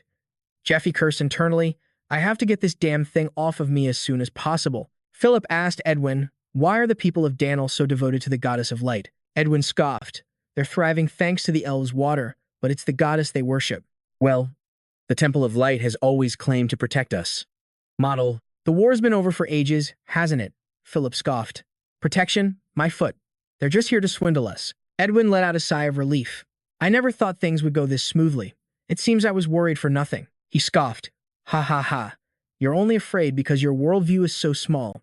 His smirk vanished, replaced by a dead serious gaze. The real trouble begins now. Don't drop your guard and keep your eyes open. Elsewhere, a mage named Milia let out an exasperated sigh. I'm absolutely furious. First, I get exiled to this backwater wasteland. Then I get captured and thrown into a filthy prison where I can't even bathe for days. And to top it all off, the second I'm free, I have to look at that witch's smug face. So, you've been tailing her this whole time. Did you find any weaknesses? Or should I just end her now? The scene shifts to the southern metropolis of Veronia. A hand presses a wax seal onto a document. Before a massive crowd stands a woman, perfectly disguised as Princess Auntie. Thank you all for coming. Princess Auntie herself has decided to partner with us on the Thon Mountain Range Reclamation Project. The Southern Architects Guild is deeply honored by this opportunity. The imposter spoke with a cheerful voice. Everyone in Danu must be suffering from the recent crop failure. I believe that by clearing the mountains, we can create new, fertile farmland. Please speak with my aide regarding the bidding process for these new plots. There, I said everything I was supposed to. Can I go have some fun now? The scene cuts to Jeo-Fi, who is recounting the events, while we were joining forces with the elves. Auntie's underlings were already moving forward with their plan to clear the Thon Mountain range. Watching from the shadows, a demon god worshipper sneered. That foolish princess, let her waste her energy creating new farmland. We, the faithful, will simply corrupt it all over again. She's just throwing her money into a black hole, Jeu-Fei concluded. It all served as a perfect smokescreen to hide our true objective, just as I planned. Jeu-Fei thought, recalling his diversionary tactic. If they bothered to do a thorough investigation, they'd easily discover that the auntie in the south is an imposter. But with one of the 12 apostles' seats empty, and suspicion falling on the eastern factions, the demon god worshippers are too busy with internal politics to notice. This is our chance to strike. As the party ventured deeper into the forest, Kiara pointed ahead. Do you see those things up there? Before them stood bizarre flora, glowing with an unnatural light. A narrator explains, Plantia magica, a magical plant species that generates both food and water. The items it produces depend on the magic code that's inputted, Kiara explained. We created them to make our lives easier. The mana flora's roots reach deep into the riverbed to store the water of life, while its petals diffuse mana into the atmosphere. Her expression turned grim, but now they're malfunctioning, corrupted by a foul poison. The mana flora now spews out toxic bones, turning this sacred grove into a factory for monsters. Hideous monsters crawled out from the mutated blossoms right before their eyes. A colossal plant beast roared, ready to strike. Instantly, the elven archers knocked their arrows, bows drawn. Dariel stepped forward. Our condition is this. Before anything else, you must protect our village from the monsters swarming out of this forest. He pointed to a map of the woods. The poison has been constantly pushing us back from the heart of the forest. We had no choice but to retreat this far. If we're forced back any further, there won't be a village left large enough to hold our people. Dariel's voice was heavy with worry. And that's not all. Many of us have stabilized thanks to your acupuncture, Sir J-Fi, but my mother's poisoning is far more severe than anyone else. She's been this way for the last 3 years. She doesn't even have the strength to move anymore. We must make our stand here. J-Fi replied calmly. Well, that much is obvious. Ellis and the other mages prepared for battle.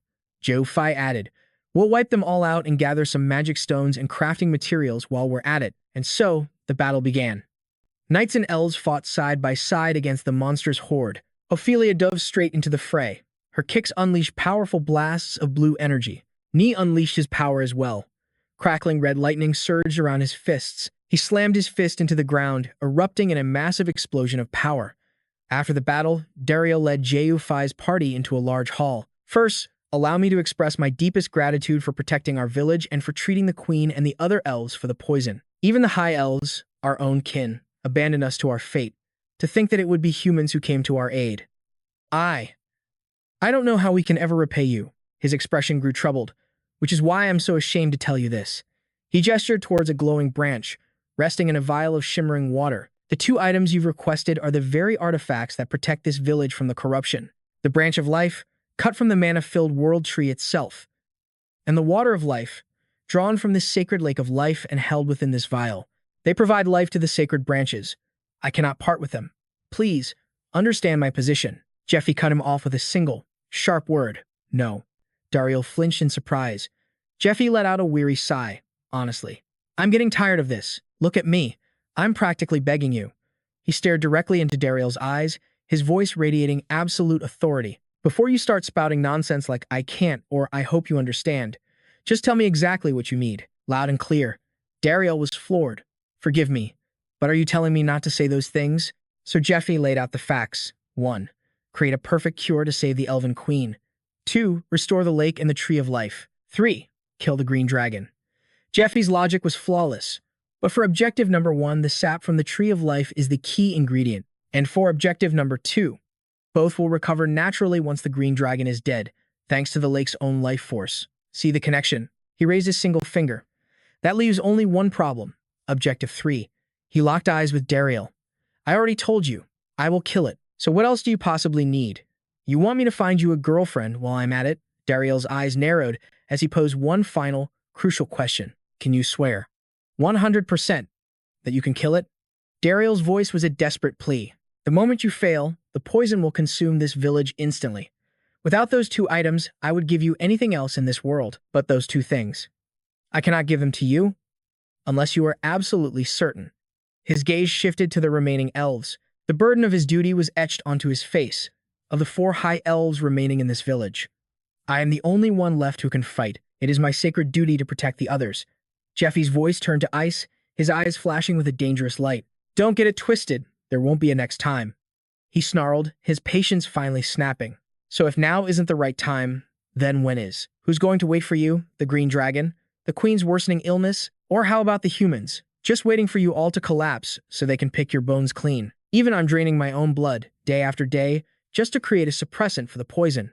So how much longer do you expect me to keep up this damn charade? Am I just some walking blood bank to you?" Jeffy seized Dariel by the collar, his voice booming with power. "Get a grip, Dariel." He leaned in close, spitting each word with venom. "This problem needs to be solved as soon as possible. We will solve it by squeezing out every last ounce of power we can gather. This is not something we can afford to wait and see about." Dariel met his gaze, a defiant fire in his eyes. "It seems I can't convince you with words. Very well. If that's how you want it, then we'll let our skills do the talking." Watching from afar, Auntie could only stare in disbelief. "I can't believe it. He's actually going to use his power here." She frantically scanned the area. Where did they go? What happened to them? In a flash, all of Jeffy's companions had vanished without a trace. Dariel raised his bow, his composure restored. "I'm sure you understand the situation now. You said you would use me as your main damage dealer for the dragon raid. That my arrows would be key." He loosed an arrow straight at Jeffy, but it merely bounced off the dragon's scales of his armor, completely useless. "I can't even pierce the scales of a dragonkin, let alone a true dragon. This is the limit of my power." His face twisted in anguish. "I want to kill that dragon as much as you do. I'd do it right this second if I could." He fell to his knees, tears streaming down his face. "But this is reality. Even if I want to, even if I have to, it's impossible. So what do you expect me to do?" Jeffy looked down on him, his voice cold but absolute. "Get up. I'm about to show you exactly why you're so weak." He unleashed a powerful wave of energy, shattering the bow in Dariel's hands. "First of all, your weapon is trash." Dariel and Auntie were both completely stunned. "My bow." Jeffy offered a slight, knowing smile, because, as it happens, the finest materials are right here in this very village. "I'm going to make you something new. So stop crying, because soon enough, you'll be shedding tears of joy." But Kiara rushed forward, screaming in fury. "How dare you destroy that? I appreciate that you're crafting a new bow for Dariel, but another archer could have used the old one. We're in a crisis. Every little thing counts," she yelled. That bow was hero grade by human standards. It was incredibly valuable. Philip and Ellis rushed to inspect the fragments. "What? Hero grade? Ellis, appraise it. Is that true?" Ellis stammered. "Jay, just a moment." A scroll materialized before her, the Lauren scale, a system for item classification established jointly by the Temple of Light, the Sky Temple, and the Adventurers Guild. It's divided into 5 distinct tiers: common, high grade, rare, hero, and legendary. Ellis gasped in shock. It really is hero grade.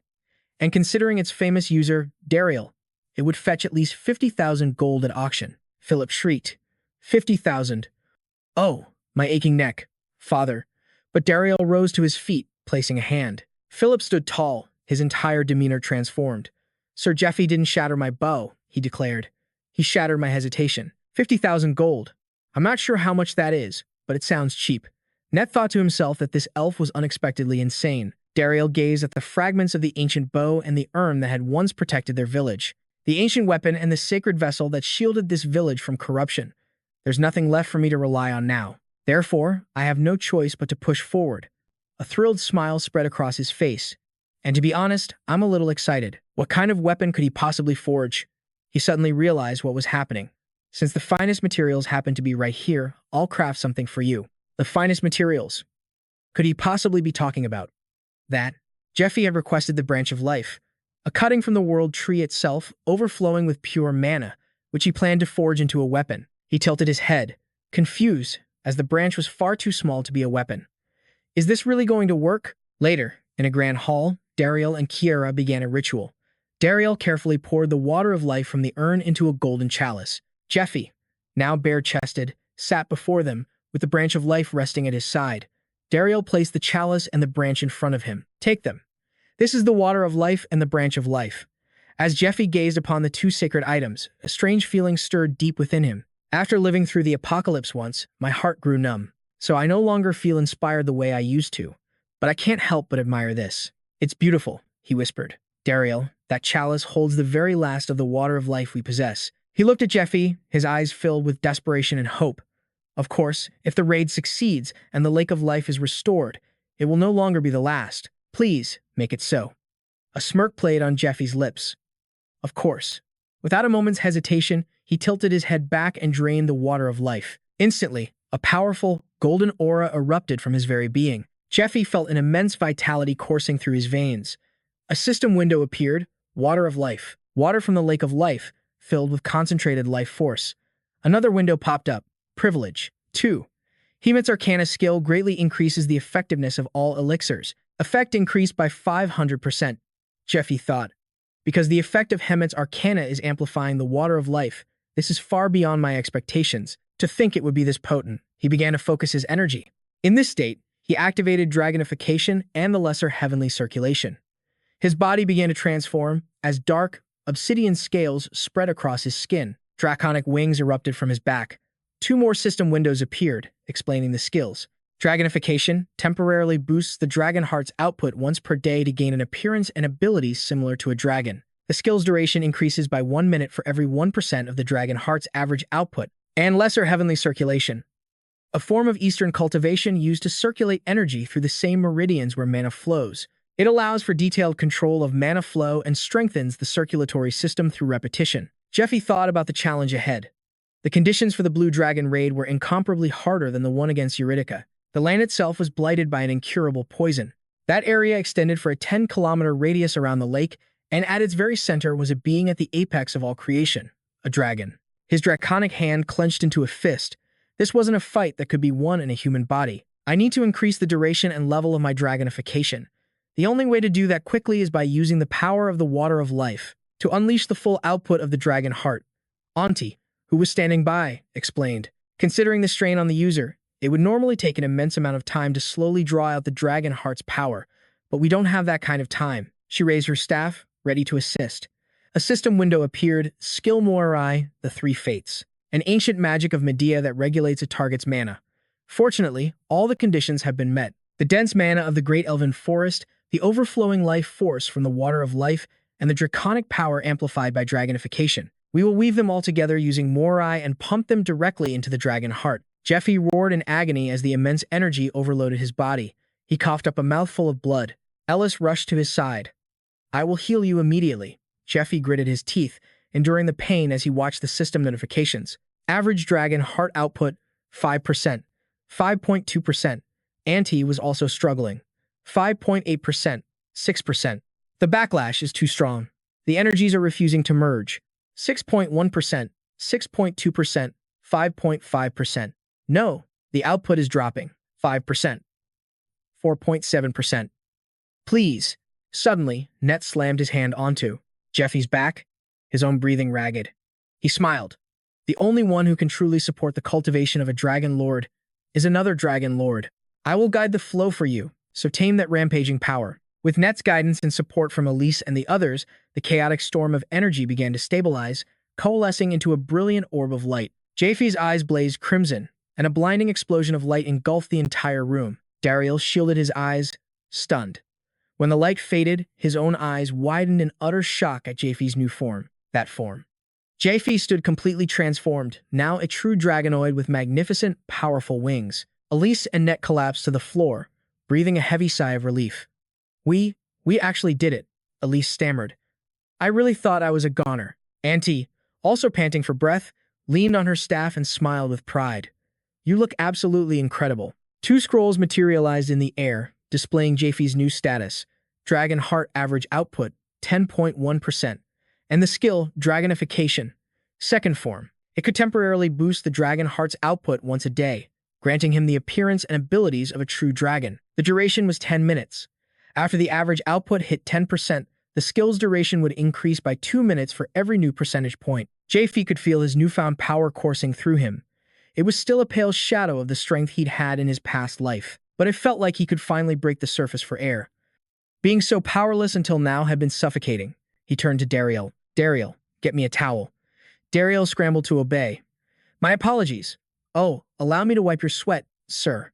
Japhie simply waved him off. There's no need. He grabbed a piece of cloth, his crimson eyes glowing with intensity. Now then, I'll begin carving out the weapon materials. With a sharp tearing sound, Japhie raked his own claws across his other arm, sending fresh blood flying. Dariel screamed in horror. What? He was tearing off his own scales. A dragon's scales can't be pierced by ordinary metal. But what if the weapon itself was forged from those very scales?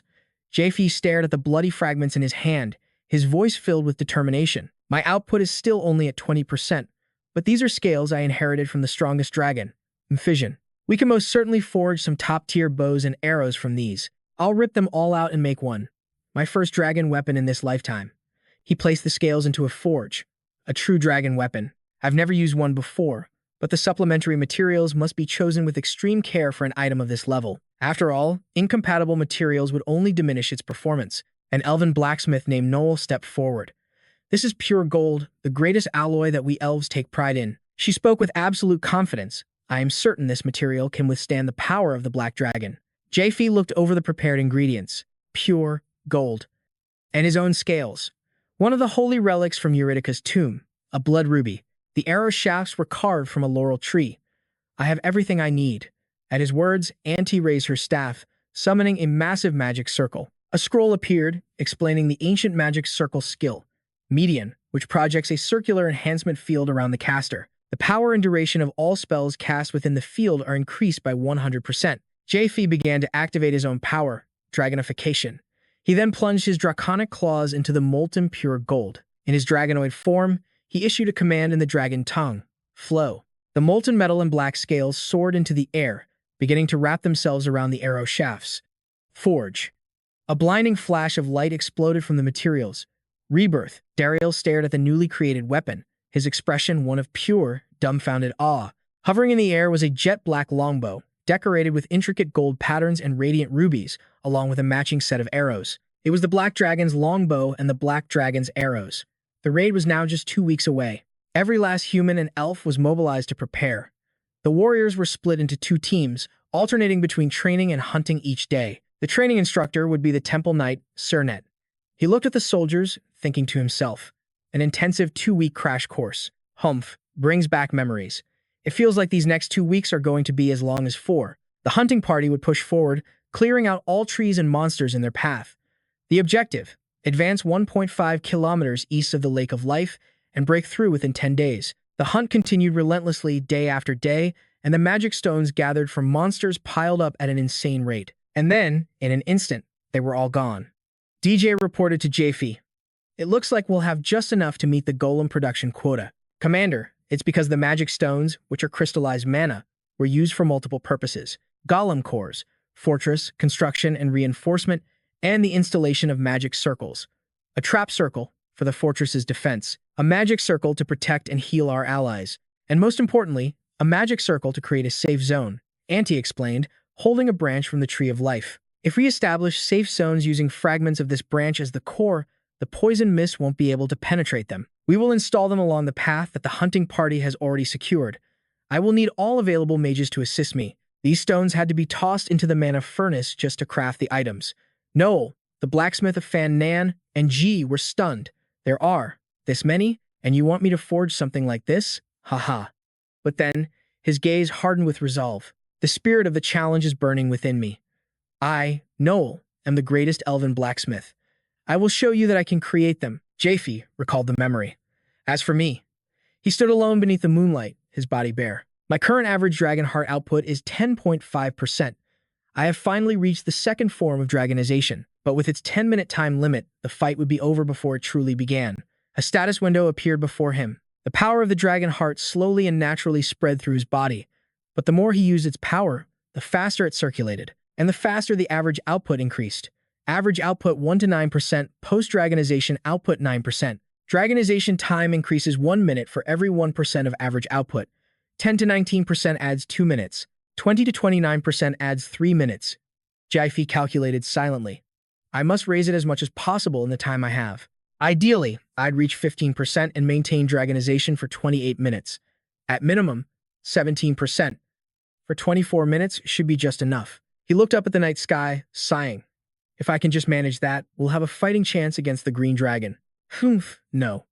If I can't even reach those numbers, I should just give up all hope of winning. He began the agonizing process of transformation, pushing his power again and again, draining everything to the absolute limit and then breaking past it. The night before the raid, the construction and final inspection of the forward fortress 1.5 kilometers from the lake was completed without a hitch. No complications with supplies and no complications with personnel.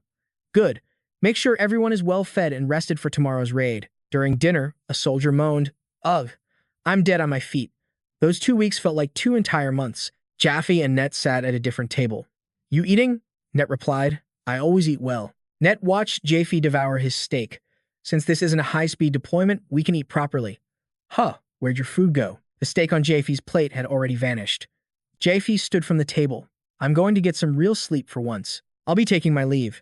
He turned and walked away, leaving Auntie to sit alone in silence as her eyes followed his retreating back. Auntie also stood, turning to Ophelia with a small smile. "Oh dear, my skin is an absolute mess after all that work. I should also get to bed early. Good night, everyone." Ophelia started to say, "I shall accompany you." Suddenly, Net grabbed Ophelia's wrist, stopping her. As Auntie walked away, Net tried to reason with Ophelia. "Didn't you say you'd be my sparring partner, Lady Ophelia?" Ophelia pulled her hand away. "When did I ever say that? Let go." Net persisted, pulling her again. "Come on now.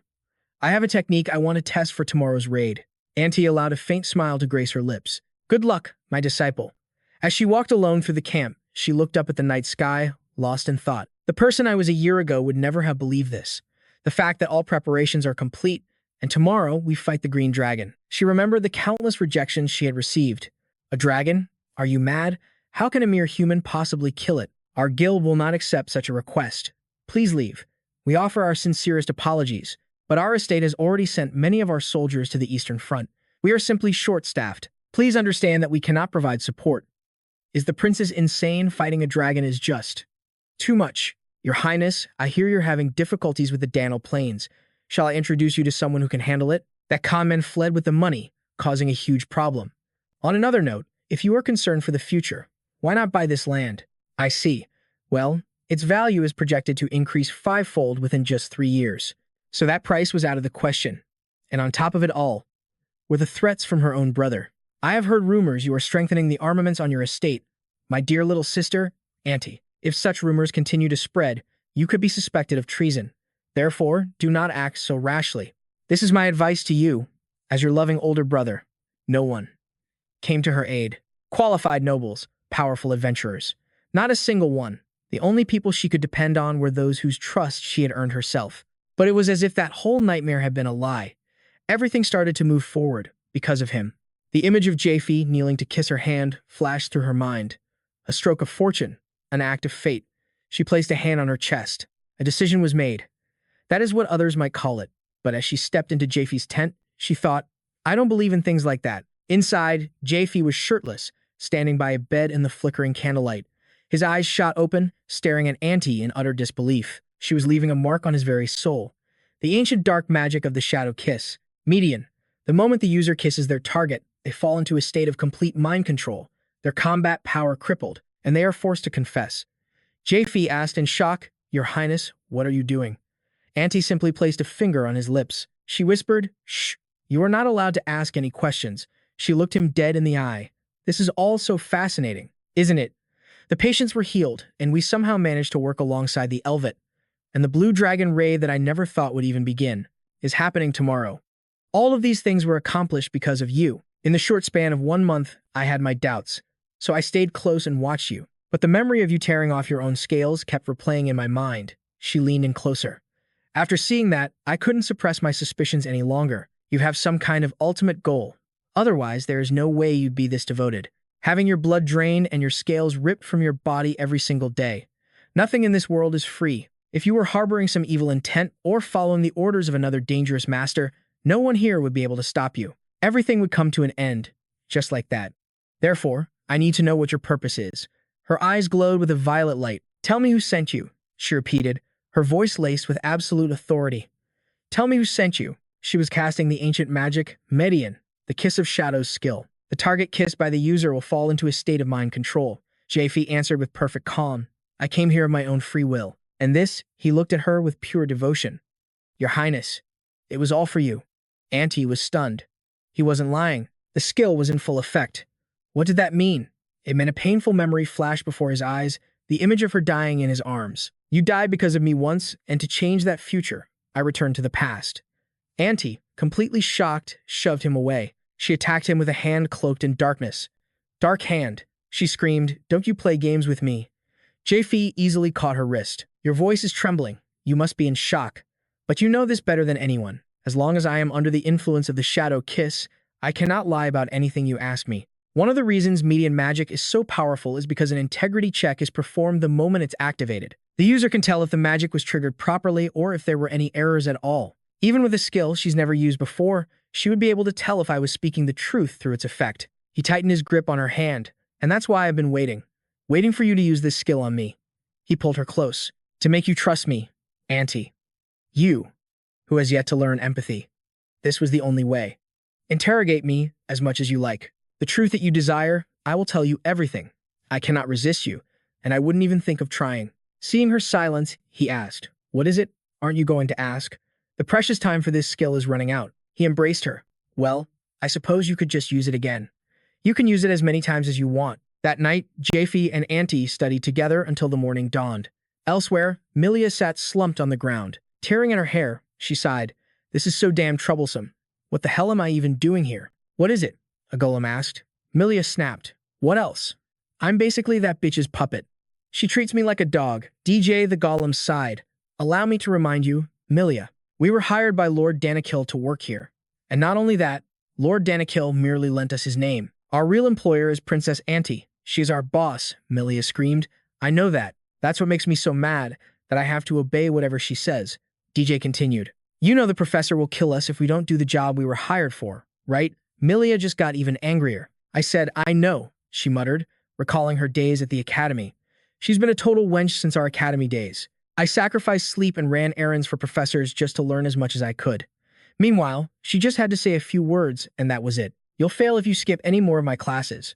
Your Highness, I'm busy playing music, and your classes are dreadfully boring anyway. Oh, how about a game of magic chess? Take care of my attendance for me if I win. She was always so high and mighty, playing around and making everything easy with her money and connections. Is she mocking those of us who actually have to try? I will never acknowledge a brat like that. DJ thought to himself, that's what I thought too.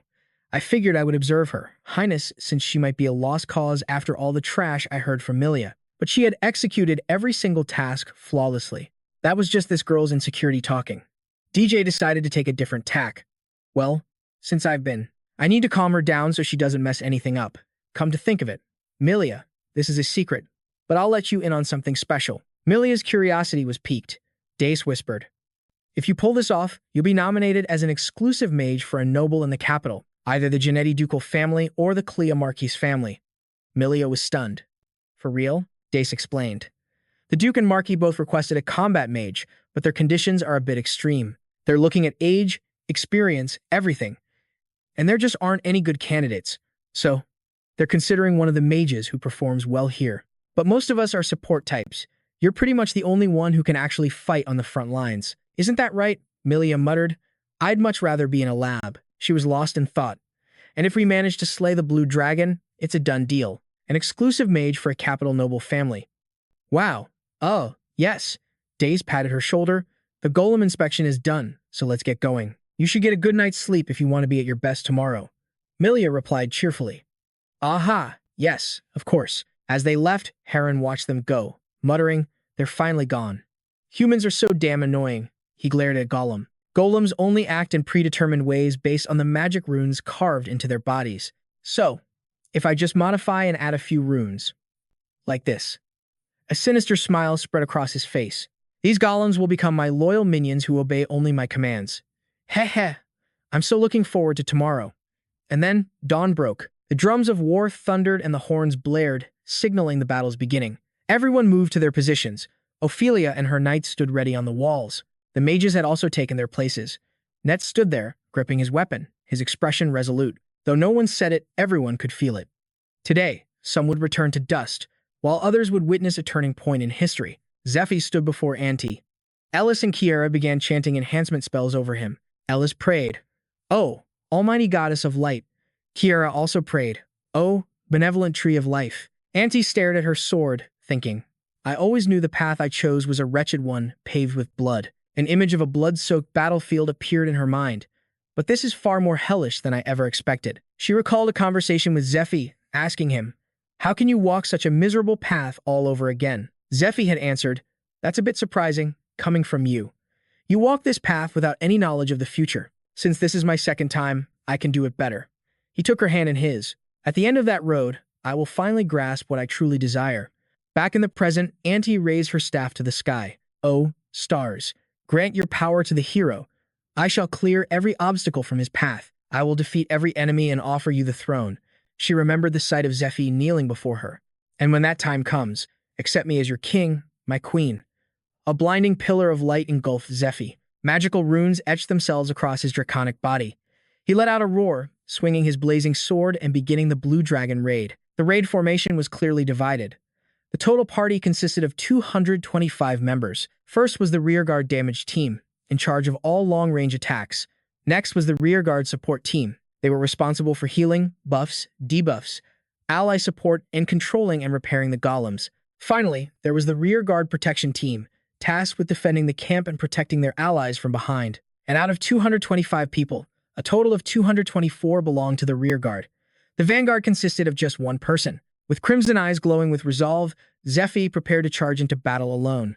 He shot forward, hurtling ahead at an insane speed. This was an extreme formation, a super long-range setup with a single vanguard. And as ridiculous as it seemed, this strategy had the highest chance of success for this particular raid. The reason was simple. The closer you get to the Blue Dragon, the thicker the poisonous mist becomes. Other party members would barely last 5 minutes, even with every possible buff protecting them. But Zephyr was different.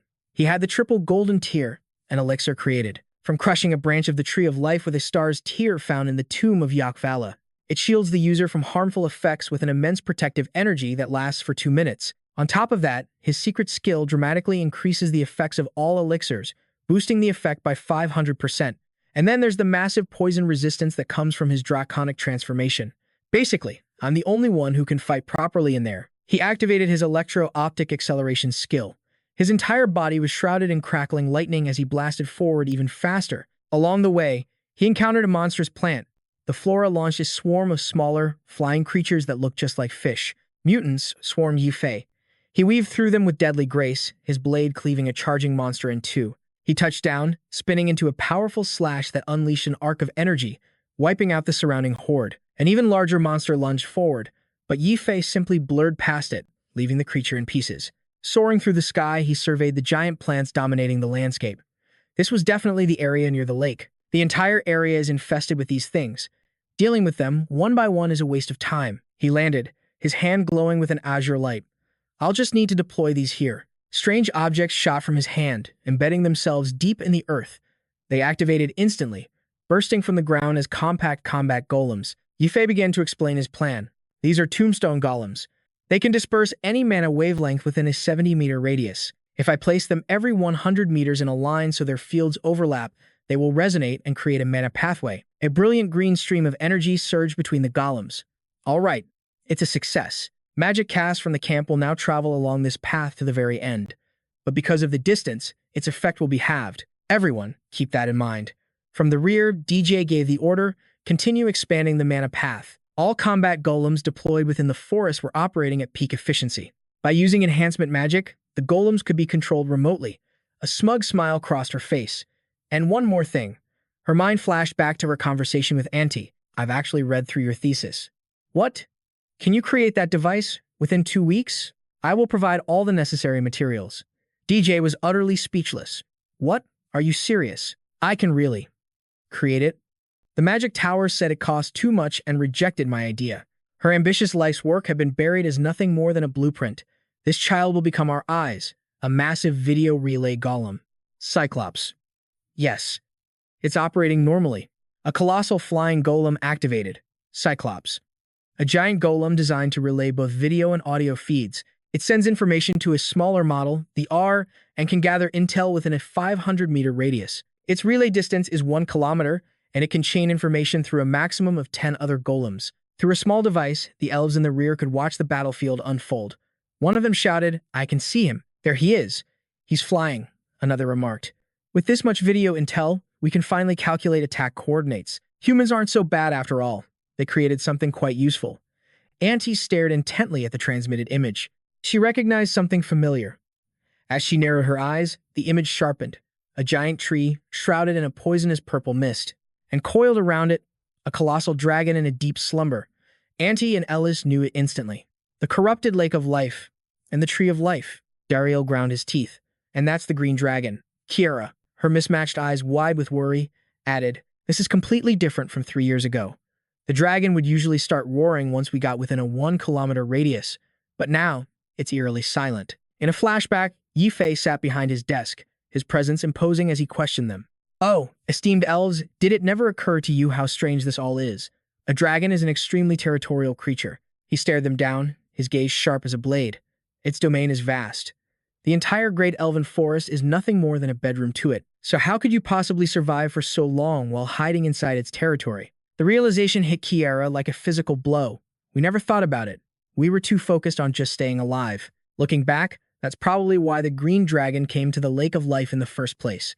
Yifei now stood before the sleeping behemoth. He thought to himself, just as I predicted, "I've managed to get this close, and the green dragon is completely oblivious to my presence. This is perfect for my plan." He quickly calculated the time. "I have a maximum of 28 minutes to move within this poison mist. I've already used 2 minutes for deployment and setup, which means I only have 26 minutes left," he announced. "I'm starting now." A jet black chain, a masterpiece from the blacksmith Noel, forged from Yifei's own scales, materialized and wrapped around his arm. Like a striking serpent, the chain shot out, coiling tightly around a withered branch high above. Using the chain as an anchor, he vaulted through the air, hurtling directly toward the giant dragon. He then recalled a shocking truth. In short, the green dragon is not a poison dragon. Her voice echoed in his memory. The world has simply forgotten what kind of creature it is. Elves live for 300 years and high elves for 500. But the last time its healing effect was more potent than any priest's prayer. That was why the beast had crawled here, broken and battered. The colossal dragon stirred. A heavy eyelid peeled back, revealing a blazing golden pupil. In a flash, it snapped its head up and devoured something hurtling toward it. Back at camp, a knight watching through a golem cried out in horror. "Sir Jeffy's been eaten. It can't be." Another soldier pointed at the screen. "Look there." Jeffy's voice rang out. "That's because this green dragon has been corrupted by demonic poison." With superhuman strength, Jeffy was prying the dragon's mouth open from the inside with chains in his bare hands. He declared that it was on its last breath. He panted, sweat pouring down. "This bastard is soaking in the lake to heal its body. The demonic venom has not yet been purged and is still eating away at the green dragon's life force. That's why I decided it would be my first prey. This is the only dragon I have a chance of killing right now." He threw all his weight into the chains, binding the dragon's snout shut and forcing a pained roar from its throat. "Perfect. I sealed its jaws." He tightened his grip, holding the chains firm. A defiant smirk crossed his lips. "Time to go fishing," he roared. "The black dragon chain is forged from my own scales. Draconic language affects it more powerfully than most other materials." The chains began to glow, and with a Herculean effort, he began to drag the massive dragon from the lake's healing waters. The dragon struggled weakly. Green dragons aren't venomous by nature. It was corrupted by demonic poison and trapped in the lake of life. That's why I have to drag it out of the lake to fight. The poison will spread through its body much faster, and it won't be able to recover from its wounds. With one final, mighty heave, he ripped the dragon from the water, slamming it onto a giant tree branch. The sheer force of the struggle tore his hands open, drawing fresh blood. Jeffy braced himself against the beast's raw power. "What is this strength?" "I'm using 19% of my dragon heart's output, and I'm still completely outmatched. And this is supposed to be its weakened state." Jeffy drew his great sword. He roared, "You think you can just toss me around?" With one powerful swing, he slashed deep into its flesh, sending blood flying. He stood firm atop the monster's head, analyzing its weaknesses. The inside of its mouth is much softer than its outer scales. It's also where crucial blood vessels and nerves run. I'll stick as close to the inside as possible and inflict damage. His crimson eyes flashed, his focus locked on the target. Suddenly, the dragon spewed a torrent of black sludge. He was stunned but on alert. This sound. The dragon unleashed a massive stream of green energy. A dragon's breath. Witnessing the horror through the golem, Kiara let out a blood-curdling scream. Dariel ground his teeth in pure rage. That green flame. That's the same fire that incinerated our forest. Auntie gave a firm command. Everyone, prepare your skills. She remained calm, her gaze steady. It's all right. Jeffy is still safe. And Auntie wasn't the only one who realized it. So did the dragon. Though its mind was clouded by the poison's agony, it knew it couldn't feel anything clamped between its teeth. Right before it had unleashed its breath, it felt a sharp pain in its jaw, and the prey it was crushing had vanished. A silver key flashed in Jeffy's hand. It was privilege. 3. The silver key. The key to a door in a forgotten castle. Its owner can freely store and retrieve any item from the silver room. You can also enter the silver room, which is currently stored in your left hand. Jeffy had used it to narrowly escape the dragon's jaws. He explained his tactic. When I enter with the silver key, my entry and exit points are exactly the same. That's why I deliberately waited until I was inside its mouth to activate the key. If I can dodge the flame from its breath, my chance to strike will come right after. Enveloped in golden lightning, Jeffy charged forward. He slammed a thunderous blow into the dragon. Lightning palm. The beast let out an earth-shattering roar. Its throat began to glow again. Jeffy recognized another breath coming. A ball of energy swelled in the dragon's gullet, ready to be unleashed. Jeffy took a deep breath, his cheeks puffing as he gathered energy, then unleashed a brilliant golden flame of his own, dragon's breath. His golden stream shot directly into the energy forming in the dragon's throat, causing a devastating explosion from within. The beast howled in absolute agony. The dragon writhed, its body convulsing violently from the internal wounds. Jeffy observed. Its breath sac has ruptured. Even with its incredible regeneration, it won't be able to use its breath attack for the next 10 minutes. Now, receiving the signal, the mages in the rear guard attacked in unison. Frozen thorns of sin, crimson vines, and sharp shards of ice flew straight toward the dragon.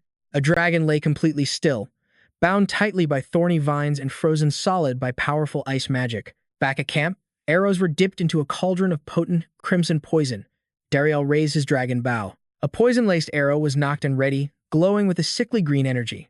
He unleashed a colossal bolt of power, streaking forward like a flash of emerald lightning. The destructive energy consumed the ensnared dragon. The arrow found its mark, triggering a massive explosion. The dragon let out one final, agonizing roar before crashing down. Back at the camp, cheers of victory erupted. The arrow had struck true, just as we'd expect from Lord Dariel. Kiara was overcome with joy. She couldn't believe the attack had landed a direct hit on the dragon. But Dariel watched on with a somber expression. Jai's words echoed in his mind. The second reason you are all so weak is your lack of true combat experience. None of you has ever faced an opponent capable of awakening your true power. Kiara and another spirit had been skeptical at the time. What a ridiculous human, they thought. He's so much younger than you, Dariel. He talks as if he has so much battle experience.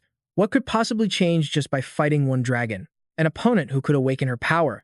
But the green dragon was the beast that took everything from them 3 years ago and drove them from their homes. What good could possibly come from fighting it now? Just then, the other spirit spoke to Kiara. We're about to find out what he meant. Kiara asked. What do you mean? He replied. I don't fully understand it myself yet, but his gaze was distant. This isn't just about this one raid, but something far in the future. I feel like it's connected to my life's mission. The dragon had been struck, and in that very instant, a crucial realization dawned on Dariel. So that's it. The green dragon isn't our final objective. It's merely a stepping stone. He raised his bow again, his eyes filled with resolve. A stepping stone that we must overcome.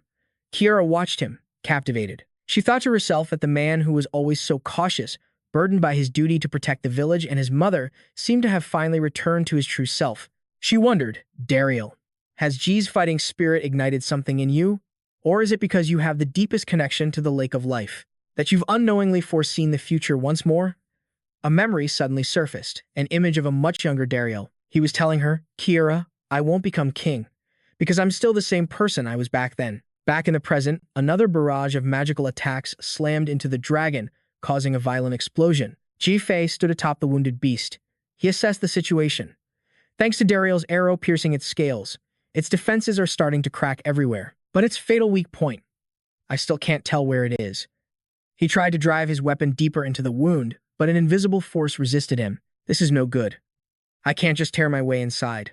Suddenly, his hand was enveloped by a blue energy, holding him fast. My hand. It won't move. It feels like something is crushing it.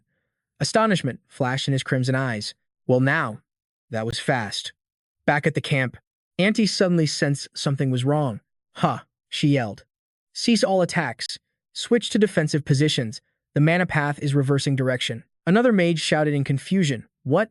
How is that possible? In a flashback, Ji-Fei had given them a warning. The key is to inflict a massive amount of burst damage all at once. And there's one more thing. If you see anything like this on the golem's monitor, you must immediately change the mana path's flow to one direction only. The Tombstone Golem extends the range of our skills using the mana path. It releases mana waves from 4 magic circles on each of its 4 sides. While the loss of skill effectiveness is minimal when all 4 sides are open, allowing skills to pass in both directions. There's a huge risk the enemy's attacks can travel back through it. If you shut down one of the faces, enemy attacks can no longer get through, and you'll all be safe. However, the effectiveness of our own skills will also be reduced. Returning to the present, the knights raised their shields, bracing for impact. But this meant the end of their high-damage assault. Ellis yelled, "Raise the defensive barrier." Light shield. From this point on, things are going to get dangerous. DJ announced, "Western face of the magic circle is deactivated. Mana path reversing direction in 5, 4, 3. A massive blast of purple energy shot back through the mana path, striking one of the mages. Auntie had been expecting this. She knew the sign was the moment the water's surface began to churn for no apparent reason. And just as he was suddenly thrown back, an invisible wave of force surrounded Ji-Fei, blasting him away from the dragon. The black scales on his chains shattered under the immense pressure. This was the sign. From this moment on, the dragon would use its unique attribute. The green dragon's unique attribute is telekinesis, a terrifying power that allows it to move objects without ever touching them. When a dragon with a nearly infinite supply of mana wields such a power, it means only one thing: utter destruction. Screams of despair filled the air. Ji-Fei gasped for breath. In another flashback, Ji-Fei had posed a question. The poison was potent enough to harm the green dragon. So then why don't the humans or spirits tainted by that same poison die instantly? Dariel gripped his staff tightly, steadying himself and his comrades. Wait, could it be mixed with the water of life? Ji-Fei confirmed it. That's right, the water is repairing the poison's damage in their bodies, but then the poison begins to spread all over again. That's why they aren't dying instantly. Instead, the pain is so immense they simply lose consciousness. Ji continued his deduction, and the same must be true for the green dragon. It's likely in a haze from the constant agony, which means there's a high chance it can't use its unique poison attribute from the start. Kiara remembered. That's right. We attempted to raid it 3 times after it made the lake its lair, but its attack patterns grew simpler, more monotonous. It wasn't because it was underestimating us. It was because of the pain, which gives us a window to strike. But that opening won't last long. If it's hit with a sudden, sharp spike of pain, the shock will bring its focus back completely. And that's when the real fight will begin. Deep within the dragon's mind, a hazy image of a blazing demon flickered into view. And then, another. An ancient warrior wielding a radiant blade. That sword. The dragon recognized its ancient foe. It's you again. Back at the camp, things had stabilized. The situation was chaotic for a moment, but the support team quickly fell back into formation. Thankfully, no one was seriously injured, and they successfully redirected the mana path to flow one way. With this change, the support team was now safe from the dragon's skills. But Miriam muttered in frustration. The support team could die from a single scratch. That's what he said. I can't believe he underestimated us that much. But what was even more infuriating was that he was right. Auntie issued a command. Our skill effects will be heavily diminished from now on, all except for Dariel, the only one who can launch long-range attacks on his own. The rest of us need to group up to support him as effectively as possible. Dariel made a swift calculation. The problem is the distance. It's over 1.5 kilometers. It'll still take 4 seconds to reach the dragon even with my fastest skill, Red Meteor. My other skills would take 12 seconds. G needs to pin that dragon down for 4.5 seconds for my arrow to land a clean hit. The rift leading to the dragon's domain, which had been forced open, began to slowly seal itself shut, and everyone was waiting for that one man to tear it open again. Ji-Fei was caught in the dragon's storm of telekinetic energy. Ji-Fei expertly weaved between the massive vortexes. He thought to himself, even branches sturdy enough to hold the dragon's weight are being ground into dust. There's no reason to meet that power head-on. He used the dragon's own telekinetic force to launch himself towards the withered tree of life. The dragon roared, preparing another assault. Using the massive trunk as a foothold, lightning crackled around Ji-Fei's legs. The dragon lashed out instantly with its powerful tail. He grunted in pain as his body was slammed into the toxic lake. It lunged forward to finish him. But Ji-Fei exploded from the water's surface, undaunted. Meeting the dragon head-on, he activated his skill once more. Lightning Rush. His body enveloped in sparks, he dodged its snapping jaws by a mere inch. He raised his greatsword high and brought it crashing down onto the dragon's head. The beast shrieked in agony. Its massive body was sent reeling from the sheer force of the blow.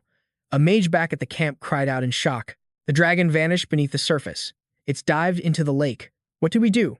Is it trying to recover from all the damage it's taken? Kiara's voice cut through the panic, sharp as steel. It can't recover that quickly. Not with the poison in that lake. The moment that toxic water touches its open wounds, the pain will be unbearable. So it'll have to surface again soon. The bigger problem now is. But before she could finish her sentence, the lake began to churn violently. Raging waves of poison erupted from the lake.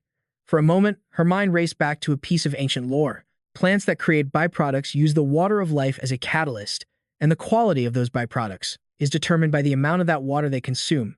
So, what would a plant create after absorbing an entire raging lake of corrupted water? The answer was an army of powerful enemies.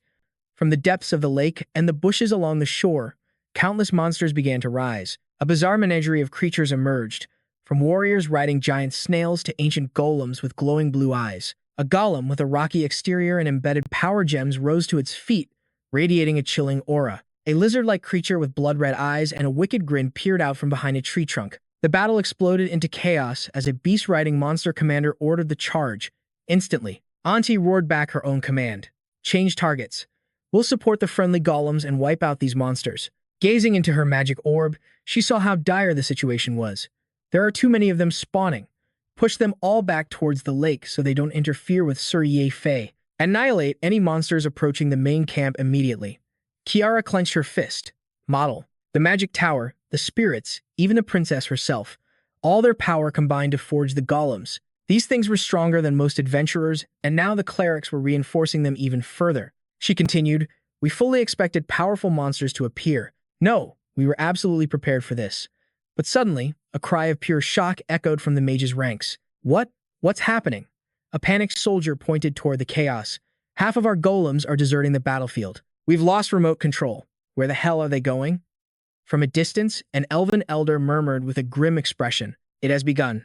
From his vantage point, Dariel recognized the golem's trajectory. He gasped in horror. That direction. Could it be? A sphere of blue energy suddenly materialized where the golems were headed. Dariel's eyes widened, reflecting the blinding light and the horrifying truth he had just realized. Without a second's hesitation, he spun around, aimed his bow at his own allies, and screamed, everyone, get down. A brilliant green arrow of energy shot forward, intercepting the incoming attack. A blood-curdling scream erupted as a colossal stone sword fell from the sky, demolishing a corner of the camp in an explosion of rock and debris. Auntie clutched her staff, her face an icy mask hiding the terror churning inside. They found our position. Did it track the trajectory of our skills? If Dariel hadn't deflected that attack, we would all be dead by now. Kiara stared toward the enemy, her expression grave. The distance between us and whatever launched that attack is about 700 meters. We have to stay on high alert. From within a toxic fog, a monstrous mushroom oozing dark magic slowly emerged. Kiara knew instantly. That thing was on the level of a dungeon boss. Suddenly, Jeffy's memories flooded his mind, dragging him back to the past.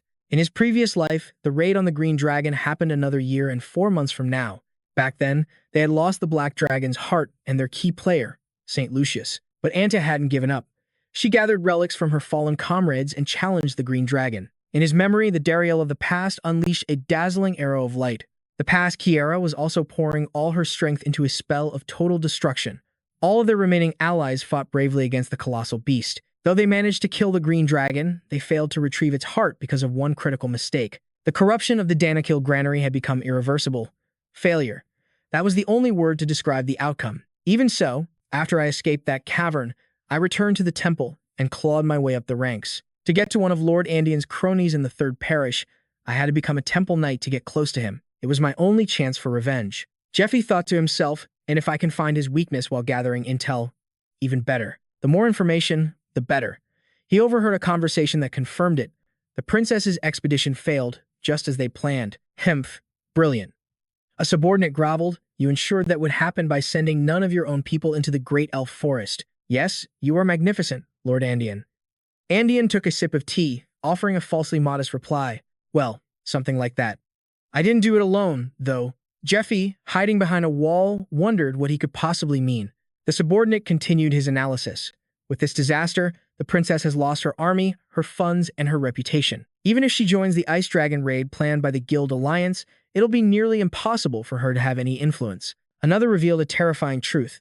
The hearts of the black and green dragons are already in the hands of the cult. Lucius, the Saint of Light, is currently being brainwashed by Andean.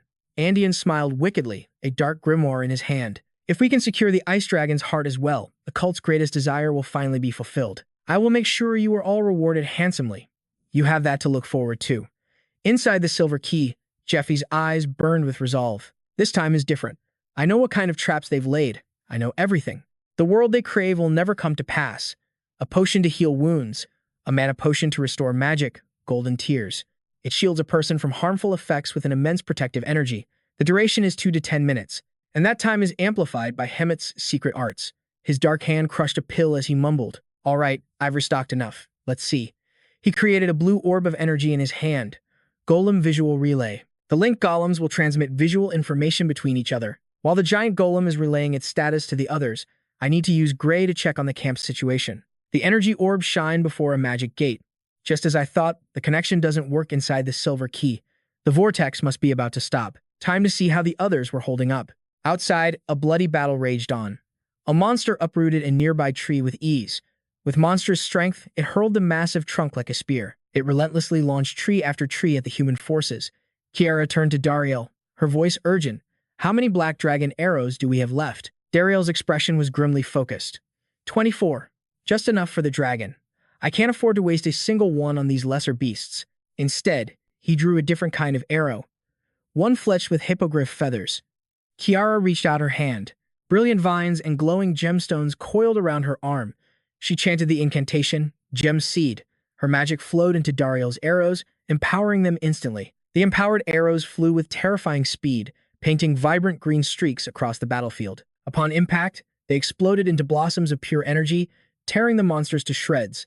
A storm of green light and a dance of swirling flames combined into a single, devastating attack that swept across the entire battlefield. Watching through his orb, Jeffy noted their perfect synergy.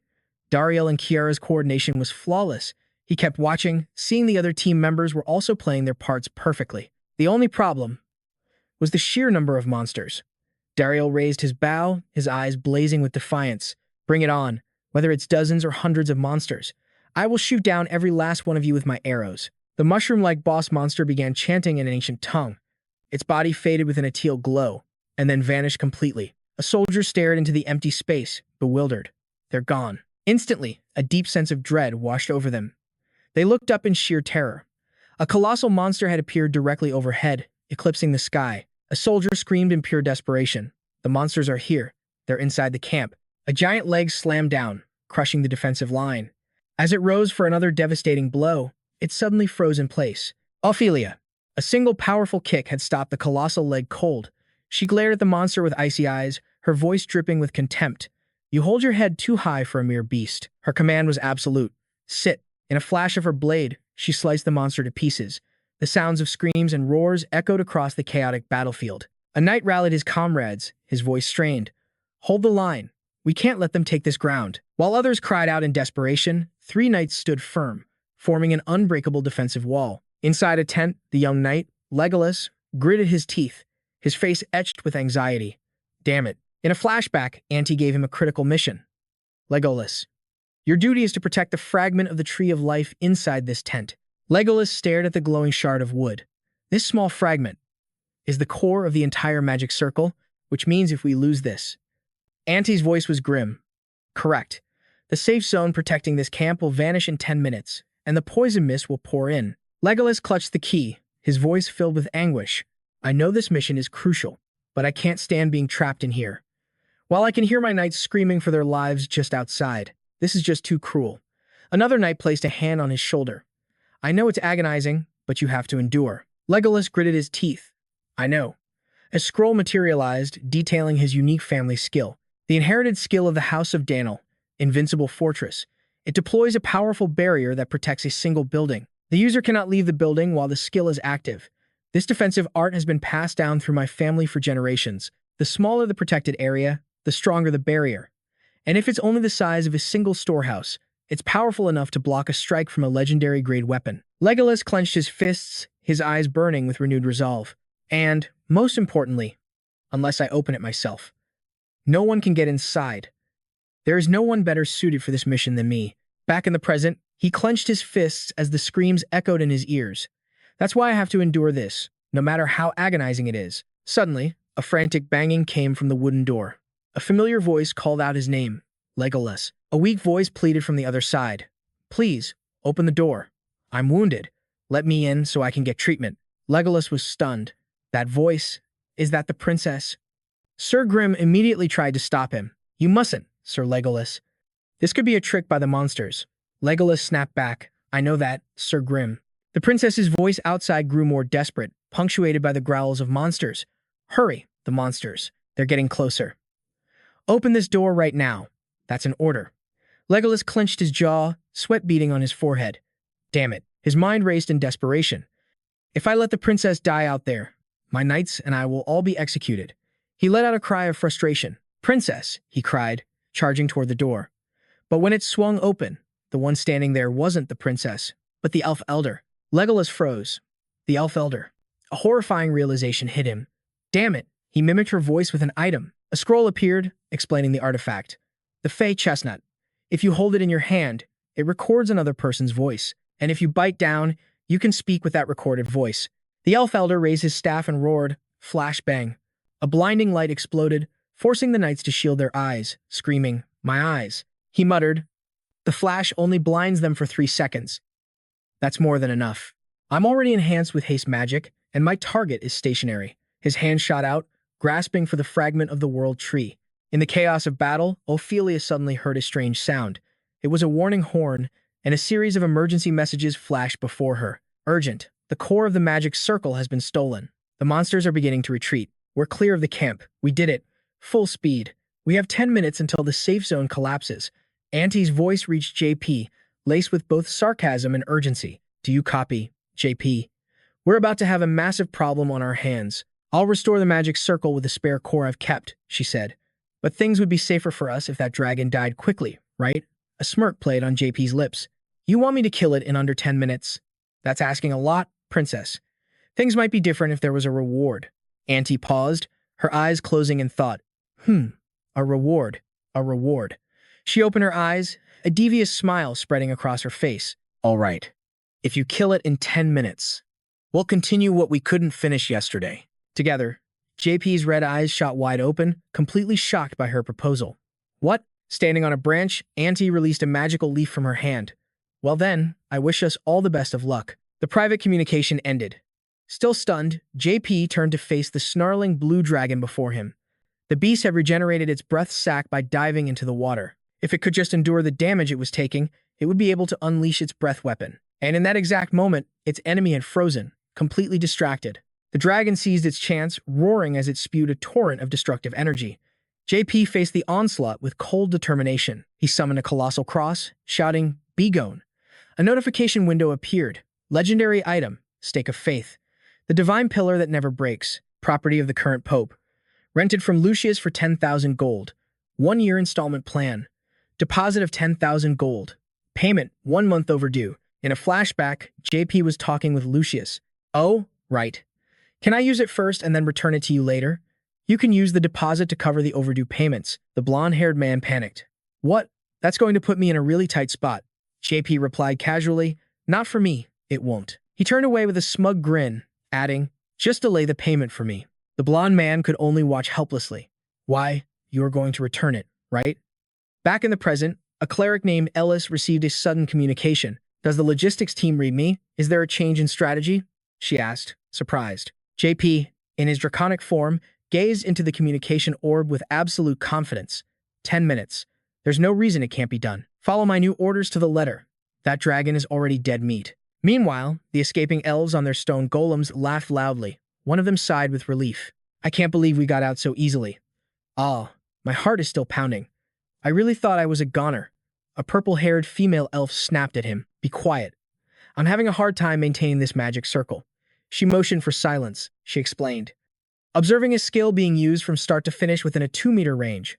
That's the activation requirement for my skill, Mimic. Since I participated in setting up the camp's magic circle, I was able to copy the magic purification circle. Although the effect is only half as strong, she continued with a grave expression. I can only use a copied skill once, and I have to constantly channel mana into it to keep it active, so we need to hurry. This is the only chance we have, the final sealed box. We were finally able to get the seed of the world tree that was sealed inside it, all for the goal of building a new kingdom. Entirely our own. Elder Heron looked back at his followers. Thank you all for following me this far. An elf replied cheerfully. Of course not, Elder Heron. It's only natural. He's right. You are our leader. We were honored that you asked us to come with you. Elder Heron smiled faintly. Elsewhere, other elves had to fight against ferocious creatures. An elf gazed at the divinely protected bunker, saying, "The elven soldiers seem to be collapsing. There's nothing we can do about it." Philip was observing the battlefield through binoculars, but we've prepared for the worst. So far, no one has gone hungry, he continued. We have one of the 10 strongest among us. A truly reliable healer, Sir Zephyr. The dragon's heart. Even the princess, wielding immense power, is defending the battlefield. They could probably take on the heavens themselves. His companion scoffed. Compared to that, the elf elder has deserted them. It's no surprise their soldiers' morale is collapsing. I don't really get it. Was the elder abandoning his post really that big of a deal? Isn't Dariel holding the line just fine? The dwarf shot back with a gruff laugh. You still lack a keen eye, he explained. Dariel is undeniably strong. It's no wonder he outranks even Lady Ophelia among the top 10. He is the queen's son, after all. But he's not the true heart of the elven kingdom. The one the elves truly depend on is the elder. An ancient scroll unfurled, revealing a long-held secret. The king of the elves is the high priest and partner to the Tree of Life. The Tree of Life itself chooses the king, and only high elves trained to receive its power are even considered candidates. Through the tree, the king connects to every elf in the forest, ruling their very minds and compelling their undying loyalty. This was the secret that preserved the elven kingdom for 2,000 years. The current queen is Sylvestia, also known as the Shattered Page. Born blind and unable to walk, she was still a wise and benevolent ruler, until she became completely paralyzed after childbirth. His confused partner interrupted, "Wait a minute. If she was paralyzed after giving birth, how did she have Dariel?" Philip explained the rumors. That Kiara was a half-elf, born from the Queen's affair. That's why she's never been treated like a true high elf. In stark contrast, Dariel was born a flawless prodigy, adored by everyone. But in a flashback, a young Dariel declared with a resolute face, "I will become the Queen's beau. Becoming king is a path for the chosen, not for me." As the narrator continued, when elven society was stable, Dariel's humility wasn't an issue. But with their kingdom now facing disaster after disaster, the elves desperately crave a new ruler to fix their broken world. Despite this, Dariel made no move to take the throne, not even fulfilling the role of a village chief. He simply said it wasn't his place. Philip concluded that with the other high elves gone, the only thing the remaining elves had was a reliable leader, like a village chief. Meanwhile, the group of fugitive elves traveled on lumbering golems through the pouring rain. The purple-haired elf told herself, this was the right thing to do. There's no reason to feel guilty for abandoning the others. There's no way we could ever defeat a dragon. We don't all have to die together. Another clutched his staff tightly. We did everything we could, while a different elf thought bitterly. And Lord Dariel turned his back on us all. Another memory surfaced. From 4 years ago, when the Blood Moon and Dark Moon attacked human lands, igniting a war. They lost a precious artifact, and soon after, their forest territory was seized. 3 years ago, when the Blue Dragon turned the lake into its lair and began corrupting the forest, the strongest high elves declared, "We, who bear moon in our titles, will leave this place and forge new farewell, you fools, who chose to remain in a land with no future." And as their elven kin left, unable to bear the worsening corruption, Lord Dariel simply did nothing, letting the situation decay. This is how it all ended. The armies of mankind swarmed into the forest. An alliance? It's just a pretty name. We don't have the strength to stand as equals with them. The purple-haired elf cried, her voice filled with despair. Whether they defeat the dragon or are forced to retreat, our kingdom is already finished. She continued her bitter rant. Did Lord Dariel abandon us out of spite, or was he just blind to reality from the very beginning? We were such fools to place our hopes in him until the very end. She screamed at the heavens in anguish. I'm sorry, Queen Sylvestia. We can't do this anymore. We need to find new hope, too.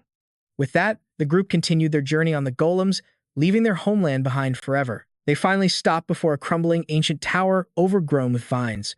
Elder Heron gazed up at its peak. It's there. At the very top of that tower lies the seed of the Tree of Life. An image of the great tree burned in his mind, his voice thick with ambition. We will plant this seed far from here, in a new land, and I am the only high elf the new tree can choose. At long last, I can become king. Suddenly, a younger elf pointed toward the tower, his face pale with alarm. Ha! Wait a second. What is that? Elder Heron snapped his head around. What? Deep inside the ancient tower, shrouded in dark foliage, a red, heart-shaped object beats with an unnatural rhythm. A hand with glowing red claws scrapes against the stone walls. A humanoid creature, its mane a blazing red inferno, struggles to break free from its prison of vines. The beast roars, bearing razor-sharp fangs. Its glowing green eyes burn with pure hatred. The other elves recoiled in terror. One of them stammered, "What is that thing?" Philip's expression turned grim. "But something is truly strange about this." His companion asked, "What do you mean?" He began to explain. "The high elves who abandoned this place took the seed of the tree of life with them, claiming they would build a new kingdom, especially Hakinuet and Huet. If they truly built a new kingdom somewhere, a merchant guild as well-traveled as ours would have heard of it. We travel the entire world, yet we've never heard a single whisper about any new elven kingdoms." His companion asked, "Then, where did they go?" A faint image of the red monster appeared, its dark, beating heart at the center. Elder Heron spoke with confidence, "I will handle this." He unleashed two winged golems, issuing a firm command. "Go, my golems. One of you will draw the creature's attention. The other will retrieve the sealed box for me." One golem circled above, acting as a decoy for the red beast. The monster snarled, its eyes blazing with fury. The elder explained, "It is a standard tactic. The beast has taken the bait, and once the second golem shatters the tower's seal with an explosive seed, it can retrieve the sealed box with ease." The elder and his elves gazed triumphantly at the glowing box now in their possession, but they made one fatal miscalculation. A crimson blur shot past them, and in the blink of an eye, every last elf was brutally slaughtered. That box was the very thing the demonic beast had coveted for 3 long years. A dark red tentacle coiled around the box. An ancient scroll materialized, revealing the monster's true name, Huet Ma, a candidate for the throne 60 years ago, and the very elf who started the war with Daniel 4 years prior. Because she underwent a demonic transformation and lost her sanity, all that remains is a burning hatred for her own kind. The beast roared as words emerged from the box: usurp throne, revenge, seed, and other words whose meanings she no longer understood. Flashback to 3 years ago. In a demonic hall, a black-robed figure radiating power spoke with pure contempt. How pathetic. Are these wretched forms truly the high elves who made humans tremble during the Great War? Hak, Nuye, and Huet. Is it? Two grievously wounded elves, a man and a woman, lay broken on the floor. High elf Huet Masa and high elf Hak Ramian. The black-robed man, known as the cult leader, looked down upon them. Clutching a glowing red artifact, he sneered. "Do you two have any idea why I've brought you here?" The scene shifts, back 3 years into the past. In another scene from that same time, the vice cult leader was giving a lecture. "Do you know, my followers," he explained, holding a dark orb and a branded parasite. "The Apocalypse Stone resonates with these branded worms, the very tools that transform mortals into demons. We give the exact same stone and parasite to every subject. But why, then, does every subject emerge from the transformation with a different appearance and vastly different powers? And why is it that the transformation can fail entirely? The answer lies in the corruption within their hearts. Hatred, rage, greed. An unspeakable malice born from a twisted life. All of it manifests through the stone. The greater their inner corruption, the more powerful the demon they become. Remember this, Huet, Hak and Guet. Let your hatred for the elves who stole your future, who shattered the life you once knew, fuel you." A blinding, crimson light exploded, engulfing them both. The cult leader smiled in satisfaction. Magnificent. A truly beautiful sight. The two elves were completely transformed, reborn as powerful demons. A caption appears: Huet Masa has been demonized, and Hak Ramian has been demonized. In her new form, Masa let out a feral roar, while Ramian radiated an aura of pure evil. The vice leader asked, "What is your plan for them, my lord?"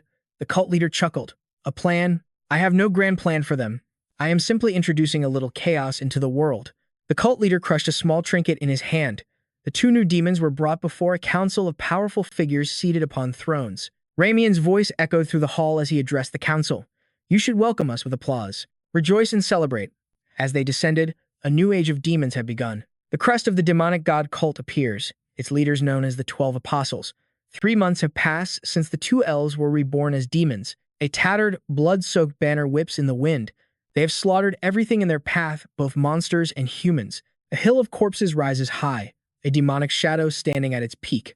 They have grown accustomed to their new power. Ramian stood there, dark energy coiling around his body. He spoke. "Excellent. It seems you are finally ready. Let's move to the next phase of the plan." Andean appeared with a wicked smile. How would you like to go hunt a green dragon? I'll even lend you my soldiers. A majestic mountain range comes into view.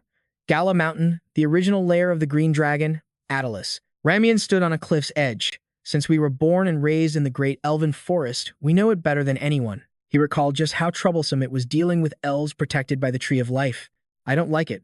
But as Andean said, to drag every single elf down to hell, we need even greater power. For example, the power of a dragon's heart. Two streams of energy, one red and one blue, tore through the wyverns in the sky. In the skies above Gala Mountain, the two demon elves confronted the green dragon, Attalus. The colossal dragon looked down upon its challengers. This is so ridiculous. I'm at a loss for words, it thought. With a single flap of its wings, it created a massive cyclone. The dragon glared at the two demon elves, its majestic voice echoing. It has been a long time since such inferior creatures dared to stand before me. For what reason have you come here to throw your lives away? Meanwhile, in a luxurious room, a man pouring wine asked, Andean, do you really think they stand a chance of winning? Andean replied, those two elves? Even though the cult lent them warriors. A masked figure with long green hair took a sip of wine and remarked with contempt, they are reckless. I doubt they can kill the dragon. Andean raised his glass to the figure. Ha ha, Master of the East, did you want to fight the dragon yourself? My apologies for not including you in my strategy earlier, Andean said with a smug smile. Well, you're right, they are no match for the dragon. They'll just become its food. But I have my reasons for sending them to fight it, the masked man asked. And what reasons would that be? Those two were once candidates to become the ruler of the elves, Andean explained. The moon in the nicknames of the strongest high elves represents the brilliant light of mana that radiates from their backs like a full moon when they push past their limits and use their ultimate skills. Every high elf with moon in their name yearns to become the ruler. They were incredibly proud. But the one chosen as queen was a blind cripple they looked down on. A glorious scene unfolds. Queen Sylvestia sat on her throne as the elves cheered. The trees have chosen the new queen. All hail our new queen. A red-haired elf roared in utter outrage. What is happening here? Sylvestia was chosen over us? That elf who gets chummy with humans. She wasn't even trained as a candidate for ruler. Andean continued his story. Dark Moon and Blood Moon lost their sanity from the side effects of their demonization. Since they were both proud warriors, they couldn't accept that reality. The masked man asked, is that why they started a war? Just so others would recognize how strong they are. Something like that, Andean replied, although they lost miserably because of it and were exiled from elven society. But they stole the seed of the Tree of Life as a final act of defiance when they were cast out. However, they were defeated by a young elf who didn't even have a moon title yet, and they barely managed to escape. Before dying with the help of my subordinates, Andean looked at the masked man, asking, what would you do? To the kid who humiliated you like that, and to the countryman who abandoned you. The masked man, now revealing a third eye on his forehead, answered with an ice-cold voice, I would kill them, no matter what it takes. Andean smiled with satisfaction. That's exactly my point. Back at the battle, Rami and Dark Moon charged straight into the green dragon's mouth. The dragon bit down hard, swallowing Ramian whole. They will do whatever it takes, Andean concluded, to get their revenge on the elves, no matter what. Inside the dragon's stomach, an eye glowed brightly. The dragon let out a terrifying roar of pain. Andean explained the plan. If they end up as food for the dragon, then they will simply be eaten. The demonic skill that Dark Moon developed through thousands of battles. Extreme venom and petrification. I will use those to release poison into the dragon's stomach until it dies. In the end, it's just a race against time. Will the dragon die from the poison first, or will Dark Moon be melted by its digestive fluids? Andean set his wine glass down with confidence. Of course, before it's all over, Dark Moon's goal will be accomplished. Because that is his mission. The green dragon was surely headed there, desperate to heal its poison-ravaged body. The greatest healing power on the entire Aslan continent was the Lake of Life, the very source that nourished the spirit forest. It fled from the agony, but Massa clung desperately to its tail, her mind shattered by the side effects of her demonic transformation. She wasn't driven by a plan, but by pure, raw instinct, and perhaps this too was destiny. An unknown energy pulled at her faded memories, causing her to leap toward this very tower. With her perception crippled, she couldn't find a way inside, much to the surprise of the nearby security soldiers. Huh, what is that thing? And just like that, she slaughtered the soldiers, making a racket nearby. But in the chaos of the dragon's arrival and the corruption spreading across the land, this tragedy went completely unnoticed. After that day, Massa clawed mindlessly at the tower, until she finally found a feast after a long, long time. The elder's flesh and blood were overflowing with the water of life. It was enough to help Massa restore meaning to the words in her ruined mind. Her face soaked in blood. Massa looked up. A sliver of her consciousness seemingly returned. A glowing leaf pointed the way. Its light cut a path through the dark forest, revealing a village of spirits. They were suspended high among the ancient trees. The light enveloped a single, separate house within the village. Inside, Queen Sylvestia lay upon a bed of white flowers, completely lost in a deep slumber. Fragmented words surfaced. Broken moon, queen, chamber, blood, demon. In her demonic form, she licked her lips. Thirsty. A scroll explained her power. The branded worm allows a devil worshipper to borrow a demon's strength. The user then develops, adapting to that power. Once their growth stops and they evolve, they obtain a special ability. The special ability of the branded worm that Massa nurtured was gluttony. Her demonic foot stepped into the spirit elder's pool of blood. It was a power that stole the skills of any living creature she devoured. The spirit elder's skill was acceleration, a technique that allowed the elders to strike an opponent's fatal weakness. It granted Massa an incredible speed, allowing her to reach her destination. Meanwhile, Ramian, in his demonic form, soared over the spirit's village. He descended upon the queen's bedchamber. He stared down at the sleeping queen, Sylvestia, also known as the Broken Moon. In Massa's chaotic mind, words of hatred echoed. Die, die, die, die. She let out one final roar. I will kill her. The demon lunged forward, shrieking in madness. Just as she was about to pounce on the queen, a web of light blocked her path.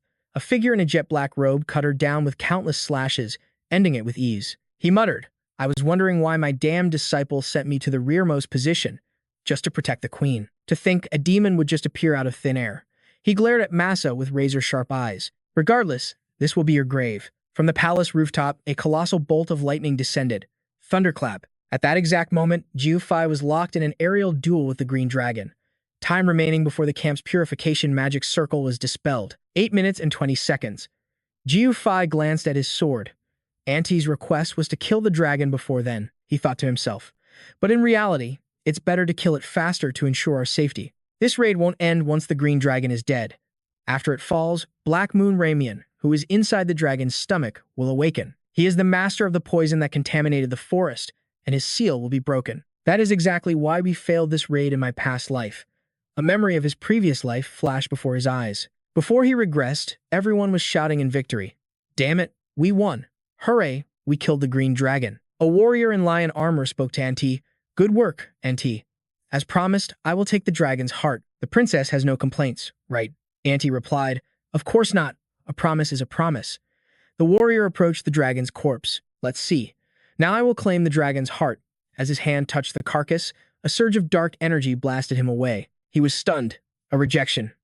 Is this a barrier? What's going on? We already killed the dragon. Why is there suddenly a barrier around the corpse? None of them knew that a demon lurked within the dragon's stomach. From inside the corpse, Ramian emerged, his body shrouded in a sinister and ghostly dark energy. The warrior in lion armor asked in terror, Who the hell is this guy? More importantly, in his hand is the dragon's heart. Ramian laughed wickedly. The dragon's heart, you say? Heh.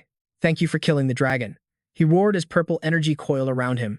Watch closely. Oh, tree of life. The one you scorn will now rule this forest. Dragon heart, grant me your power. The warrior roared in fury, that bastard, and lunged forward recklessly. A comrade grabbed him, screaming, Get back, you fool. A massive explosion of dark energy detonated from Ramian's position, swallowing everything in its path. The Black Moon's venom had grown even more potent. The moment he made contact with the dragon's heart, his poison erupted like a volcano, blanketing the entire forest. Auntie's face twisted in horror as he screamed, Fall back. Everyone, fall back now. While Auntie's quick command saved the party from being wiped out, we ultimately failed to retrieve the dragon's heart. Her expression hardened, a mix of bitter disappointment and steely resolve.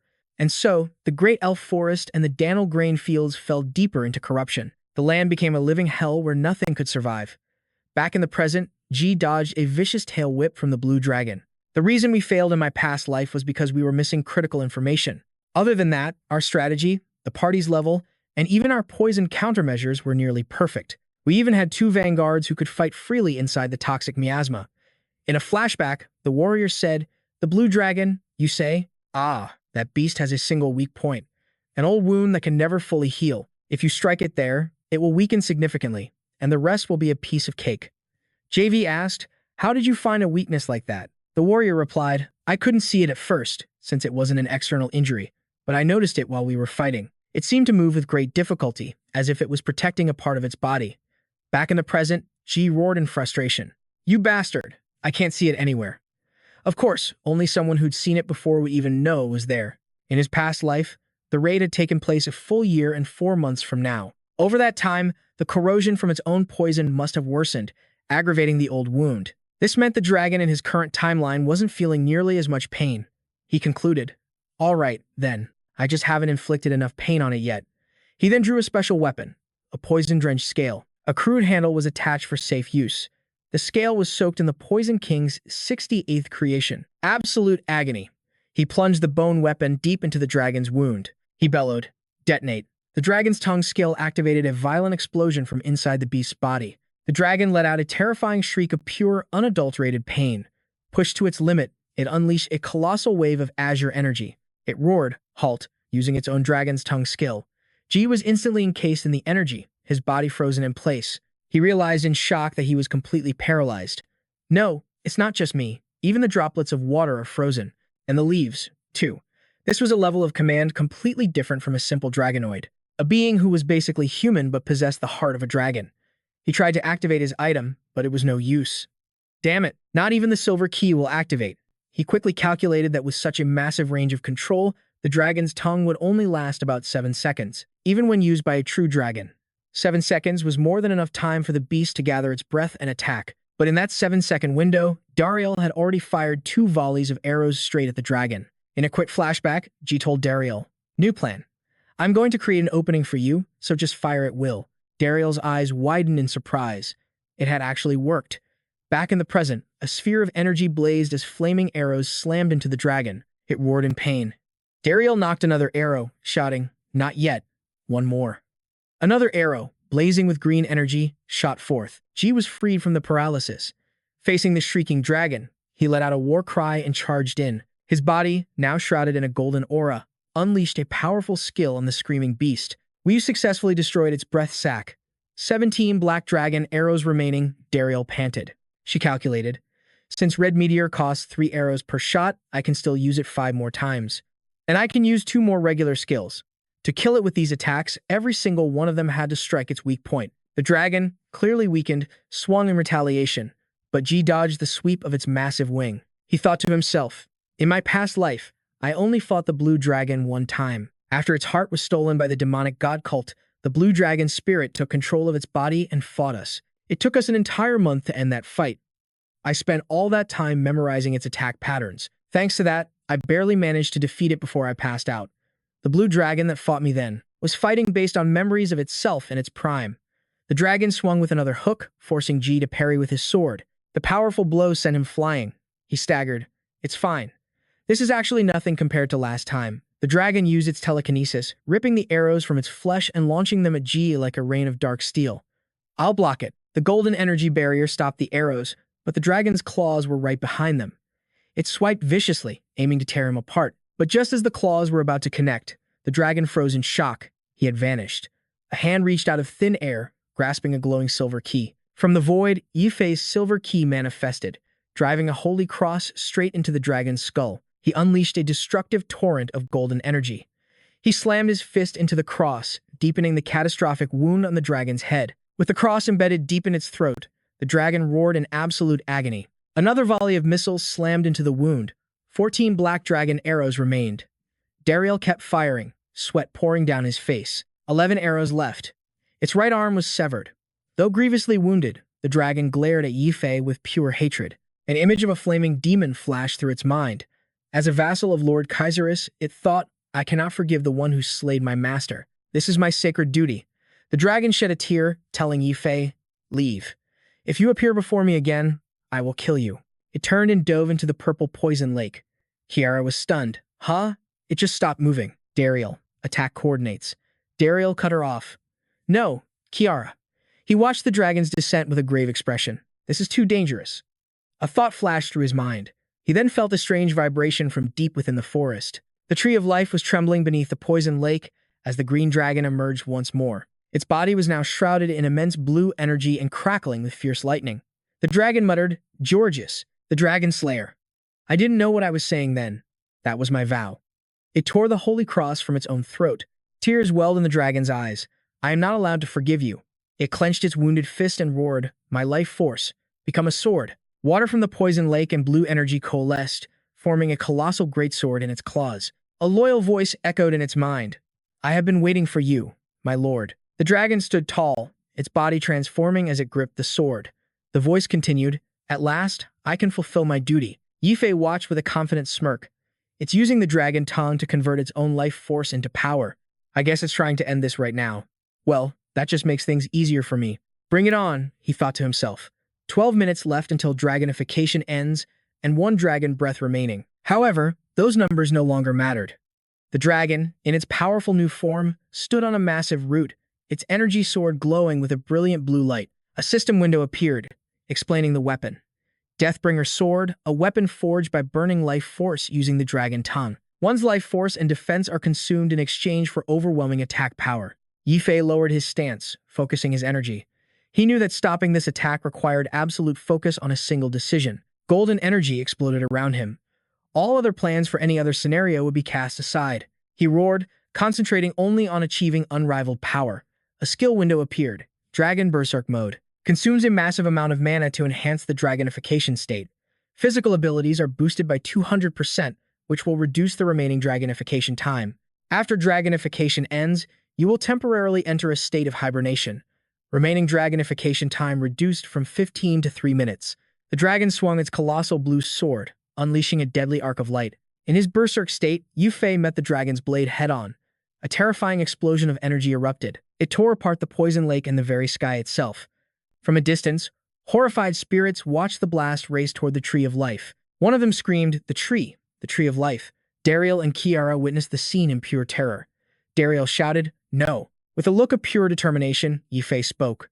Remember this? In a flashback, a roadmaster was teaching a young Yifei. The goal of the Dragon King style isn't flashy techniques. It is to understand the flow of power and dominate it. The master continued, if you engrave that truth onto your very soul, you can turn a small amount of power into a much greater force.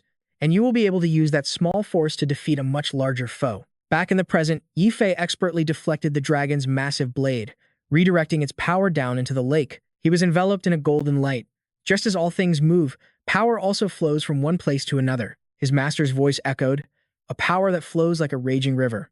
If you can understand that, then even a single leaf can become a weapon. A leaf slicing effortlessly through solid wood. A weapon that could easily defeat a dragon. He swung his great sword in a magnificent arc, the blade gliding past the dragon's body. Yifei's slash suddenly veered off course, drawing a spray of blood, but it wasn't the fatal wound he expected. He was shocked. The feedback from his blade told him it had struck something impossibly hard, from within the dragon's body. From his angle, he could faintly see a foreign object lodged deep inside the wound, with something stuck in its bone. A weapon that looked like it had been there for a very long time. The lion-masked warrior suddenly charged forward. It carried an ancient, unhealable wound.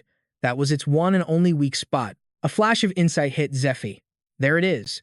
He rode the shockwave of the blast, launching himself backward as the dragon reeled from the impact. The beast staggered. It whipped its tail, unleashing a torrent of energy at Zephyr, but he dodged in the nick of time. He launched his chains. It was trying to escape into the water again. A razor-sharp chain shot out, slicing through the air. The chain coiled tightly around the dragon's tail, stopping its descent. Zephyr seized the opening, diving down to unleash a flurry of slashes against its body. The dragon swiftly retaliated with a powerful tail whip. The blow sent him flying, and he coughed up a mouthful of blood. From the shore, Kiara screamed in desperation. No, we can't get its coordinates if it's underwater. Dariel gritted his teeth, sweat pouring down his temples. Ancestors, please guide our hands. He drew his bow, releasing 3 arrows that blazed like miniature suns. The flaming arrows soared, but they weren't aimed at the lake. They flew straight towards the Tree of Life. Philip shouted. He missed. He hit the Tree of Life. But Dariel remained unfazed, drawing his bow once more. With the remaining 8 arrows, he fired another volley straight at the Tree of Life, engulfing the ancient trunk in a sea of flames. Beneath the lake's surface, the dragon suddenly froze. It sensed the destruction of the Tree of Life. An ancient bond was being severed.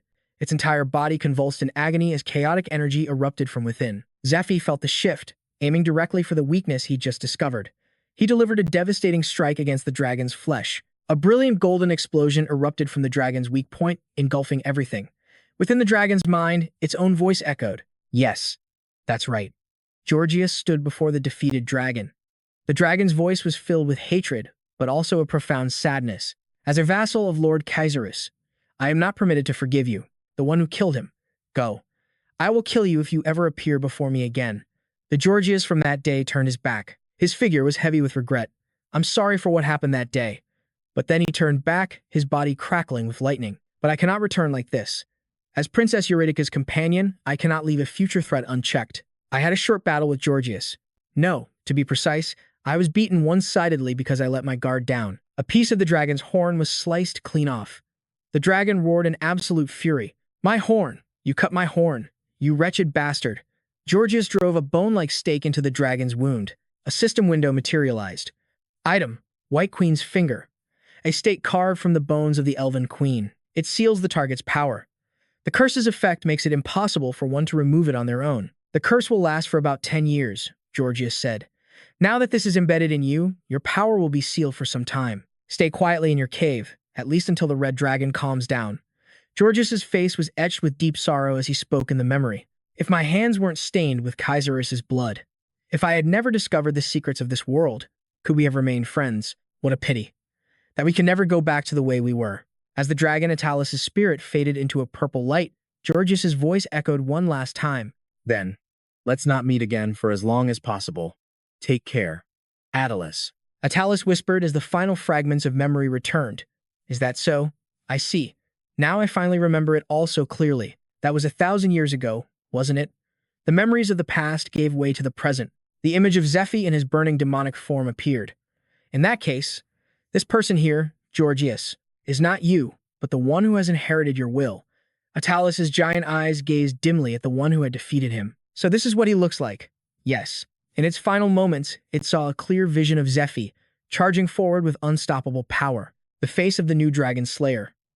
At the same time, inside the Azure Dragon's stomach, a notification rang out as its life core went dark. The Azure Dragon's life force has ceased responding.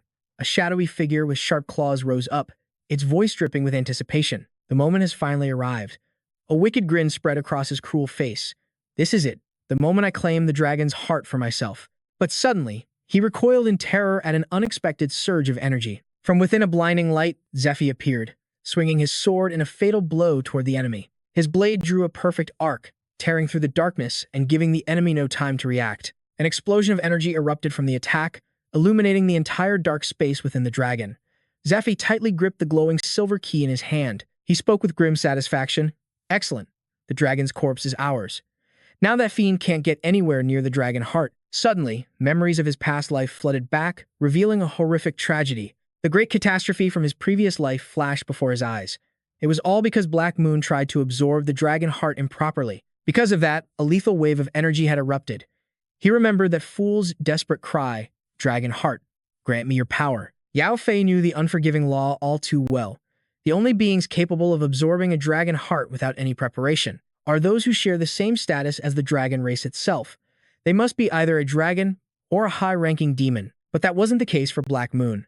His vessel couldn't withstand the sudden surge of power and was annihilated on the spot. Soon after, the vice leader of the demonic cult seized both the dragon heart and Ramian's core stone. In the end, Black Moon was just a pawn they used and discarded. Are you satisfied now? Watching the very race you despise die out, and seeing the last few wander aimlessly from the great beyond. While the demon god worshippers who tricked you conquered the world only to end up in the same pathetic state you were once in, a dark silhouette slowly materialized. It was Ramian. A chilling laugh echoed from his lips. Hee hee, the scent of a dragon mixed with a human. How very interesting. A sinister grin spread across Ramian's face. His piercing eyes stared into the empty space before him. When I clawed my way out of that dragon's gut, I expected to find the elf tribe. Yao Fei's eyes blazed crimson. He faced this new enemy with unwavering resolve. I never expected to see a half-dragon here. Ramian extended his skeletal hand as if offering a greeting. A pleasure to make your acquaintance. My name is Ramian's introduction was cut short by Yao Fei's sudden attack. He unleashed the dragon chains, binding him instantly. Giving the enemy no time to react, Yao Fei, wreathed in golden lightning, lunged forward with his colossal cross. A deafening roar erupted as Yao Fei's attack landed, creating a blinding explosion of holy light. Ramian just scoffed. Yao Fei twisted the colossal cross, driving it deeper. But he narrowed his eyes in suspicion. Staring at the blackened husk before him, he wondered. He's not there. Did he escape? From high above, Ramien's voice echoed down, dripping with mockery. Ha ha ha, you might think you've cornered me, but what you've just done is reveal your own fatal flaw. To be the first to attack an enemy you've never seen before is incredibly reckless. You leave yourself wide open for a counter, yet you did it anyway. Despite that enormous risk, Ramien concluded with a self-satisfied smirk, it's because you can only use your dragon power for a very limited time. Am I wrong? I'd say you have about 1 to 2 minutes left. Yao Fei clicked his tongue in annoyance. A strange smirk played on his lips. This guy's sharp. He calculated rapidly, feeling his body screaming at its limits. He's right. I only have 48 seconds of dragon affliction left. And thanks to the dragon's rage side effect, I'll fall into a deep slumber the moment it ends. Not only that, I've already expended too much power. My body is at its breaking point. I have neither the time nor the strength to spare. I have to focus everything on taking him down now. Just then, Ramien made an offer. Let me make you a proposition, he said. Hand over the dragon heart, and I will spare your life. He continued with a sly grin. My only goal is to exact revenge on the elves. I have no quarrel with a mere human like you. Hey, be still. Yao Fei commanded, his voice resonating with absolute authority as he activated a skill. A system window popped into view. Skill, Dragon's Tongue. A unique skill of the dragon race. Power is embedded within the very words. Usage is restricted as your dragon heart is bound by golden runes. Ramien roared in pure, helpless rage. Damn it, I can't move my legs. Ramien screamed in a panic as shimmering golden runes bound him to the ground. As Yao Fei shot forward like a bolt of lightning, Ramien thought, he's coming again. An explosion of brilliant gold erupted as Yao Fei unleashed another all-out assault.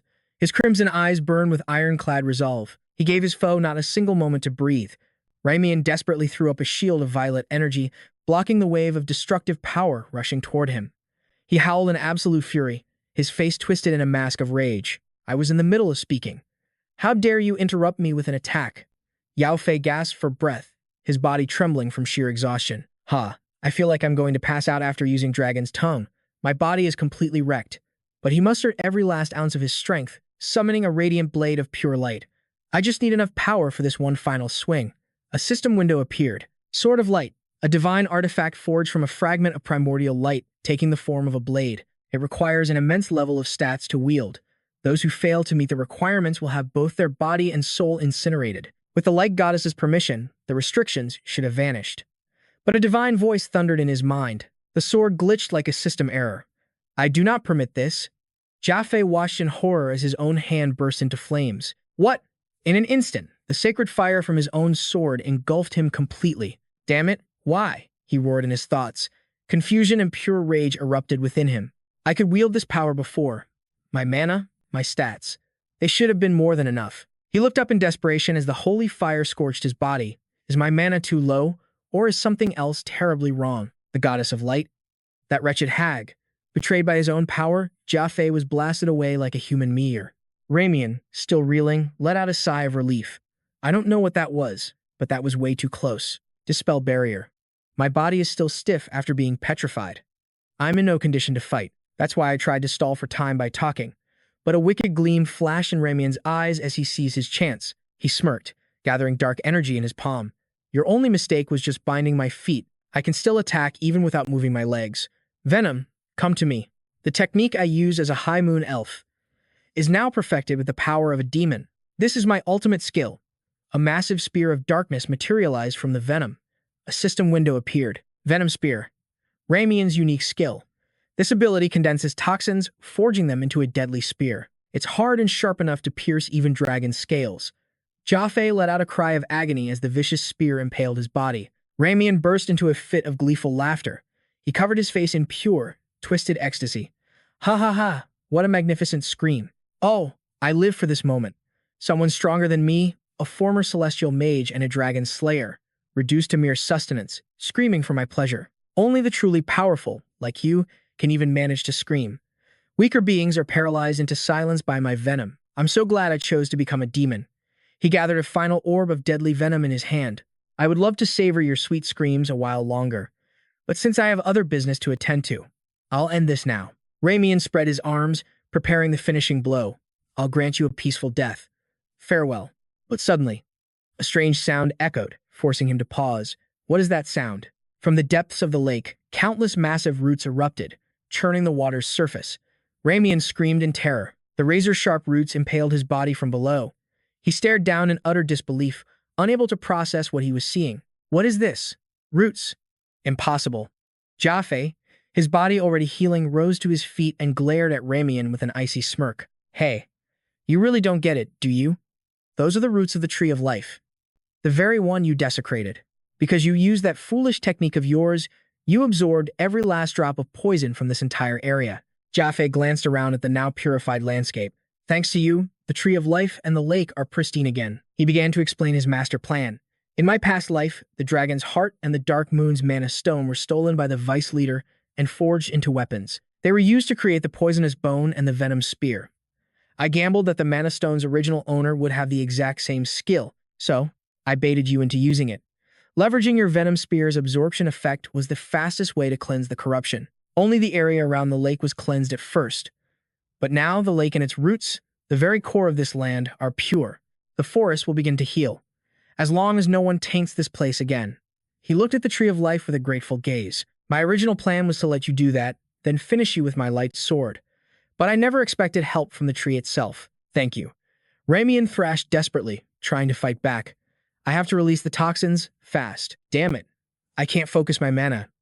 Not while half my heart has been run through. Jaffe held a hand towards the demon's face, his voice dripping with icy contempt. The Tree of Life has always protected the elves with these roots. They spread throughout this land long before you corrupted it. And you, who were protected by this very place, had no idea how terrifying it truly is. You're not just ungrateful, you're a fool. It's a pathetic sight. Watching everything fall apart and not even knowing why, isn't it? Wreathed in the last of his golden aura, Jaffe delivered the final blow. Death will be a mercy for you, you bastard. As Ramian disintegrated, a shimmering purple mana stone dropped to the ground. A system notification appeared. Ramian's mana stone, the essence of a demon's power, containing potent venom. If processed, the user can wield the power of Ramian. Another notification followed. Ramian's corpse, damaged. The body of a demon, saturated with deadly toxins. After harvesting and processing, its parts can be used for various purposes. In the distance, before word from Jaffe could possibly. A monumental change swept through the rear guard. A brilliant golden light erupted from the Tree of Life, purifying the entire forest and lake in a wave of pure energy. The Tree of Life was reborn, radiating a magnificent glow as its golden branches soared toward the heavens. Jeffy's comrades could only stare in awe. The Tree of Life had been revived. Just then, a voice crackled through the communication device. Base camp, this is the Vanguard Squad. In the barracks, weary but resolute soldiers listened intently. The Azure Dragon has been defeated. I repeat, the Azure Dragon is down. The dragon's heart has been secured. Give it everything you've got and wipe out the remaining monsters. Over. A thunderous roar erupted from the soldiers' ranks. They raised their weapons high, celebrating their hard-won victory. Auntie smiled, a wave of relief washing over her. Oh my God, we actually won. Hurrah! Hurrah for Jeffy. She cheered into her comms. Can you hear them, Jeffy? They're all cheering for you. But high above, G's draconic form began to disintegrate. His consciousness faded as he plummeted toward the crystal-clear lake below. Jeffy. His body sank deeper into the water, the last of his dragon scales flaking away. But then, golden roots from the Tree of Life gently rose from the lakebed, cradling his unconscious body. A gentle, ancient voice resonated from the great tree. Thank you, young half-dragon, for lending me your strength. The roots tenderly carried him deep within its trunk. I shall return the favor, surrounding you with a healing light. Pure life energy surged through him, mending every wound on Jeffy's body. The Tree of Life's roots were reborn. Nearby, a battered and wounded Net watched with a proud, relieved smile. You did it, Jeffy. He glanced down at his own ravaged body with a wry grin. Though I'm not sure how much help I really was. Looks like I got hit with my own technique. Who knew the demon tribe could copy skills? An elven mage, one of their elders, must have absorbed it. He staggered, feeling dizzy. I've lost too much blood, and I'm completely out of potions. I'll have to use my spiritual rhythm to recover. Suddenly, shimmering golden vines wrapped around his body, startling him. A graceful and gentle voice spoke out. Please, do not be alarmed, Sir Knight. These vines act as my limbs. I cannot move on my own, yet you fought to protect me. So please, allow me to express my gratitude. Net's eyes widened in shock as a warm, healing energy flooded his body. A beautiful woman with flowing golden hair and the pointed ears characteristic of the elven race introduced herself. I am Sylvestia, Queen of the Blood Elves. You require treatment. She gracefully extended a hand. Please, come this way, Sir Knight. Meanwhile, a distant memory surfaced in Jeffy's mind. That's a lovely name, Jeffy. Yes, your father has gone to a faraway place, and he won't be coming back. However, you can see the things he saw so long ago. Would you like to come with me? The woman in the memory, Jeffy's mother, held her young son tight. I wanted to raise you normally, somewhere safe, unlike your father. Maybe it would have been better if I had left you in his care. But now, I just don't know the answer anymore. His mother's weak voice echoed in the memory as she coughed up blood. I'm so sorry, I couldn't protect you. This is the last thing this humble mother can teach you. As Ji opened his eyes within the tree of life's radiant aura, his mother's final words resounded. Raise your sword, Jeffy. From now on, you must protect yourself. He slowly sat up, surrounded by the tree's roots. A dream, he thought. Mom, that was so long ago. Jeffy looked around the unfamiliar space, completely bewildered. There was nothing but roots and a soft, gentle light. No, wait, where am I? How much time has passed? A deep, majestic voice echoed around him. 72 hours, 18 minutes, and 29 seconds. The voice continued, do not move just yet, half-dragon. You are still in the process of recovery. From within the light, a humanoid figure formed from roots and wood appeared, its form ancient and majestic. This place is within my trunk. I am Jasel, the Tree of Life. This is a regenerated form, so that I may communicate with you creatures of the land. Jeffy stared at the being in utter disbelief. This is the Tree of Life, he thought, recalling what he knew from his past life. In my previous life, after our raid failed, I heard we couldn't save the Tree of Life or the Elven Queen. So, I've never actually met him before. Besides, if Dariel had told me, I would have known. Jasel spoke again, his voice holding the wisdom of 1,000 years. The only other being to have seen me in this form was my wife. Because I cannot manifest such a grand regeneration outside my own body, I have never shown this form even to my own children. Jeffy asked cautiously, can you read people's minds? Jasel replied calmly, yes. I am merely decoding the signals emitted from your body. It is my power. If it makes you uncomfortable, I will stop. Jeffy fell silent, unsure of how to respond. A deep sense of unease began to creep in. Something's off. This feeling is so strange. It's giving me chills. Those eyes, they don't belong to any living creature. I can't read his intentions at all. Jarl seemed to sense my unease, my defensiveness, my suspicion. There is no need for such fear. I have no intention of harming you. On the contrary, I am deeply grateful. A branch extended, offering a cluster of luminous, succulent fruit. Jeffy was stunned, asking, is this a fruit? Eat this. It is fruit enriched with my own life essence. Your body will recover at an astonishing rate. Jarl explained. Normally, your body would need to hibernate for a week. However, because I personally tended to your wounds, you awoke within just 24 hours. When I was imprisoned by the blue dragon's dragon tongue, I was paralyzed by its poison. But through my children, I was able to observe you. Jarl continued, as images of Jeffy's comrades appeared. You aided me and my children, and you kept my wife safe. This constitutes what is known as a bilateral contract. A bilateral contract is an agreement between two parties, where both sides agree to fulfill their end of the bargain. If I receive something from you, then I must give something in return. This is the foundation of order, and I am a propagator of that order. Jeffy furrowed his brow, trying to process it all. I have no idea what the hell he's talking about. A propagator of order? Whatever. I helped him, so he's repaying the favor. That's it, right? He began to relax slightly. I can definitely sense no hostility from him. Ah, a memory of Dariel from my past life surfaced. The Dariel from my previous life had said it. My father. Yes, that's exactly the kind of being he is. Jarl stood there, radiating a divine aura. A demigod. A being nearly a god, but not quite having reached that state. Jeffy quickly regained his composure and started calculating. Even though my head is spinning, I can't let myself be swayed by someone like him. My best move here is to make a proposal, an offer that benefits me. A bilateral contract, of course. Hemph. I like the way you think. But I don't believe my healing you is enough to call things even. Jarl smiled. It seems you are unaware. I did far more than simply awaken you from your hibernation. Jarl pointed to Jeffy's chest. The dragon heart within you. Hasn't it had a severe side effect ever since you transplanted it into such a fragile body? Jeffy was stunned. This bastard. He sees right through me. Every time its output increases by 10%, it seems you must recalibrate your entire body. However, after you annihilated the demon tribe with your heart's power, you reached 23%. It would have been no surprise if your body had been destroyed. Therefore, over the course of 72 hours, I completely recalibrated your body, making it strong enough to even accept the heart of the blue dragon itself. Jarrell's words left Jeffy in complete shock. The scales are now balanced. Instead, let us forge a new contract, young dragonkin. Jarrell made an unbelievable offer. I will transplant the blue dragon's heart into you. In exchange, will you grant my request? Jarrell began to tell his story. 9,995 years, 8 months, 27 days, 12 hours, 11 minutes, and 49 seconds ago. On the day the first seed sprouted, a voice echoed, "Prepare." The meaning of those words was quickly understood, and I knew my mission, to prepare for the day of the promise. That is why I was born. In the first phase, the air quality changed, mana spread across the land, and the primeval waters, filled with malevolent intent, were drawn up and purified. My brethren are likely doing the same on distant continents. Over 1,000 years, this world changed beyond recognition. Since it had become a habitable place, a species that could act as my hands and feet was created. Everything proceeded smoothly. My mission was nearly complete. I only needed to wait a little longer for that day to arrive. But then, a warm image appeared in my mind. Queen Sylvestia was holding a newborn child, so small and warm. Our precious child. The queen smiled with pure joy. Thank you. Right now, I am the happiest person in the world, Jaro recalled. In that moment, I swore upon my very soul that I would defy my mission, no matter how great the price. His story ended.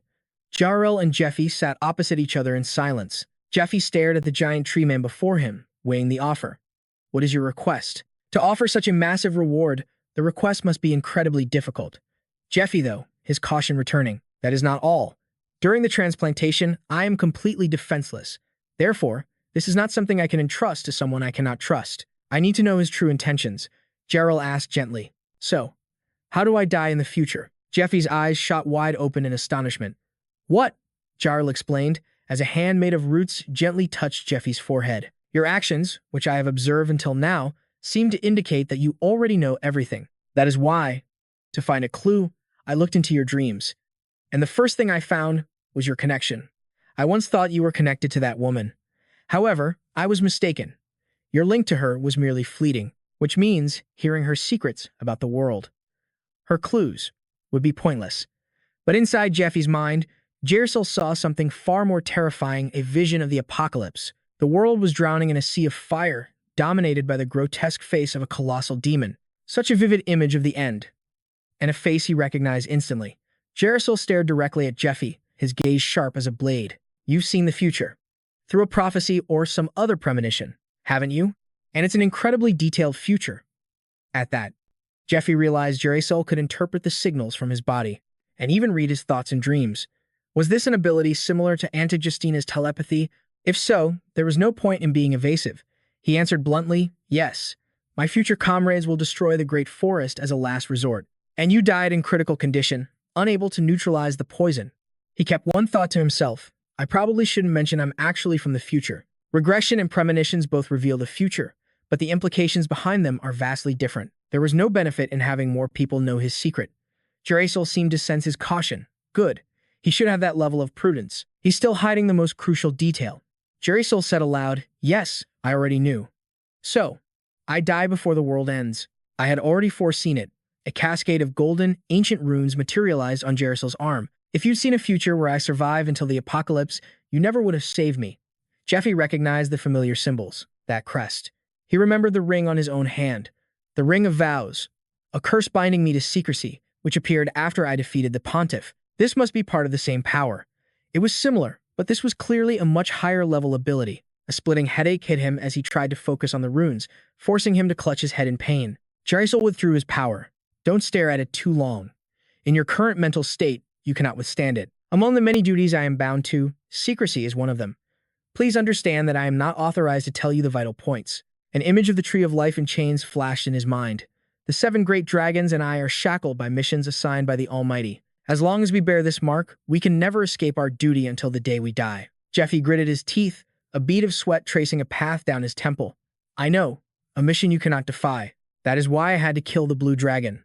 When the apocalypse arrives, the successor dragons will be given a mission of destruction, and they will become servants of the demon god who invades this world. That is the future I saw. He asked with grave intensity, when that time comes. Does that mean you will become our enemy, just like the dragons? Jersil grew silent and thoughtful. I have never once doubted my duty. Nor have I ever felt this world held any special value. I simply did what I had to do. However, something strange happened. A memory of Queen Sylvestia surfaced. Why do you hesitate? I have been waiting for this day. I knew that if I bore a child, I would not live long with this frail body of mine, and this ability to hear the feelings of others. It was a curse for someone so lonely, until I met you. My memories with you. These are the reasons why the dream we envisioned together will live on. I'm not afraid, because my dream will come true. But, may I be just a little more greedy? A holy chalice appeared, the chalice of conception. A cup granted only to the elven king or queen. If they drink the sap within the chalice, a new life will be conceived. Sylvestia begged, please, do not make me drink from the cup. Please, by another method. Let me conceive a child as a woman does with a man. Please, teach me what love is. My Jarisel. Jarisel stared into the distance. Suddenly, a single woman had made this world infinitely more precious. Jarisel looked at Jeffy with a profound sense of kinship. If it's you, surely you can understand this feeling. Jeffy fell silent, his mind flashing to an image of the woman he loved. The heart of the blue dragon, a brilliant blue mana stone, floated in the air, radiating an endless supply of power. Jarisel began the transplant. A swirling vortex of gold and blue energy flowed from the mana stone into Jeffy's still body. I will give you the strength you need to face the end of the world. I will give you all the help I can. Jarisel's eyes shone with a heavy resolve as he stated his price. In return, when the time comes, you will kill me, so that my duty will not force me to harm my wife and child. That is my request. A blinding pillar of light erupted, engulfing them both and sealing their pact. After the process was complete, Jeffy stood alone outside the Tree of Life, letting out an exhausted breath. Damn it. That bastard. If words had failed, I was prepared to threaten him with the dragon's heart and Ramian's magic stone, but he completely turned the tables on me. He glanced back at the colossal ancient tree, a reluctant trust beginning to form within him. Besides, if the tree had ill intentions, it could have taken control of my body while I slept. But it didn't, and that's reason enough to trust it. Grail's voice echoed in his mind. From my perspective, things went quite smoothly. Your princess companion is still far too inexperienced. For her to receive the Azure Dragon's heart, she requires more growth. However, that path will take a great deal of time. If I perform the transplant, your plans will be greatly accelerated. Jeffy accepted his destiny. Then I will entrust the transplantation to you, Jaisal. He entered a state of deep meditation, preparing for the battle within. Instantly, he found himself clad in full armor, wielding a radiant blue sword. I suppose I should do my part. He now stood within the vast, formless expanse of his own consciousness. This is my subconscious. If I can't conquer the dragon's malevolent will here, then even if the physical transplant succeeds, my body will be destroyed or dominated by the beast. A violent vortex of azure energy materialized before him. In my past life, this battle took an entire month. I wonder how long it will take this time around. With unwavering eyes, he roared out a challenge. Bring it on. From within the swirling vortex, a humanoid figure slowly emerged. Jeffy's eyes widened. Oh, is that your true form? Not bad at all. But then, his expression twisted into utter shock. Ha! A beautiful woman with long, flowing blue hair and elegant draconic horns smiled softly. What's with that look of surprise? We fought with our very lives on the line. Ah, I see. You're simply not accustomed to this form. Attalus materialized a tea set and gestured to Jeffy. Come now, Dragon Slayer, you swung your sword enough for one day. Come and pour me a cup of tea. Attalus, Jeffy was still reeling from the shock. The Azure Dragon is her. More importantly, it's a she. Meanwhile, in the outside world, Dariel tried to calm his anxious companions. Yes, please, everyone remain calm. Jeffy is with my father right now. But his words only deepened their confusion. If you mean your father, the Tree of Life, the tree probably devoured him. It's the only thing that makes sense. What are you talking about? Devoured him? How could you say something so horrible? Dariel sighed before explaining. I believe my father is healing him. But Philip remained worried. Can we really just stand by and watch?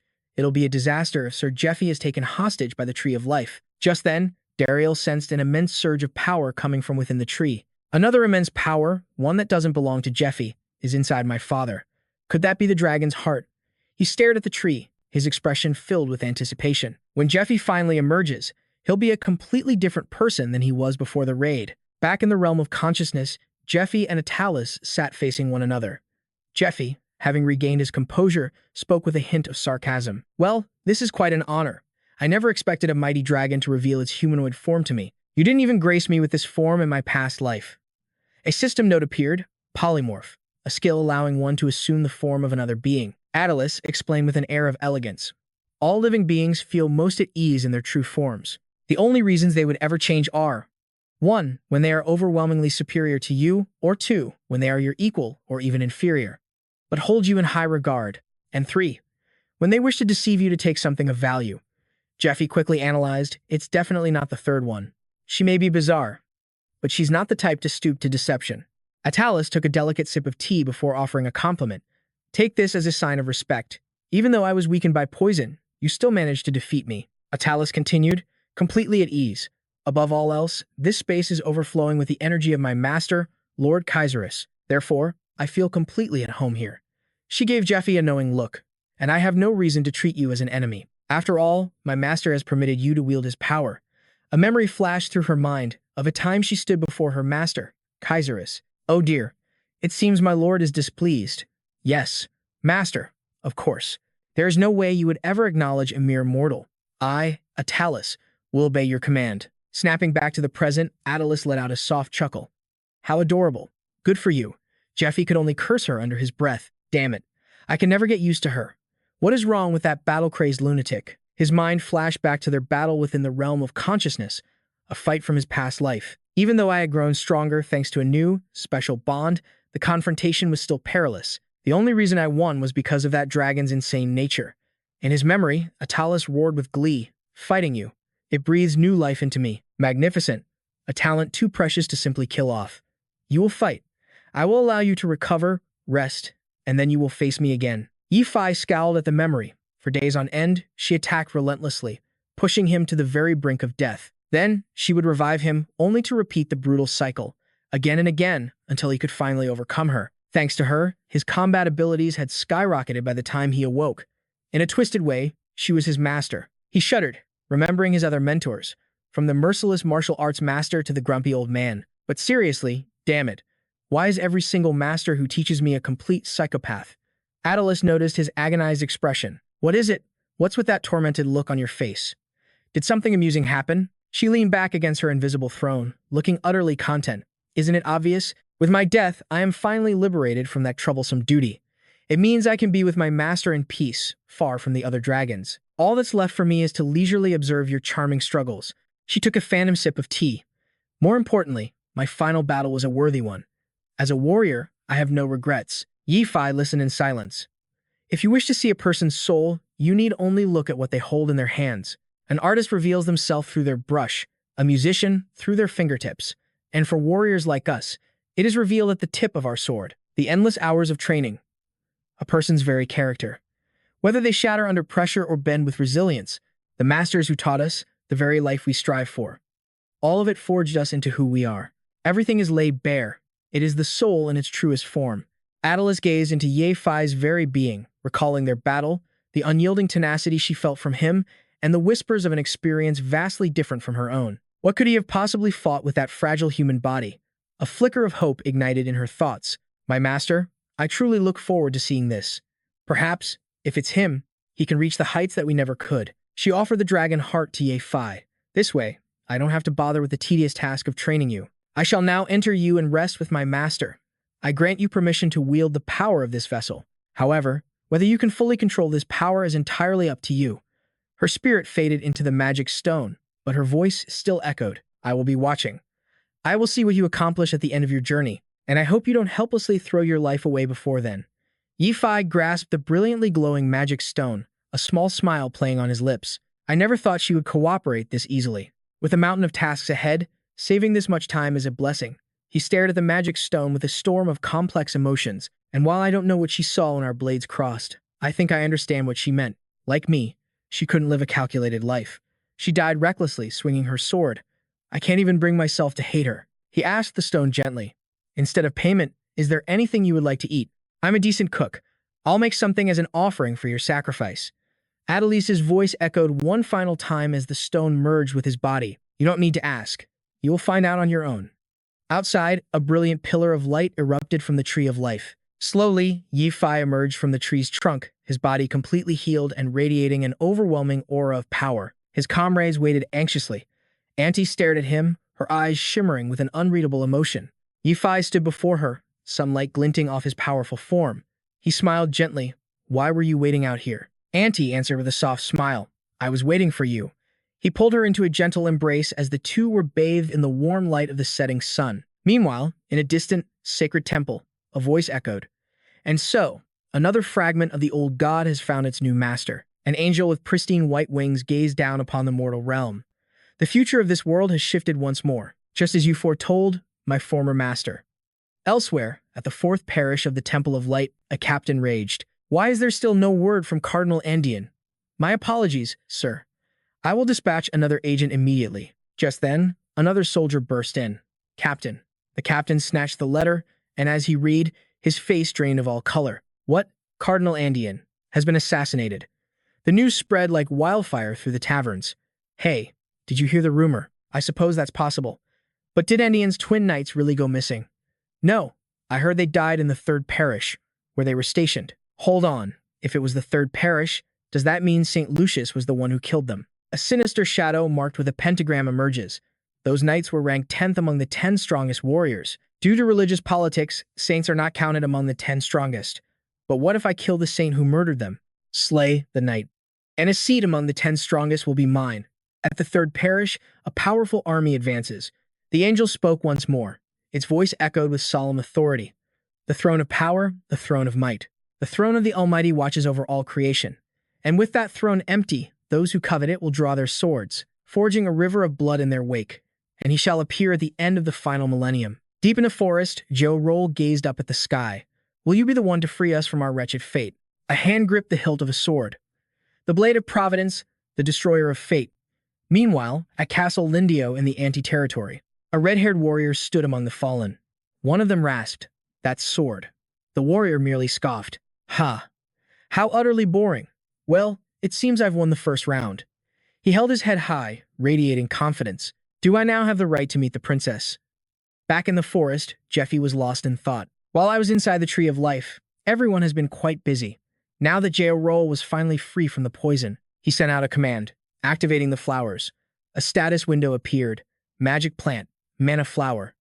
It takes root by the river, storing the water of life. It purifies the air and diffuses the mana held within. As it rapidly cleansed the environment, the remaining forces finished off the last of the monsters. The Tree of Life began to recover its strength. Auntie could only stare in awe at the majestic sight. Auntie whispered, "This place is." Before them stood the magnificent capital of the Elven Kingdom, Elvenheim, now fully restored. The Elven refugees returned to their homeland. They embraced one another, weeping with pure joy. "I can't believe it. We're finally home again. Thank you. Thank you, everyone."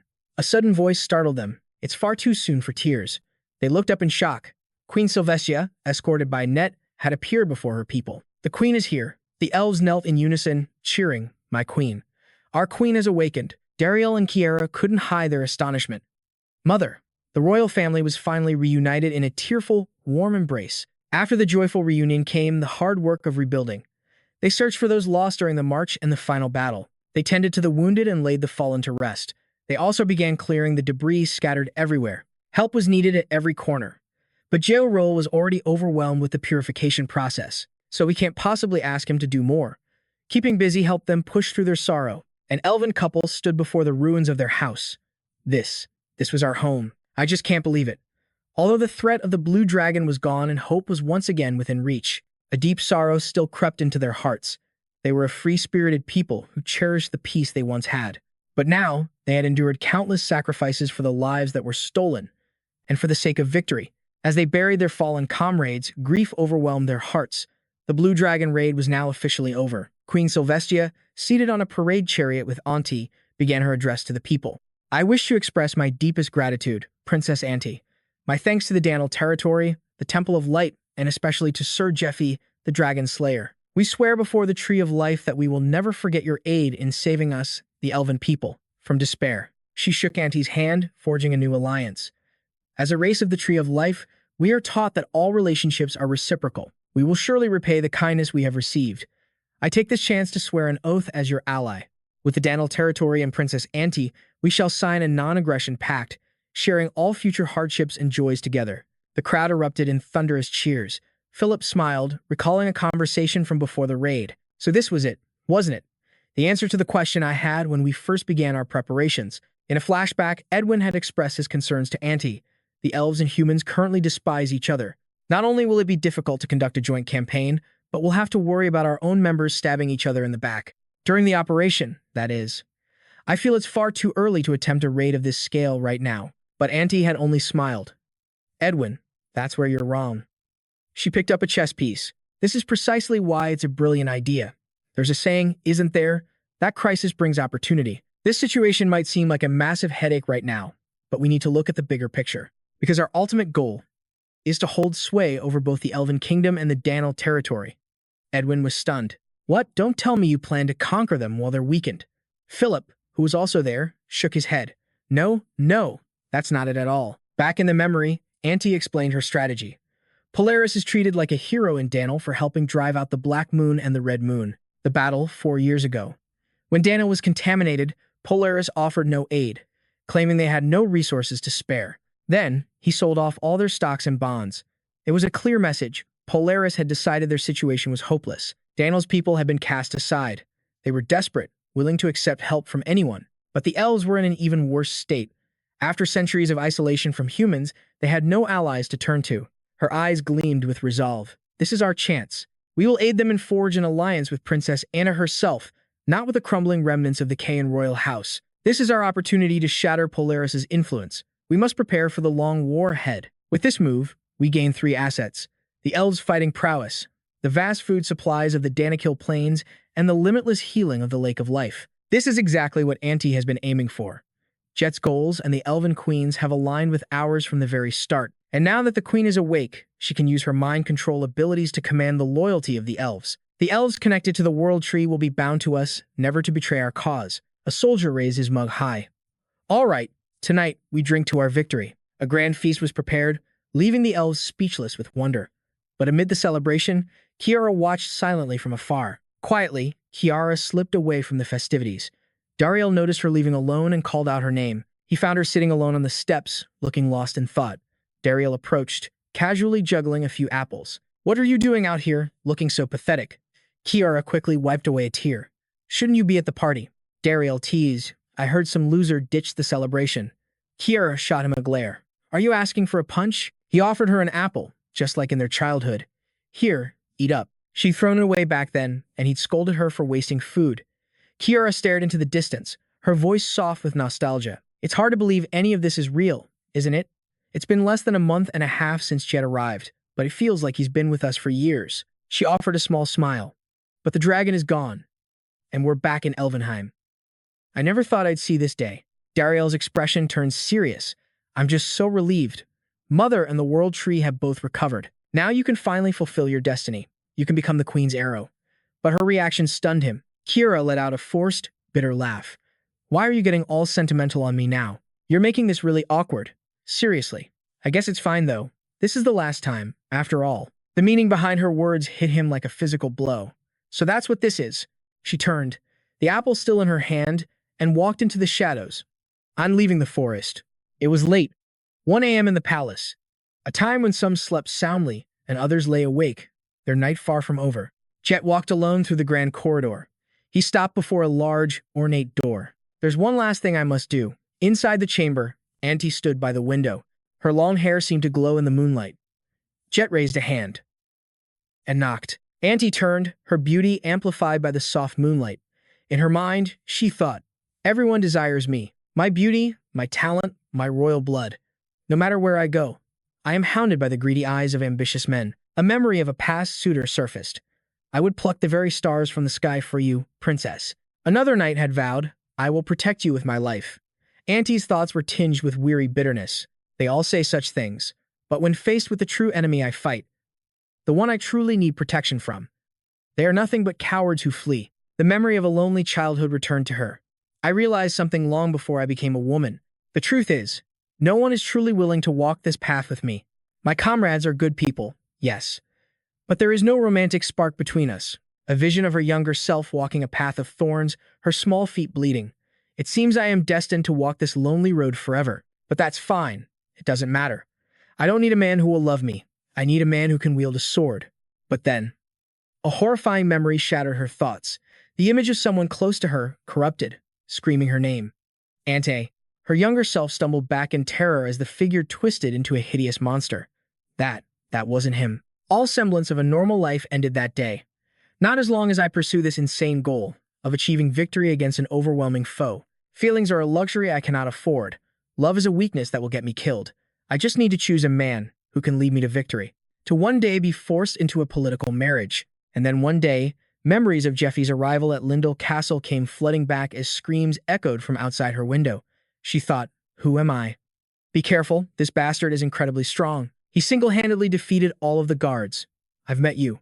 Back at the party, the royal guard Ante shot Net a harsh glare. How pathetic. Net sat beside her and teased.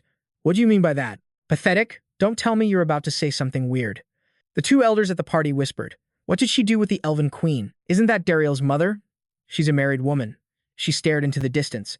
The princess has changed ever since Sir Jeffy showed up. Of course, I don't stay by the princess's side simply out of duty. She remembered seeing Jeffy and Ante together, but they were always by each other's side. Just today, Ante had told her before the party, you don't need to worry. The Tree of Life will protect me, so it's completely safe. We rarely get to have a party, so don't worry about me. Just drink and enjoy yourself tonight. You don't have to be my personal shield. Just have fun. Now she was dead drunk, sobbing next to a wine barrel. We grew up like blood sisters, but she doesn't need me anymore. I'm pathetic, getting wasted after being so foolishly cast aside. Net just shook his head. She's completely clueless when it comes to dating. Is she really? Or does she just not like Jeffy? He put a hand on her shoulder. Sorry, but I have to go help my disciple. Have another drink. If you become stronger tomorrow, she'll be by your side again. Stop crying now. Elena sniffled. You think she will? Net looked out at the night sky. But I wonder what Jeffy is up to right now. Well, since this is his second go-around, he should be fine. I'm not really worried. Jeffy stood before Ante's door, feeling a sudden wave of anxiety. He remembered her promise. All right, if you kill it in 10 minutes, let's continue what we couldn't finish yesterday. He thought to himself. After I killed it within 10 minutes, I was pretty thrilled about it, but now I feel a little uneasy. The person I'm about to face isn't just anyone. It's Ante. I have no idea what trick she has up her sleeve. For starters, there was more than one thing we couldn't finish yesterday. Ante used her skill on me and interrogated me. A skill information panel appeared. Kiss of Darkness, an ancient Median magic. Anyone kissed by the user will fall into a state of mind control. Their combat abilities weakened, and they will be compelled to confess. That's why I told her all about my previous life, and why we kissed so many times that I completely lost count. After that, we just went with the flow but had to stop halfway. He recalled the moment she whispered, not yet.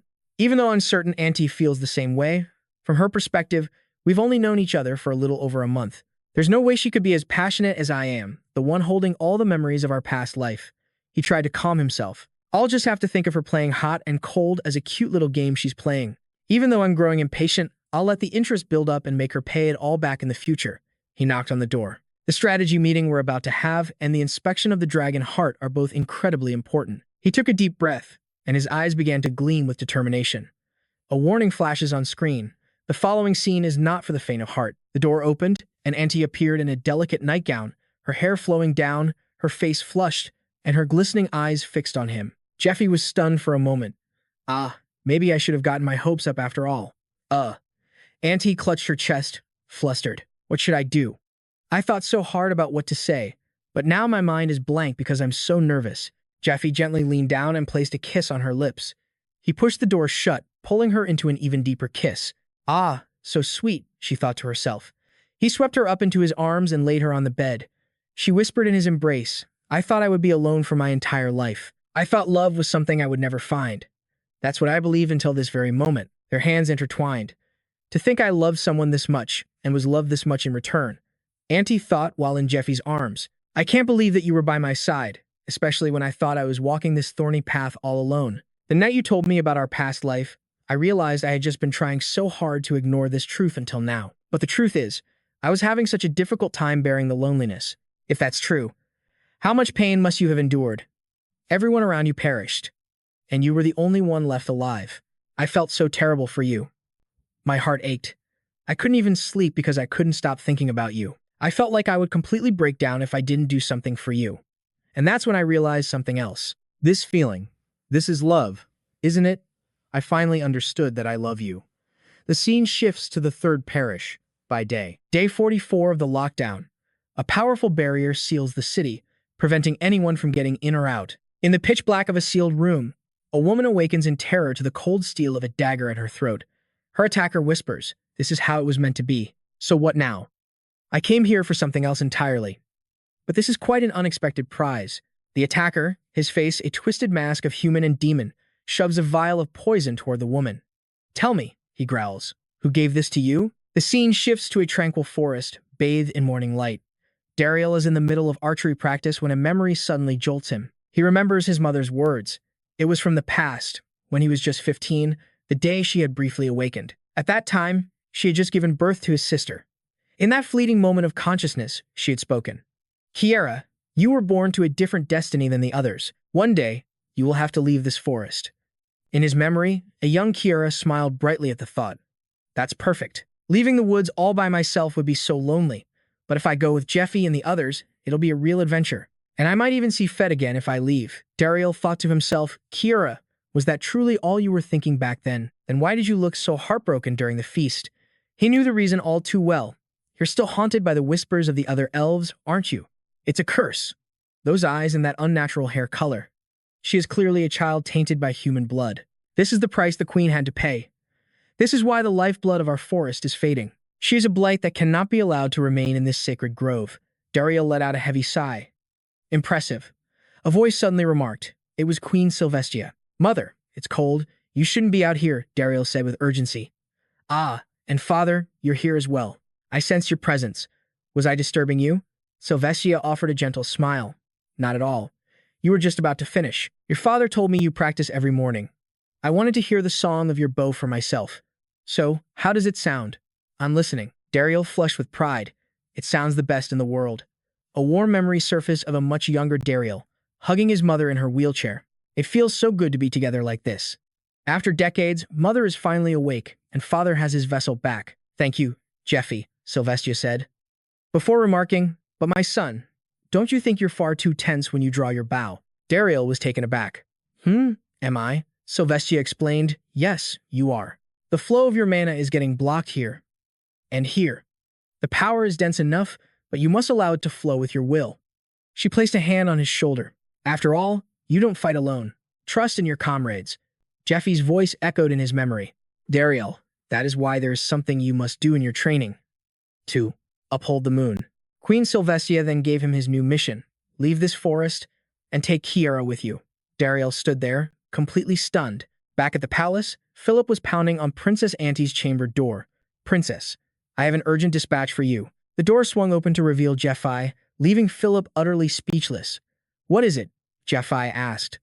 An urgent letter," Philip stammered, his face beet red. "Sir Jeffy, why are you here?" Philip's eyes widened. "Oh, I see. My congratulations.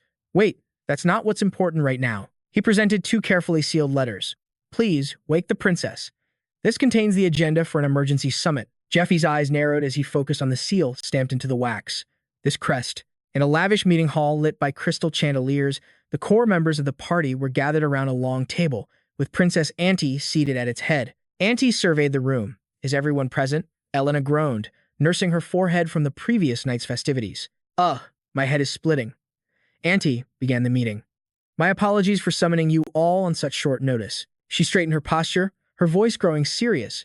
"Before we begin, I have an important announcement to make. It concerns a decision made with Queen Sylvestia during the feast." She declared, "Kiera and Dariel will be officially joining our party. Please welcome them warmly." Kiera beamed with excitement. "I'll do my absolute best to learn from you all. I look forward to being a part of the team." Dariel added, "We will be in your care." A blush crept across Kiera's cheeks as she recalled her earlier conversation with Dariel. He had teased her gently. "What's this? Did you really think you would be leaving all by yourself?" She had stammered, completely flustered. "Whoa, what? How was I supposed to know Mother had planned all of this?" She then recalled her conversation with her mother that very morning. When the queen had presented her with a tiara, she was shocked. "Why are you giving this to me? You should give this to Dariel, not to someone like me." Queen Sylvestia only gazed at her with a kind expression. "My dearest, Kiera, do you remember what I told you so long ago, that you were born to a destiny far different from the others? That is why, one day, you must leave this forest and bring forth new life. This is the final seed of the world tree. I want you to be the one to nurture it. As the last queen of the great elven forest, this is the first trial I bestow upon you. You will become the queen of a new world. Leave this forest, raise this silent seed, and forge a new kingdom. In the incredible future about to unfold, you will discover the method to end our clan's cruel destiny and ensure our survival. The only one who can accomplish this is you, the one with a weak connection to the Lord, a truly empty vessel, ready to contain the power of the newly nurtured tree.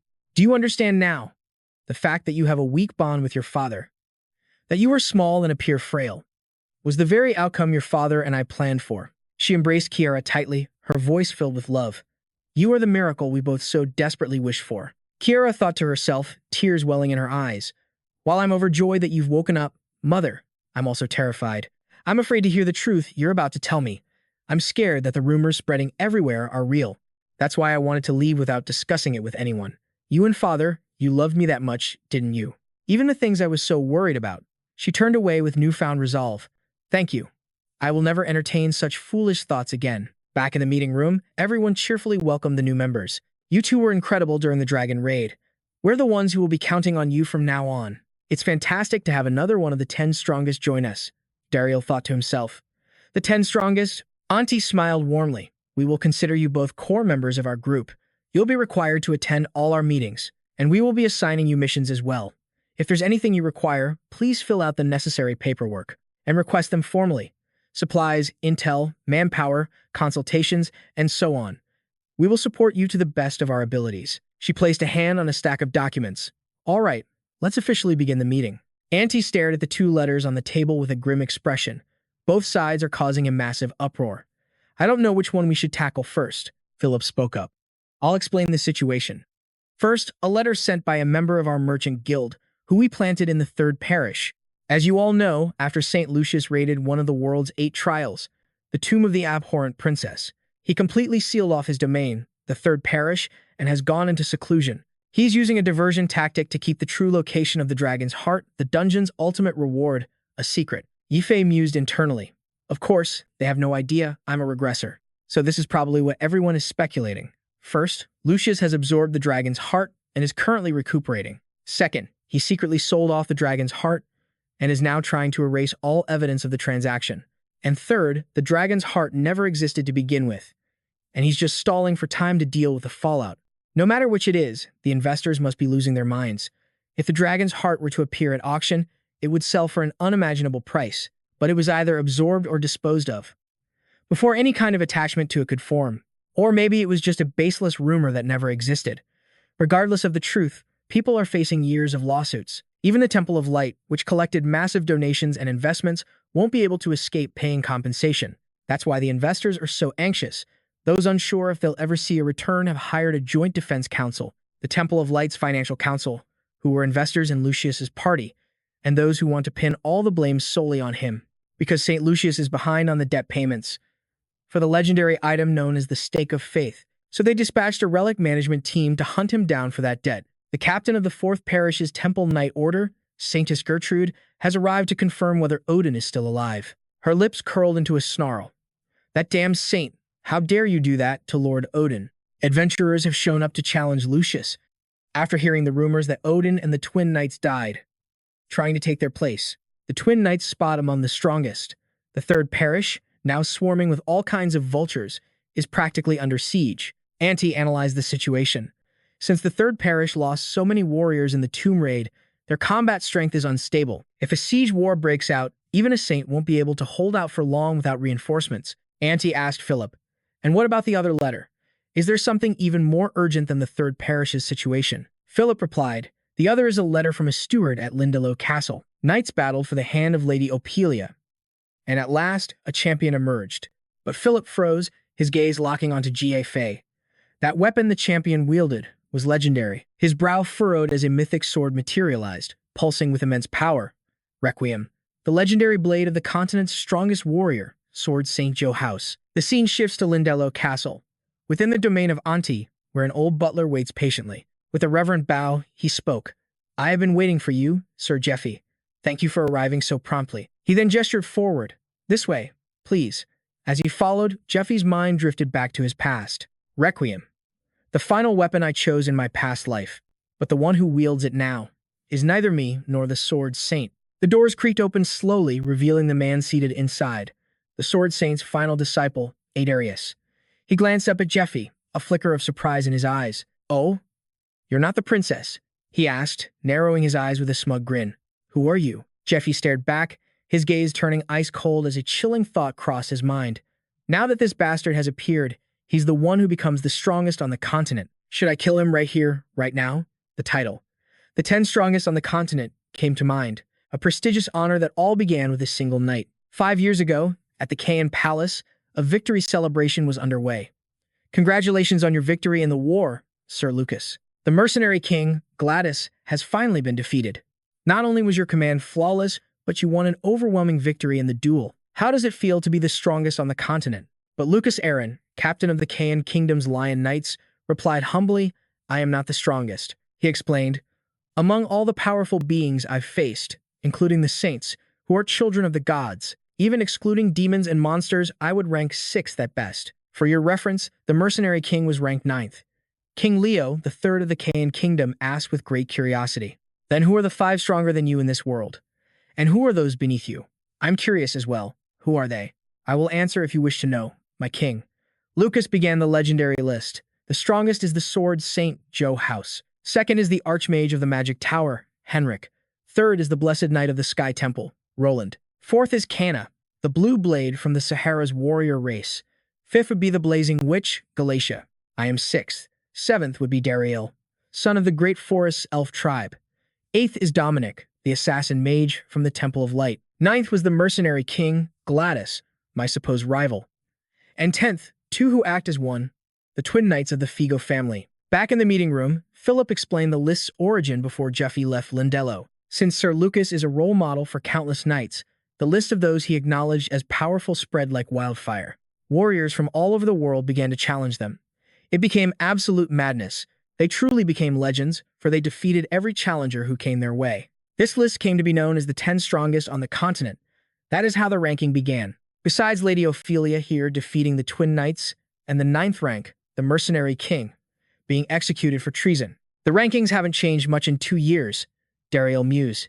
It must have been 7 years ago, during the internal conflict over who would rule the forest. I remember fighting a rather strong human knight, so that's who this famous person was. Humph, and to think I'm also one of the 10 strongest. Another member wondered aloud, but that person seemed weaker than Jeffy. Is the list inaccurate? Sir Netz isn't on it either. Jeffy explained, this list was made 5 years ago. I was still growing then, and information about us is currently restricted. After all, it would be difficult to move freely if too many people recognized us. Netz took a calm sip of his tea. Regardless of where someone starts, if they want to make a name for themselves, they have to defeat one of the 10 strongest, or appear before the world with a memento from one of them. That's the unwritten rule, Jeffy recalled. That's why, in my past life, everything spiraled into chaos after Adorius appeared. Because he announced his master's passing, all sorts of warriors emerged from the woodwork to fill the empty spot among the 10 strongest. At the same time, Netz was officially wanted for stealing and fleeing with the Black Dragon's heart. It's no exaggeration to say the world went mad back then. Ante summed up the situation. So, someone no one has ever seen before suddenly appears with the legendary Sword Saint's blade, and he's a swordsman claiming to be his final disciple. If what he says is true, then this is the most urgent matter at hand. She looked at Jeffy, her gaze sharp. Joe House was the one the demon cult's leader was most wary of, because she had the highest chance of ruining their plans. The Sword Saint, John House. Her other name is the mage Elva Laren. Her long-held title is the White Queen, and her true identity is the White Dragon, Mosuna, my master, who taught me the ancient art of media. The priestess in the group covered her mouth in shock. The disciple of a dragon. I've never heard of such a thing.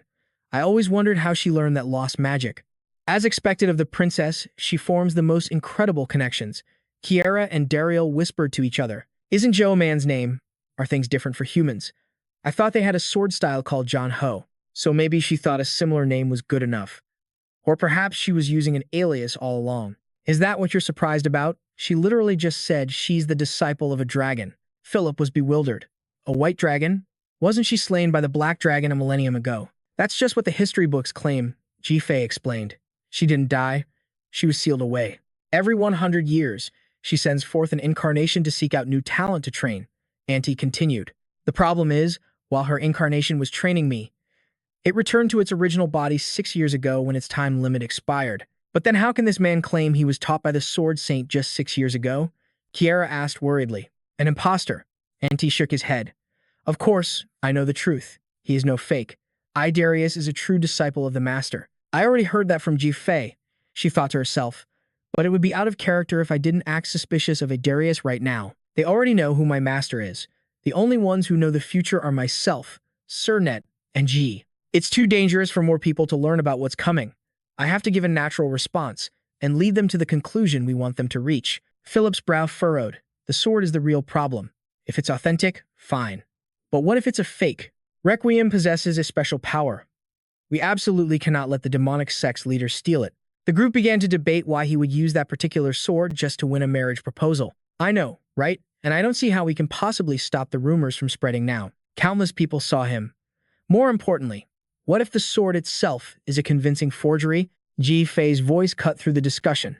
This timing feels strange. Auntie looked at him expectantly. Sir Ji Fei, please elaborate. Inside, Ji Fei thought, good, they're taking the bait. Think about it from the demonic sex point of view. Their plan to steal the dragon heart failed, and both Andean and the twin knights are dead. This was a colossal failure. They recruited a friend of St. Matthias and received direct intel about the third parish. Who could possibly ruin such a perfect plan? Ji Fei laid out his analysis. Now, we've set a trap to make the demon worshippers suspect each other. He pictured the false crime scene he created, Andean's demonic traces, and the scorch marks from a lightning strike. These are the unmistakable signs of a Dragon King-style warrior. The Easterner's disciple has also been drawn into this. And if I recall, a deadly poison belonging to Persephone has no business being here. So, we have successfully directed all suspicion, towards someone, within their own ranks. But the Eastern Saint and Tarantula, the new recruit, must have joined forces. They killed Andean according to their plan. I can't believe they would risk something so insane on a mission this vital to the sect's future. Ji Fei continued to calculate the outcome. The one they suspect will have to find an outside culprit just to prove his own innocence. Ji Fei told the others. The demonic sect will assume Net couldn't have done all this by himself. The most obvious suspect is Lucius. But anyone thinking deeper will start exploring other possibilities. He narrowed his eyes, anticipating the enemy's next move. They'll wonder if there's someone out there with influence on par with the demonic sect's own executives. Someone who could control both the Saint and Net, and completely sabotage their entire operation. They'll start searching for a puppet master in the shadows, Auntie said with a smug smile. I see. I'm going to look incredibly suspicious. Philip began to piece the events together. So what you're saying is, whether the disciple or the sword are real, this whole thing could be a trap to lure the princess out. Jahai nodded grimly. Yes, his appearance right now is too convenient. Princess, it is far too dangerous for you to go to Lindell. Is there any way to confirm if the sword is real? Auntie asked. Ji replied, I've heard Requiem reacts to the dragon heart, her voice filled with resolve. If you get close enough to the blade, you will know for certain if it's authentic. Jie stood up decisively. Then it's settled. I will fly to Lindell immediately. If that sword is real, I will retrieve it. If this is a trap, I'll just have to spring it myself. With that resolve, I reached Lindell before the sun went down. I walked in to find Darius in the middle of a feast. He glanced up. Oh, you're certainly not the princess, he asked with a defiant grin. So who are you? I thought to myself, the rumors about this guy must have already reached the Pontifex. This shouldn't be too much of a problem then. The Pontifex was right to be wary of the sword's saint, the White Dragon. But for some reason, for 2 long years, she watched him from the shadows, making no move. But I had my own urgent reason for seeking him out here. A pink-haired girl named Nina Risa stepped out, shielding Darius. What is this? Darius won this duel fair and square. If you have any complaints, then back off. Darius rose to face Jafai with a massive grin, as tension electrified the entire room. He burst out laughing, cuckoo. I'm truly grateful to my master. She said I get to fight plenty of interesting people if I came here. But I really managed to hook a big one. Should we take this somewhere else? Darius replied, a fire igniting in his eyes. I don't mind fighting right here, right now. Jeffy smiled. Very well. But then he activated his skill, and shimmering golden runes appeared in the air. I command you, crawl like a dog while you follow me. A skill window appeared. Dragon Tongue, a unique skill of the dragon race. Its power is hidden within words themselves, a limited ability granted by possessing a dragon's heart. Darius suddenly crashed face first to the floor, his body refusing to obey him. What? He screamed in his mind, absolutely horrified. What the hell is this? My body's moving on its own. To the utter astonishment of everyone watching, Adarius began to crawl. The butler yelled out, "What in the world is happening?" Adarius's companions descended into chaos. Wait, what should we do? Ade's being dragged away, just because he lost to some weird skill. Nina Risa, daughter of Baron Risa, told them, "Let's go help him. Didn't you see that man's eyes just now? He's incredibly dangerous." But another girl, Shio, a priestess of the Sky Temple, stopped her. "No, that's not it. Ade only went there to finish a battle. We must not get in his way. Don't you remember when he visited your castle?" A flashback began to play. Adarius was seen fighting a massive horde of monsters. Shio's voice echoed in the memory. "It's been a month. I'm sorry for keeping you here so long, even though you need to meet the princess on your master's orders." But Adarius just laughed. "It's no problem. I'll just go a little late. There are still so many monsters here. How could I possibly just leave things like this?" Nina recalled. "That's right. He saved the Risa domain from being completely wiped out by that monster wave." Shio teased, "Even if he does look a bit like a thug, but deep down, he's actually a kind person." Nina blushed. "That's why I like him." Tio thought to herself. She's completely blinded by love. She remembered Adarius's lust for battle. The stronger the monsters that appeared, the more thrilled he became. It was unbelievable. He fought without sleeping or eating. In the end, he charged into the boss monster's lair all by himself, the source of the calamity, and killed the boss 1 week later. To be precise, he took his sweet time enjoying the fight before finally killing the boss. The crazed aura he gave off back then. Sure, he'd probably be a good lover, but looking into those battle-crazed eyes was truly terrifying. After that, he spent half a year annihilating every monster in the 3 neighboring territories. Baron Risa, Nina's father, had told him, "Thank you for protecting our barony." "Ade, I can't believe you're only 18 years old. Will you marry my daughter?" Nina screamed, "Father," but Adarius just laughed. "I know your goal is to meet Princess Auntie, but I'll make sure you don't regret marrying her." Adarius suddenly snapped out of his daze. A look of panic crossed his face. "Oh, right, the princess. I completely forgot about that. I have to go now. Everyone take care." He rushed off in a hurry, leaving utter chaos behind him. Baron Risa yelled after him, "Wait, take my daughter with you." Nina also called out, "Wait for me, Ade." Shio just sighed. "Here we go again." Shio and Nina tried to follow but were stopped at the door. Shio crossed her arms and explained to Nina. To put it simply, he's just an idiot who knows nothing but fighting. If you dare interfere in his battles, he'll seriously go berserk like a rabid dog. Nina asked, with a worried voice. "You're right, so what should we do now?" Shio suggested. "All right, let's just follow him in secret and watch from a distance." Nina agreed. "I think that's a good idea." Not far away, Jeffy had caught up with Adarius. "Still crawling on the ground, are we?" He offered Adarius a flask of water. "Here. It's been chilled with ice magic." Adarius groaned as the magic runes continued to bind him. Suddenly, he let out a roar, shattering the magical chains with a powerful surge of energy. "I'm free," Jeffy observed calmly. He used Dragon Tongue. The command to crawl like a dog while following me should have lasted for 30 minutes. For an ordinary knight to break free in just 12 minutes is quite unexpected. His equipment must be truly exceptional. That was a genuine surprise. I never thought a human could use Dragon Tongue on me. I remember this feeling. It reminds me of my master. Adarius got to his feet, his eyes burning as he stared down Jeffy. "Are you a dragon's servant, or the master of a dragon's heart?" He summoned his sword, RQM from another dimension. Cradle of the Earth. A skill window materialized. Skill, Cradle of the Earth. The signature skill of the White Dragon, ruler of the land. It grants. It allows its user to hide any item in an alternate dimension, deep underground. I can only use it with restrictions. After receiving the White Dragon's blessing, he pointed his sword at GFA. "Well, it doesn't matter who you are. My master taught me to show no mercy to people like you," he declared with pure arrogance.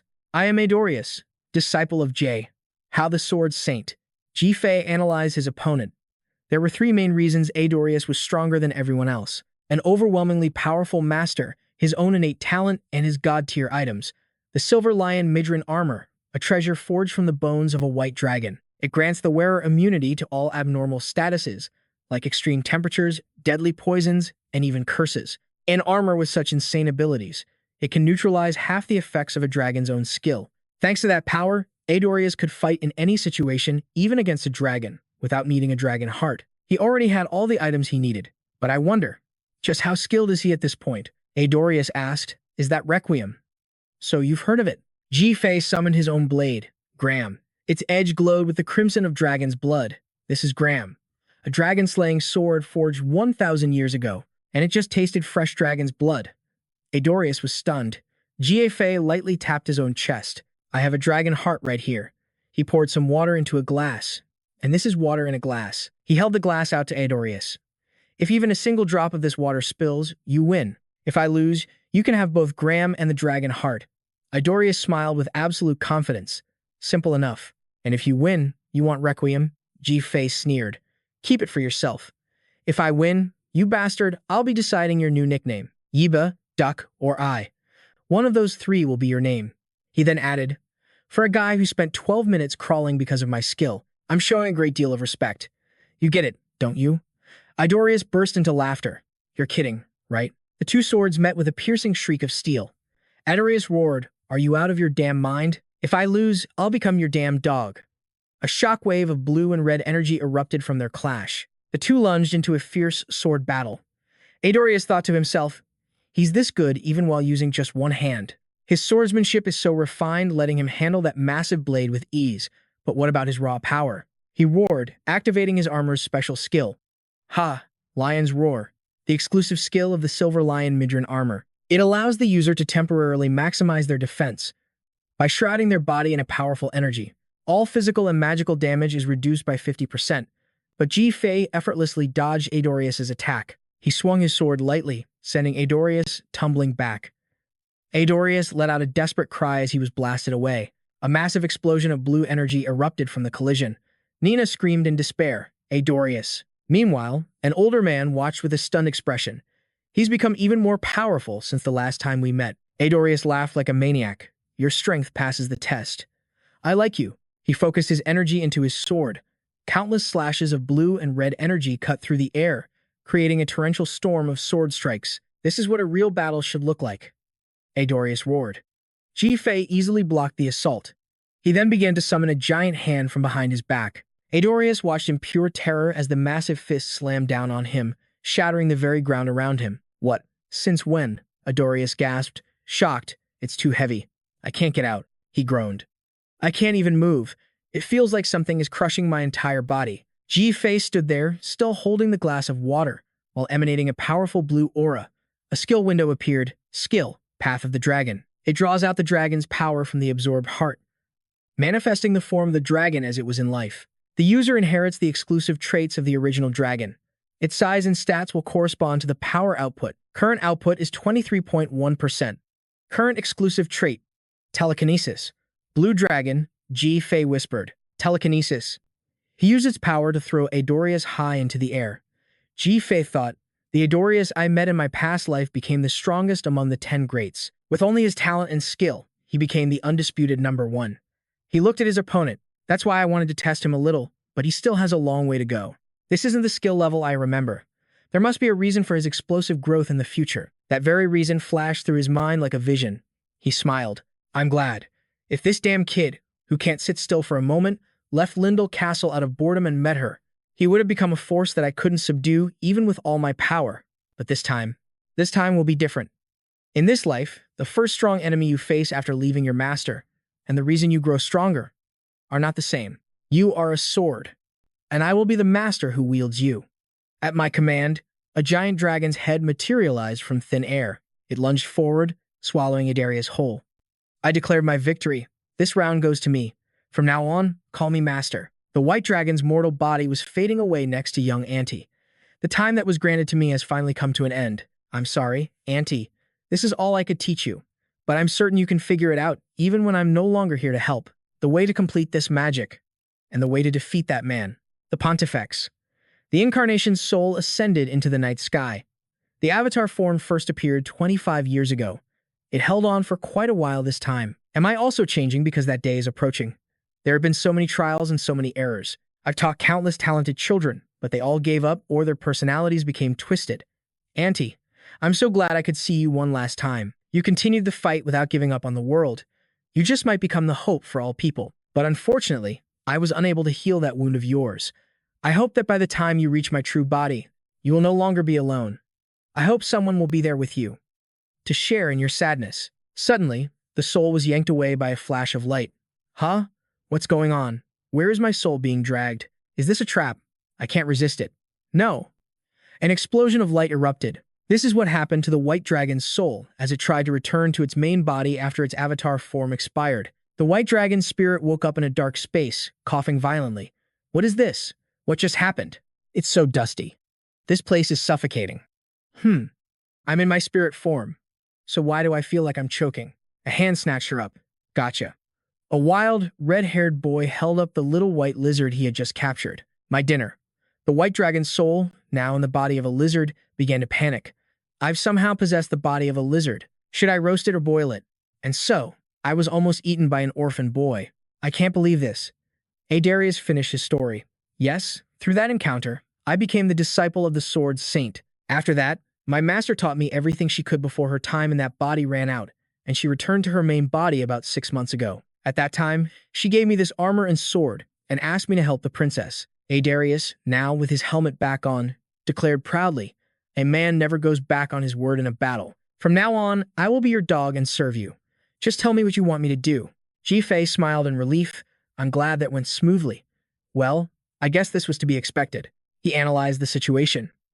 There's only one reason Adarius would make a move right now, and that's his thirst for battle. The truth is, he's a natural-born warrior who became a dragon's disciple and trained only in the mountains. This means he was probably dying of boredom after coming down from the mountain.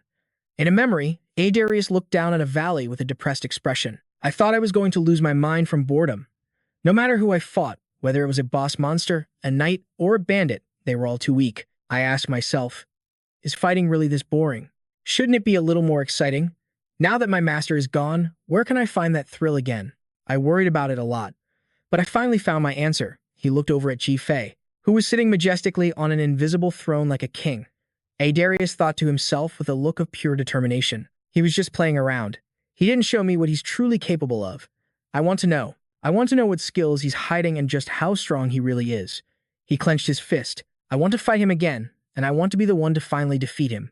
Ji-Fei spoke to Adarius, but you know, when you raise a dog, they don't just chase away thieves and herd sheep. Do you want me to play with you and give you snacks? Adarius eagerly responded, yes. I'll only have energy and be able to do what I have to do if you do that for me. Ji-Fei gestured. All right, come here. Adarius approached, confused. Ji-Fei delivered a powerful flick straight to Adarius's face. Here, have a snack. The flick was so strong it sent Adarius flying backward. Ji-Fei spoke coldly. Why are you acting as if we're so close? Keep your distance. Liu Yifei began to explain. If what you say is true, then the White Dragon's Sword Saint can no longer send his avatars out into the world. That means the rumors you heard were, in fact, the truth. They were essentially your master's final words. And helping the princess is your way of honoring that last wish. So how can you throw your life away so recklessly in battle? Adarius was struck speechless. The old butler beside him realized the young man had truly gambled his dragon heart on this. Liu Yifei continued. I don't like your personality, but while I can choose whether to accept you, I have no right to dismiss the winner of the marriage tournament. He crossed his arms. For now, I'll be watching you. Adarius stammered. Thank you, sir. Liu Yifei added, however, we will require a fail-safe. Adarius was confused once again.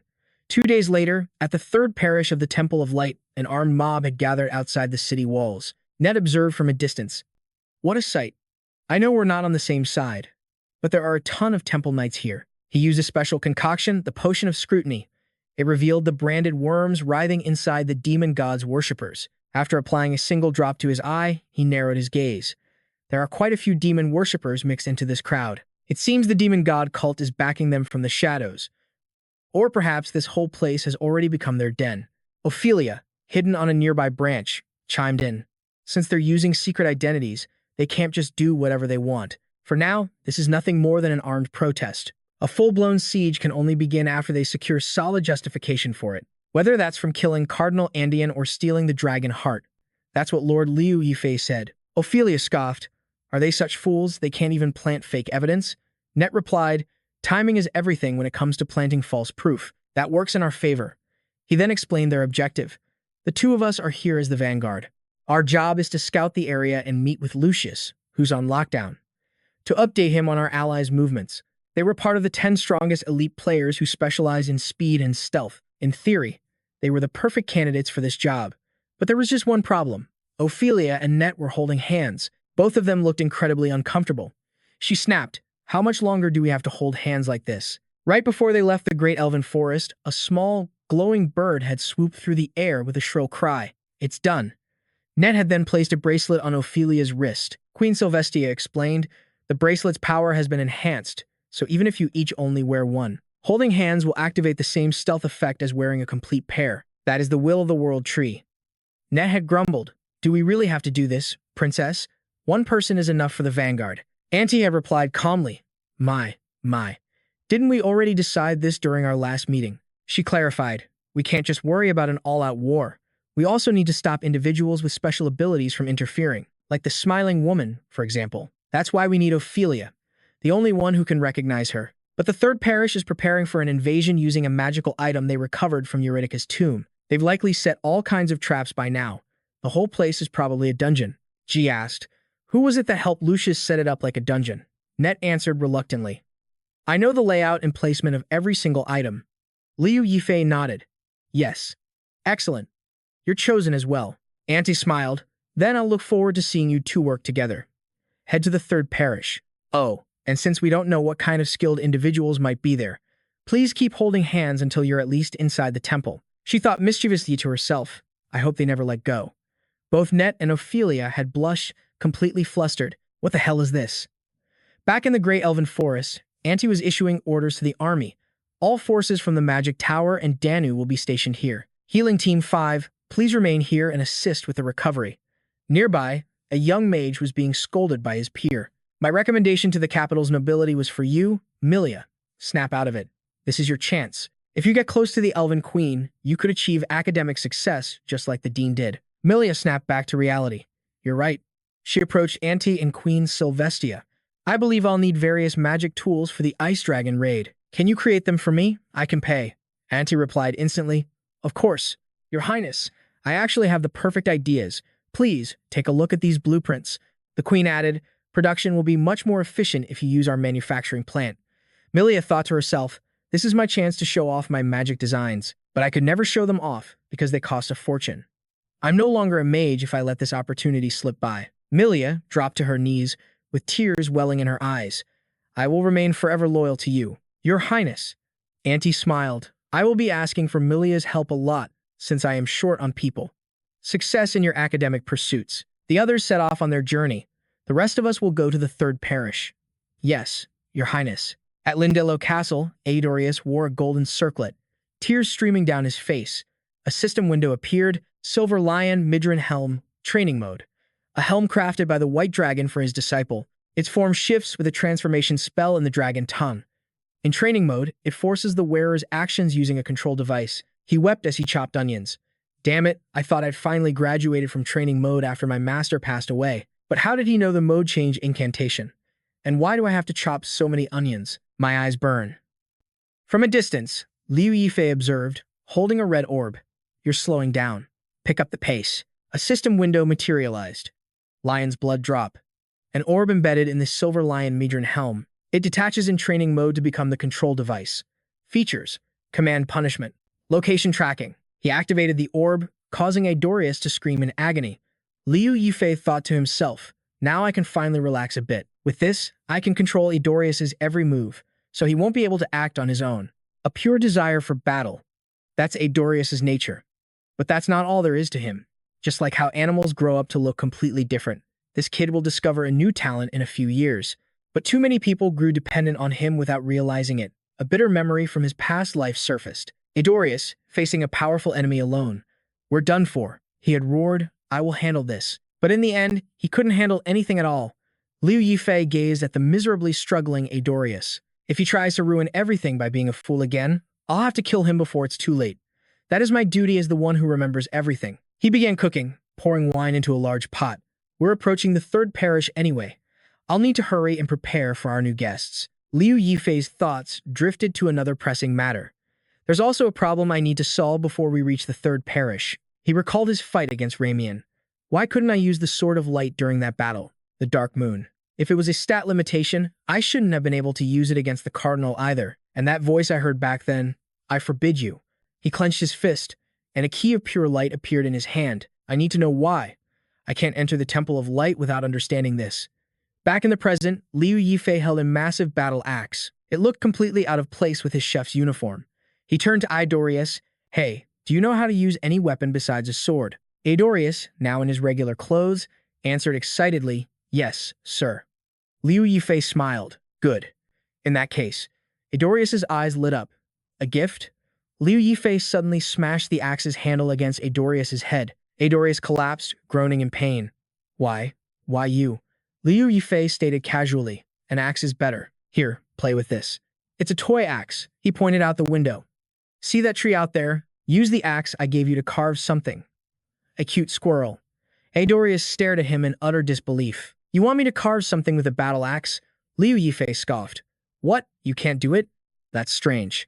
The other members of the party could all do it. Can't you manage without a delicate tool? How odd. Do you lack precise mana control? Idorius roared. Damn you. It's not that I can't. I can do it. It's possible. Liu Yifei replied calmly. All right, I'll check on it in a few hours. So make sure it's incredibly cute, or else you're dead. He issued one final command. And do not leave the castle grounds. A message glowed from Idorius's helm. Silver Lion Midran Helm Training Mode Command. Restricts the trainee from leaving a designated area. Idorius screamed in despair. How the hell does he know that? He sprinted outside. Yes, master. And then he was gone. Liu Yifei said, Well then, I'll be on my way too. He summoned his silver key and vanished in a flash of light, leaving the kitchen behind. In the sewers beneath the Temple of Light's third parish, NC and Ophelia moved through the darkness. The Grand Temple of the third parish was built on a massive scale, truly befitting its name. And with its fortified walls, divine security devices, and vast food reserves, it was essentially a fortress that could survive for a year, even if the gates were sealed. This time, it was locked down tight enough to block not just people, but even messenger pigeons, all to prevent an invasion by the demonic god's worshippers, and especially the smiling woman. But the sewer system could never be fully sealed, making it the best infiltration route for invaders. That began a secret gate. So he said he'd prepare a magic tool. He created a swirling vortex of space before them. He reached into it, but his hand was unexpectedly reflected back. Ned explained, I have this, a magical artifact called the Maze Maker. It distorts the very fabric of space. Stray from the chosen path, and you'll be violently ejected. I brought this from Eurydica's tomb, so it's a seal that most people could never hope to break. Its location is also completely hidden. He explained the entry method to Ophelia, just as he'd been told. She reluctantly nodded in agreement. Fine. They both began a bizarre, unsynchronized dance. Ophelia roared with pure frustration. Who did this? Whose idea was this condition? Forget it. Then I won't have to kill you. I'll stop him next time. A system message appeared. The dance entry method was a success. They tried another way, walking a specific formation. But it failed. Elena screamed, I will definitely stop him. As a last resort, they tried dancing again. Ned explained, this was my idea. Ophelia snarled, I'll kill you if this doesn't work. A notification popped up. Entry method for an even number of members. Dancing. Just then, Ophelia accidentally stepped on Ned's foot. They lost their balance, falling into an awkward embrace. A force repelled them from the entrance. Ned cried out, What? This is the entrance, but we got thrown out because you stepped on me. We have to start all over. Ophelia shrieked in despair. What? All of that again? Meanwhile, inside the temple, Lucius stood alone in the silence. Suddenly, a shadowy figure held a blade directly to his head. Don't move. Not bad. I put quite a bit of effort into that security system. Many have tried to break in, but you're the first to make it this far. He turned. So, what is it that you want from me? The attacker, a woman, declared, This is a robbery. Hand over everything you have. Lucius chuckled. Ha! A robbery, you say? Then you're terribly out of luck. In a flash, Lucius's armored hand seized the woman's wrist, neutralizing her weapon. He pulled her close, revealing none other than his wife, Claudia. He whispered into her ear, Because I've already given everything I own to my wife. All I have left to offer is this body of mine. He continued to tease her, placing a soft kiss on her neck. Would you spare my life if I gave it to you now? Claudia giggled. Ha ha ha. Come on, let's get dinner. That tickles. Stop it. The scene shifts to a cozy dining room where the family is gathered around the table. A man in a monk's robe asked, Saint, why is it that you only arrive once the food has gone cold? Lucius, slicking his hair back dramatically, replied, Perhaps the food grew cold because of the chilly weather? He gazed lovingly at his wife and their young son. How long has it been since we could all be together like this? I don't have to go out to work. There are no guests. It's like I'm on vacation. This feels amazing. The monk interjected. It's not as if you've been resting that much, Lucius sighed. The truth is, I've been incredibly busy. After I purged the demon god worshippers, the number of high-ranking priests in the parish was cut in half. We also lost a considerable number of temple knights during the raid. Now, just choosing the right people for the job is a massive headache. He picked up his burping son, a contented smile spreading across his face. Even so, being able to spend time with my family is a blessing. But then his expression turned serious as he thought of what was to come. In the near future, another grueling war will break out. When that time comes, we won't have moments to sit together and eat like this. Ah, a memory surfaced. A high-ranking clergyman was giving him an ultimatum. Saint, what about this? If you cleanse the tomb of the abominable princess and offer it to the temple, we will release the woman you brought from the Twilight Villa from her designated isolation. Until then, she will be confined to the third parish under your direct supervision. The clergyman continued with a stern look. Do not forget that this is the greatest mercy we have shown you. By all rights, she should be locked in the temple's underground prison for the rest of her life, if we follow the letter of the law. Lucius's thoughts swirled. How can he be so certain? A person who has lived in a place like that for 100 years. A being who doesn't age and possesses strange powers. Is she even truly human? He recalled the rules. A person under designated isolation must live in a designated location, monitored by the priest in charge. To be free, they need the consent of that priest. And a majority vote in a heresy trial. He'll give me 1 vote if I cleanse the abominable princess's tomb. That was the Pope's promise. But I can't be naive enough to trust him. He will never free my wife. Not now that I've discovered the higher-ups of the Temple of Light belong to the demonic cult. There's no way they would ever vote to release her. His eyes sharpened with cold fury. She would be lucky to just remain in isolation. If things go wrong, she could even be taken hostage and face a horrifying fate. Ensuring her safety is far more important than securing her freedom. Back at the table, his gaze fell upon his wife, a mixture of deep love and torment. Claudia, I'm so sorry. Please, just give me a little more time. Suddenly, Claudia went limp, collapsing in her chair. Lucius cried out in panic, Claudia. He rushed to catch her and the baby in her arms, but his expression instantly hardened when a strange scent hit him. Anesthetic gas. An intruder? He raised a glowing rosary high. Imbued with spatial magic, a brilliant golden light enveloped him as a colossal war staff materialized in his hand. Poison has no effect on me, a holy man. Where is the intruder? He roared. A low voice echoed from the darkness. Have a seat. A man sat in a chair, puffing smoke from a pipe shaped like a human skull. Lucius glared at the stranger, who calmly exhaled a cloud of smoke, his face shrouded in shadow. A chilling thought raced through Lucius's mind. When did he get in here? I didn't even sense his presence. He looks perfectly relaxed, yet he reveals no openings whatsoever. This is no ordinary man. Lucius's eyes locked onto a tattoo on the intruder's arm. That mark. I'd heard of it. A phantom image of shadow assassins flashed in his memory. The legendary Assassins Guild, marked by the serpent tattoo of Persephone. He's from that organization? His mind reeled with questions. Who sent him? The list of potential clients is far too long. He recalled that Persephone was known for its mastery of both combat and poisons. The poison may not work on me, but my wife and son are vulnerable. Still, one question troubled him. Why use anesthetic gas? He continued his analysis.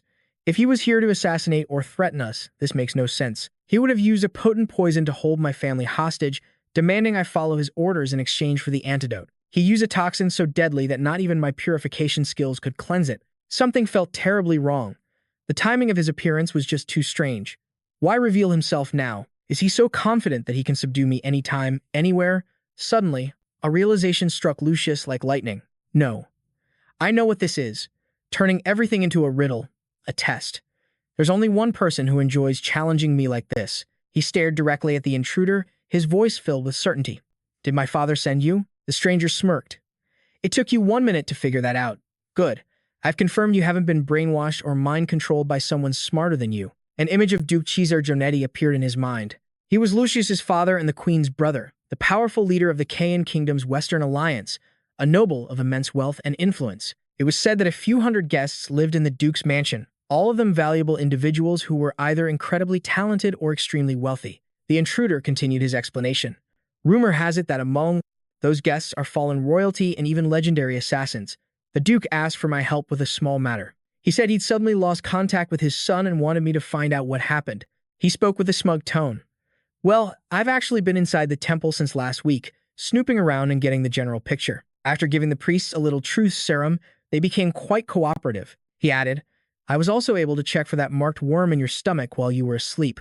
Lucius was stunned. I had no idea. But Lucius quickly regained his composure. In that case, this will be quick. Help me tell my father that I can swiftly make up for the loss of the dragon's heart by investing in the princess. The faster we move, the greater our profits will be. All right, I'll pass on the message. The assassin agreed. Your wife and son will wake up in 6 hours feeling refreshed. So don't worry, there's no need to waste your purification skills on them. Then, the atmosphere suddenly grew heavy with tension. His voice dropped to a low growl. The job I was sent for is finished. From this moment on, this is personal. Where is Yufei? Lucius was completely shocked. How do you know that name? The man replied coldly, that's none of your concern. All you need to know is what will happen if you give me an unsatisfactory answer. I've dosed 50 priests in this temple with a time-delayed poison they are completely unaware of. Since there are no external symptoms, they won't use their purification skills. By now, their senses will be heightened, and they'll start following the scent of a toxin I've spread everywhere. Eventually, they will exit this place through the underground sewer. Lucius realized with horror, that's right, he's a decoy. The sewers lead outside, an area where people are allowed to move freely. If even one of them gets out and tells the world what's happening in here, their words will become the justification for war, leaving the others with no choice but to watch and see what I do next.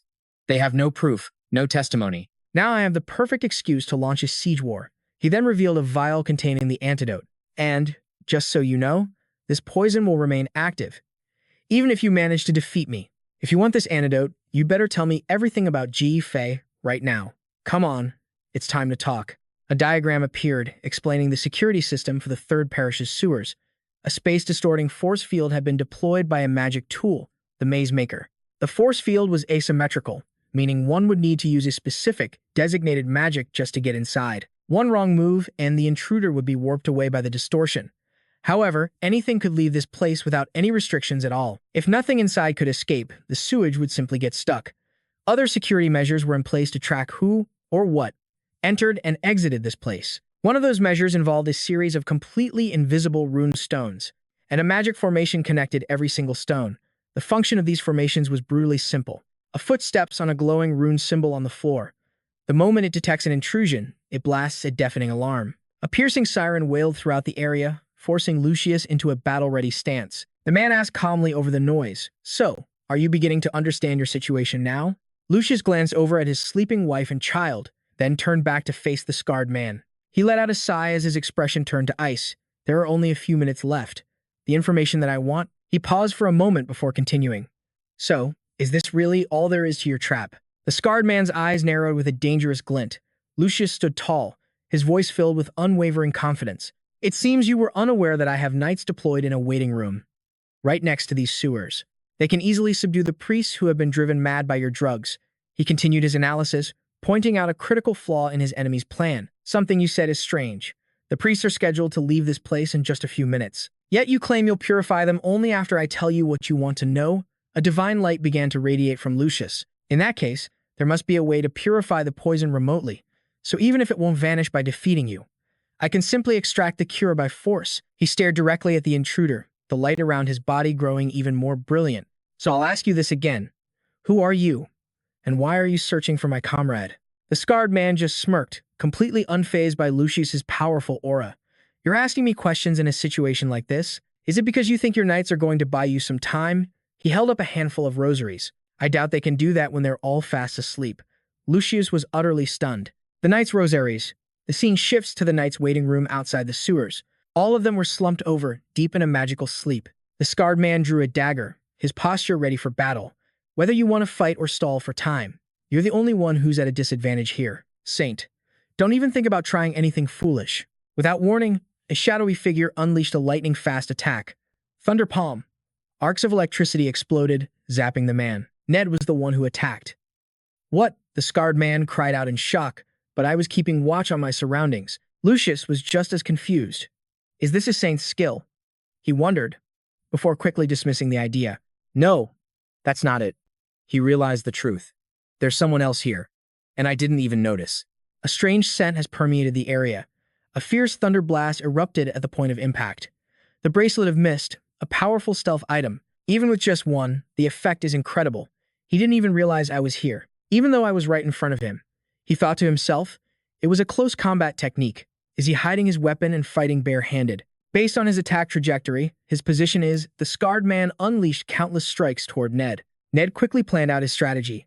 There's no need to get close to a poison user's dagger. I'll just rely on hit-and-run tactics. Even if I create some distance between us, I can still use the items I brought along. He pulled out several small daggers. He quickly hurled them toward his enemy, forcing him on the defensive. The scarred man used a poison-laced whip to counter. The two of them immediately launched into a high-speed battle. Their weapons clashed, creating sparks of green light. In a flashback, Ned is talking with Jie. So, I think my comrades from my past life are about to arrive at the third parish. You want me to go there and persuade him to join our group? I don't think I can do it. Ji Fei smiled with confidence. No, you're the one. He's the perfect man for the job. Someone like him would never bow to the weak. I just need you to rough him up a bit and capture him. Auntie will handle persuading him to join us. So, what are his abilities? He's an assassin, through and through. He excels with poisons, hidden weapons, and stealth. He's a master of every kind of toxin. When it comes to poisons, he's even more skilled than I am. One of his special concoctions actually enhances a person's physical power. His body has been trained to withstand poison itself. It absorbs the toxins, granting him a temporary, exponential boost in power. The intensity of the boost all depends on the type and amount of poison he uses. But at his absolute peak, the enhancers he uses could put him on par with the vanguard of a dragon raid party. Net let out a heavy sigh. You're asking me to do something absurd again, aren't you? Ji reassured him. Besides, I doubt he wastes his most precious poisons on this, the kind he'd use for a dragon raid. Those ingredients are nearly impossible to find. He placed a hand on Net's shoulder. No matter what, I'm certain you can handle this, Net, because you're the only person in the entire world who can break through any stealth. You received the blessing of the Elf Queen, didn't you? Lucius stared at Net in awe. Sir Net, you've returned. That must mean the Azure Dragon raid was a success. He clenched his fists, a new fire of determination burning in his eyes. In that case, I must act immediately. The scarred man wondered why his target had dropped his stealth. It would have been far more advantageous to stay hidden. And that technique he just used, it should be impossible. Just then, Ophelia managed to neutralize all the priests who had been affected by the poison. Ophelia swiftly dealt with the remaining assailants. She sighed, unable to believe it all came to this. And to think, this all started because I stepped on his foot for the 10th time during our dance. She recalled their argument. Ned had snapped, just get lost if you don't want to do this. She'd fired back, it only happened because your foot was in the way. And so, she decided to go in alone. I'm glad I stayed on standby near the entrance. She gazed toward the temple. It's already been an hour since Sir Net went inside. He should be well inside the building by now. I should prepare to enter as well. She pulled out the seeds gifted to her by the Tree of Life. If I channel my mana into these seeds, the ones I received from the elves, and give them water. The seeds instantly sprouted, growing into a colossal sapling that let out a low growl. Ophelia commanded the plant to strike down anyone who dared to pass this spot, but a strange unease washed over her. This should be enough to stop anyone from escaping. So why do I feel so anxious? Just what is happening in there? Ophelia urged herself onward. I have to hurry. He might be in a situation where he needs my help. Her bare feet padded urgently across the cold stone floor. Meanwhile, in another part of the fortress, an angel with pristine white wings burst through the doors. She stared in disbelief at the absolute chaos inside. A chair lay in splinters. Oh, look who's here, the landlady. Ji sat amidst the wreckage, casually greeting her with a battle axe in hand. Long time no see, huh? The angel, Uriel, glared at him with a stern face. Ji, what do you think you're doing now? A smirk played on his lips. Isn't it obvious? I'm just redecorating. This place has terrible taste. The place is huge, but it has zero cozy vibes. He brought his axe down, smashing a sofa to bits. Let's get rid of this awful sofa. Uriel watched in horror. This one, too. Ji continued his path of destruction, leaving Uriel utterly speechless. She finally exploded in fury. What in the world are you doing? I put all of this beautiful furniture in here for your sake. Stop it. These pieces are incredibly valuable. Ji just scoffed. Valuable? Expensive? I'll destroy every last piece and replace it all with something far better for you. A small turtle with an hourglass on its back shrieked as Ji raised his axe high. The creature scurried away just as the bed was obliterated. Ji announced, time's up. Uriel looked on, confused. He pointed to a large pot, using the special southern marinade that I learned from my grandfather. He then plunged a massive slab of meat into the pot. I've been marinating this. Azure dragon ribs. Normally, this meat is so tough. Most blades can't even scratch its surface. But thanks to Ramian's protein-dissolving poison, It's been tenderized to perfection. And I used Ramien's own magic stone to completely neutralize the poison. A skill window popped up. Venom Spear, Ramien's unique skill. This ability condenses poison, forming it into the shape of a deadly spear. It's hard and sharp enough to pierce dragon scales. If I had tried to use teleportation, the poison and the marinade would have just leaked everywhere. That's why this skill was perfect for the job. I simply dispelled the skill just before it launched, causing the Venom Spear to revert to its liquid form. Then, I just sealed it up in this vial. G skewered a piece of the rib with his dagger. Now, to use the low flame from a dragon's breath. On this meat I've worked so hard to prepare. I think I'll have a slice to test it out. He slowly roasted the meat over the flame, creating a perfectly cooked delicacy. A savory aroma filled the air, forcing Uriel to take a deep breath. So fragrant. She quickly composed herself, a blush creeping onto her cheeks. This is no time for distractions. I nearly fell for that man's little trap. She spoke, her voice sharp. I came because of the commotion, but it seems my concern was misplaced. You're certainly making good use of the room I provided. Do whatever you please, Jaffe. Cook in here. Trash the place. You can do anything you want, so long as you hold the key to this room. But her eyes held a clear warning. You're gravely mistaken if you think you'll be rewarded every time you throw a tantrum. Feel free to continue these pointless charades. Pointless? Who says? Jaffe casually sliced off a piece of meat, offering it to her. The marbling on this cut is magnificent. Uriel couldn't help herself. She took a tentative bite. Oh, I can't resist. What does dragon meat even taste like? You like it, don't you? It's the taste of perfection. You can almost taste the trust and honesty in it. Suddenly, Jaffe's hand shot out, clamping over her mouth. His voice was a low growl. Then, damn it, why are you all so untrustworthy? What the hell happened? He roared, his anger exploding. I thought the Sword of Light was finally mine. The moment I was about to claim it, I was told I couldn't. His grip tightened, his eyes blazing with fury. How dare you stab me in the back like this? Uriel's eyes shot wide with terror. A single bead of cold sweat traced a path down her temple. Uriel grit her teeth, her expression a mask of contempt and rage. Stab you in the back? There must be some misunderstanding. We have no idea what you're talking about. Nonsense, Jaffe roared, violently shoving her away and sending her crashing to the floor. He turned his back on her, his voice dripping with ice. I was a fool to ever believe your meaningless words. If this is the kind of pathetic game you want to play, then so be it. I'll start doing things my way, too. He sank into a magnificent throne-like chair. From this day forward, I'm changing my approach. The time for putting on a show is over. From now on, the gods can watch me lounge around and stuff my face in this room. And for anyone who wants to keep watching this channel, tell them the price is now 5 times higher. He shot her a look as sharp as a blade. That is all. Now get out. Still sprawled on the floor, Uriel looked up, her face a mask of pure fury. A golden aura began to radiate from her entire body. How dare a mere mortal be so insolent? You have gone too far. She shrieked, launching herself into the air. Golden, divine energy swirled around her, coalescing for an attack. I will teach you some manners. Suddenly, a massive pillar of gold and blue light slammed down from the heavens. It crashed just inches from Uriel, forcing her to stumble back in shock. Jaffe whipped around, a look of pure shock on his face. What in the world just happened? Uriel stared at the scorched earth where 2 envelopes, one gold and one blue, now hovered in the air. What are these? Why is this happening again? She fell silent for a moment. Then, a bitter smirk twisted her lips. I truly don't understand it. To think the gods would actually cave to one of your tantrums. Jaffe remained seated, his expression skeptical. Congratulations, Uriel said, her voice dripping with sarcasm. You got exactly what you wanted. What are you talking about? He asked. Uriel picked up the 2 letters, her gaze complicated. These are sealed missives sent directly from the gods. They contain an explanation and a reward. Whatever you're looking for, the answer is inside. She raised a single finger, her tone turning deadly serious. However, you may only open one of them. The moment you choose, the other will vanish instantly. Jaffe stared intently at the 2 letters, deep in thought. So, which will you choose? Uriel pressed. He thought to himself, the god of light or the god of the sky? Which path should I take? The scene shifts back to Net's brutal battle. As he parried Net's blow, the scar-faced man thought, he's using a bizarre fighting style, one I've never encountered before, and something else.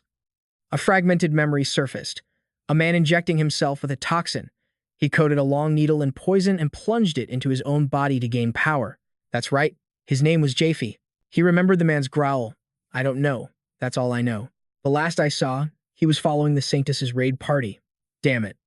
Trust is such a fragile thing, and it was all shattered by that one foolish confession. Japhie was the silver-haired one, and the redhead is Net. Watching him fight now, there's no mistaking it. Their swords clash once more, erupting in a shower of blue and white sparks. Net eyed his opponent, his gaze probing. These aren't skills you can master in just a year or two. Where were you 4 years ago? Net pressed on. You were using Eastern martial arts even back then. To assassinate people? The two warriors charged again, blurring across the crumbling walls at blinding speed. The scar-faced man unleashed a wave of toxic green energy. Well, I guess I'll just have to find out right now, right after I defeat you. Net spun in a flash, creating a vortex of sword energy to counter the venomous attack. Seizing the opportunity, the scar-faced man took out a skull-shaped item, dripping a single drop of purple liquid onto it. Poison smoke! He roared as he threw the item down, creating a thick purple miasma that enveloped Net. Inside the toxic cloud, Net pressed his palms together, and a brilliant orange circle of energy formed before him. He clapped his hands, unleashing a powerful shockwave in every direction. The scar-faced man gasped in astonishment. He created a shockwave, and by just clapping his hands, he blew away all the poison smoke with it. Looking towards the now-ruined church door, he realized the saintess had already escaped. He muttered to himself while preparing another poison. The reason he revealed himself was to help the saintess escape. But the saintess is a fool. She ran away instead of helping, when this could have been a 2-on-1 fight. Net spoke calmly, his gaze firm. Saintess, you did well. Although you are strong, your attack speed and healing skills would be useless in a fight against this guy. If we factor in the presence of his wife and child, he would actually be helping by leaving this place. He thought to himself, his eyes narrowing with calculation. He fights better than I thought. If I want to defeat him for sure, I'll need to use that. It's hard to meet the activation requirements in a one-on-one battle. I need to buy time until reinforcements arrive. Is your goal revenge against the user of the Dragon King style or the Master of the East? 4 years ago, I was being punished, and I was also undergoing isolated training. I was forbidden from doing anything outside, and now I have been betrayed. So I joined the Saintess with another fellow disciple. If our goals are the same, then why don't we share information with each other instead of fighting? The scar-faced man scoffed, his expression full of skepticism. You want me to believe that? Are you serious?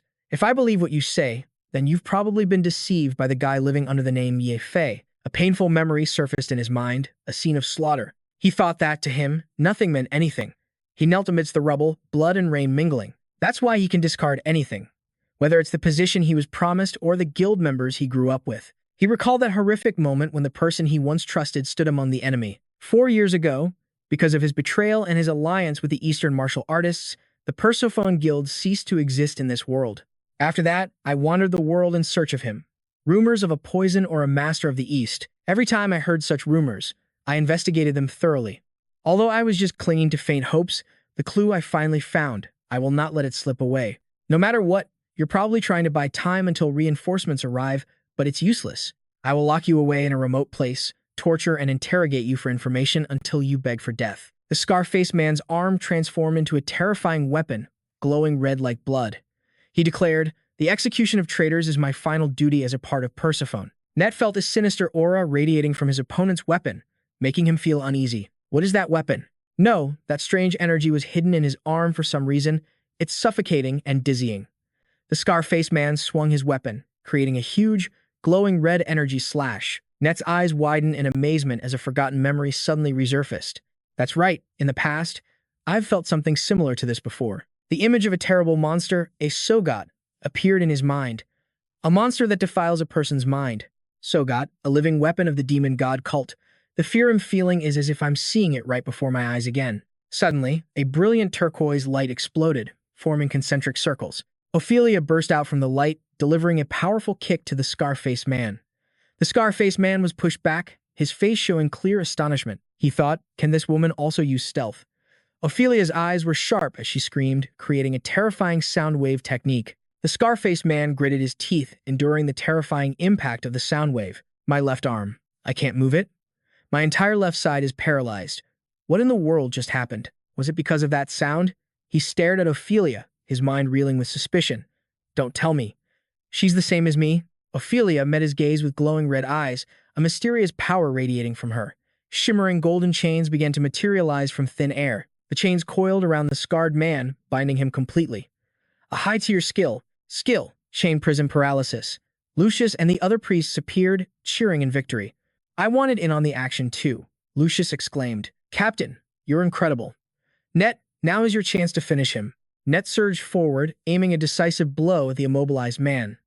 A flashback begins, showing Net speaking with the elf queen, Sylvestia. He asks her, Queen Sylvestia, is it truly all right for me to receive this blessing? How can I possibly accept something so magnificent? The queen smiled warmly. Sir Jeffy also requested that I bestow this upon you. Consider it a token of my gratitude for saving my life. The queen explained the conditions. The activation requires you to maintain contact with your opponent for at least 30 seconds and look them directly in the eyes. She continued with a grave expression. Although this power is one of peace, it is also incredibly dangerous. About 60 years ago, humans came to this forest seeking this very power, but I did not grant it to a single one of them. A shimmering light enveloped her as she made her plea.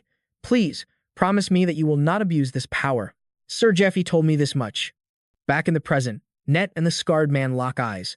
A system window appears stating this power will be used to persuade and recruit a companion. You will contribute to the survival of humanity. Blessing of the Elf Queen. You can now wield the Queen's authority, mind control, on a single target. The target will lose all will to fight and will place their absolute trust in the user, no matter what. Uses remaining, 1 out of 2. The scene shifts to a moonlit night, about a month before Jeffy's party was preparing for the dragon raid.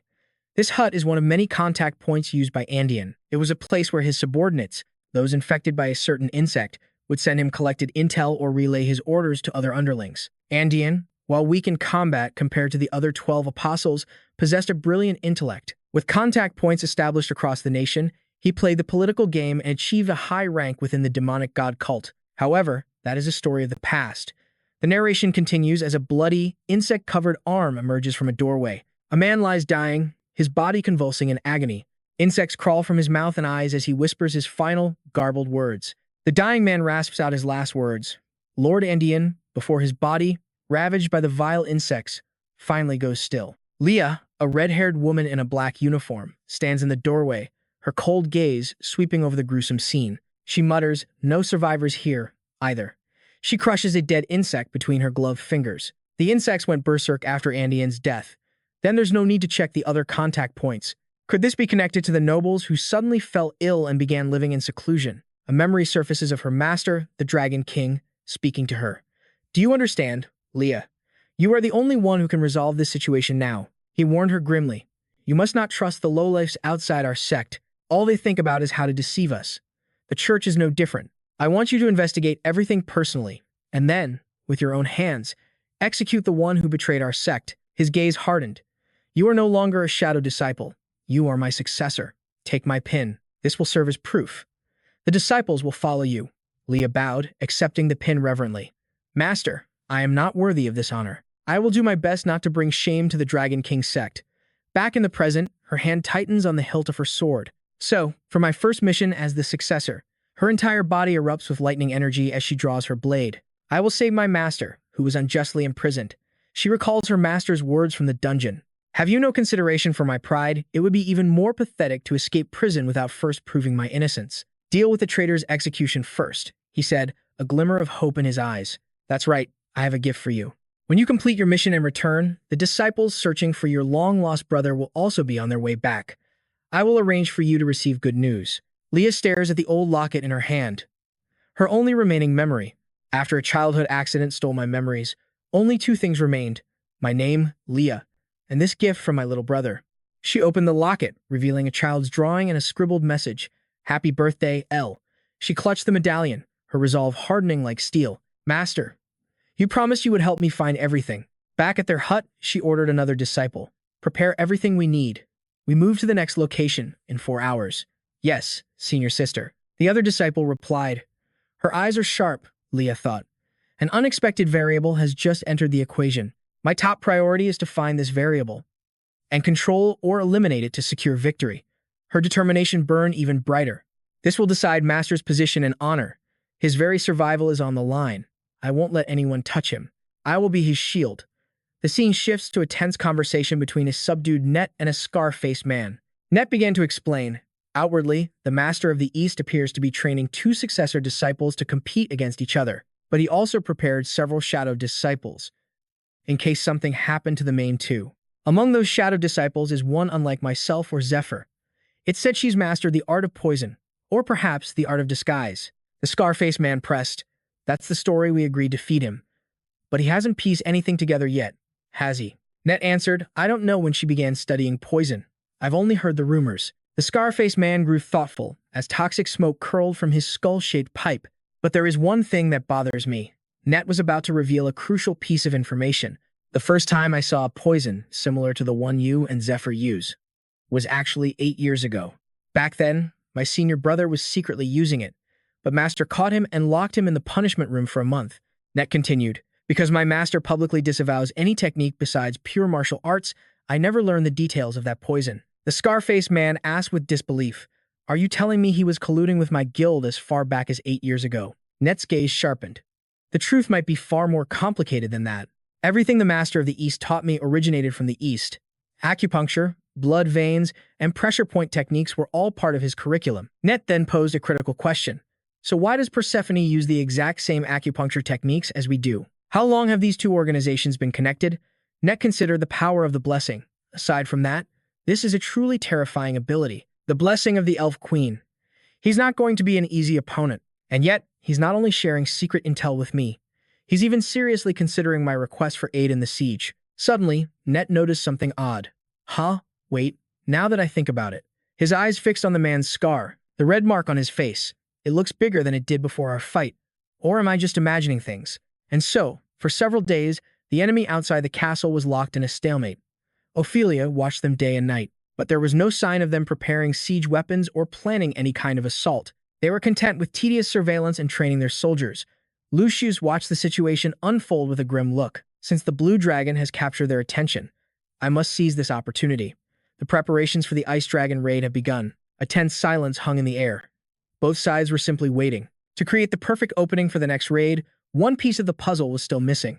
The same was true for our enemy. That's why we have no choice but to wait. Until both sides have been pushed to their absolute limit. With hearts pounding in anticipation, the long wait finally came to an end. The knights on watch suddenly looked up, their faces a mix of shock and confusion. A soldier screamed in panic. Inspector, sir, you have to look at this. The old inspector turned, his face draining of color in sheer horror. What? No. What is he doing here? The one who would shatter the stalemate had arrived. A figure landed with a crushing impact, forcing the surrounding soldiers to stumble back. From a high window, Lucius gasped, his face pale with disbelief. Don't tell me. It's impossible. The newcomer's voice boomed across the square, addressing the esteemed priests, nobles, lawyers, and others. I am so glad you could all gather here. He held his head high, proudly declaring his identity. I am the heretic inquisitor of the third parish of the Temple of Light, and the vanguard captain for the Saintess's raid. I am also a 20-year friend of the Saintess herself. My name is Matthias Grimer. From the crowd, a hooded priest whispered. Matthias. He was a candidate for Saintess in his youth but was eliminated. After that, he followed Lucius around like a parasite. A noblewoman recognized him as the boy Lord Andean had recently taken in. Lucius gritted his teeth as a horrifying memory surfaced. That man is an imposter.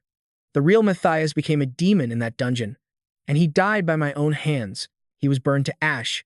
That's why I couldn't even recover his body. Ophelia stated calmly from the side. This has to be a villain's trick. Someone who knew Matthias's body could never be found. Her gaze, sharp as a razor, cut through every deception. He might fool others, but I see his hidden weapon clearly. She was trained by a master from the East, a secret disciple unknown to the sex, a grand master of the art of disguise. This power allows her to assume anyone's appearance. Ophelia identified the imposter, also known as the Smiling Woman, Leah Testarossa. Unbelievable. She had dared to appear wearing Matthias's face. Leah, disguised as Matthias, began her dramatic speech. All the priests here, and I, were once members of the Saintess's raid party. However, we were abandoned. As soon as the Saintess's vile scheme was exposed, he fled. He attacked his own party members, trapping everyone there to silence us permanently. She clenched her fist, her voice seething with righteous fury. And that despicable plan of his was to use evidence meant for the investors, for his own twisted ends, to steal the dungeon's ultimate prize, the dragon's heart. And in the process, he made a pact with Neshir, a worshipper of the demon god. Leah brandished her sword, and holy fire erupted around the blade. I, Matthias Grimer, hereby declare myself an appointed heresy inquisitor. My target is the Saintess, Lucius Jonet, and the third apostle who is sheltering him. Their sin is blasphemy. The accusations left Lucius completely shell-shocked. This was impossible. He thought of Matthias as his own sister. How could he have never suspected that she would expose him? As a demon worshipper in front of everyone, A past conversation echoed in his mind, stabbing his heart with pain. She told him she lost her memory in an accident as a child and couldn't even remember her own name. Damn it, my own sister. A high priest then stepped forward. You accuse the saintess, the firstborn of the light, of blasphemy. Sir Matthias, that is a fascinating accusation. The priest began to explain the law. While a heresy inquisitor has the authority to arrest, question, and punish heretics, a former adventurer like you cannot simply apprehend someone of a much higher rank. All you are permitted to do is file a report, he continued. Of course, if 3 or more high-ranking priests consent to your report, you may arrest and interrogate him on the spot. As if on cue, 3 decorated priests stepped forward. And it just so happens that we have 3 such priests right here. The lead priest offered one final warning, a ring glowing on his finger. But you're aware of the consequences, aren't you? If your accusations prove false, you will be executed immediately for the crime of falsely accusing a saint. From the ring, a legendary golden artifact materialized. The legendary artifact, Demis. A judgment tool from the age of the Holy Kingdom, it instantly fires an arrow at the target. If they give false testimony, it can be used 3 times a day. The artifact radiated a brilliant light. Let the watching angels bear witness. Divine energy focused on Leah. The target is Matthias. Is it true that the saintess has joined the ranks of demon worshippers? But Leah remained perfectly calm. She knew this item well. Its original master from ancient times had gouged out her own eyes, so she would never pass an unjust judgment based on appearance.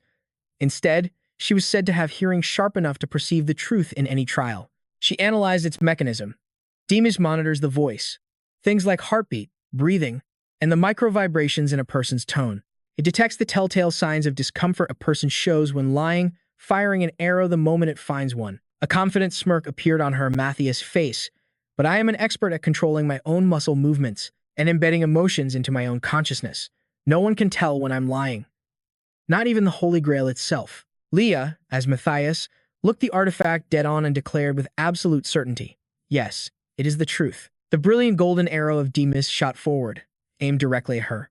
But just before it could strike its target, the arrow suddenly dissolved into thin air. The soldiers who witnessed it gasped in shock. The arrow vanished. He's telling the truth. A fully armored warrior sighed. How unfortunate. Though corrupted saints appear throughout history, I never thought we would witness one in our own generation. One of the 3 high priests, Common, spoke up.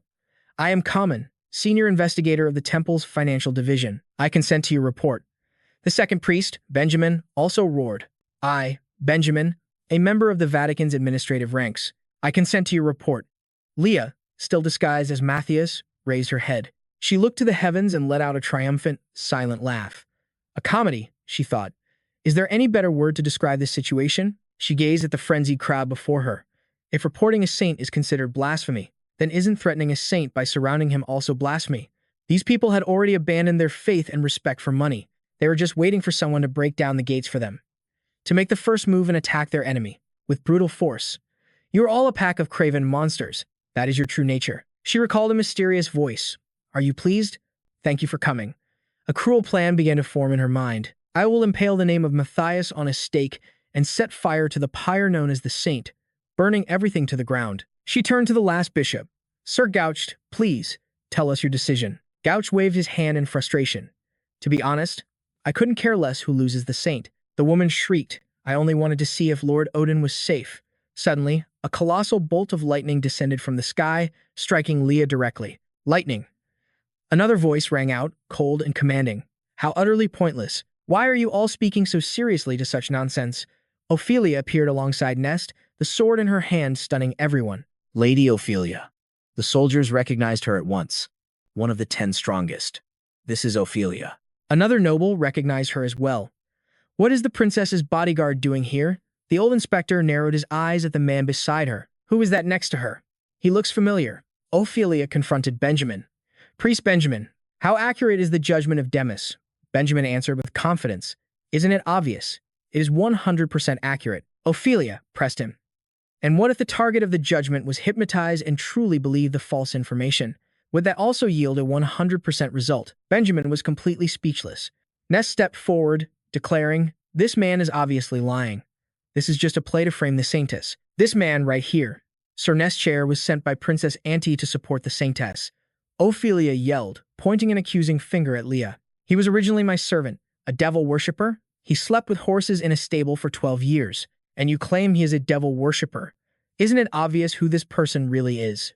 She turned to the crowd. Everyone, look closely at this person who is telling such a ridiculous lie. This is clearly not Sir Matthias, she concluded as the lightning bolt vaporized the disguise. Leah staggered. Her illusionary magic disintegrated under the lightning's power. My clothes had been burned away. But that wasn't all. The flow of my mana was scattered by the blast. My body has returned to its original state. The soldiers cried out in shock. A woman. That's not Sir Matthias. How can this be? A figure in the crowd wondered to themselves, then who in the world is she? Leah began to laugh like a maniac. This is perfect. I can't believe it. Ophelia. I never thought you'd ruin my plans not once, but twice. That voice turned its attention to Nest. And you. Nest grew wary. You know me. The mastermind's eyes flashed with hatred. Of course I do. You traitor. The voice turned deadly. If there's one thing I will do today, it's take your life. A mysterious ocarina appeared. The Hypnos Ocarina, the tool used to control a Sughost. Different commands can be issued depending on the combination of notes played. It protects its user from the Shoggoth's corruption. The mastermind began to play. A strange melody echoed, summoning a giant Shoggoth from the shadows. Nest stared at the monster, utterly perplexed. What is this? I've studied the Shoggoth control codes, but this is different. The code was never this long. The Shoggoth began to transform, letting out a horrific roar. And there was more. It morphed into a new, evolved form, larger and far more terrifying, spreading terror across the battlefield. Let us dance to a new song, a song of swords and screams. A bizarre cry echoed everywhere, emanating from the giant Shoggoth. Starting with those who had weak magic defense, people began to feel incredibly dizzy. A soldier yelled, "Everyone, stay calm. Our mercenaries will prepare an escape route." Nearly everyone with eyes wide in horror knew instinctively what was happening. The sky turned chaotic as countless dark shadows appeared. Terrified screams erupted everywhere. Monsters. The monsters are coming. It's the monster control ability. The name Basilisk means Little King. Its power was truly worthy of the name. The crowd descended into panic. They screamed for help and scattered in every direction. Benjamin roared in fury. You fools.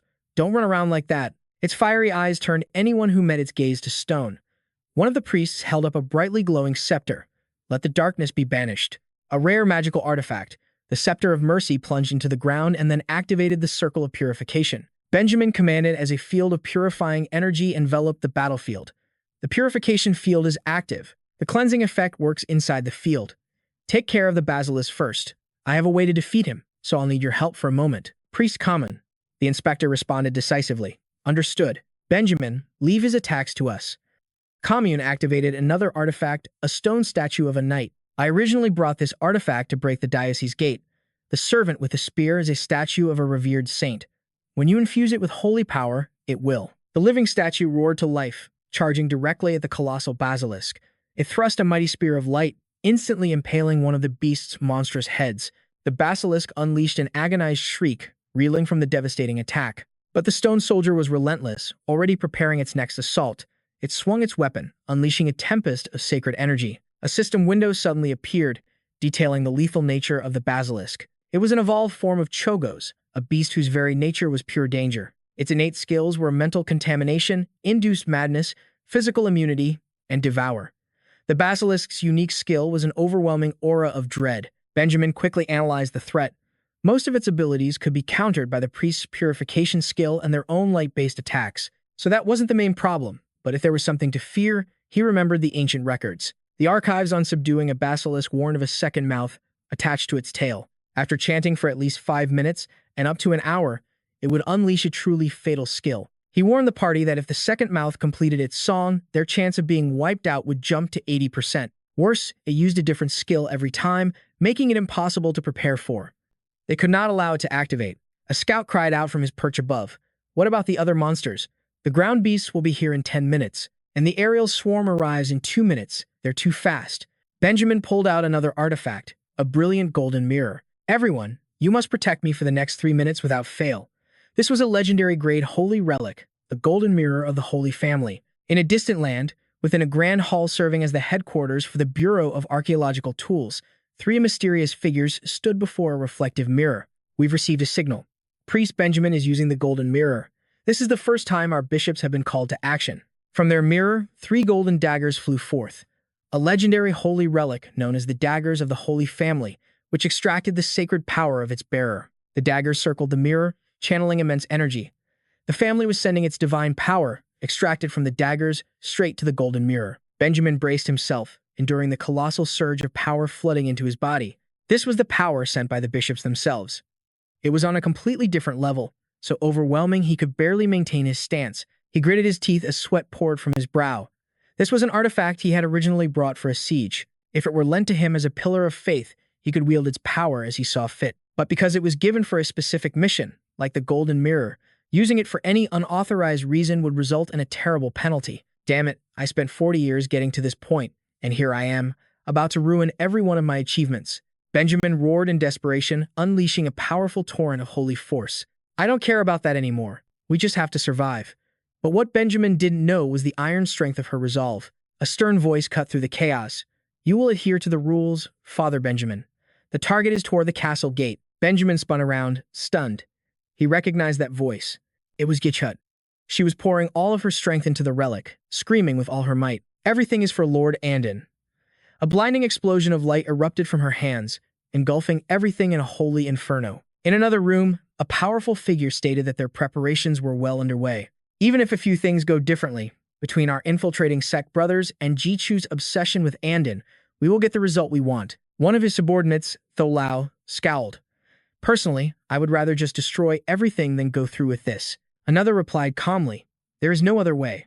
All-out war is always our final option. The leader explained, and the reason is our final option is to first establish our legitimacy. We must make an official declaration, engage in numerous negotiations, and proceed with cooperation from our superiors. If these measures fail, then a full-scale war will begin.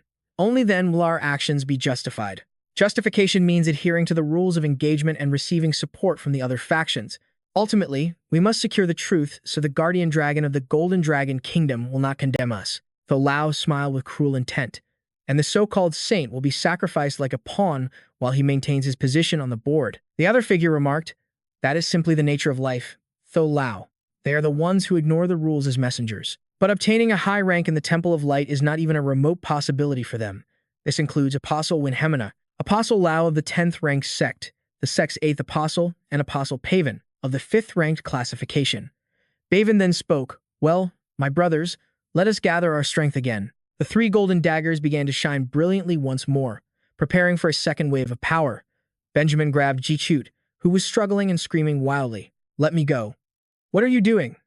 The third attack wave unleashed, a torrent of energy even stronger than before, surging towards its target. An urgent message was sent.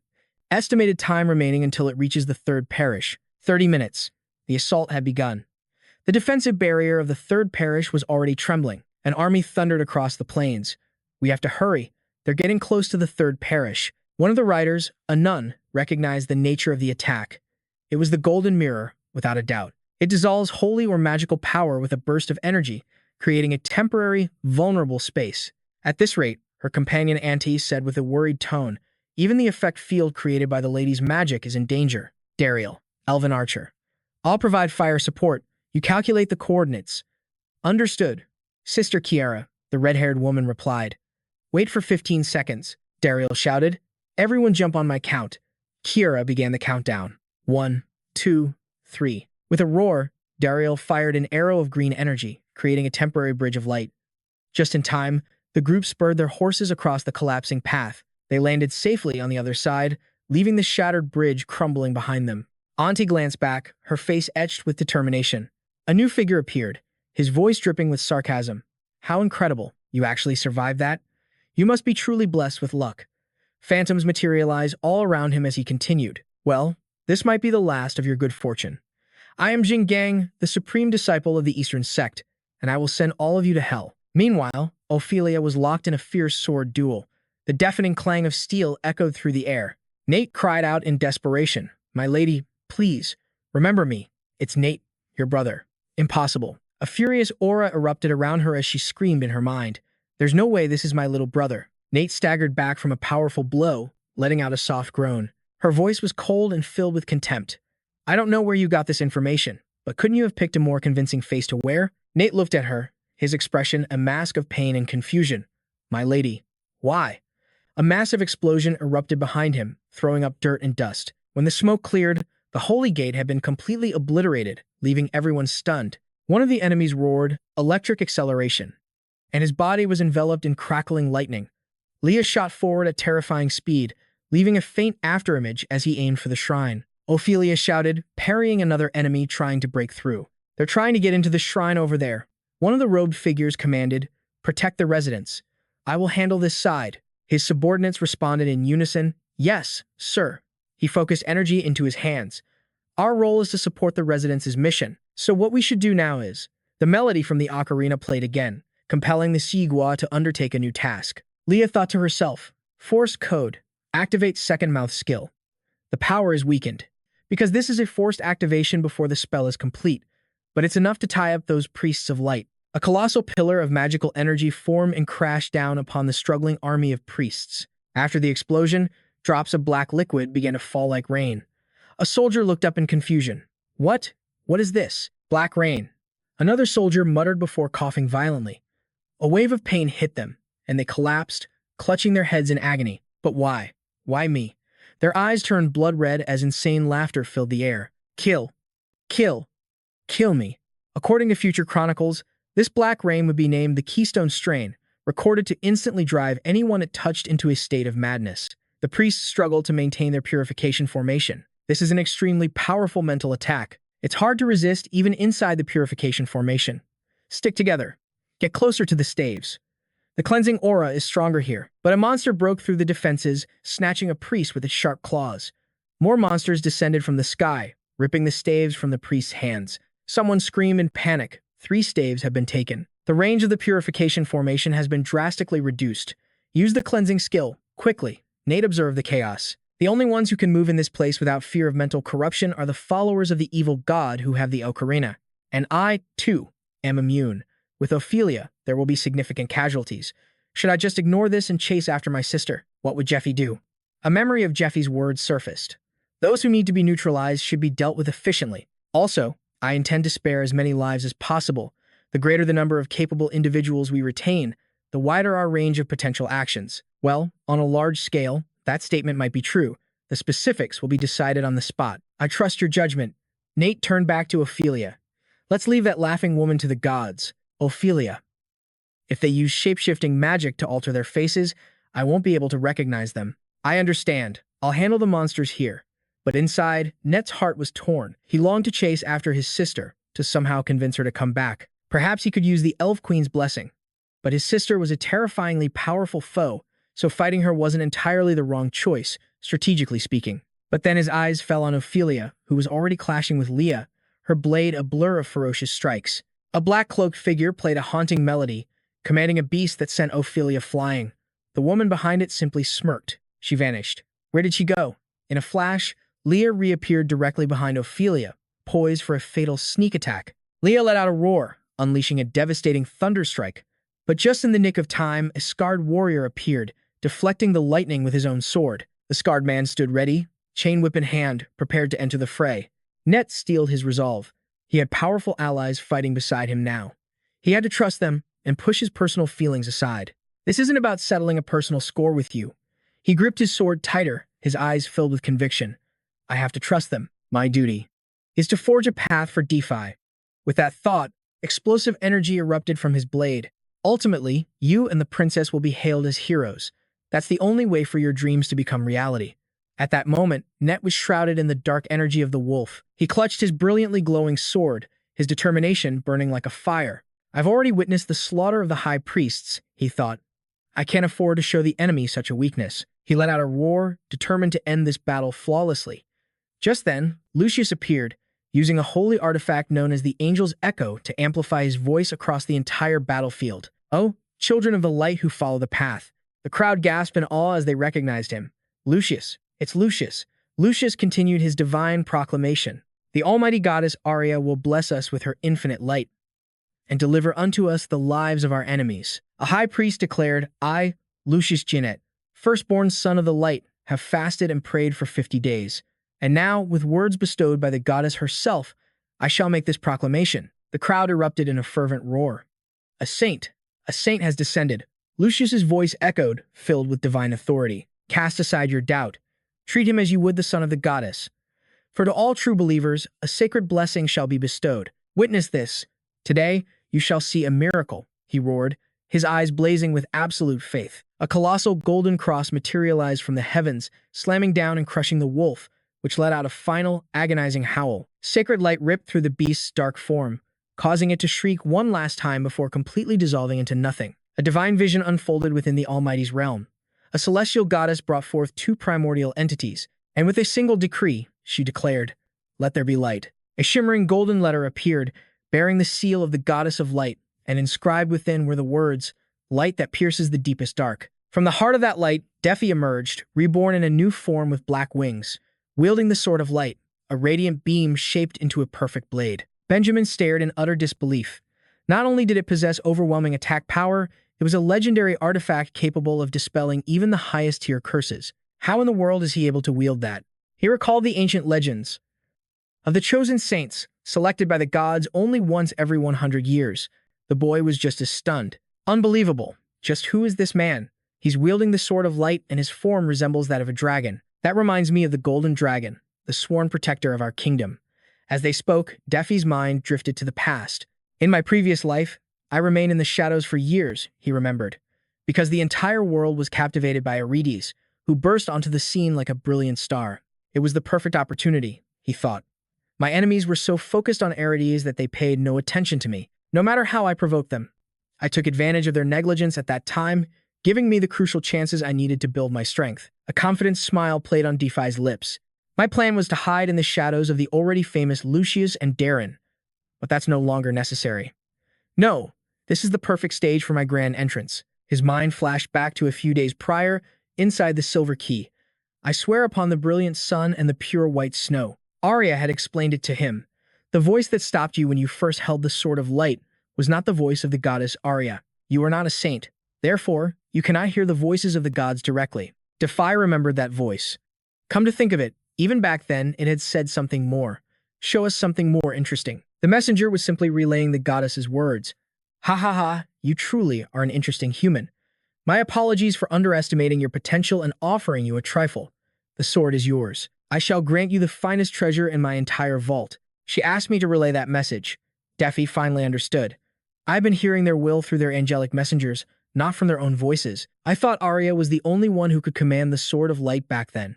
But I don't recognize Arya's voice. The messenger clarified that it was the voice of the sword itself. You met the conditions to wield it, but the Sword of Light rejected you. Arya felt sorry for the trial you endured.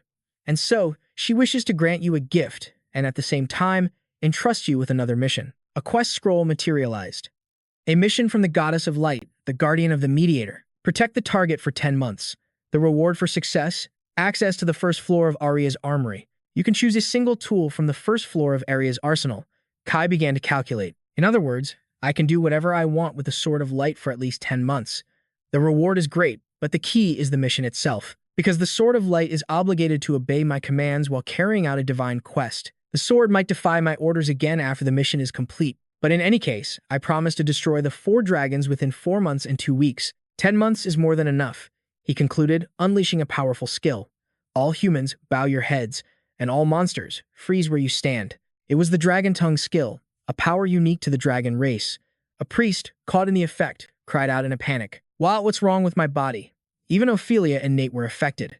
They roared in frustration, frozen mid-battle. A green-skinned monster warrior swung its scimitar high, about to slash a stunned knight. In a flash, Kai released his draconic power.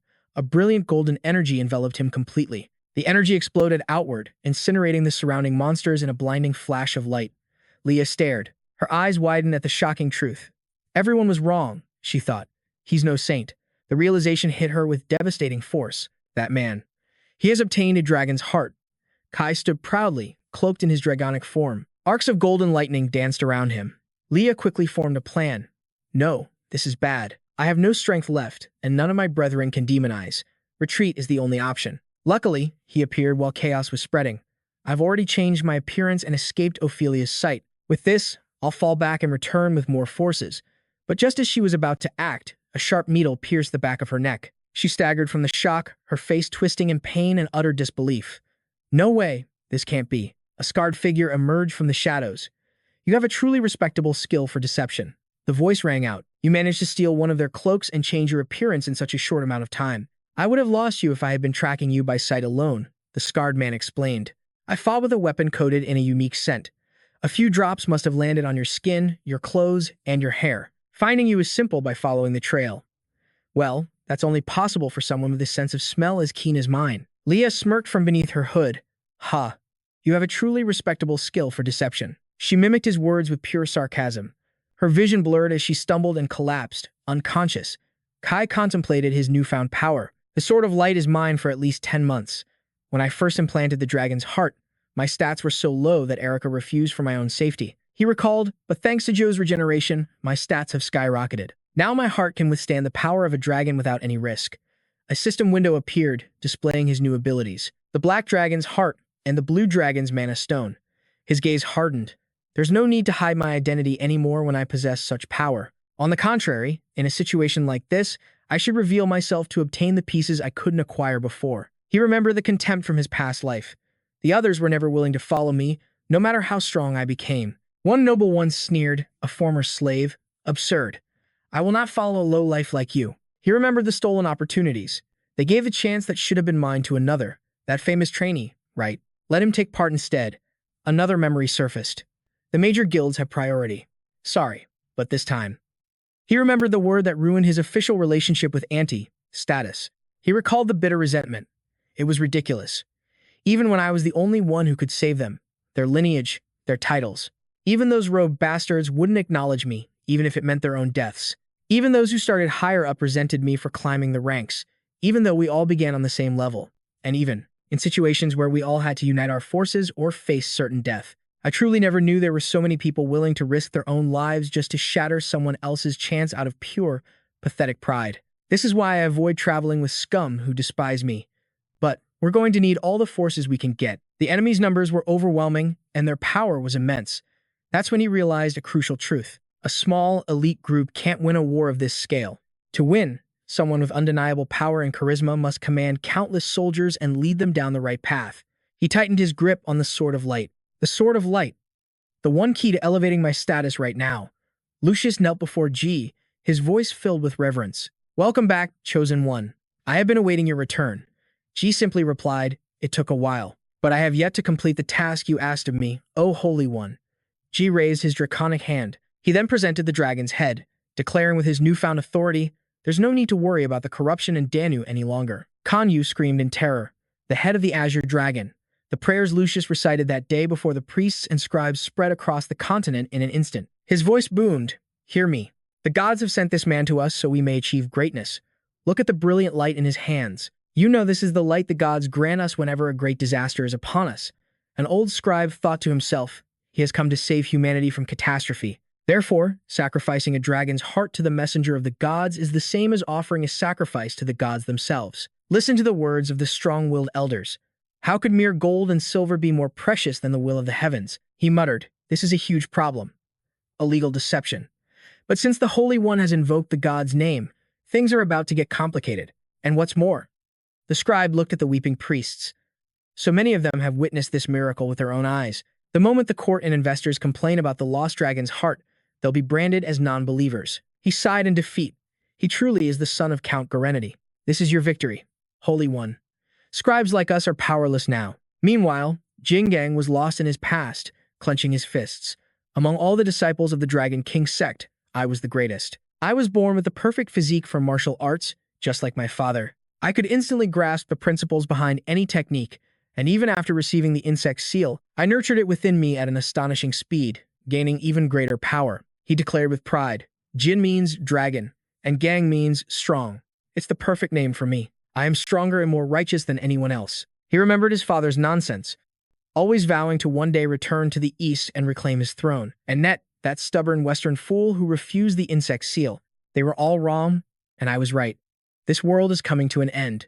What good is being royalty now? What good is having an ego so stubborn you refuse the insect seal, as if you're too good for it? When the age of demons arrives, what we'll need is power that transcends human limits. We must obtain minds and bodies forged by demonic energy to adapt to a new world, to surpass our fragile human forms. That is why Father was cast out of the East. And just like Net, that fool was hopeless. He roared in his mind, it's me. I am the only one worthy of becoming a dragon. He told himself. Yes, I am right. I have always been right. So why? Why has it come to this? Back in the present, Jingang was surrounded by a shadowy entity and other warriors. Bound tightly by chains of pure energy, he roared with confusion and rage. Why am I chained here? Auntie analyzed the situation. This man is Surnet's senior, Jingang. He's definitely stronger than both Surnet and that woman who's always smiling. She continued, there are dozens of Dragon King disciples hiding in that forest. It would be too dangerous for me to go alone. Auntie looked at Jingang with disdain. You should have thought more about your party composition. Maybe brought a few healers or mages. She then unleashed her power. A master of debilitating magic and devastating sorcery, with skills that could turn the tide of any battle. Her dark hands siphoned blood and mana from her enemies, while her phantom ability slowed their movements and shattered their senses. In that instant, Kiara unleashed her support magic. Steel vines surged forward, draining her opponent's mana, coiling around him and hardening like iron. She followed up with an assault of toxic pollen, choking the enemy's respiratory system. Ordinary soldiers gasped for air, unable to fight back. Meanwhile, Alyssa's healing support kicked in. Her Angel's Trumpet song boosted attack power, attack speed, and movement, stacking its effects up to 3 times. And above all else, Dariel's bow was a weapon of legend. Its dragon's breath could fire an arrow 1.5 kilometers in just 12 seconds. And with Elisa's buff, Dariel's reload and aiming speed were drastically reduced, allowing him to lock onto Jingang. You've already been slowed by several skills, Auntie mocked. You shouldn't have let your guard down just to test your power. You should have attacked us before all our buffs were activated. You rendered our entire ambush meaningless. She concluded coldly, now, you will die for your arrogance. Jingang ground his teeth, hissing with rage and pain. You wretched, you damn witch. A brilliant golden arrow pierced straight through his chest, ending the fight in a single moment. Dariel, Auntie, and the others stood over Jingang's bound and grievously wounded body. Auntie analyzed the situation coolly.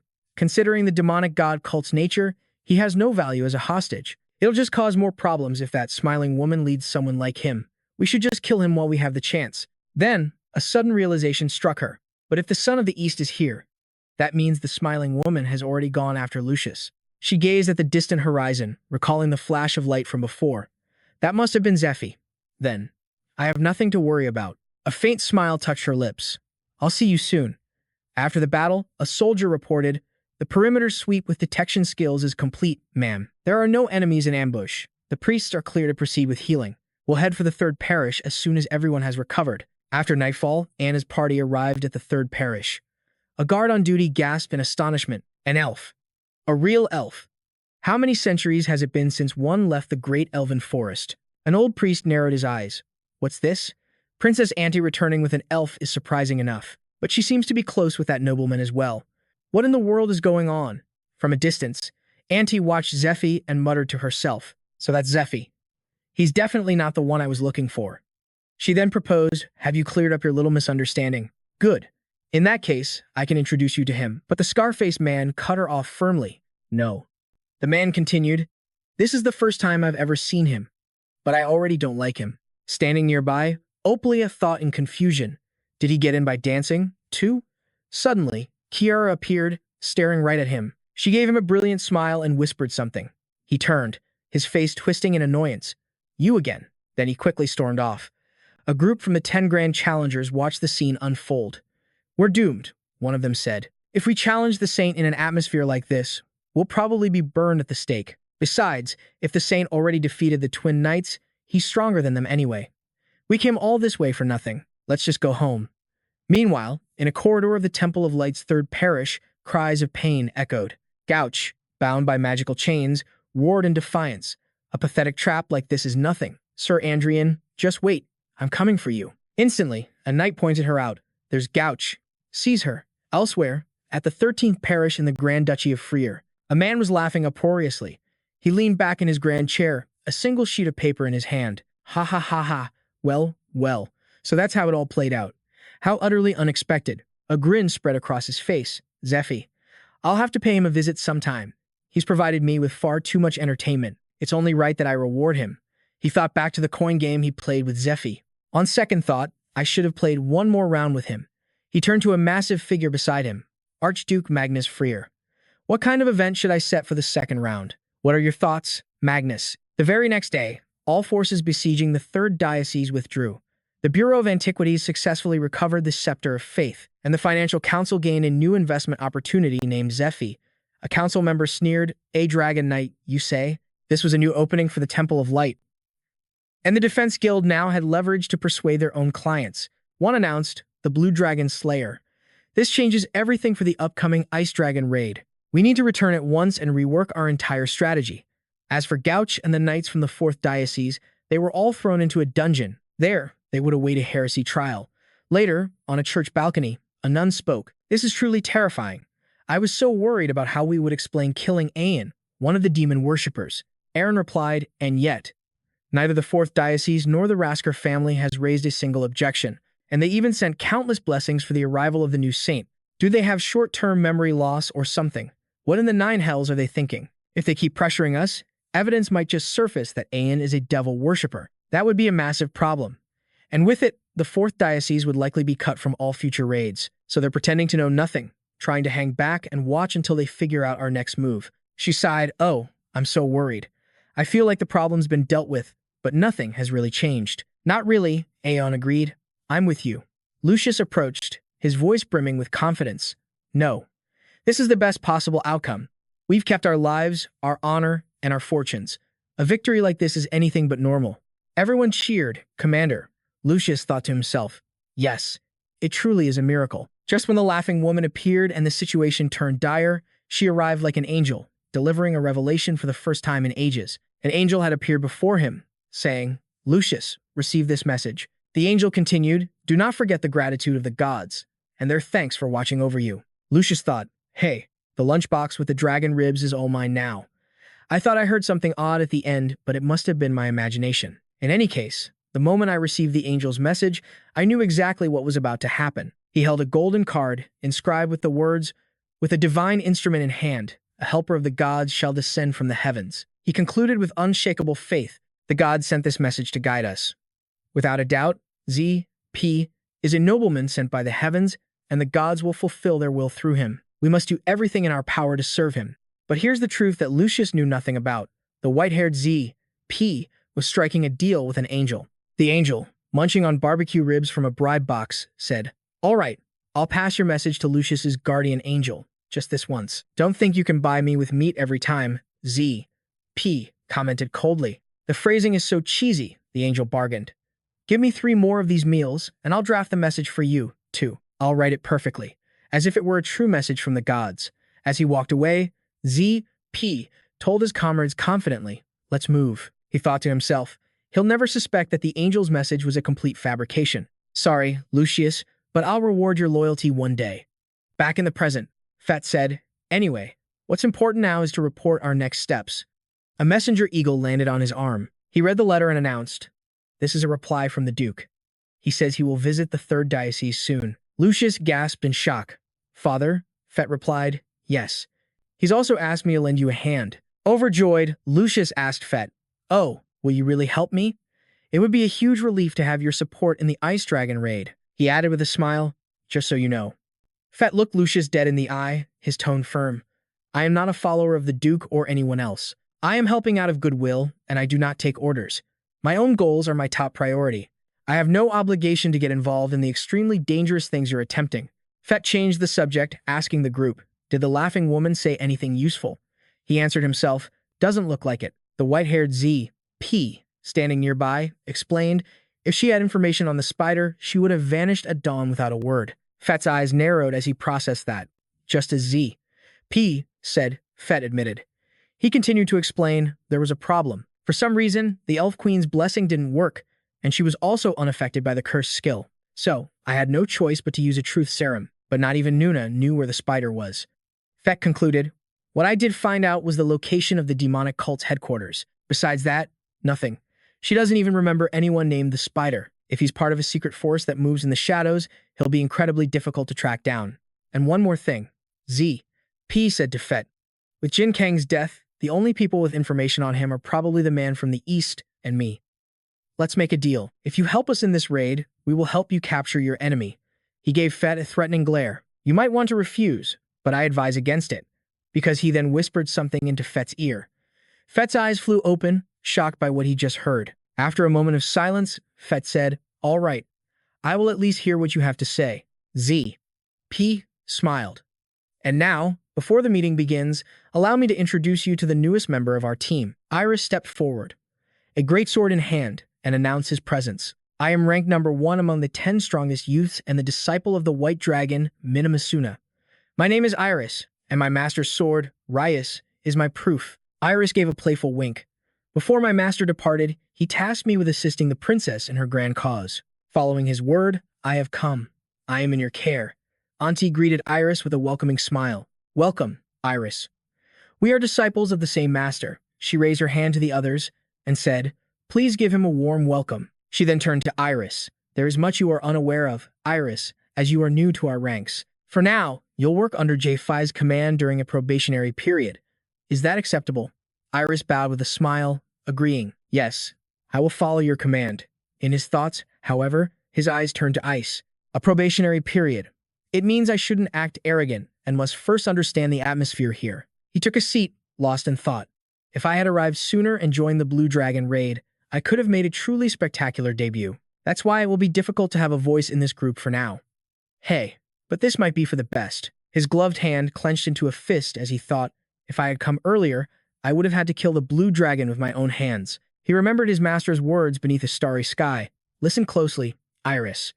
On the day the demons descend, all dragons will become their servants, and they will destroy the world. We must eliminate every last dragon before that day arrives. Do not forget my words." Master said that, he thought, but an image of a tiny white dragon sleeping peacefully in his hands flashed through his mind. He thought, if I follow that order, does that mean I must also kill my master's true body, wherever it rests? His resolve hardened. I don't like that. The primary objective is to prevent the demon's descent. It's not about slaughtering dragons. The princess's plan must succeed, so we can continue to coexist with them. He thought of Auntie. Besides, if we cooperate with the dragons in battle, our effectiveness will skyrocket. The demon forces would be rendered powerless. The princess surely has memories of our master, so why can't she see it this way? He narrowed his eyes. The reason was crystal clear. An illusion of trembling figures appeared before him. It's fear. All the humans gathered here boast about slaying dragons, confronting demon servants, and even demons themselves. But in reality, every single one of them is shaking in fear, incapable of making a rational decision. He rested his chin on his hand. I don't like this, but for now, I'll just observe and see if anyone in this group has the guts to speak up. A flash of rage crossed J5's eyes. That bastard, he thought. Just then, Ellis, the priestess, began to glow with a golden aura. She announced, "Checkup complete. Everyone is in perfect health." A skill window materialized, Angel's Embrace. It determines the target's health and physical traits. You will be embraced in detail by tentacles sprouting from my back. It's ranked as a top-tier medical skill to be avoided due to a slug-like sensation. Iris collapsed to the floor, his face a mask of pure horror. As Kiara and another elf cowered in the corner, he screamed, "Why is something like this a requirement for joining the team?" Ellis wore an expression of pure ecstasy. I truly feel, she thought, that I chose the right profession. I get to examine rare specimens like elves, dragonkin, and even a warrior raised by a dragon. I made an excellent decision joining this group. You're a monster, Iris shrieked in terror. Ellis looked genuinely regretful. It's a shame I couldn't examine you, Sir J5. From across the room, J5 roared, "Get lost. I'm not an official member of this party." And with that, he vanished. 3 seconds later, Auntie entered. Ellis bowed deeply, "Your Highness." Auntie asked, "Have you investigated the Laughing Woman?" Ellis replied, "A little. I need to conduct a deeper examination." But she explained the Elf Queen's blessing that Sir Net received. It's a mind control power from the Queen that you can use once on a single person. The conditions to activate it are 1. Maintain physical contact with the target for more than 30 seconds. 2. Make direct eye contact with the target. Even though we met all the conditions, it failed to activate on the Laughing Woman. Kiara spoke up. The blessing on Net hasn't changed or lost any of its power. I wondered if she already had another blessing or curse active. But that wasn't it. Ellis continued.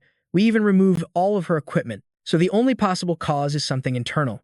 It appears there's something wrong with her brain. Auntie listened intently, a flicker of shock crossing her face. Ellis explained, a high-level healing skill can reverse even critical illnesses or injuries. For instance, even a severed finger can be easily reattached. But a finger that was cut off many years ago cannot be fixed. She went on. Apparently, the Laughing Woman was in a shipwreck when she was a child. What if something in her brain was damaged that day? And she's been living this way ever since. A voice reasoned. Then her perception of the world might be completely different. She stared directly into Master Net's eyes, yet she had no idea who she was truly looking at. And because of that, the conditions for her mission were never truly met. If that theory is correct, then to her, she doesn't see humans as human at all. G entered the cell, his face an icy mask as he looked down on the smirking, bound woman. His gaze was filled with determination. The story then flashes back to Leah's memories, her expression cold and empty as the past comes flooding back. 13 years ago, a ship was swallowed by a violent storm. Among the floating debris, a young Leah drifted, unconscious, in the sea. She recalled, "When I finally opened my eyes again, after being swept away, I couldn't see anything. My whole body felt like it was on fire and all around me was nothing but darkness. The ringing in my ears was endless. I screamed." She continued to remember. "I didn't even know who I was. One day, when the pain in my head was so blinding I prayed for death. I suddenly smelled incense. Then, the ringing in my ears just stopped. A voice echoed, 'Open your eyes.' A man with blue hair observed the heavily bandaged young Leah and asked, 'You can only decipher their shapes. I suppose we'll need to make a few more adjustments. Don't worry, we're going to fix you.' Leah thought, that was how I met my master. She recalled the days that followed.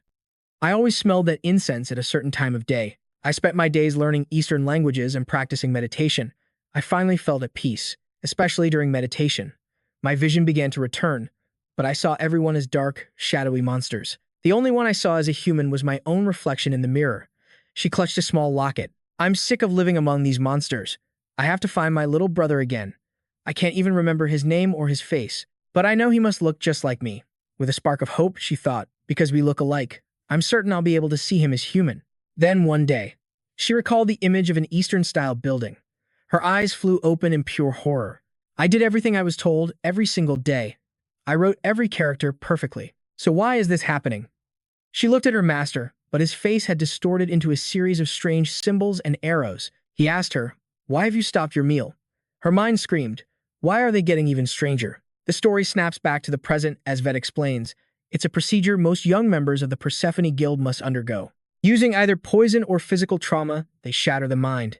Then use a toxic incense to force them to learn mnemonic arts that help the flow of mana. G listened with a grave expression as Vet added, 9 out of 10 of them end up dying. Vet continued, "And the one who survives develops a fundamental alteration in their brain, granting them a special sense." Back inside Leah's mind, she sees glowing symbols overlaying reality.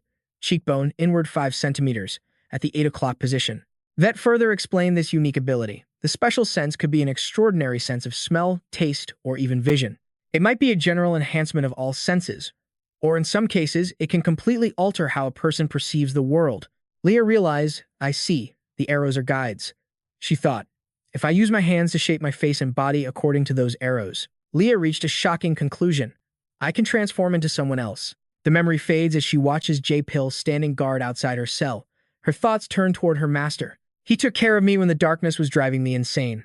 He told me that even though I was broken, I wasn't useless. He didn't just praise me, he taught me martial arts, and he promised he would help me find my brother." With fierce determination burning in her eyes, she thought, "That is why I must repay my debt to him. I failed to retrieve the dragon heart, but I must save my master."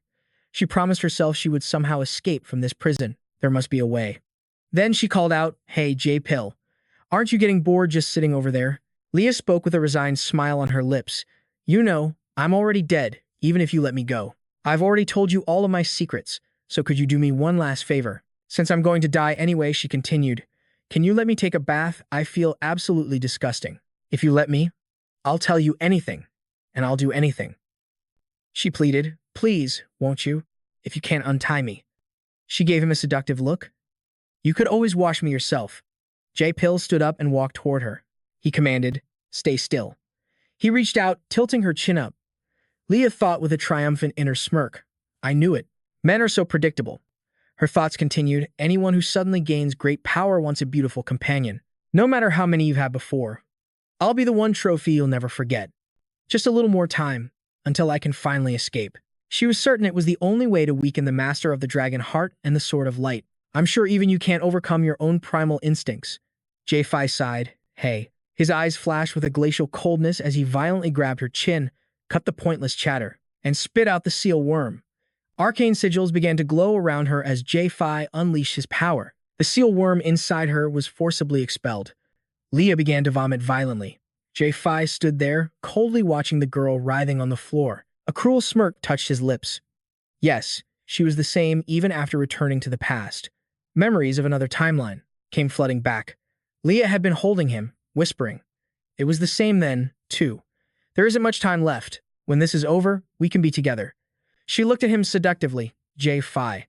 You'll trust me and do as I say, won't you? He thought. Even then, all she thought about was using me and throwing me away. Back in the present, Leah crushed the seal worm she had just coughed up. J-Fi knelt down. Honestly, I want nothing more than to kill you right now. But I'll give you one last chance. For your brother's sake. A spectral form materialized behind him. Whether I kill you after this depends entirely on how you behave. He placed a hand on her forehead, and a blinding torrent of light enveloped her. When she opened her eyes, the heavy cell door swung open. J-Fi walked up the spiral staircase. Auntie was waiting there. Is it done? She asked. J-Fi explained, I've made sure she'll return to normal, but slowly. Rushing the changes to her neural pathways would be too risky. I think it will take some time for all of her senses and memories to fully recover, Auntie mused, so it'll take longer than I expected. Well, we'll have to be patient if we want to minimize the side effects. J-Fi said, frankly, I thought you'd object to healing that wench at all. You and Apelia both wanted her dead. Auntie gave a wicked smile. I wanted to torture her, yes. But using someone so talented for our own benefit isn't a bad idea. I will use her for everything she's worth, just as she made us suffer. Besides, she's the family member that Lord Neth has been searching for so desperately. Of course we're going to help.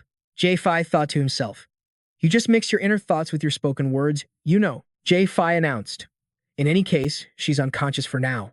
I installed a failsafe while she was out. He thought that now, he could finally focus on the next problem at hand. To be honest, I never wanted to see her again.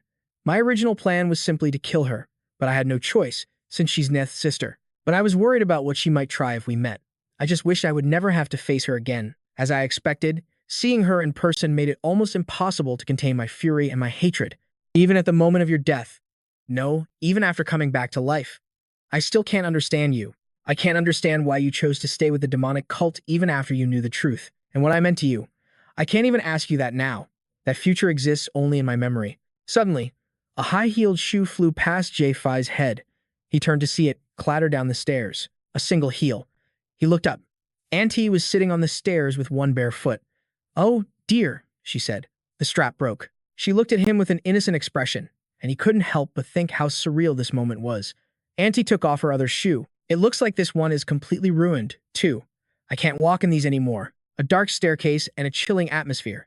Her pale skin was the only thing that seemed to glow in this place. J-Fi walked over and took her hand. He swept her up into his arms and claimed her lips in a deep kiss. He whispered, You're so cute when you're jealous. Auntie looked up at him. Me? Jealous? She smiled and said, I was seducing you. J-Fi thought back. I met so many people in my past life, both good and evil. I was used and I was deceived. I was wounded so deeply that I swore I would never trust anyone again. I truly believed the world was overflowing with lies. In that pitch-black world, Auntie was the only one who showed me what honesty was. She showed me sincerity through her actions. Not with words that could be so easily faked. He looked at her with pure affection. She's the reason. No matter how many times I have to start over, the one I will always choose is you, Auntie. Once the lockdown at the Third Parish Temple was lifted, they announced a massive ceremony to mark the end of the raid. During the feast that followed, Auntie revealed her plans to take on the Ice Dragon raid. A wave of excitement over the treasures brought back from Eurydica's tomb swept through the hall. The security of having a dragon slayer, a high elf, one of the 10 greats, and even a saintess in your party was undeniable. The stage was perfectly set to get the investors fired up. J-Fi smiled, satisfied. The atmosphere was perfect. At this rate, we'll gather more than we'll ever need. Suddenly, a thunderous applause cut through his thoughts. A voice boomed out, magnificent. Auntie, you have accomplished a truly grand mission. I am proud of you. Saint, you too have performed a miracle. With a radiant smile, a man dressed in priest robes stepped forward to declare, the hero of the day, the man who brought glory to us all, Sir J-Fi, let us behold your face. At that moment, a horrifying thought flashed through someone's mind. The pontiff. Why in the world is that bastard here? It was Polaris Ambi Kayan, the crown prince of the Kayan kingdom and the youngest cardinal in the history of the Temple of Light. Unlike the second prince, who rarely appeared in public due to illness, Polaris was Aslan's precious star, adored since childhood for his divine looks and genius intellect. Jai-Fi stared daggers at Polaris, seeing right through the pathetic play he was staging. Disgusting trash. He wondered what the pontiff of the demonic cult could possibly want here. Lucius offered a welcoming smile. Welcome, Cardinal Polaris. Thank you for making the long journey to be here. I know how busy you must be.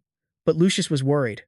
I don't know what he's plotting, but he can't be here for any good reason. Sir Jai-Fi doesn't have many connections yet. I cannot let him become a victim of Polaris. I must find a way to neutralize him. Polaris smiled reassuringly. You don't need to be so on guard with me. I am but a simple priest. He looked at Jai-Fi and said, if my face displeases you, so then how about this instead? He snapped his fingers. To the crowd's surprise, a group of small children entered the hall. Wearing white robes with wreaths of daisies on their heads, the children ran in cheerfully. Jai-Fi was stunned. Children, Polaris gestured to them. Now, my dears, just as we practiced. The children replied in unison. Yes, sir. The children began to sing with pure, clear voices. They gathered around Jai-Fi, their song filling the air. What is he scheming? Jai-Fi thought. Polaris placed a hand on a boy's shoulder and explained, this child is a refugee from Danil. He lost his entire family to the dragon's deadly poison. He then pointed to two little girls. These sisters lost their family to the undead monsters from the tomb of the wretched princess. These two children are the only survivors of their village, Polaris said in a humble voice. Though I am powerless, all I can do is rescue and care for these orphans. But you, sir, you have prevented such tragedies. He bowed deeply before Jai-Fi. I am certain I speak for these children when I say thank you, from the bottom of our hearts, Sir Jai-Fi. The crowd roared to life. Oh, dear Arya, long live, Sir Jai-Fi, but Auntie knew better. He's lying. There is no way he came here just to offer congratulations. What is the real reason for this elaborate play? Polaris began his speech. Do you all know? Because of the dungeon bubble collapse 12 years ago, an economic crisis shook the entire continent. Because of the dungeon-related scams that followed, new laws were created to govern them, to ensure such an economic catastrophe would never happen again. Dungeon Law, Article 1. All valuable items, such as artifacts and equipment found in a dungeon raid, must be appraised by a nationally certified official. That appraisal must be reported to the investors, and the results must be reported to the king or his proxy. This is typically a feudal lord or a dungeon management facility under their authority. Article 4, Section 2. The appraisal must take into account the current economy and market, and false reports will be punished with up to 3 years in prison or a fine of up to 5,000 gold. But I have personally checked the reported value of the Black Dragon's heart. It was 0 gold. The crowd erupted in shocked whispers. Article 3. Items obtained in a dungeon do not belong to the party until Article 1 has been fulfilled. The party may not sell, use, or trade the item. And consumables, such as healing items or exclusive artifacts that are used, must be paid for from the party's profits before the final report is made. The price of the dragon's heart was 0 gold. Therefore, the price to be paid for its use is also 0 gold. That is clearly a false report. Lucius shouted in a panic, Cardinal. Polaris erupted in laughter. Is what the common folk might have said, not I, of course. I speak of the people. Ha ha ha ha, he declared with soaring passion. People of great importance, hear me. How could mere gold ever hold more value than the will of the goddess herself? Of course, its value is 0 gold.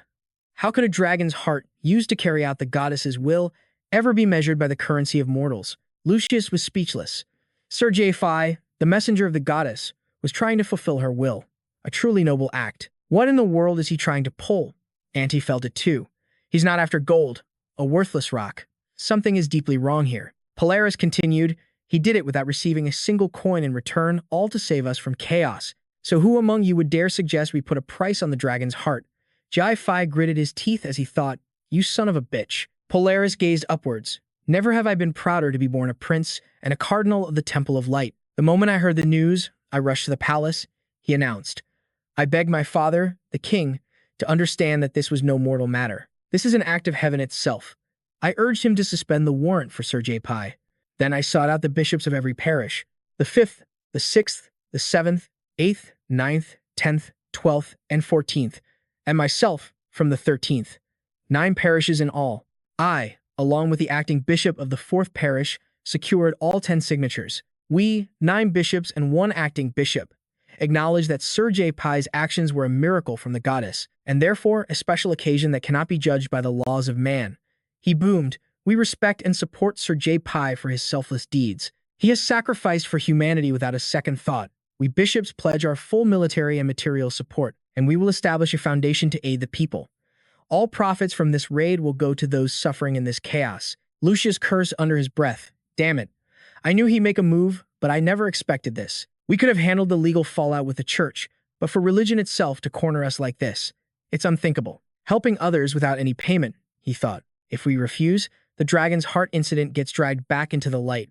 But if we agree, we lose every last coin of profit. Lucius worried, wondering if Auntie could somehow salvage this situation. No, the problem is the man who started this. Polaris. The left hand of the gold dragon. He gave up his right to the throne, to become a priest, only to rise to a bishop in the gold dragon's own territory, Magnus Freer, gaining even more power than before. To challenge Polaris is to challenge the gold dragon himself, who cherishes Polaris above all else. There's no one who can win this fight. If we can't make Polaris back down on his own, our investors will start to walk. Let's go. It's hopeless now, one of the investors muttered. What? But, the other replied. Hey, read the room. Cardinal Polaris is about to devour all the profits under the guise of a relief fund. We won't see a single cent back on this investment. Polaris then whispered to J-Pi, what do you think? Are you surprised? I didn't come here for a second fight with you. With a sinister smile, he leaned in. I came here to defeat you. J-Pi struggled to contain his rage. Damn it all, I can't do this. He almost laughed. No, I can't even laugh yet. This fool of a bishop, is he some kind of idiot? JP recognized this classic scheme, a tactic used by temples, major guilds, and nobles to systematically crush smaller organizations, or even powerful individuals. They invent all sorts of reasons to cut off funding, making their targets completely dependent on them. Please submit the goods and services request form. Here, I was promised substantial support. The terms seem fair at first, and they honor their end of the deal. For the first few times. Then, the excuses begin. Please contact the raid planning division, not the funding branch. We only handle raid planning here, so please direct your inquiry to the funding branch. We've hit our maximum allocation for this quarter. Please wait for the next cycle. Your request is still being processed. Processing. Still processing. The case you mentioned is under review. After months of being given the runaround and drowning in paperwork, our parish's current financial situation only allows for partial funding.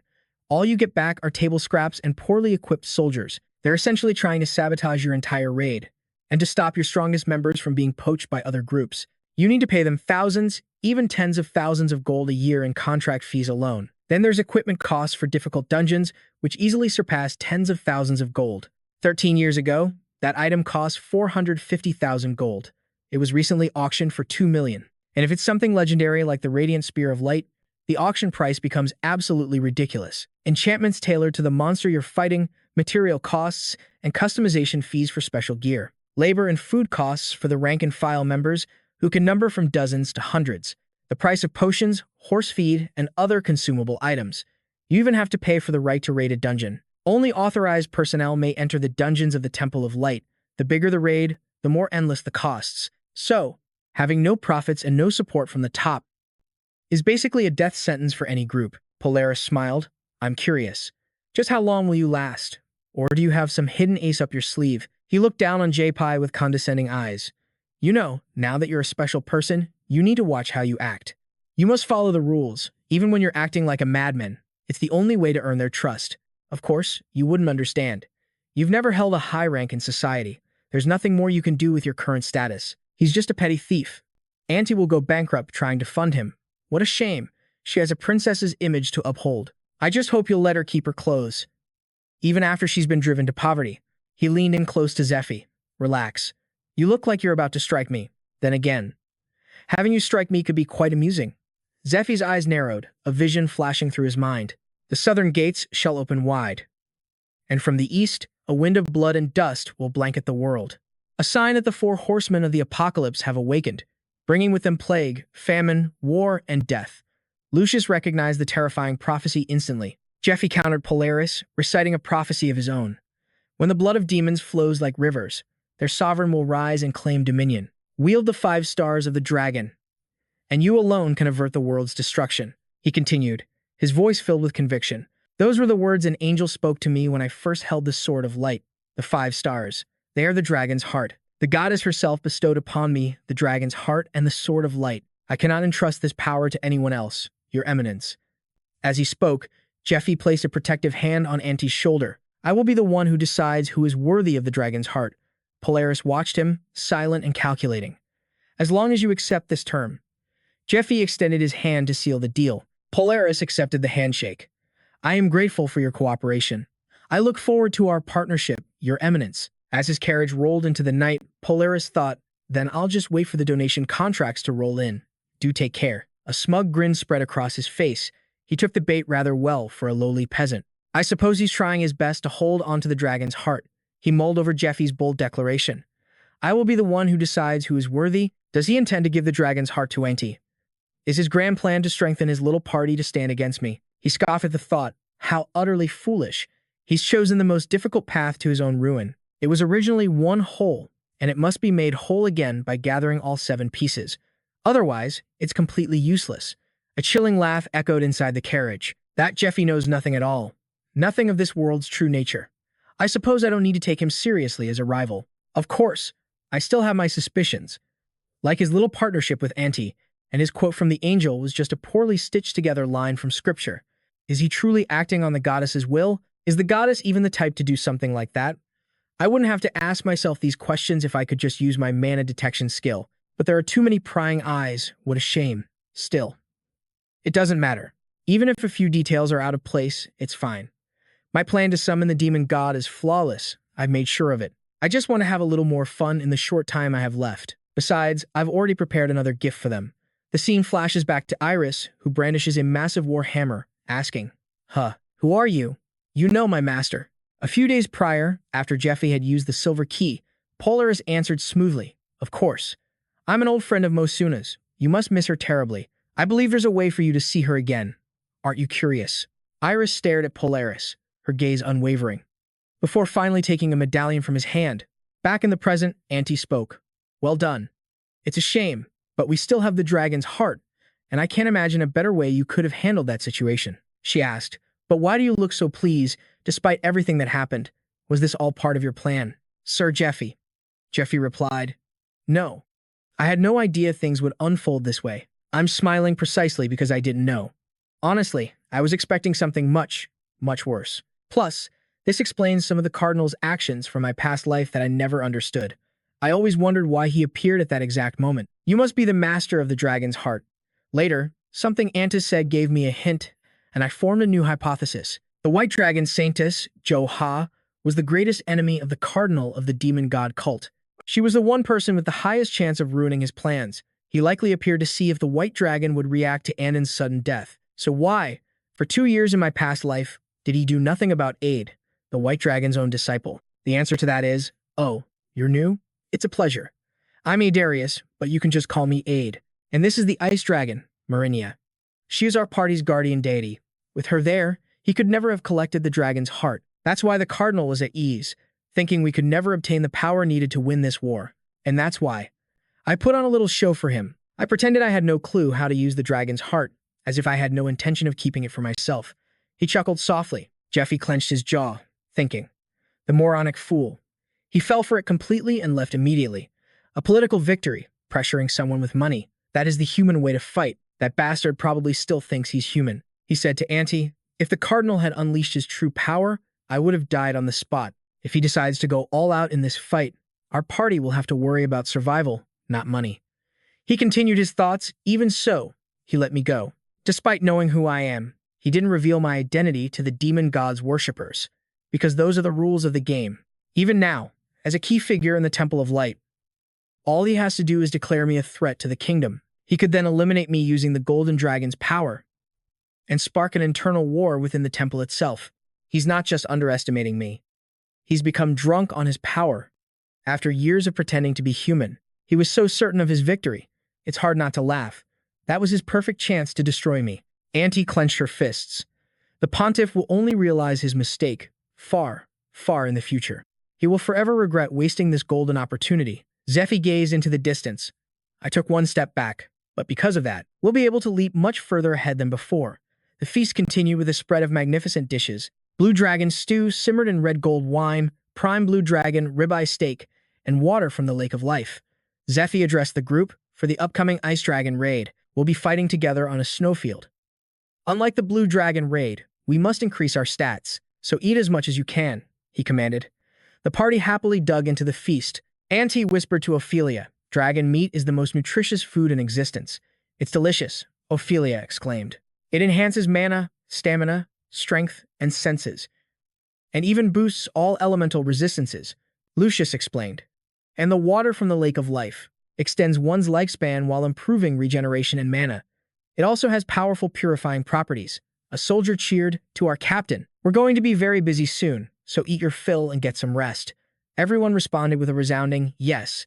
As Zephyr sipped his wine, Auntie asked, "When did you learn to cook?" He replied, "I learned from my grandfather when I was a boy. He was a restaurateur." "Really?" she said, surprised. Auntie teased, "Did you keep it a secret, thinking I'd make you cook for me all the time if I knew? Was I wrong?" Zephyr simply smiled. "But are you sure about this?" Auntie asked. "Sure about what?" Zephyr replied. She answered, "About Aid. He's the only one not here today." A flashback began. "Huh? Dragon meat," Aid had said. "I'm not going. My stomach hurts." Zephyr thought, he doesn't show it, but he must be truly against the idea of eating a dragon. "Don't you think he might come to hate us?" Auntie worried. "Don't worry about it," Zephyr reassured her. "There's not much he can do. And it's not just because of the helmet." Zephyr then whispered something quietly to Auntie. Meanwhile, Dario watched them from afar. His eyes flashed as he thought, it would be best to eliminate him right now. Despite the pontiff's interference, preparations for the dragon raid continued. "We must make the most of the resource we call time." Zephyr handed Lucius a catalog. "This is this month's catalog for the Lauren auction. And this is a pre-release list of items being prepared for consignment, which I acquired through my connections." "A pre-release list?" Lucius asked, surprised. Aaron explained, "The Lauren auction is the largest auction on the entire continent. Millions of gold change hands there, as even legendary grade items are put up for sale. Even if you request to consign an item, it doesn't go up for auction immediately. It takes 1 month just for the appraisal, then another month for them to decide if it's even worthy of the Lauren auction. Once it passes that stage, they decide on the date during the 3rd month. And only then is the catalog released. That official catalog is what everyone sees. This pre-release list contains items whose auction dates haven't even been decided yet. Normally, only auction house insiders can see this," Aaron continued. "They needed to pre-advertise the items, and because they get so many consignment requests. It takes about half a year from the initial submission." "Half a year?" Kiara asked, worried. "Isn't that way too long? The Ice Dragon raid is 2 months from now," Zephyr finished. "Exactly. That's why we need to use this list to our advantage. Once an auction date is officially set, a consignment can't be cancelled. But if you make a tempting enough offer beforehand, they might just cancel the consignment and sell it to you directly." Kiara's face lit up. Zephyr thought, "So, what should I buy? What was useful during the Ice Dragon raid in my past life? It would be so convenient if I could just reference my past life for the answer. But unfortunately, I can't do that this time. The Ice Dragon raid never happened in my previous timeline. So, is that the Ice Dragon's castle?" Clad in magnificent armor, Aid spoke. When he arrived in Lindell, Auntie and her forces had already stormed from the castle to hunt down Net. "You fled with the dragon's heart," Aid stated. "So, is the princess worried about the blue dragon and the ice dragon?" "All right then. I'm tired of waiting anyway. I'll go meet these dragons myself." A frantic maid called after him, "Master Aid. Wait. Please, wait, Sir Aid." Those were the words he heard as he left. But his true reason for leaving was to see if he could communicate with the dragons himself. Aid thought as he walked down a corridor of ice. There's no reason to kill or be killed. If we can talk this out, that should be the first option. He had to connect with the dragons before the princess did. But this situation turned out to be a stroke of unexpected luck for Aid. A voice echoed from behind a great ice door. "Who are you? Why have you entered my home without permission?" A beautiful woman with long white hair and azure horns sat on an ice throne. "How arrogant," she said coldly. Aid was stunned. A girl, those horns, and that overwhelming presence. In an instant, she was right in front of him, making him blush. "She's impossibly fast," he thought. The girl stared him down. "You.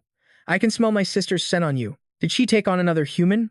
I always tell her it's useless." A chilling aura radiated from her body. "So what do you want? Have you come to test your strength? Or do you covet the title of Dragon Slayer?" She summoned a sword of pure ice. "I am the Ice Dragon, Marinia. Whatever it is you want, you'll have to defeat me to get it." Aid smiled. This was indeed a lucky break. His desire to protect his master and comrades was his own burden to bear. But the burning desire to fight with passion and ferocity, that was an instinct carved into his very soul. And she was the same. With battle-hungry smiles, they launched themselves at each other. Marinia laughed. "Incredible. You blocked 5 of my attacks. I was going easy on you, so try to last a little longer. If you're truly my sister's disciple, she summoned countless ice swords. Then you should be able to block this too, right? Marenia unleashed a storm of blades toward Aid. He swung his sword, defending against the onslaught. A vicious battle raged under the moonlight. What were the odds? The chance of meeting someone so compatible. It was like looking into a mirror of his own soul. 2 auras, one red and one blue, clashed violently. A massive explosion erupted. From the great port to this deserted island, a vast stretch of ocean was frozen solid by the ice dragon's breath. The season outside was autumn. Hey, how pathetic. Did you really come to challenge me at such a novice level? You aren't here to kill me, then. What is your name? And just like that, a magical winter began, both of them unaware of the tragic fate that awaited. Aid roared, gathering a destructive light in his hand. Marenia braced for the attack. They dove into a raw, hand-to-hand brawl. After a fierce exchange, Marenia scoffed. Don't get ahead of yourself, boy. You think my body is weaker than some weapon?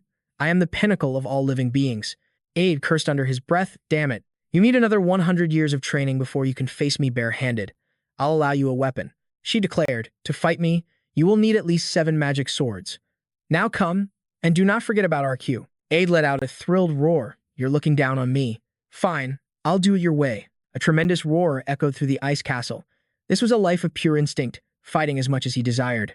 And when he felt he might starve, he ate. Aid presented an object that looked like a key. Marenia asked, what is that? It looks like a key. He answered, it's a flintstone. She looked surprised. Oh, humans of the past used something far more primitive. I suppose things have changed. Together, they grilled fish and ate joyfully beside the warmth of the fire. Exhausted from days of constant battle, he fell into a sleep like death. Marenia watched him, thinking, what a peculiar human. Most humans lose their will to fight the moment I show them even a fraction of a dragon's power. Humph. All of my sister's disciples are strange. There was that one child who was an empty vessel until he turned 12, and that child's guardian felt like something inhuman wearing a person's skin. The boy I saw 20 years ago. Just thinking about it sets me on edge. Her thoughts returned to Aid. A good physique, born with immense mana, agile and perceptive. Sharp senses, excellent spatial awareness, and the courage to stand against absolute fear.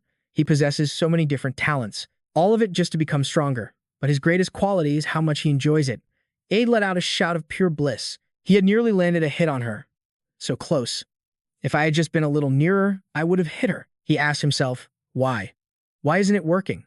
What else do I need? He began to analyze the fight. Should I try shifting my center of gravity? What about my grip?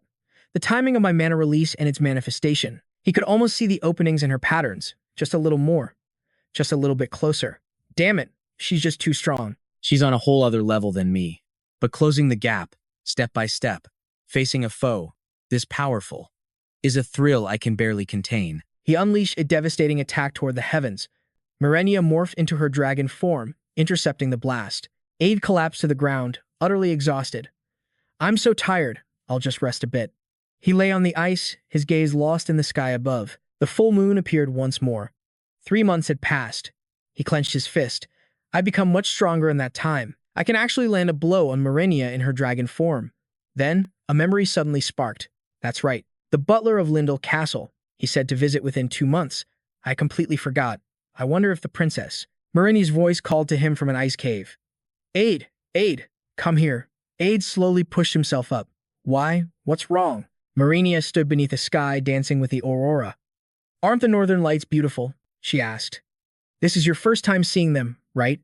Come and sit. Aid was completely stunned by the breathtaking beauty. Marenia spoke softly. Master said long ago that she saw this with you, and that she desperately wanted to see them with you one more time.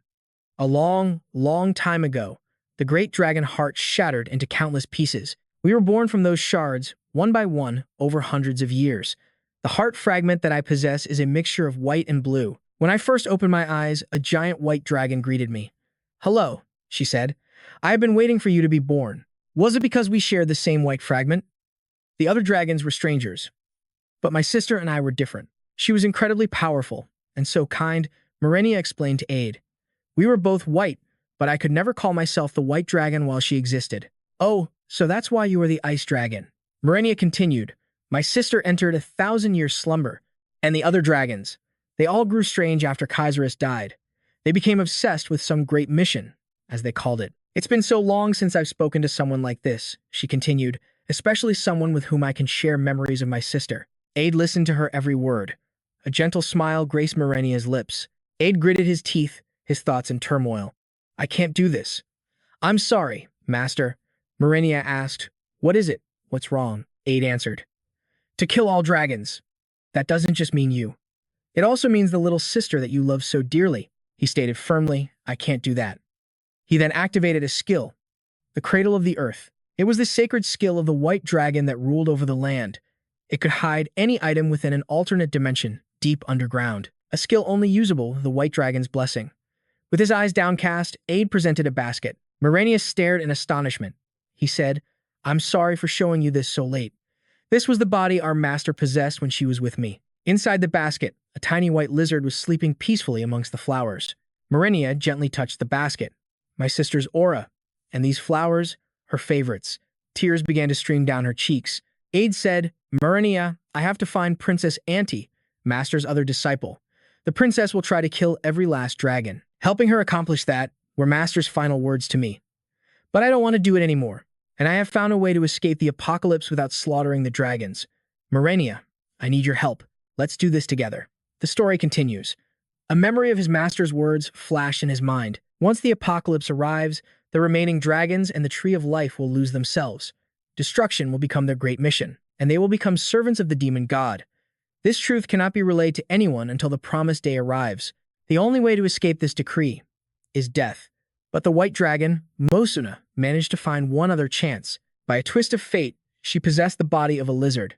Aid called out, Master Mosuna? From her tiny form, she replied, Aid, my body has reached its limit. Do not be afraid. Because of a spell I cast, my body will move one last time after I die, and it will tell you my true will, the truth I was forbidden to speak. Listen carefully, and find Princess Auntie. Help her stop the apocalypse. A memory of Mosuna's thoughts played out. Because of the restrictions, all I could tell Auntie was to kill all the dragons, but I was certain she would do it. Her goals and motivations were crystal clear. But Aid, he is far too kind. So if I didn't tell him all the secrets, I knew he would never be able to kill the dragons. At least, not me and Marenia. Please, Aid, save this world and save my kind. And most importantly, live. A scream of anguish tore from Aid's throat. Master! He collapsed in the pouring rain. Aid realized that for months, his master had endured unimaginable pain, all from a self-cast spell meant to pass the world's secrets to him. I'm sure she wanted me to follow her will, but to kill her original form and her beloved sister, and all of their kind. Damn it, what am I supposed to do? In the end, Aid could find no answer. 1 month later, Marenia said, It's been a month. I'm sorry for keeping you here so long, even though you must go to the princess as per your master's will. He replied, Don't worry about me. I'll leave in a bit. There are still too many monsters here. How could he just leave like this?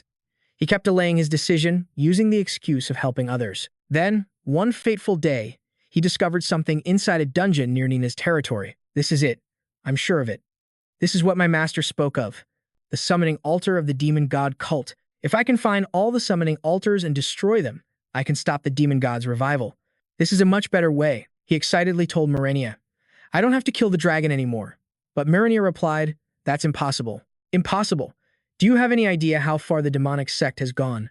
They've built thousands of summoning altars. I'm sure most of them are hidden in places we can't even reach, Aid said grimly. More importantly, if you need to depend entirely on me for this to work, that's not a plan. It's a delusion.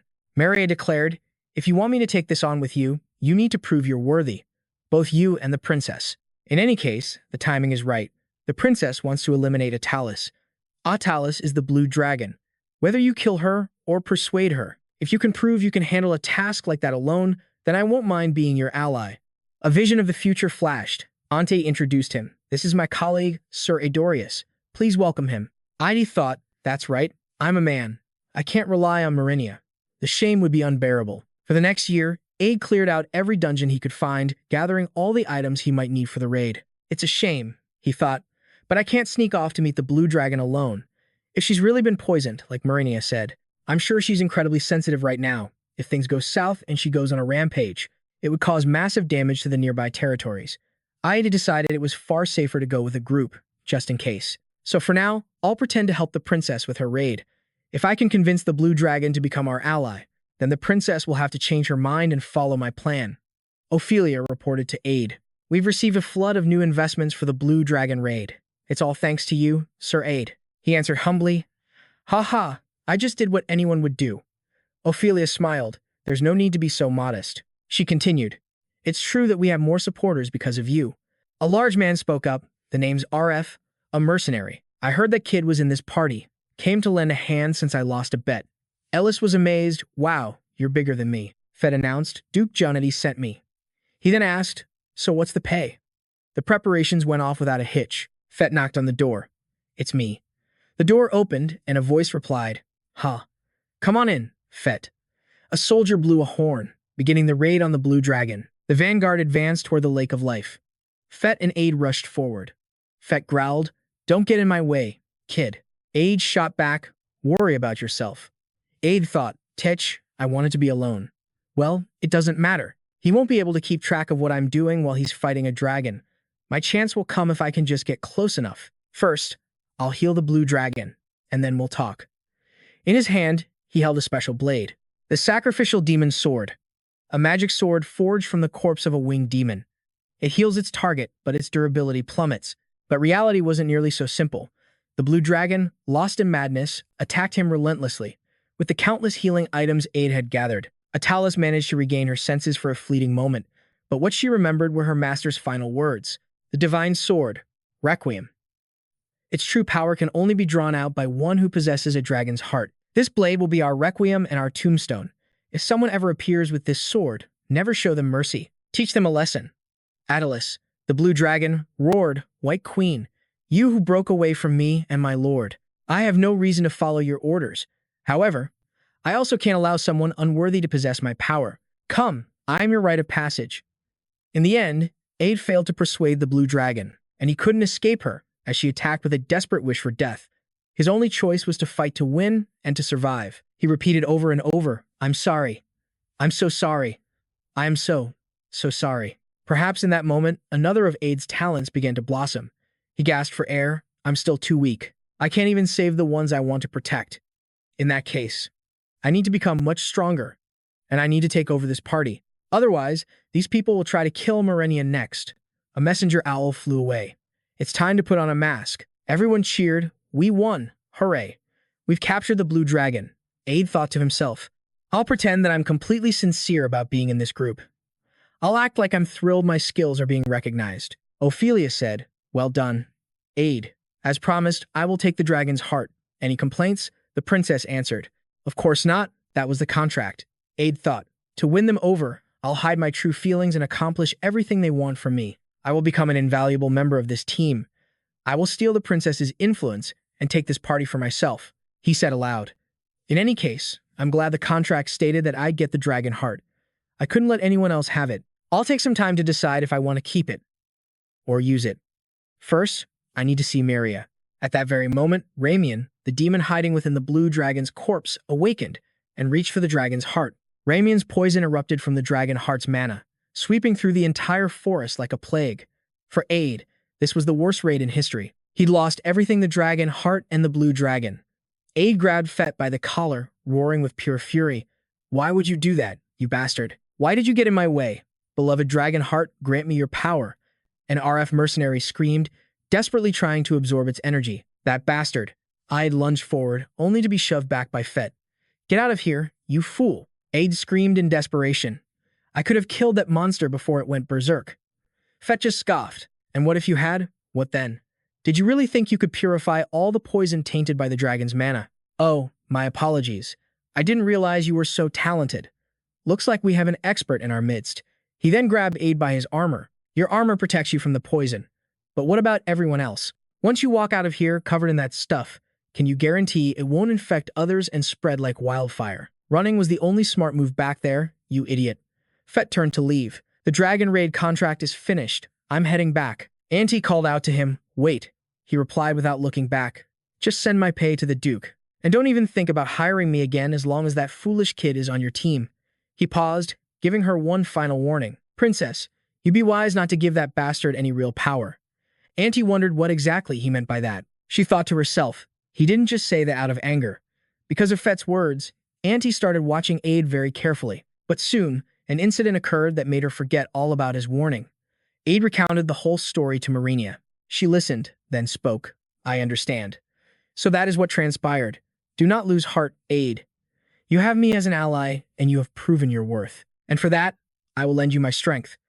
With Marinia's icy breath, the great elven forests and the farmlands of Danil were frozen solid. In an instant, Danil's role as the continent's breadbasket was destroyed. But by freezing the rivers, they managed to stop the poison's spread. And with that, the ice dragon, Marinia, officially joined Auntie's party. And Adorius, who fought beside her on countless battlefields, earned the legendary title of Dragon Knight. But this is when the party began to lose its way. Destroying summoning altars became their one and only priority. Money and manpower were poured into this new mission like water into a bottomless pit. The Merchant Guild's leader vanished during the fight for the Black Dragon's heart, and Fet had already left due to his clash with Aid. Bringing Marenia onto the team caused immediate backlash from Dariel and Kiara.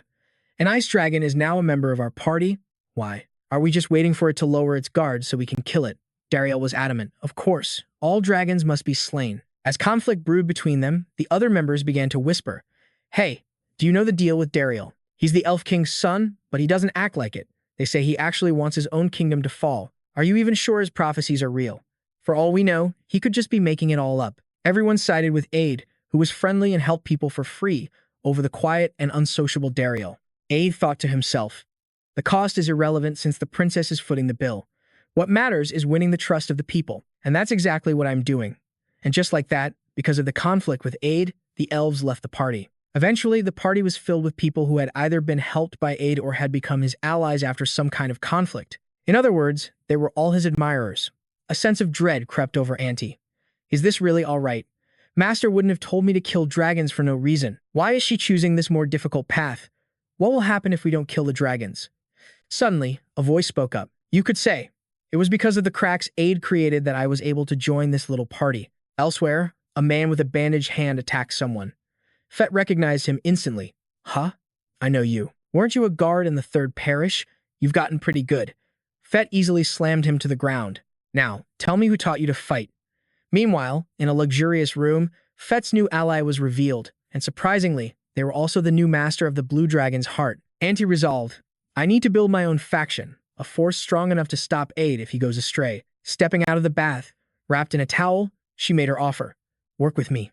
She replied, we should discuss my cut first. Your party members swooped in and stole the kill for a monster we had already driven to the brink of death. Dead. Give it back, Jeffy demanded, his face filled with rage. That damn demon worshipper's corpse and the item he dropped. Just for you. I'll even waive the interest. He recalled their first meeting had been difficult, but Auntie desperately needed soldiers. Fet and I were struggling, realizing the limits of what just 2 people could accomplish. Auntie later told Kiara, he may be a psycho, but he's undeniably useful. I can guarantee that much.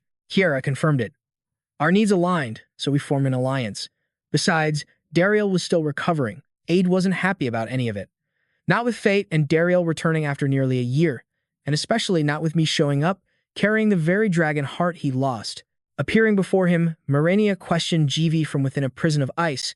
You possess a dragon's heart, so why is the cowardly thief still breathing? But Aid wasn't just wary of me. He was already using my existence to manipulate public opinion. As Marenia and GV clashed, soldiers whispered among themselves. He has a dragon's heart, so how can he be losing to her? I realized then that humans can't kill dragons. Having the ice dragon on our side was a massive advantage. GV analyzed Aid. On the surface, he seemed naive and simple, but deep down, he was a calculating schemer. He has a keen awareness of what others are thinking, and his massive ego instinctively drives him to chase fame. He won't make a reckless move. Not until the raid is about to begin. He'll focus on building his influence until that moment. He's aiming for that one opportunity to act freely. Aid cursed the Silver Lion Helm. In training mode, it tanked his stats and forced him to obey that bastard's orders. But when the dragon raid begins, they'll need every fighter they can get. They'll have no choice but to disable the training mode. I just have to be patient until then, he schemed. After all, I'm the one who decides if my master's family lives or dies. Back in the present, Auntie started the briefing. All right, we have a rough outline of the plan, so we're splitting into teams. The auction team will head to the capital. Your job is to buy supplies for the raid and negotiate for the high-priority items on our candidate list. The farming team will hunt monsters to gather the materials we need. You'll take the Lindell Knights and the forces from the 3rd Parish. Guess my job is watching over my puppy, Faith thought. Finally, the scouting team, Auntie concluded, will find and recruit any qualified individuals to our cause. Feet chuckled. Hey, this brings back the good old days. Kiera and Dario looked at him, surprised. With this group, are we actually trying to start a fight? Ophelia asked Lucius. I thought the Duke was visiting. Is it really okay to leave the parish? He answered, Father's been delayed on business. I figure it'll be faster if I just go meet him. Plus, he added cheerfully, I'll get to see my older brothers, so I'm happy about that. Fate was stunned. Older brothers? Auntie interrupted.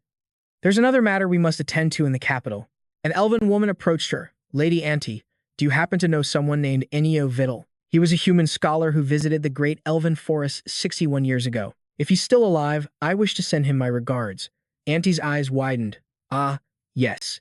He's alive. Professor Vittel is the headmaster now. He was my professor when I was a student at the academy. I actually have a letter from the Elven Queen to deliver to him. As a mentor to countless noble students and a man from the ducal family of Velo, his influence among the aristocracy is immense. We must meet with him. He could be a powerful ally for the raid. Ante grew anxious. But he can't stand me. My academic record at the academy was a complete disaster. What should I do? Wait. I have Lucius with me, and he was a top scholar. That should be fine, right? Kiara asked, should we take horses or a carriage? Feet shot back, running is faster. Kiara grumbled, well, yeah. Chivi stated flatly, then don't go. He added, it's a pity we're so short on time. Finding team members is important, but I have another priority. A quest from the Goddess of Light to protect a key figure. Protect the target for 10 months. The reward for success is unlocking the first floor armory of Aria. I'll be allowed to choose one item stored on the first floor of Aria's armory. Jivi contemplated. A quest from the Goddess of Light. The reward is legendary, and it allows me to freely wield the Sword of Light while the quest is active. However, it also means that if the target dies, the Sword of Light could reject me again. The problem is, I don't know who the target is. I was told the sword would show me the way, but I couldn't find the target in the third parish. They must be far away. I guess I have no choice but to finish the team's mission quickly and go find them. The Sword of Light in his hand suddenly vibrated, erupting in a brilliant glow. It shot a beacon of light straight into the sky. It's pointing toward the target. I can feel them. Are they nearby? No, that's not it. They're getting closer. Two winged creatures were soaring towards them through the sky. On board were Lucius's father, Duke Cesare Gionetti, and the Academy's headmaster, Vital. The two men riding the flying beasts approached, landing majestically on the ground. A man stepped down. Long time no see. How is everyone? It was the leader of the Pilgrim Merchant Guild, Philip Bilgrim. Jivi spoke to Aaron. I left him in the Great Elven Forest to ensure his safety. I'll send a message later. Once the situation is handled, just stay here for now. Aaron grumbled. You're just gonna leave us alone in this boring place? Auntie greeted him. Welcome back, Philip. Philip responded, I heard you capture the Laughing Woman. I left the forest as soon as I got the news. I'm so relieved to be free of that place. Anyway, I heard you're all on the verge of starvation, so I brought someone from the capital. Duke Cheerjetty and Professor Ennio Vittel, the Academy's headmaster. Ned stared intently. So that's Duke Jetty. He thought to himself. He's one of the reasons our world is in this state, and the one who profited most from the dungeon bubble's collapse. If it weren't for his demonic investment ideas, the financial crisis a dozen years ago wouldn't have been nearly as devastating. Ned continued his thoughts. While the direct cause of my family's ruin was Andean's fraud, it was the dungeon bubble that allowed scammers like him to thrive. Therefore, I have no reason whatsoever to think well of the Duke. Even looking at it objectively, the Duke is a villain who contributed to the worst financial crisis in history. Who could have guessed back then that this very villain, a man with such a narrow vision, who only cared for his family's benefit, would one day give up everything to support the human resistance? Auntie found this complicated. I was planning to ask the Duke for help anyway, but I never expected him to come to us. We're not ready for him yet. He recalled Jaden's story. In the tale of the previous timeline that Jaden told me, the reason the Duke helped us was because Lucius had been brainwashed by Andean. He lost his precious goods, his son's equipment was stolen, and his beloved grandchildren were taken hostage. The Duke let Andean advance to the third parish and didn't eliminate Matthias, who was close to Andean, simply because he underestimated his opponent. He had no idea that Andean was hiding his claws the entire time. For brainwashing a saint and taking the Black Dragon's heart, Andean was rewarded with a powerful item from the Pontiff. He took the Eastern Master as his subordinate and built a force so strong that even the Duke was powerless against him. Auntie thought. In this life, Jaden intervened to prevent that future. The problem is, none of that ever happened now. The Duke will never know what a huge favor we did him by getting rid of Andean. so he won't feel any gratitude towards us. More likely, he'll try to demand something ridiculous from us. The Duke spoke to Philip, leader of the Merchants Guild. You were quite passionate about this. That's why it took time. I don't have to come all the way out here. He looked Jaden up and down. But, a nobleman? He looks more like a simple commoner. Jaden smirked. Yeah. Philip quickly jumped in. Ha ha. Your Grace, he may be young, but you'd be astonished by his skills. He is a brilliant knight who fought alone on the front lines during the dragon raid. And in the tomb of the abominable princess, he and Sir Ned defeated the boss all by themselves. The Duke was stunned. He thought, so, these two were the only ones who entered the boss room? They're the ones who witnessed the clues about that phenomenon. I want to question them immediately. But if I rush this, my true objective might be exposed. I still don't know if he is my enemy or my ally. I'll have to find out more about what kind of person he is, he said. Enough with the meaningless introductions. Let's get straight to the point. First, I have no intention of giving you any money. Second, you should be the ones paying me. That is, if you wish to use my intellect and my connections. Lucius and Auntie cried out, Father. Lucius said, Don't speak like that. This man saved my life. He's also the only one who can help us succeed in the Ice Dragon raid. The Duke cut him off. Silence. St. Lucius, he thought grimly. He only calls me that in situations like this. It's so infuriating to be called a saint by my own father. The Duke continued, Your life is your own. You should be the one to repay the debt you owe him for that. And as for the Ice Dragon raid, the Guild Alliance has been preparing for that for 2 years. They're poised for battle at a moment's notice. This means we have plenty of options. Then a third, Javi cut in. This may be rude, Your Grace, but I think 3 conditions is pushing it. The Duke was stunned. What? Javi continued. Whatever your conditions are, the single benefit I can offer you is far greater. Therefore, anything more than 2 is just greedy. A golden aura erupted from Javi's hand. The crowd roared, A mere commoner. Your Grace, you must be blind. Javi raised his sword of light, declaring, I swear on this sacred blade that I was sent by the goddess of light herself. I have no idea why she'd care about human filth like you, Duke, but she has commanded me to protect you. So, if you value your life, cut the nonsense and stay within 10 meters of me. The Duke was enveloped by an overwhelming wave of power. With him now on board, we began our individual missions. The subjugation team set out. A man on horseback waved, Hey there. I'm Guild Master Haver of the Galliano Guild. The princess ordered me to join you. Nat shook his hand. I'm Nat, a head knight of the 3rd Parish. It's a pleasure to meet you. Meanwhile, the auction team headed to the capital with the Merchant Guild leader and Kiara Fan's squad. Why don't we have Javi on our team anymore? I'm worried, Dariel replied. Well, he said we should be able to handle this on our own. So Kiara continued to grumble. And why is Vital, the man rumored to be my real father, joining us? I went through so much because of him. I had so much I wanted to say when I finally saw him. But now, he's just a frail old man.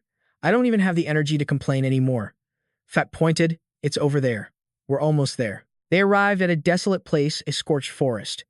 It was in the center of the continent, but due to its immense altitude, it was covered in snow year-round. Javi asked, I have a question. Why is it just the 2 of us in a place like this? The Duke replied, Because we don't have much time. There's something here we must retrieve, no matter the cost. Javi thought, Besides, if it's just the 2 of us, it'll be easier to figure out what kind of person he really is. I'm sure he's busy trying to size me up right now, too, the Duke thought. In my past life, about 3 years from now, we were using the tomb of the abhorrent princess as a shelter. Fate is a cruel jester. The one place I've always longed to enter. And now, I'm finally here. He said to Javi, You know, Javi, I've wasted millions of gold on this dungeon for over a decade. Not just money, but my own son's life was lost. Just to find out what lies in this dungeon's boss room. A dragon's heart? No, it's not that. I'm searching for something far more important. Well, I suppose it's useless talking about it now. Just forget I said anything, Javi thought. In his past life, the Duke was a crucial ally, but he was also incredibly suspicious and secretive. That's why no one ever knew his true objective. Javi's thoughts continued. Considering his reactions before, and at the abhorrent princess's tomb, he and Sir Nat defeated the boss by themselves. It's certain he hasn't given up on his original goal. Something connected to the tomb's boss room. If I can just help him achieve that goal, I can make him my definitive ally. On the other hand, if that goal is a threat to the party, I'll have to stop him. Either way, I will find out what you're after. In a luxurious room, a man laughed maniacally. Hilarious. Absolutely hilarious. An emissary of the goddess of light, he slammed his fist on the table. The Apostle Pavan, the 5th-ranked demon worshipper, roared. How is it that none of us have ever heard of this bastard named Javi until now? The apostle Winamina, the 10th ranked worshipper, said, and why do you think that is? Paven shot back. Obviously, because someone deliberately hid his existence from us. I've investigated him, and there's nothing to be found. Strangely, someone that powerful should have some kind of record. The one thing I'm sure of is the timing of his appearance at the Third Parish. It was right when Andean and the Eastern Master were infiltrating their men as slaves, to try and steal the Black Dragon's heart. The Apostle Othello, the 8th-ranked worshipper, questioned, "What? Are you saying Andean and the Eastern Master teamed up to fight the Saint? Does that even make sense? Andean is dead, and so is the Eastern Master's son. And who was it that checked the bodies?" When Hemina was taken aback. She then said, "The same goes for the Eastern Master's disciple. What if they intentionally fought the Saint's underlings and faked their defection? Wouldn't that explain the current situation perfectly? Perhaps both Andean and the Eastern Master were on Princess Anti's side from the very beginning." Othello snapped, "Nonsense. If that's true, it means the informants managed by Andean have been feeding us completely false information all this time. This is going to be a real headache. Let's just say Andean lost because he was weak. It's the cleanest explanation." Othello let out a loud laugh. "Fine, we'll go with that story." When Hemina remained silent, someone else spoke up. "Regardless, we cannot allow Princess Anti to claim another dragon's heart. Not for the Eastern Alliance's expansion, and certainly not for the Pontiff's plan to end this world." When Hemina finally spoke, "Leave it to me. The Pontiff's decree forbids us from killing the royals, but we know the princess's party has a weak point. I'll make sure they never even get close to the Ice Dragon." Meanwhile, at the royal palace of Caen, an announcement echoed through the halls, announcing the arrival of Her Royal Highness, Princess Anti, the First Duchess of Lindell, and Sir Lucius Jonetti, the firstborn of the King Leo III of the Caen Kingdom, addressed them. "The subjugation of the Blue Dragon and the cleansing of that detestable princess's tomb. You have both performed admirably." Queen Lucretia of Caen smiled warmly. "I thought you would always be my little girl, but here you are, having achieved something so magnificent. I am so proud. I have prepared a gift for you both. The horns of the Blue Dragon." Lucius was stunned. "Incredible. A dragon's horns." The king continued, "I am proud of you, Auntie. I commend your bravery in saving so many of our people." Lucius spoke with devotion. "Your Highness, the greatest gift of all is your safe and sound return." Auntie replied, "Your Majesties, I am truly honored." She thought of her innate gift, the power to discern friend from foe with a single touch. In her mind's eye, her parents appeared as ghostly silhouettes. "Father, Mother." The king then turned to Lucius. "You two have served well for the past 10 years. Now, 2 of the world's 8 great trials have been overcome. We must hold a grand celebration and an awards ceremony. Tell me, is there anything you desire? Name your reward, be it treasure or territory." Auntie's eyes lit up with a smile. "Oh, Father, do you truly mean that? Did you hear that? Our princess has finally matured. Really, she used to only care about having fun. It seems the Blue Dragon raid taught her a great deal. She even cared for the starving and poisoned children of Danu. And now Auntie speaks. The people are still suffering because the Ice Dragon has frozen the entire Bay region. I have come to realize that as royalty, we cannot simply turn a blind eye to such hardships. Therefore, I ask that you postpone the ceremony until after the Ice Dragon raid and use the funds for the feast to provide food and shelter for our people." Speaking of the Ice Dragon raid, at the main headquarters of the Adventurers Guild Alliance in the capital, a man exclaimed, "A rescue team for the Ice Dragon raid." "Yeah, and the king himself has sanctioned it." Lexbury, the ace of the Shooting Star Guild, responded, "That's right. The royal decree will be arriving shortly." Lexbury explained, "Dungeon law has a rule that protects a party's autonomy.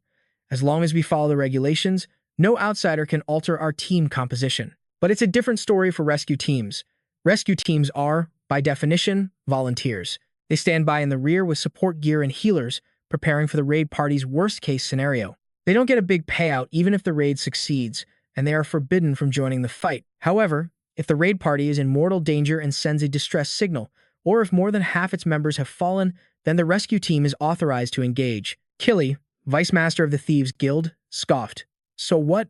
It's fine. More than half of us dead, considering how skilled our team is, they'll just stand around and do nothing before heading home. And hey, even if they do have to fight, it just means we get a Dragon Slayer fighting for us for practically nothing. Doesn't sound so bad to me."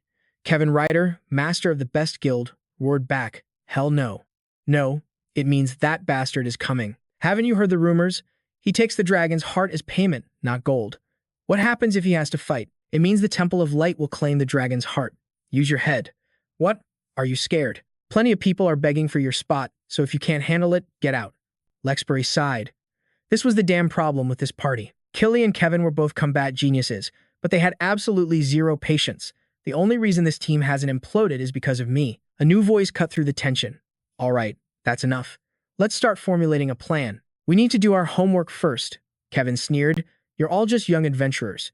Do you have any idea how we managed to take over the massive guild alliance? Killy added, we can't stop the princess from joining us. It's a direct order from the king. But our sponsors won't be happy if the princess gets too involved. Lexbury's eyes narrowed. Then let's do something about it. Killy, there's something I need you to steal from the princess's estate. I can count on you for that, can I? A carriage rattled down the road. Inside, Auntie spoke. So, it's decided. We're joining the dragon raid. The island where the ice dragon dwelled was shrouded in secrets, known to almost no one, which meant there was a 100% chance they had to intervene.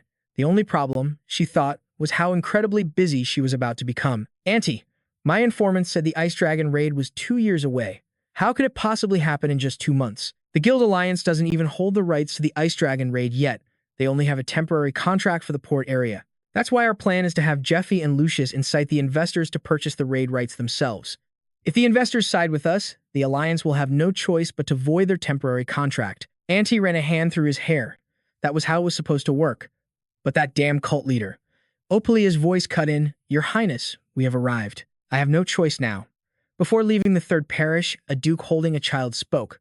Forgive my forwardness before you depart, Your Highness. As you know, your greatest weakness is that, as a princess, there's a limit to how deep in the mud you can fight. Don't even think about playing dirty to win this battle. In truth, there is no need for you to do so anyway. Join the fray as a rescue team, then extravagantly waste the national budget at the auction, and everything will resolve itself. They arrive at the Lauren auction, the largest and most renowned auction on the entire continent.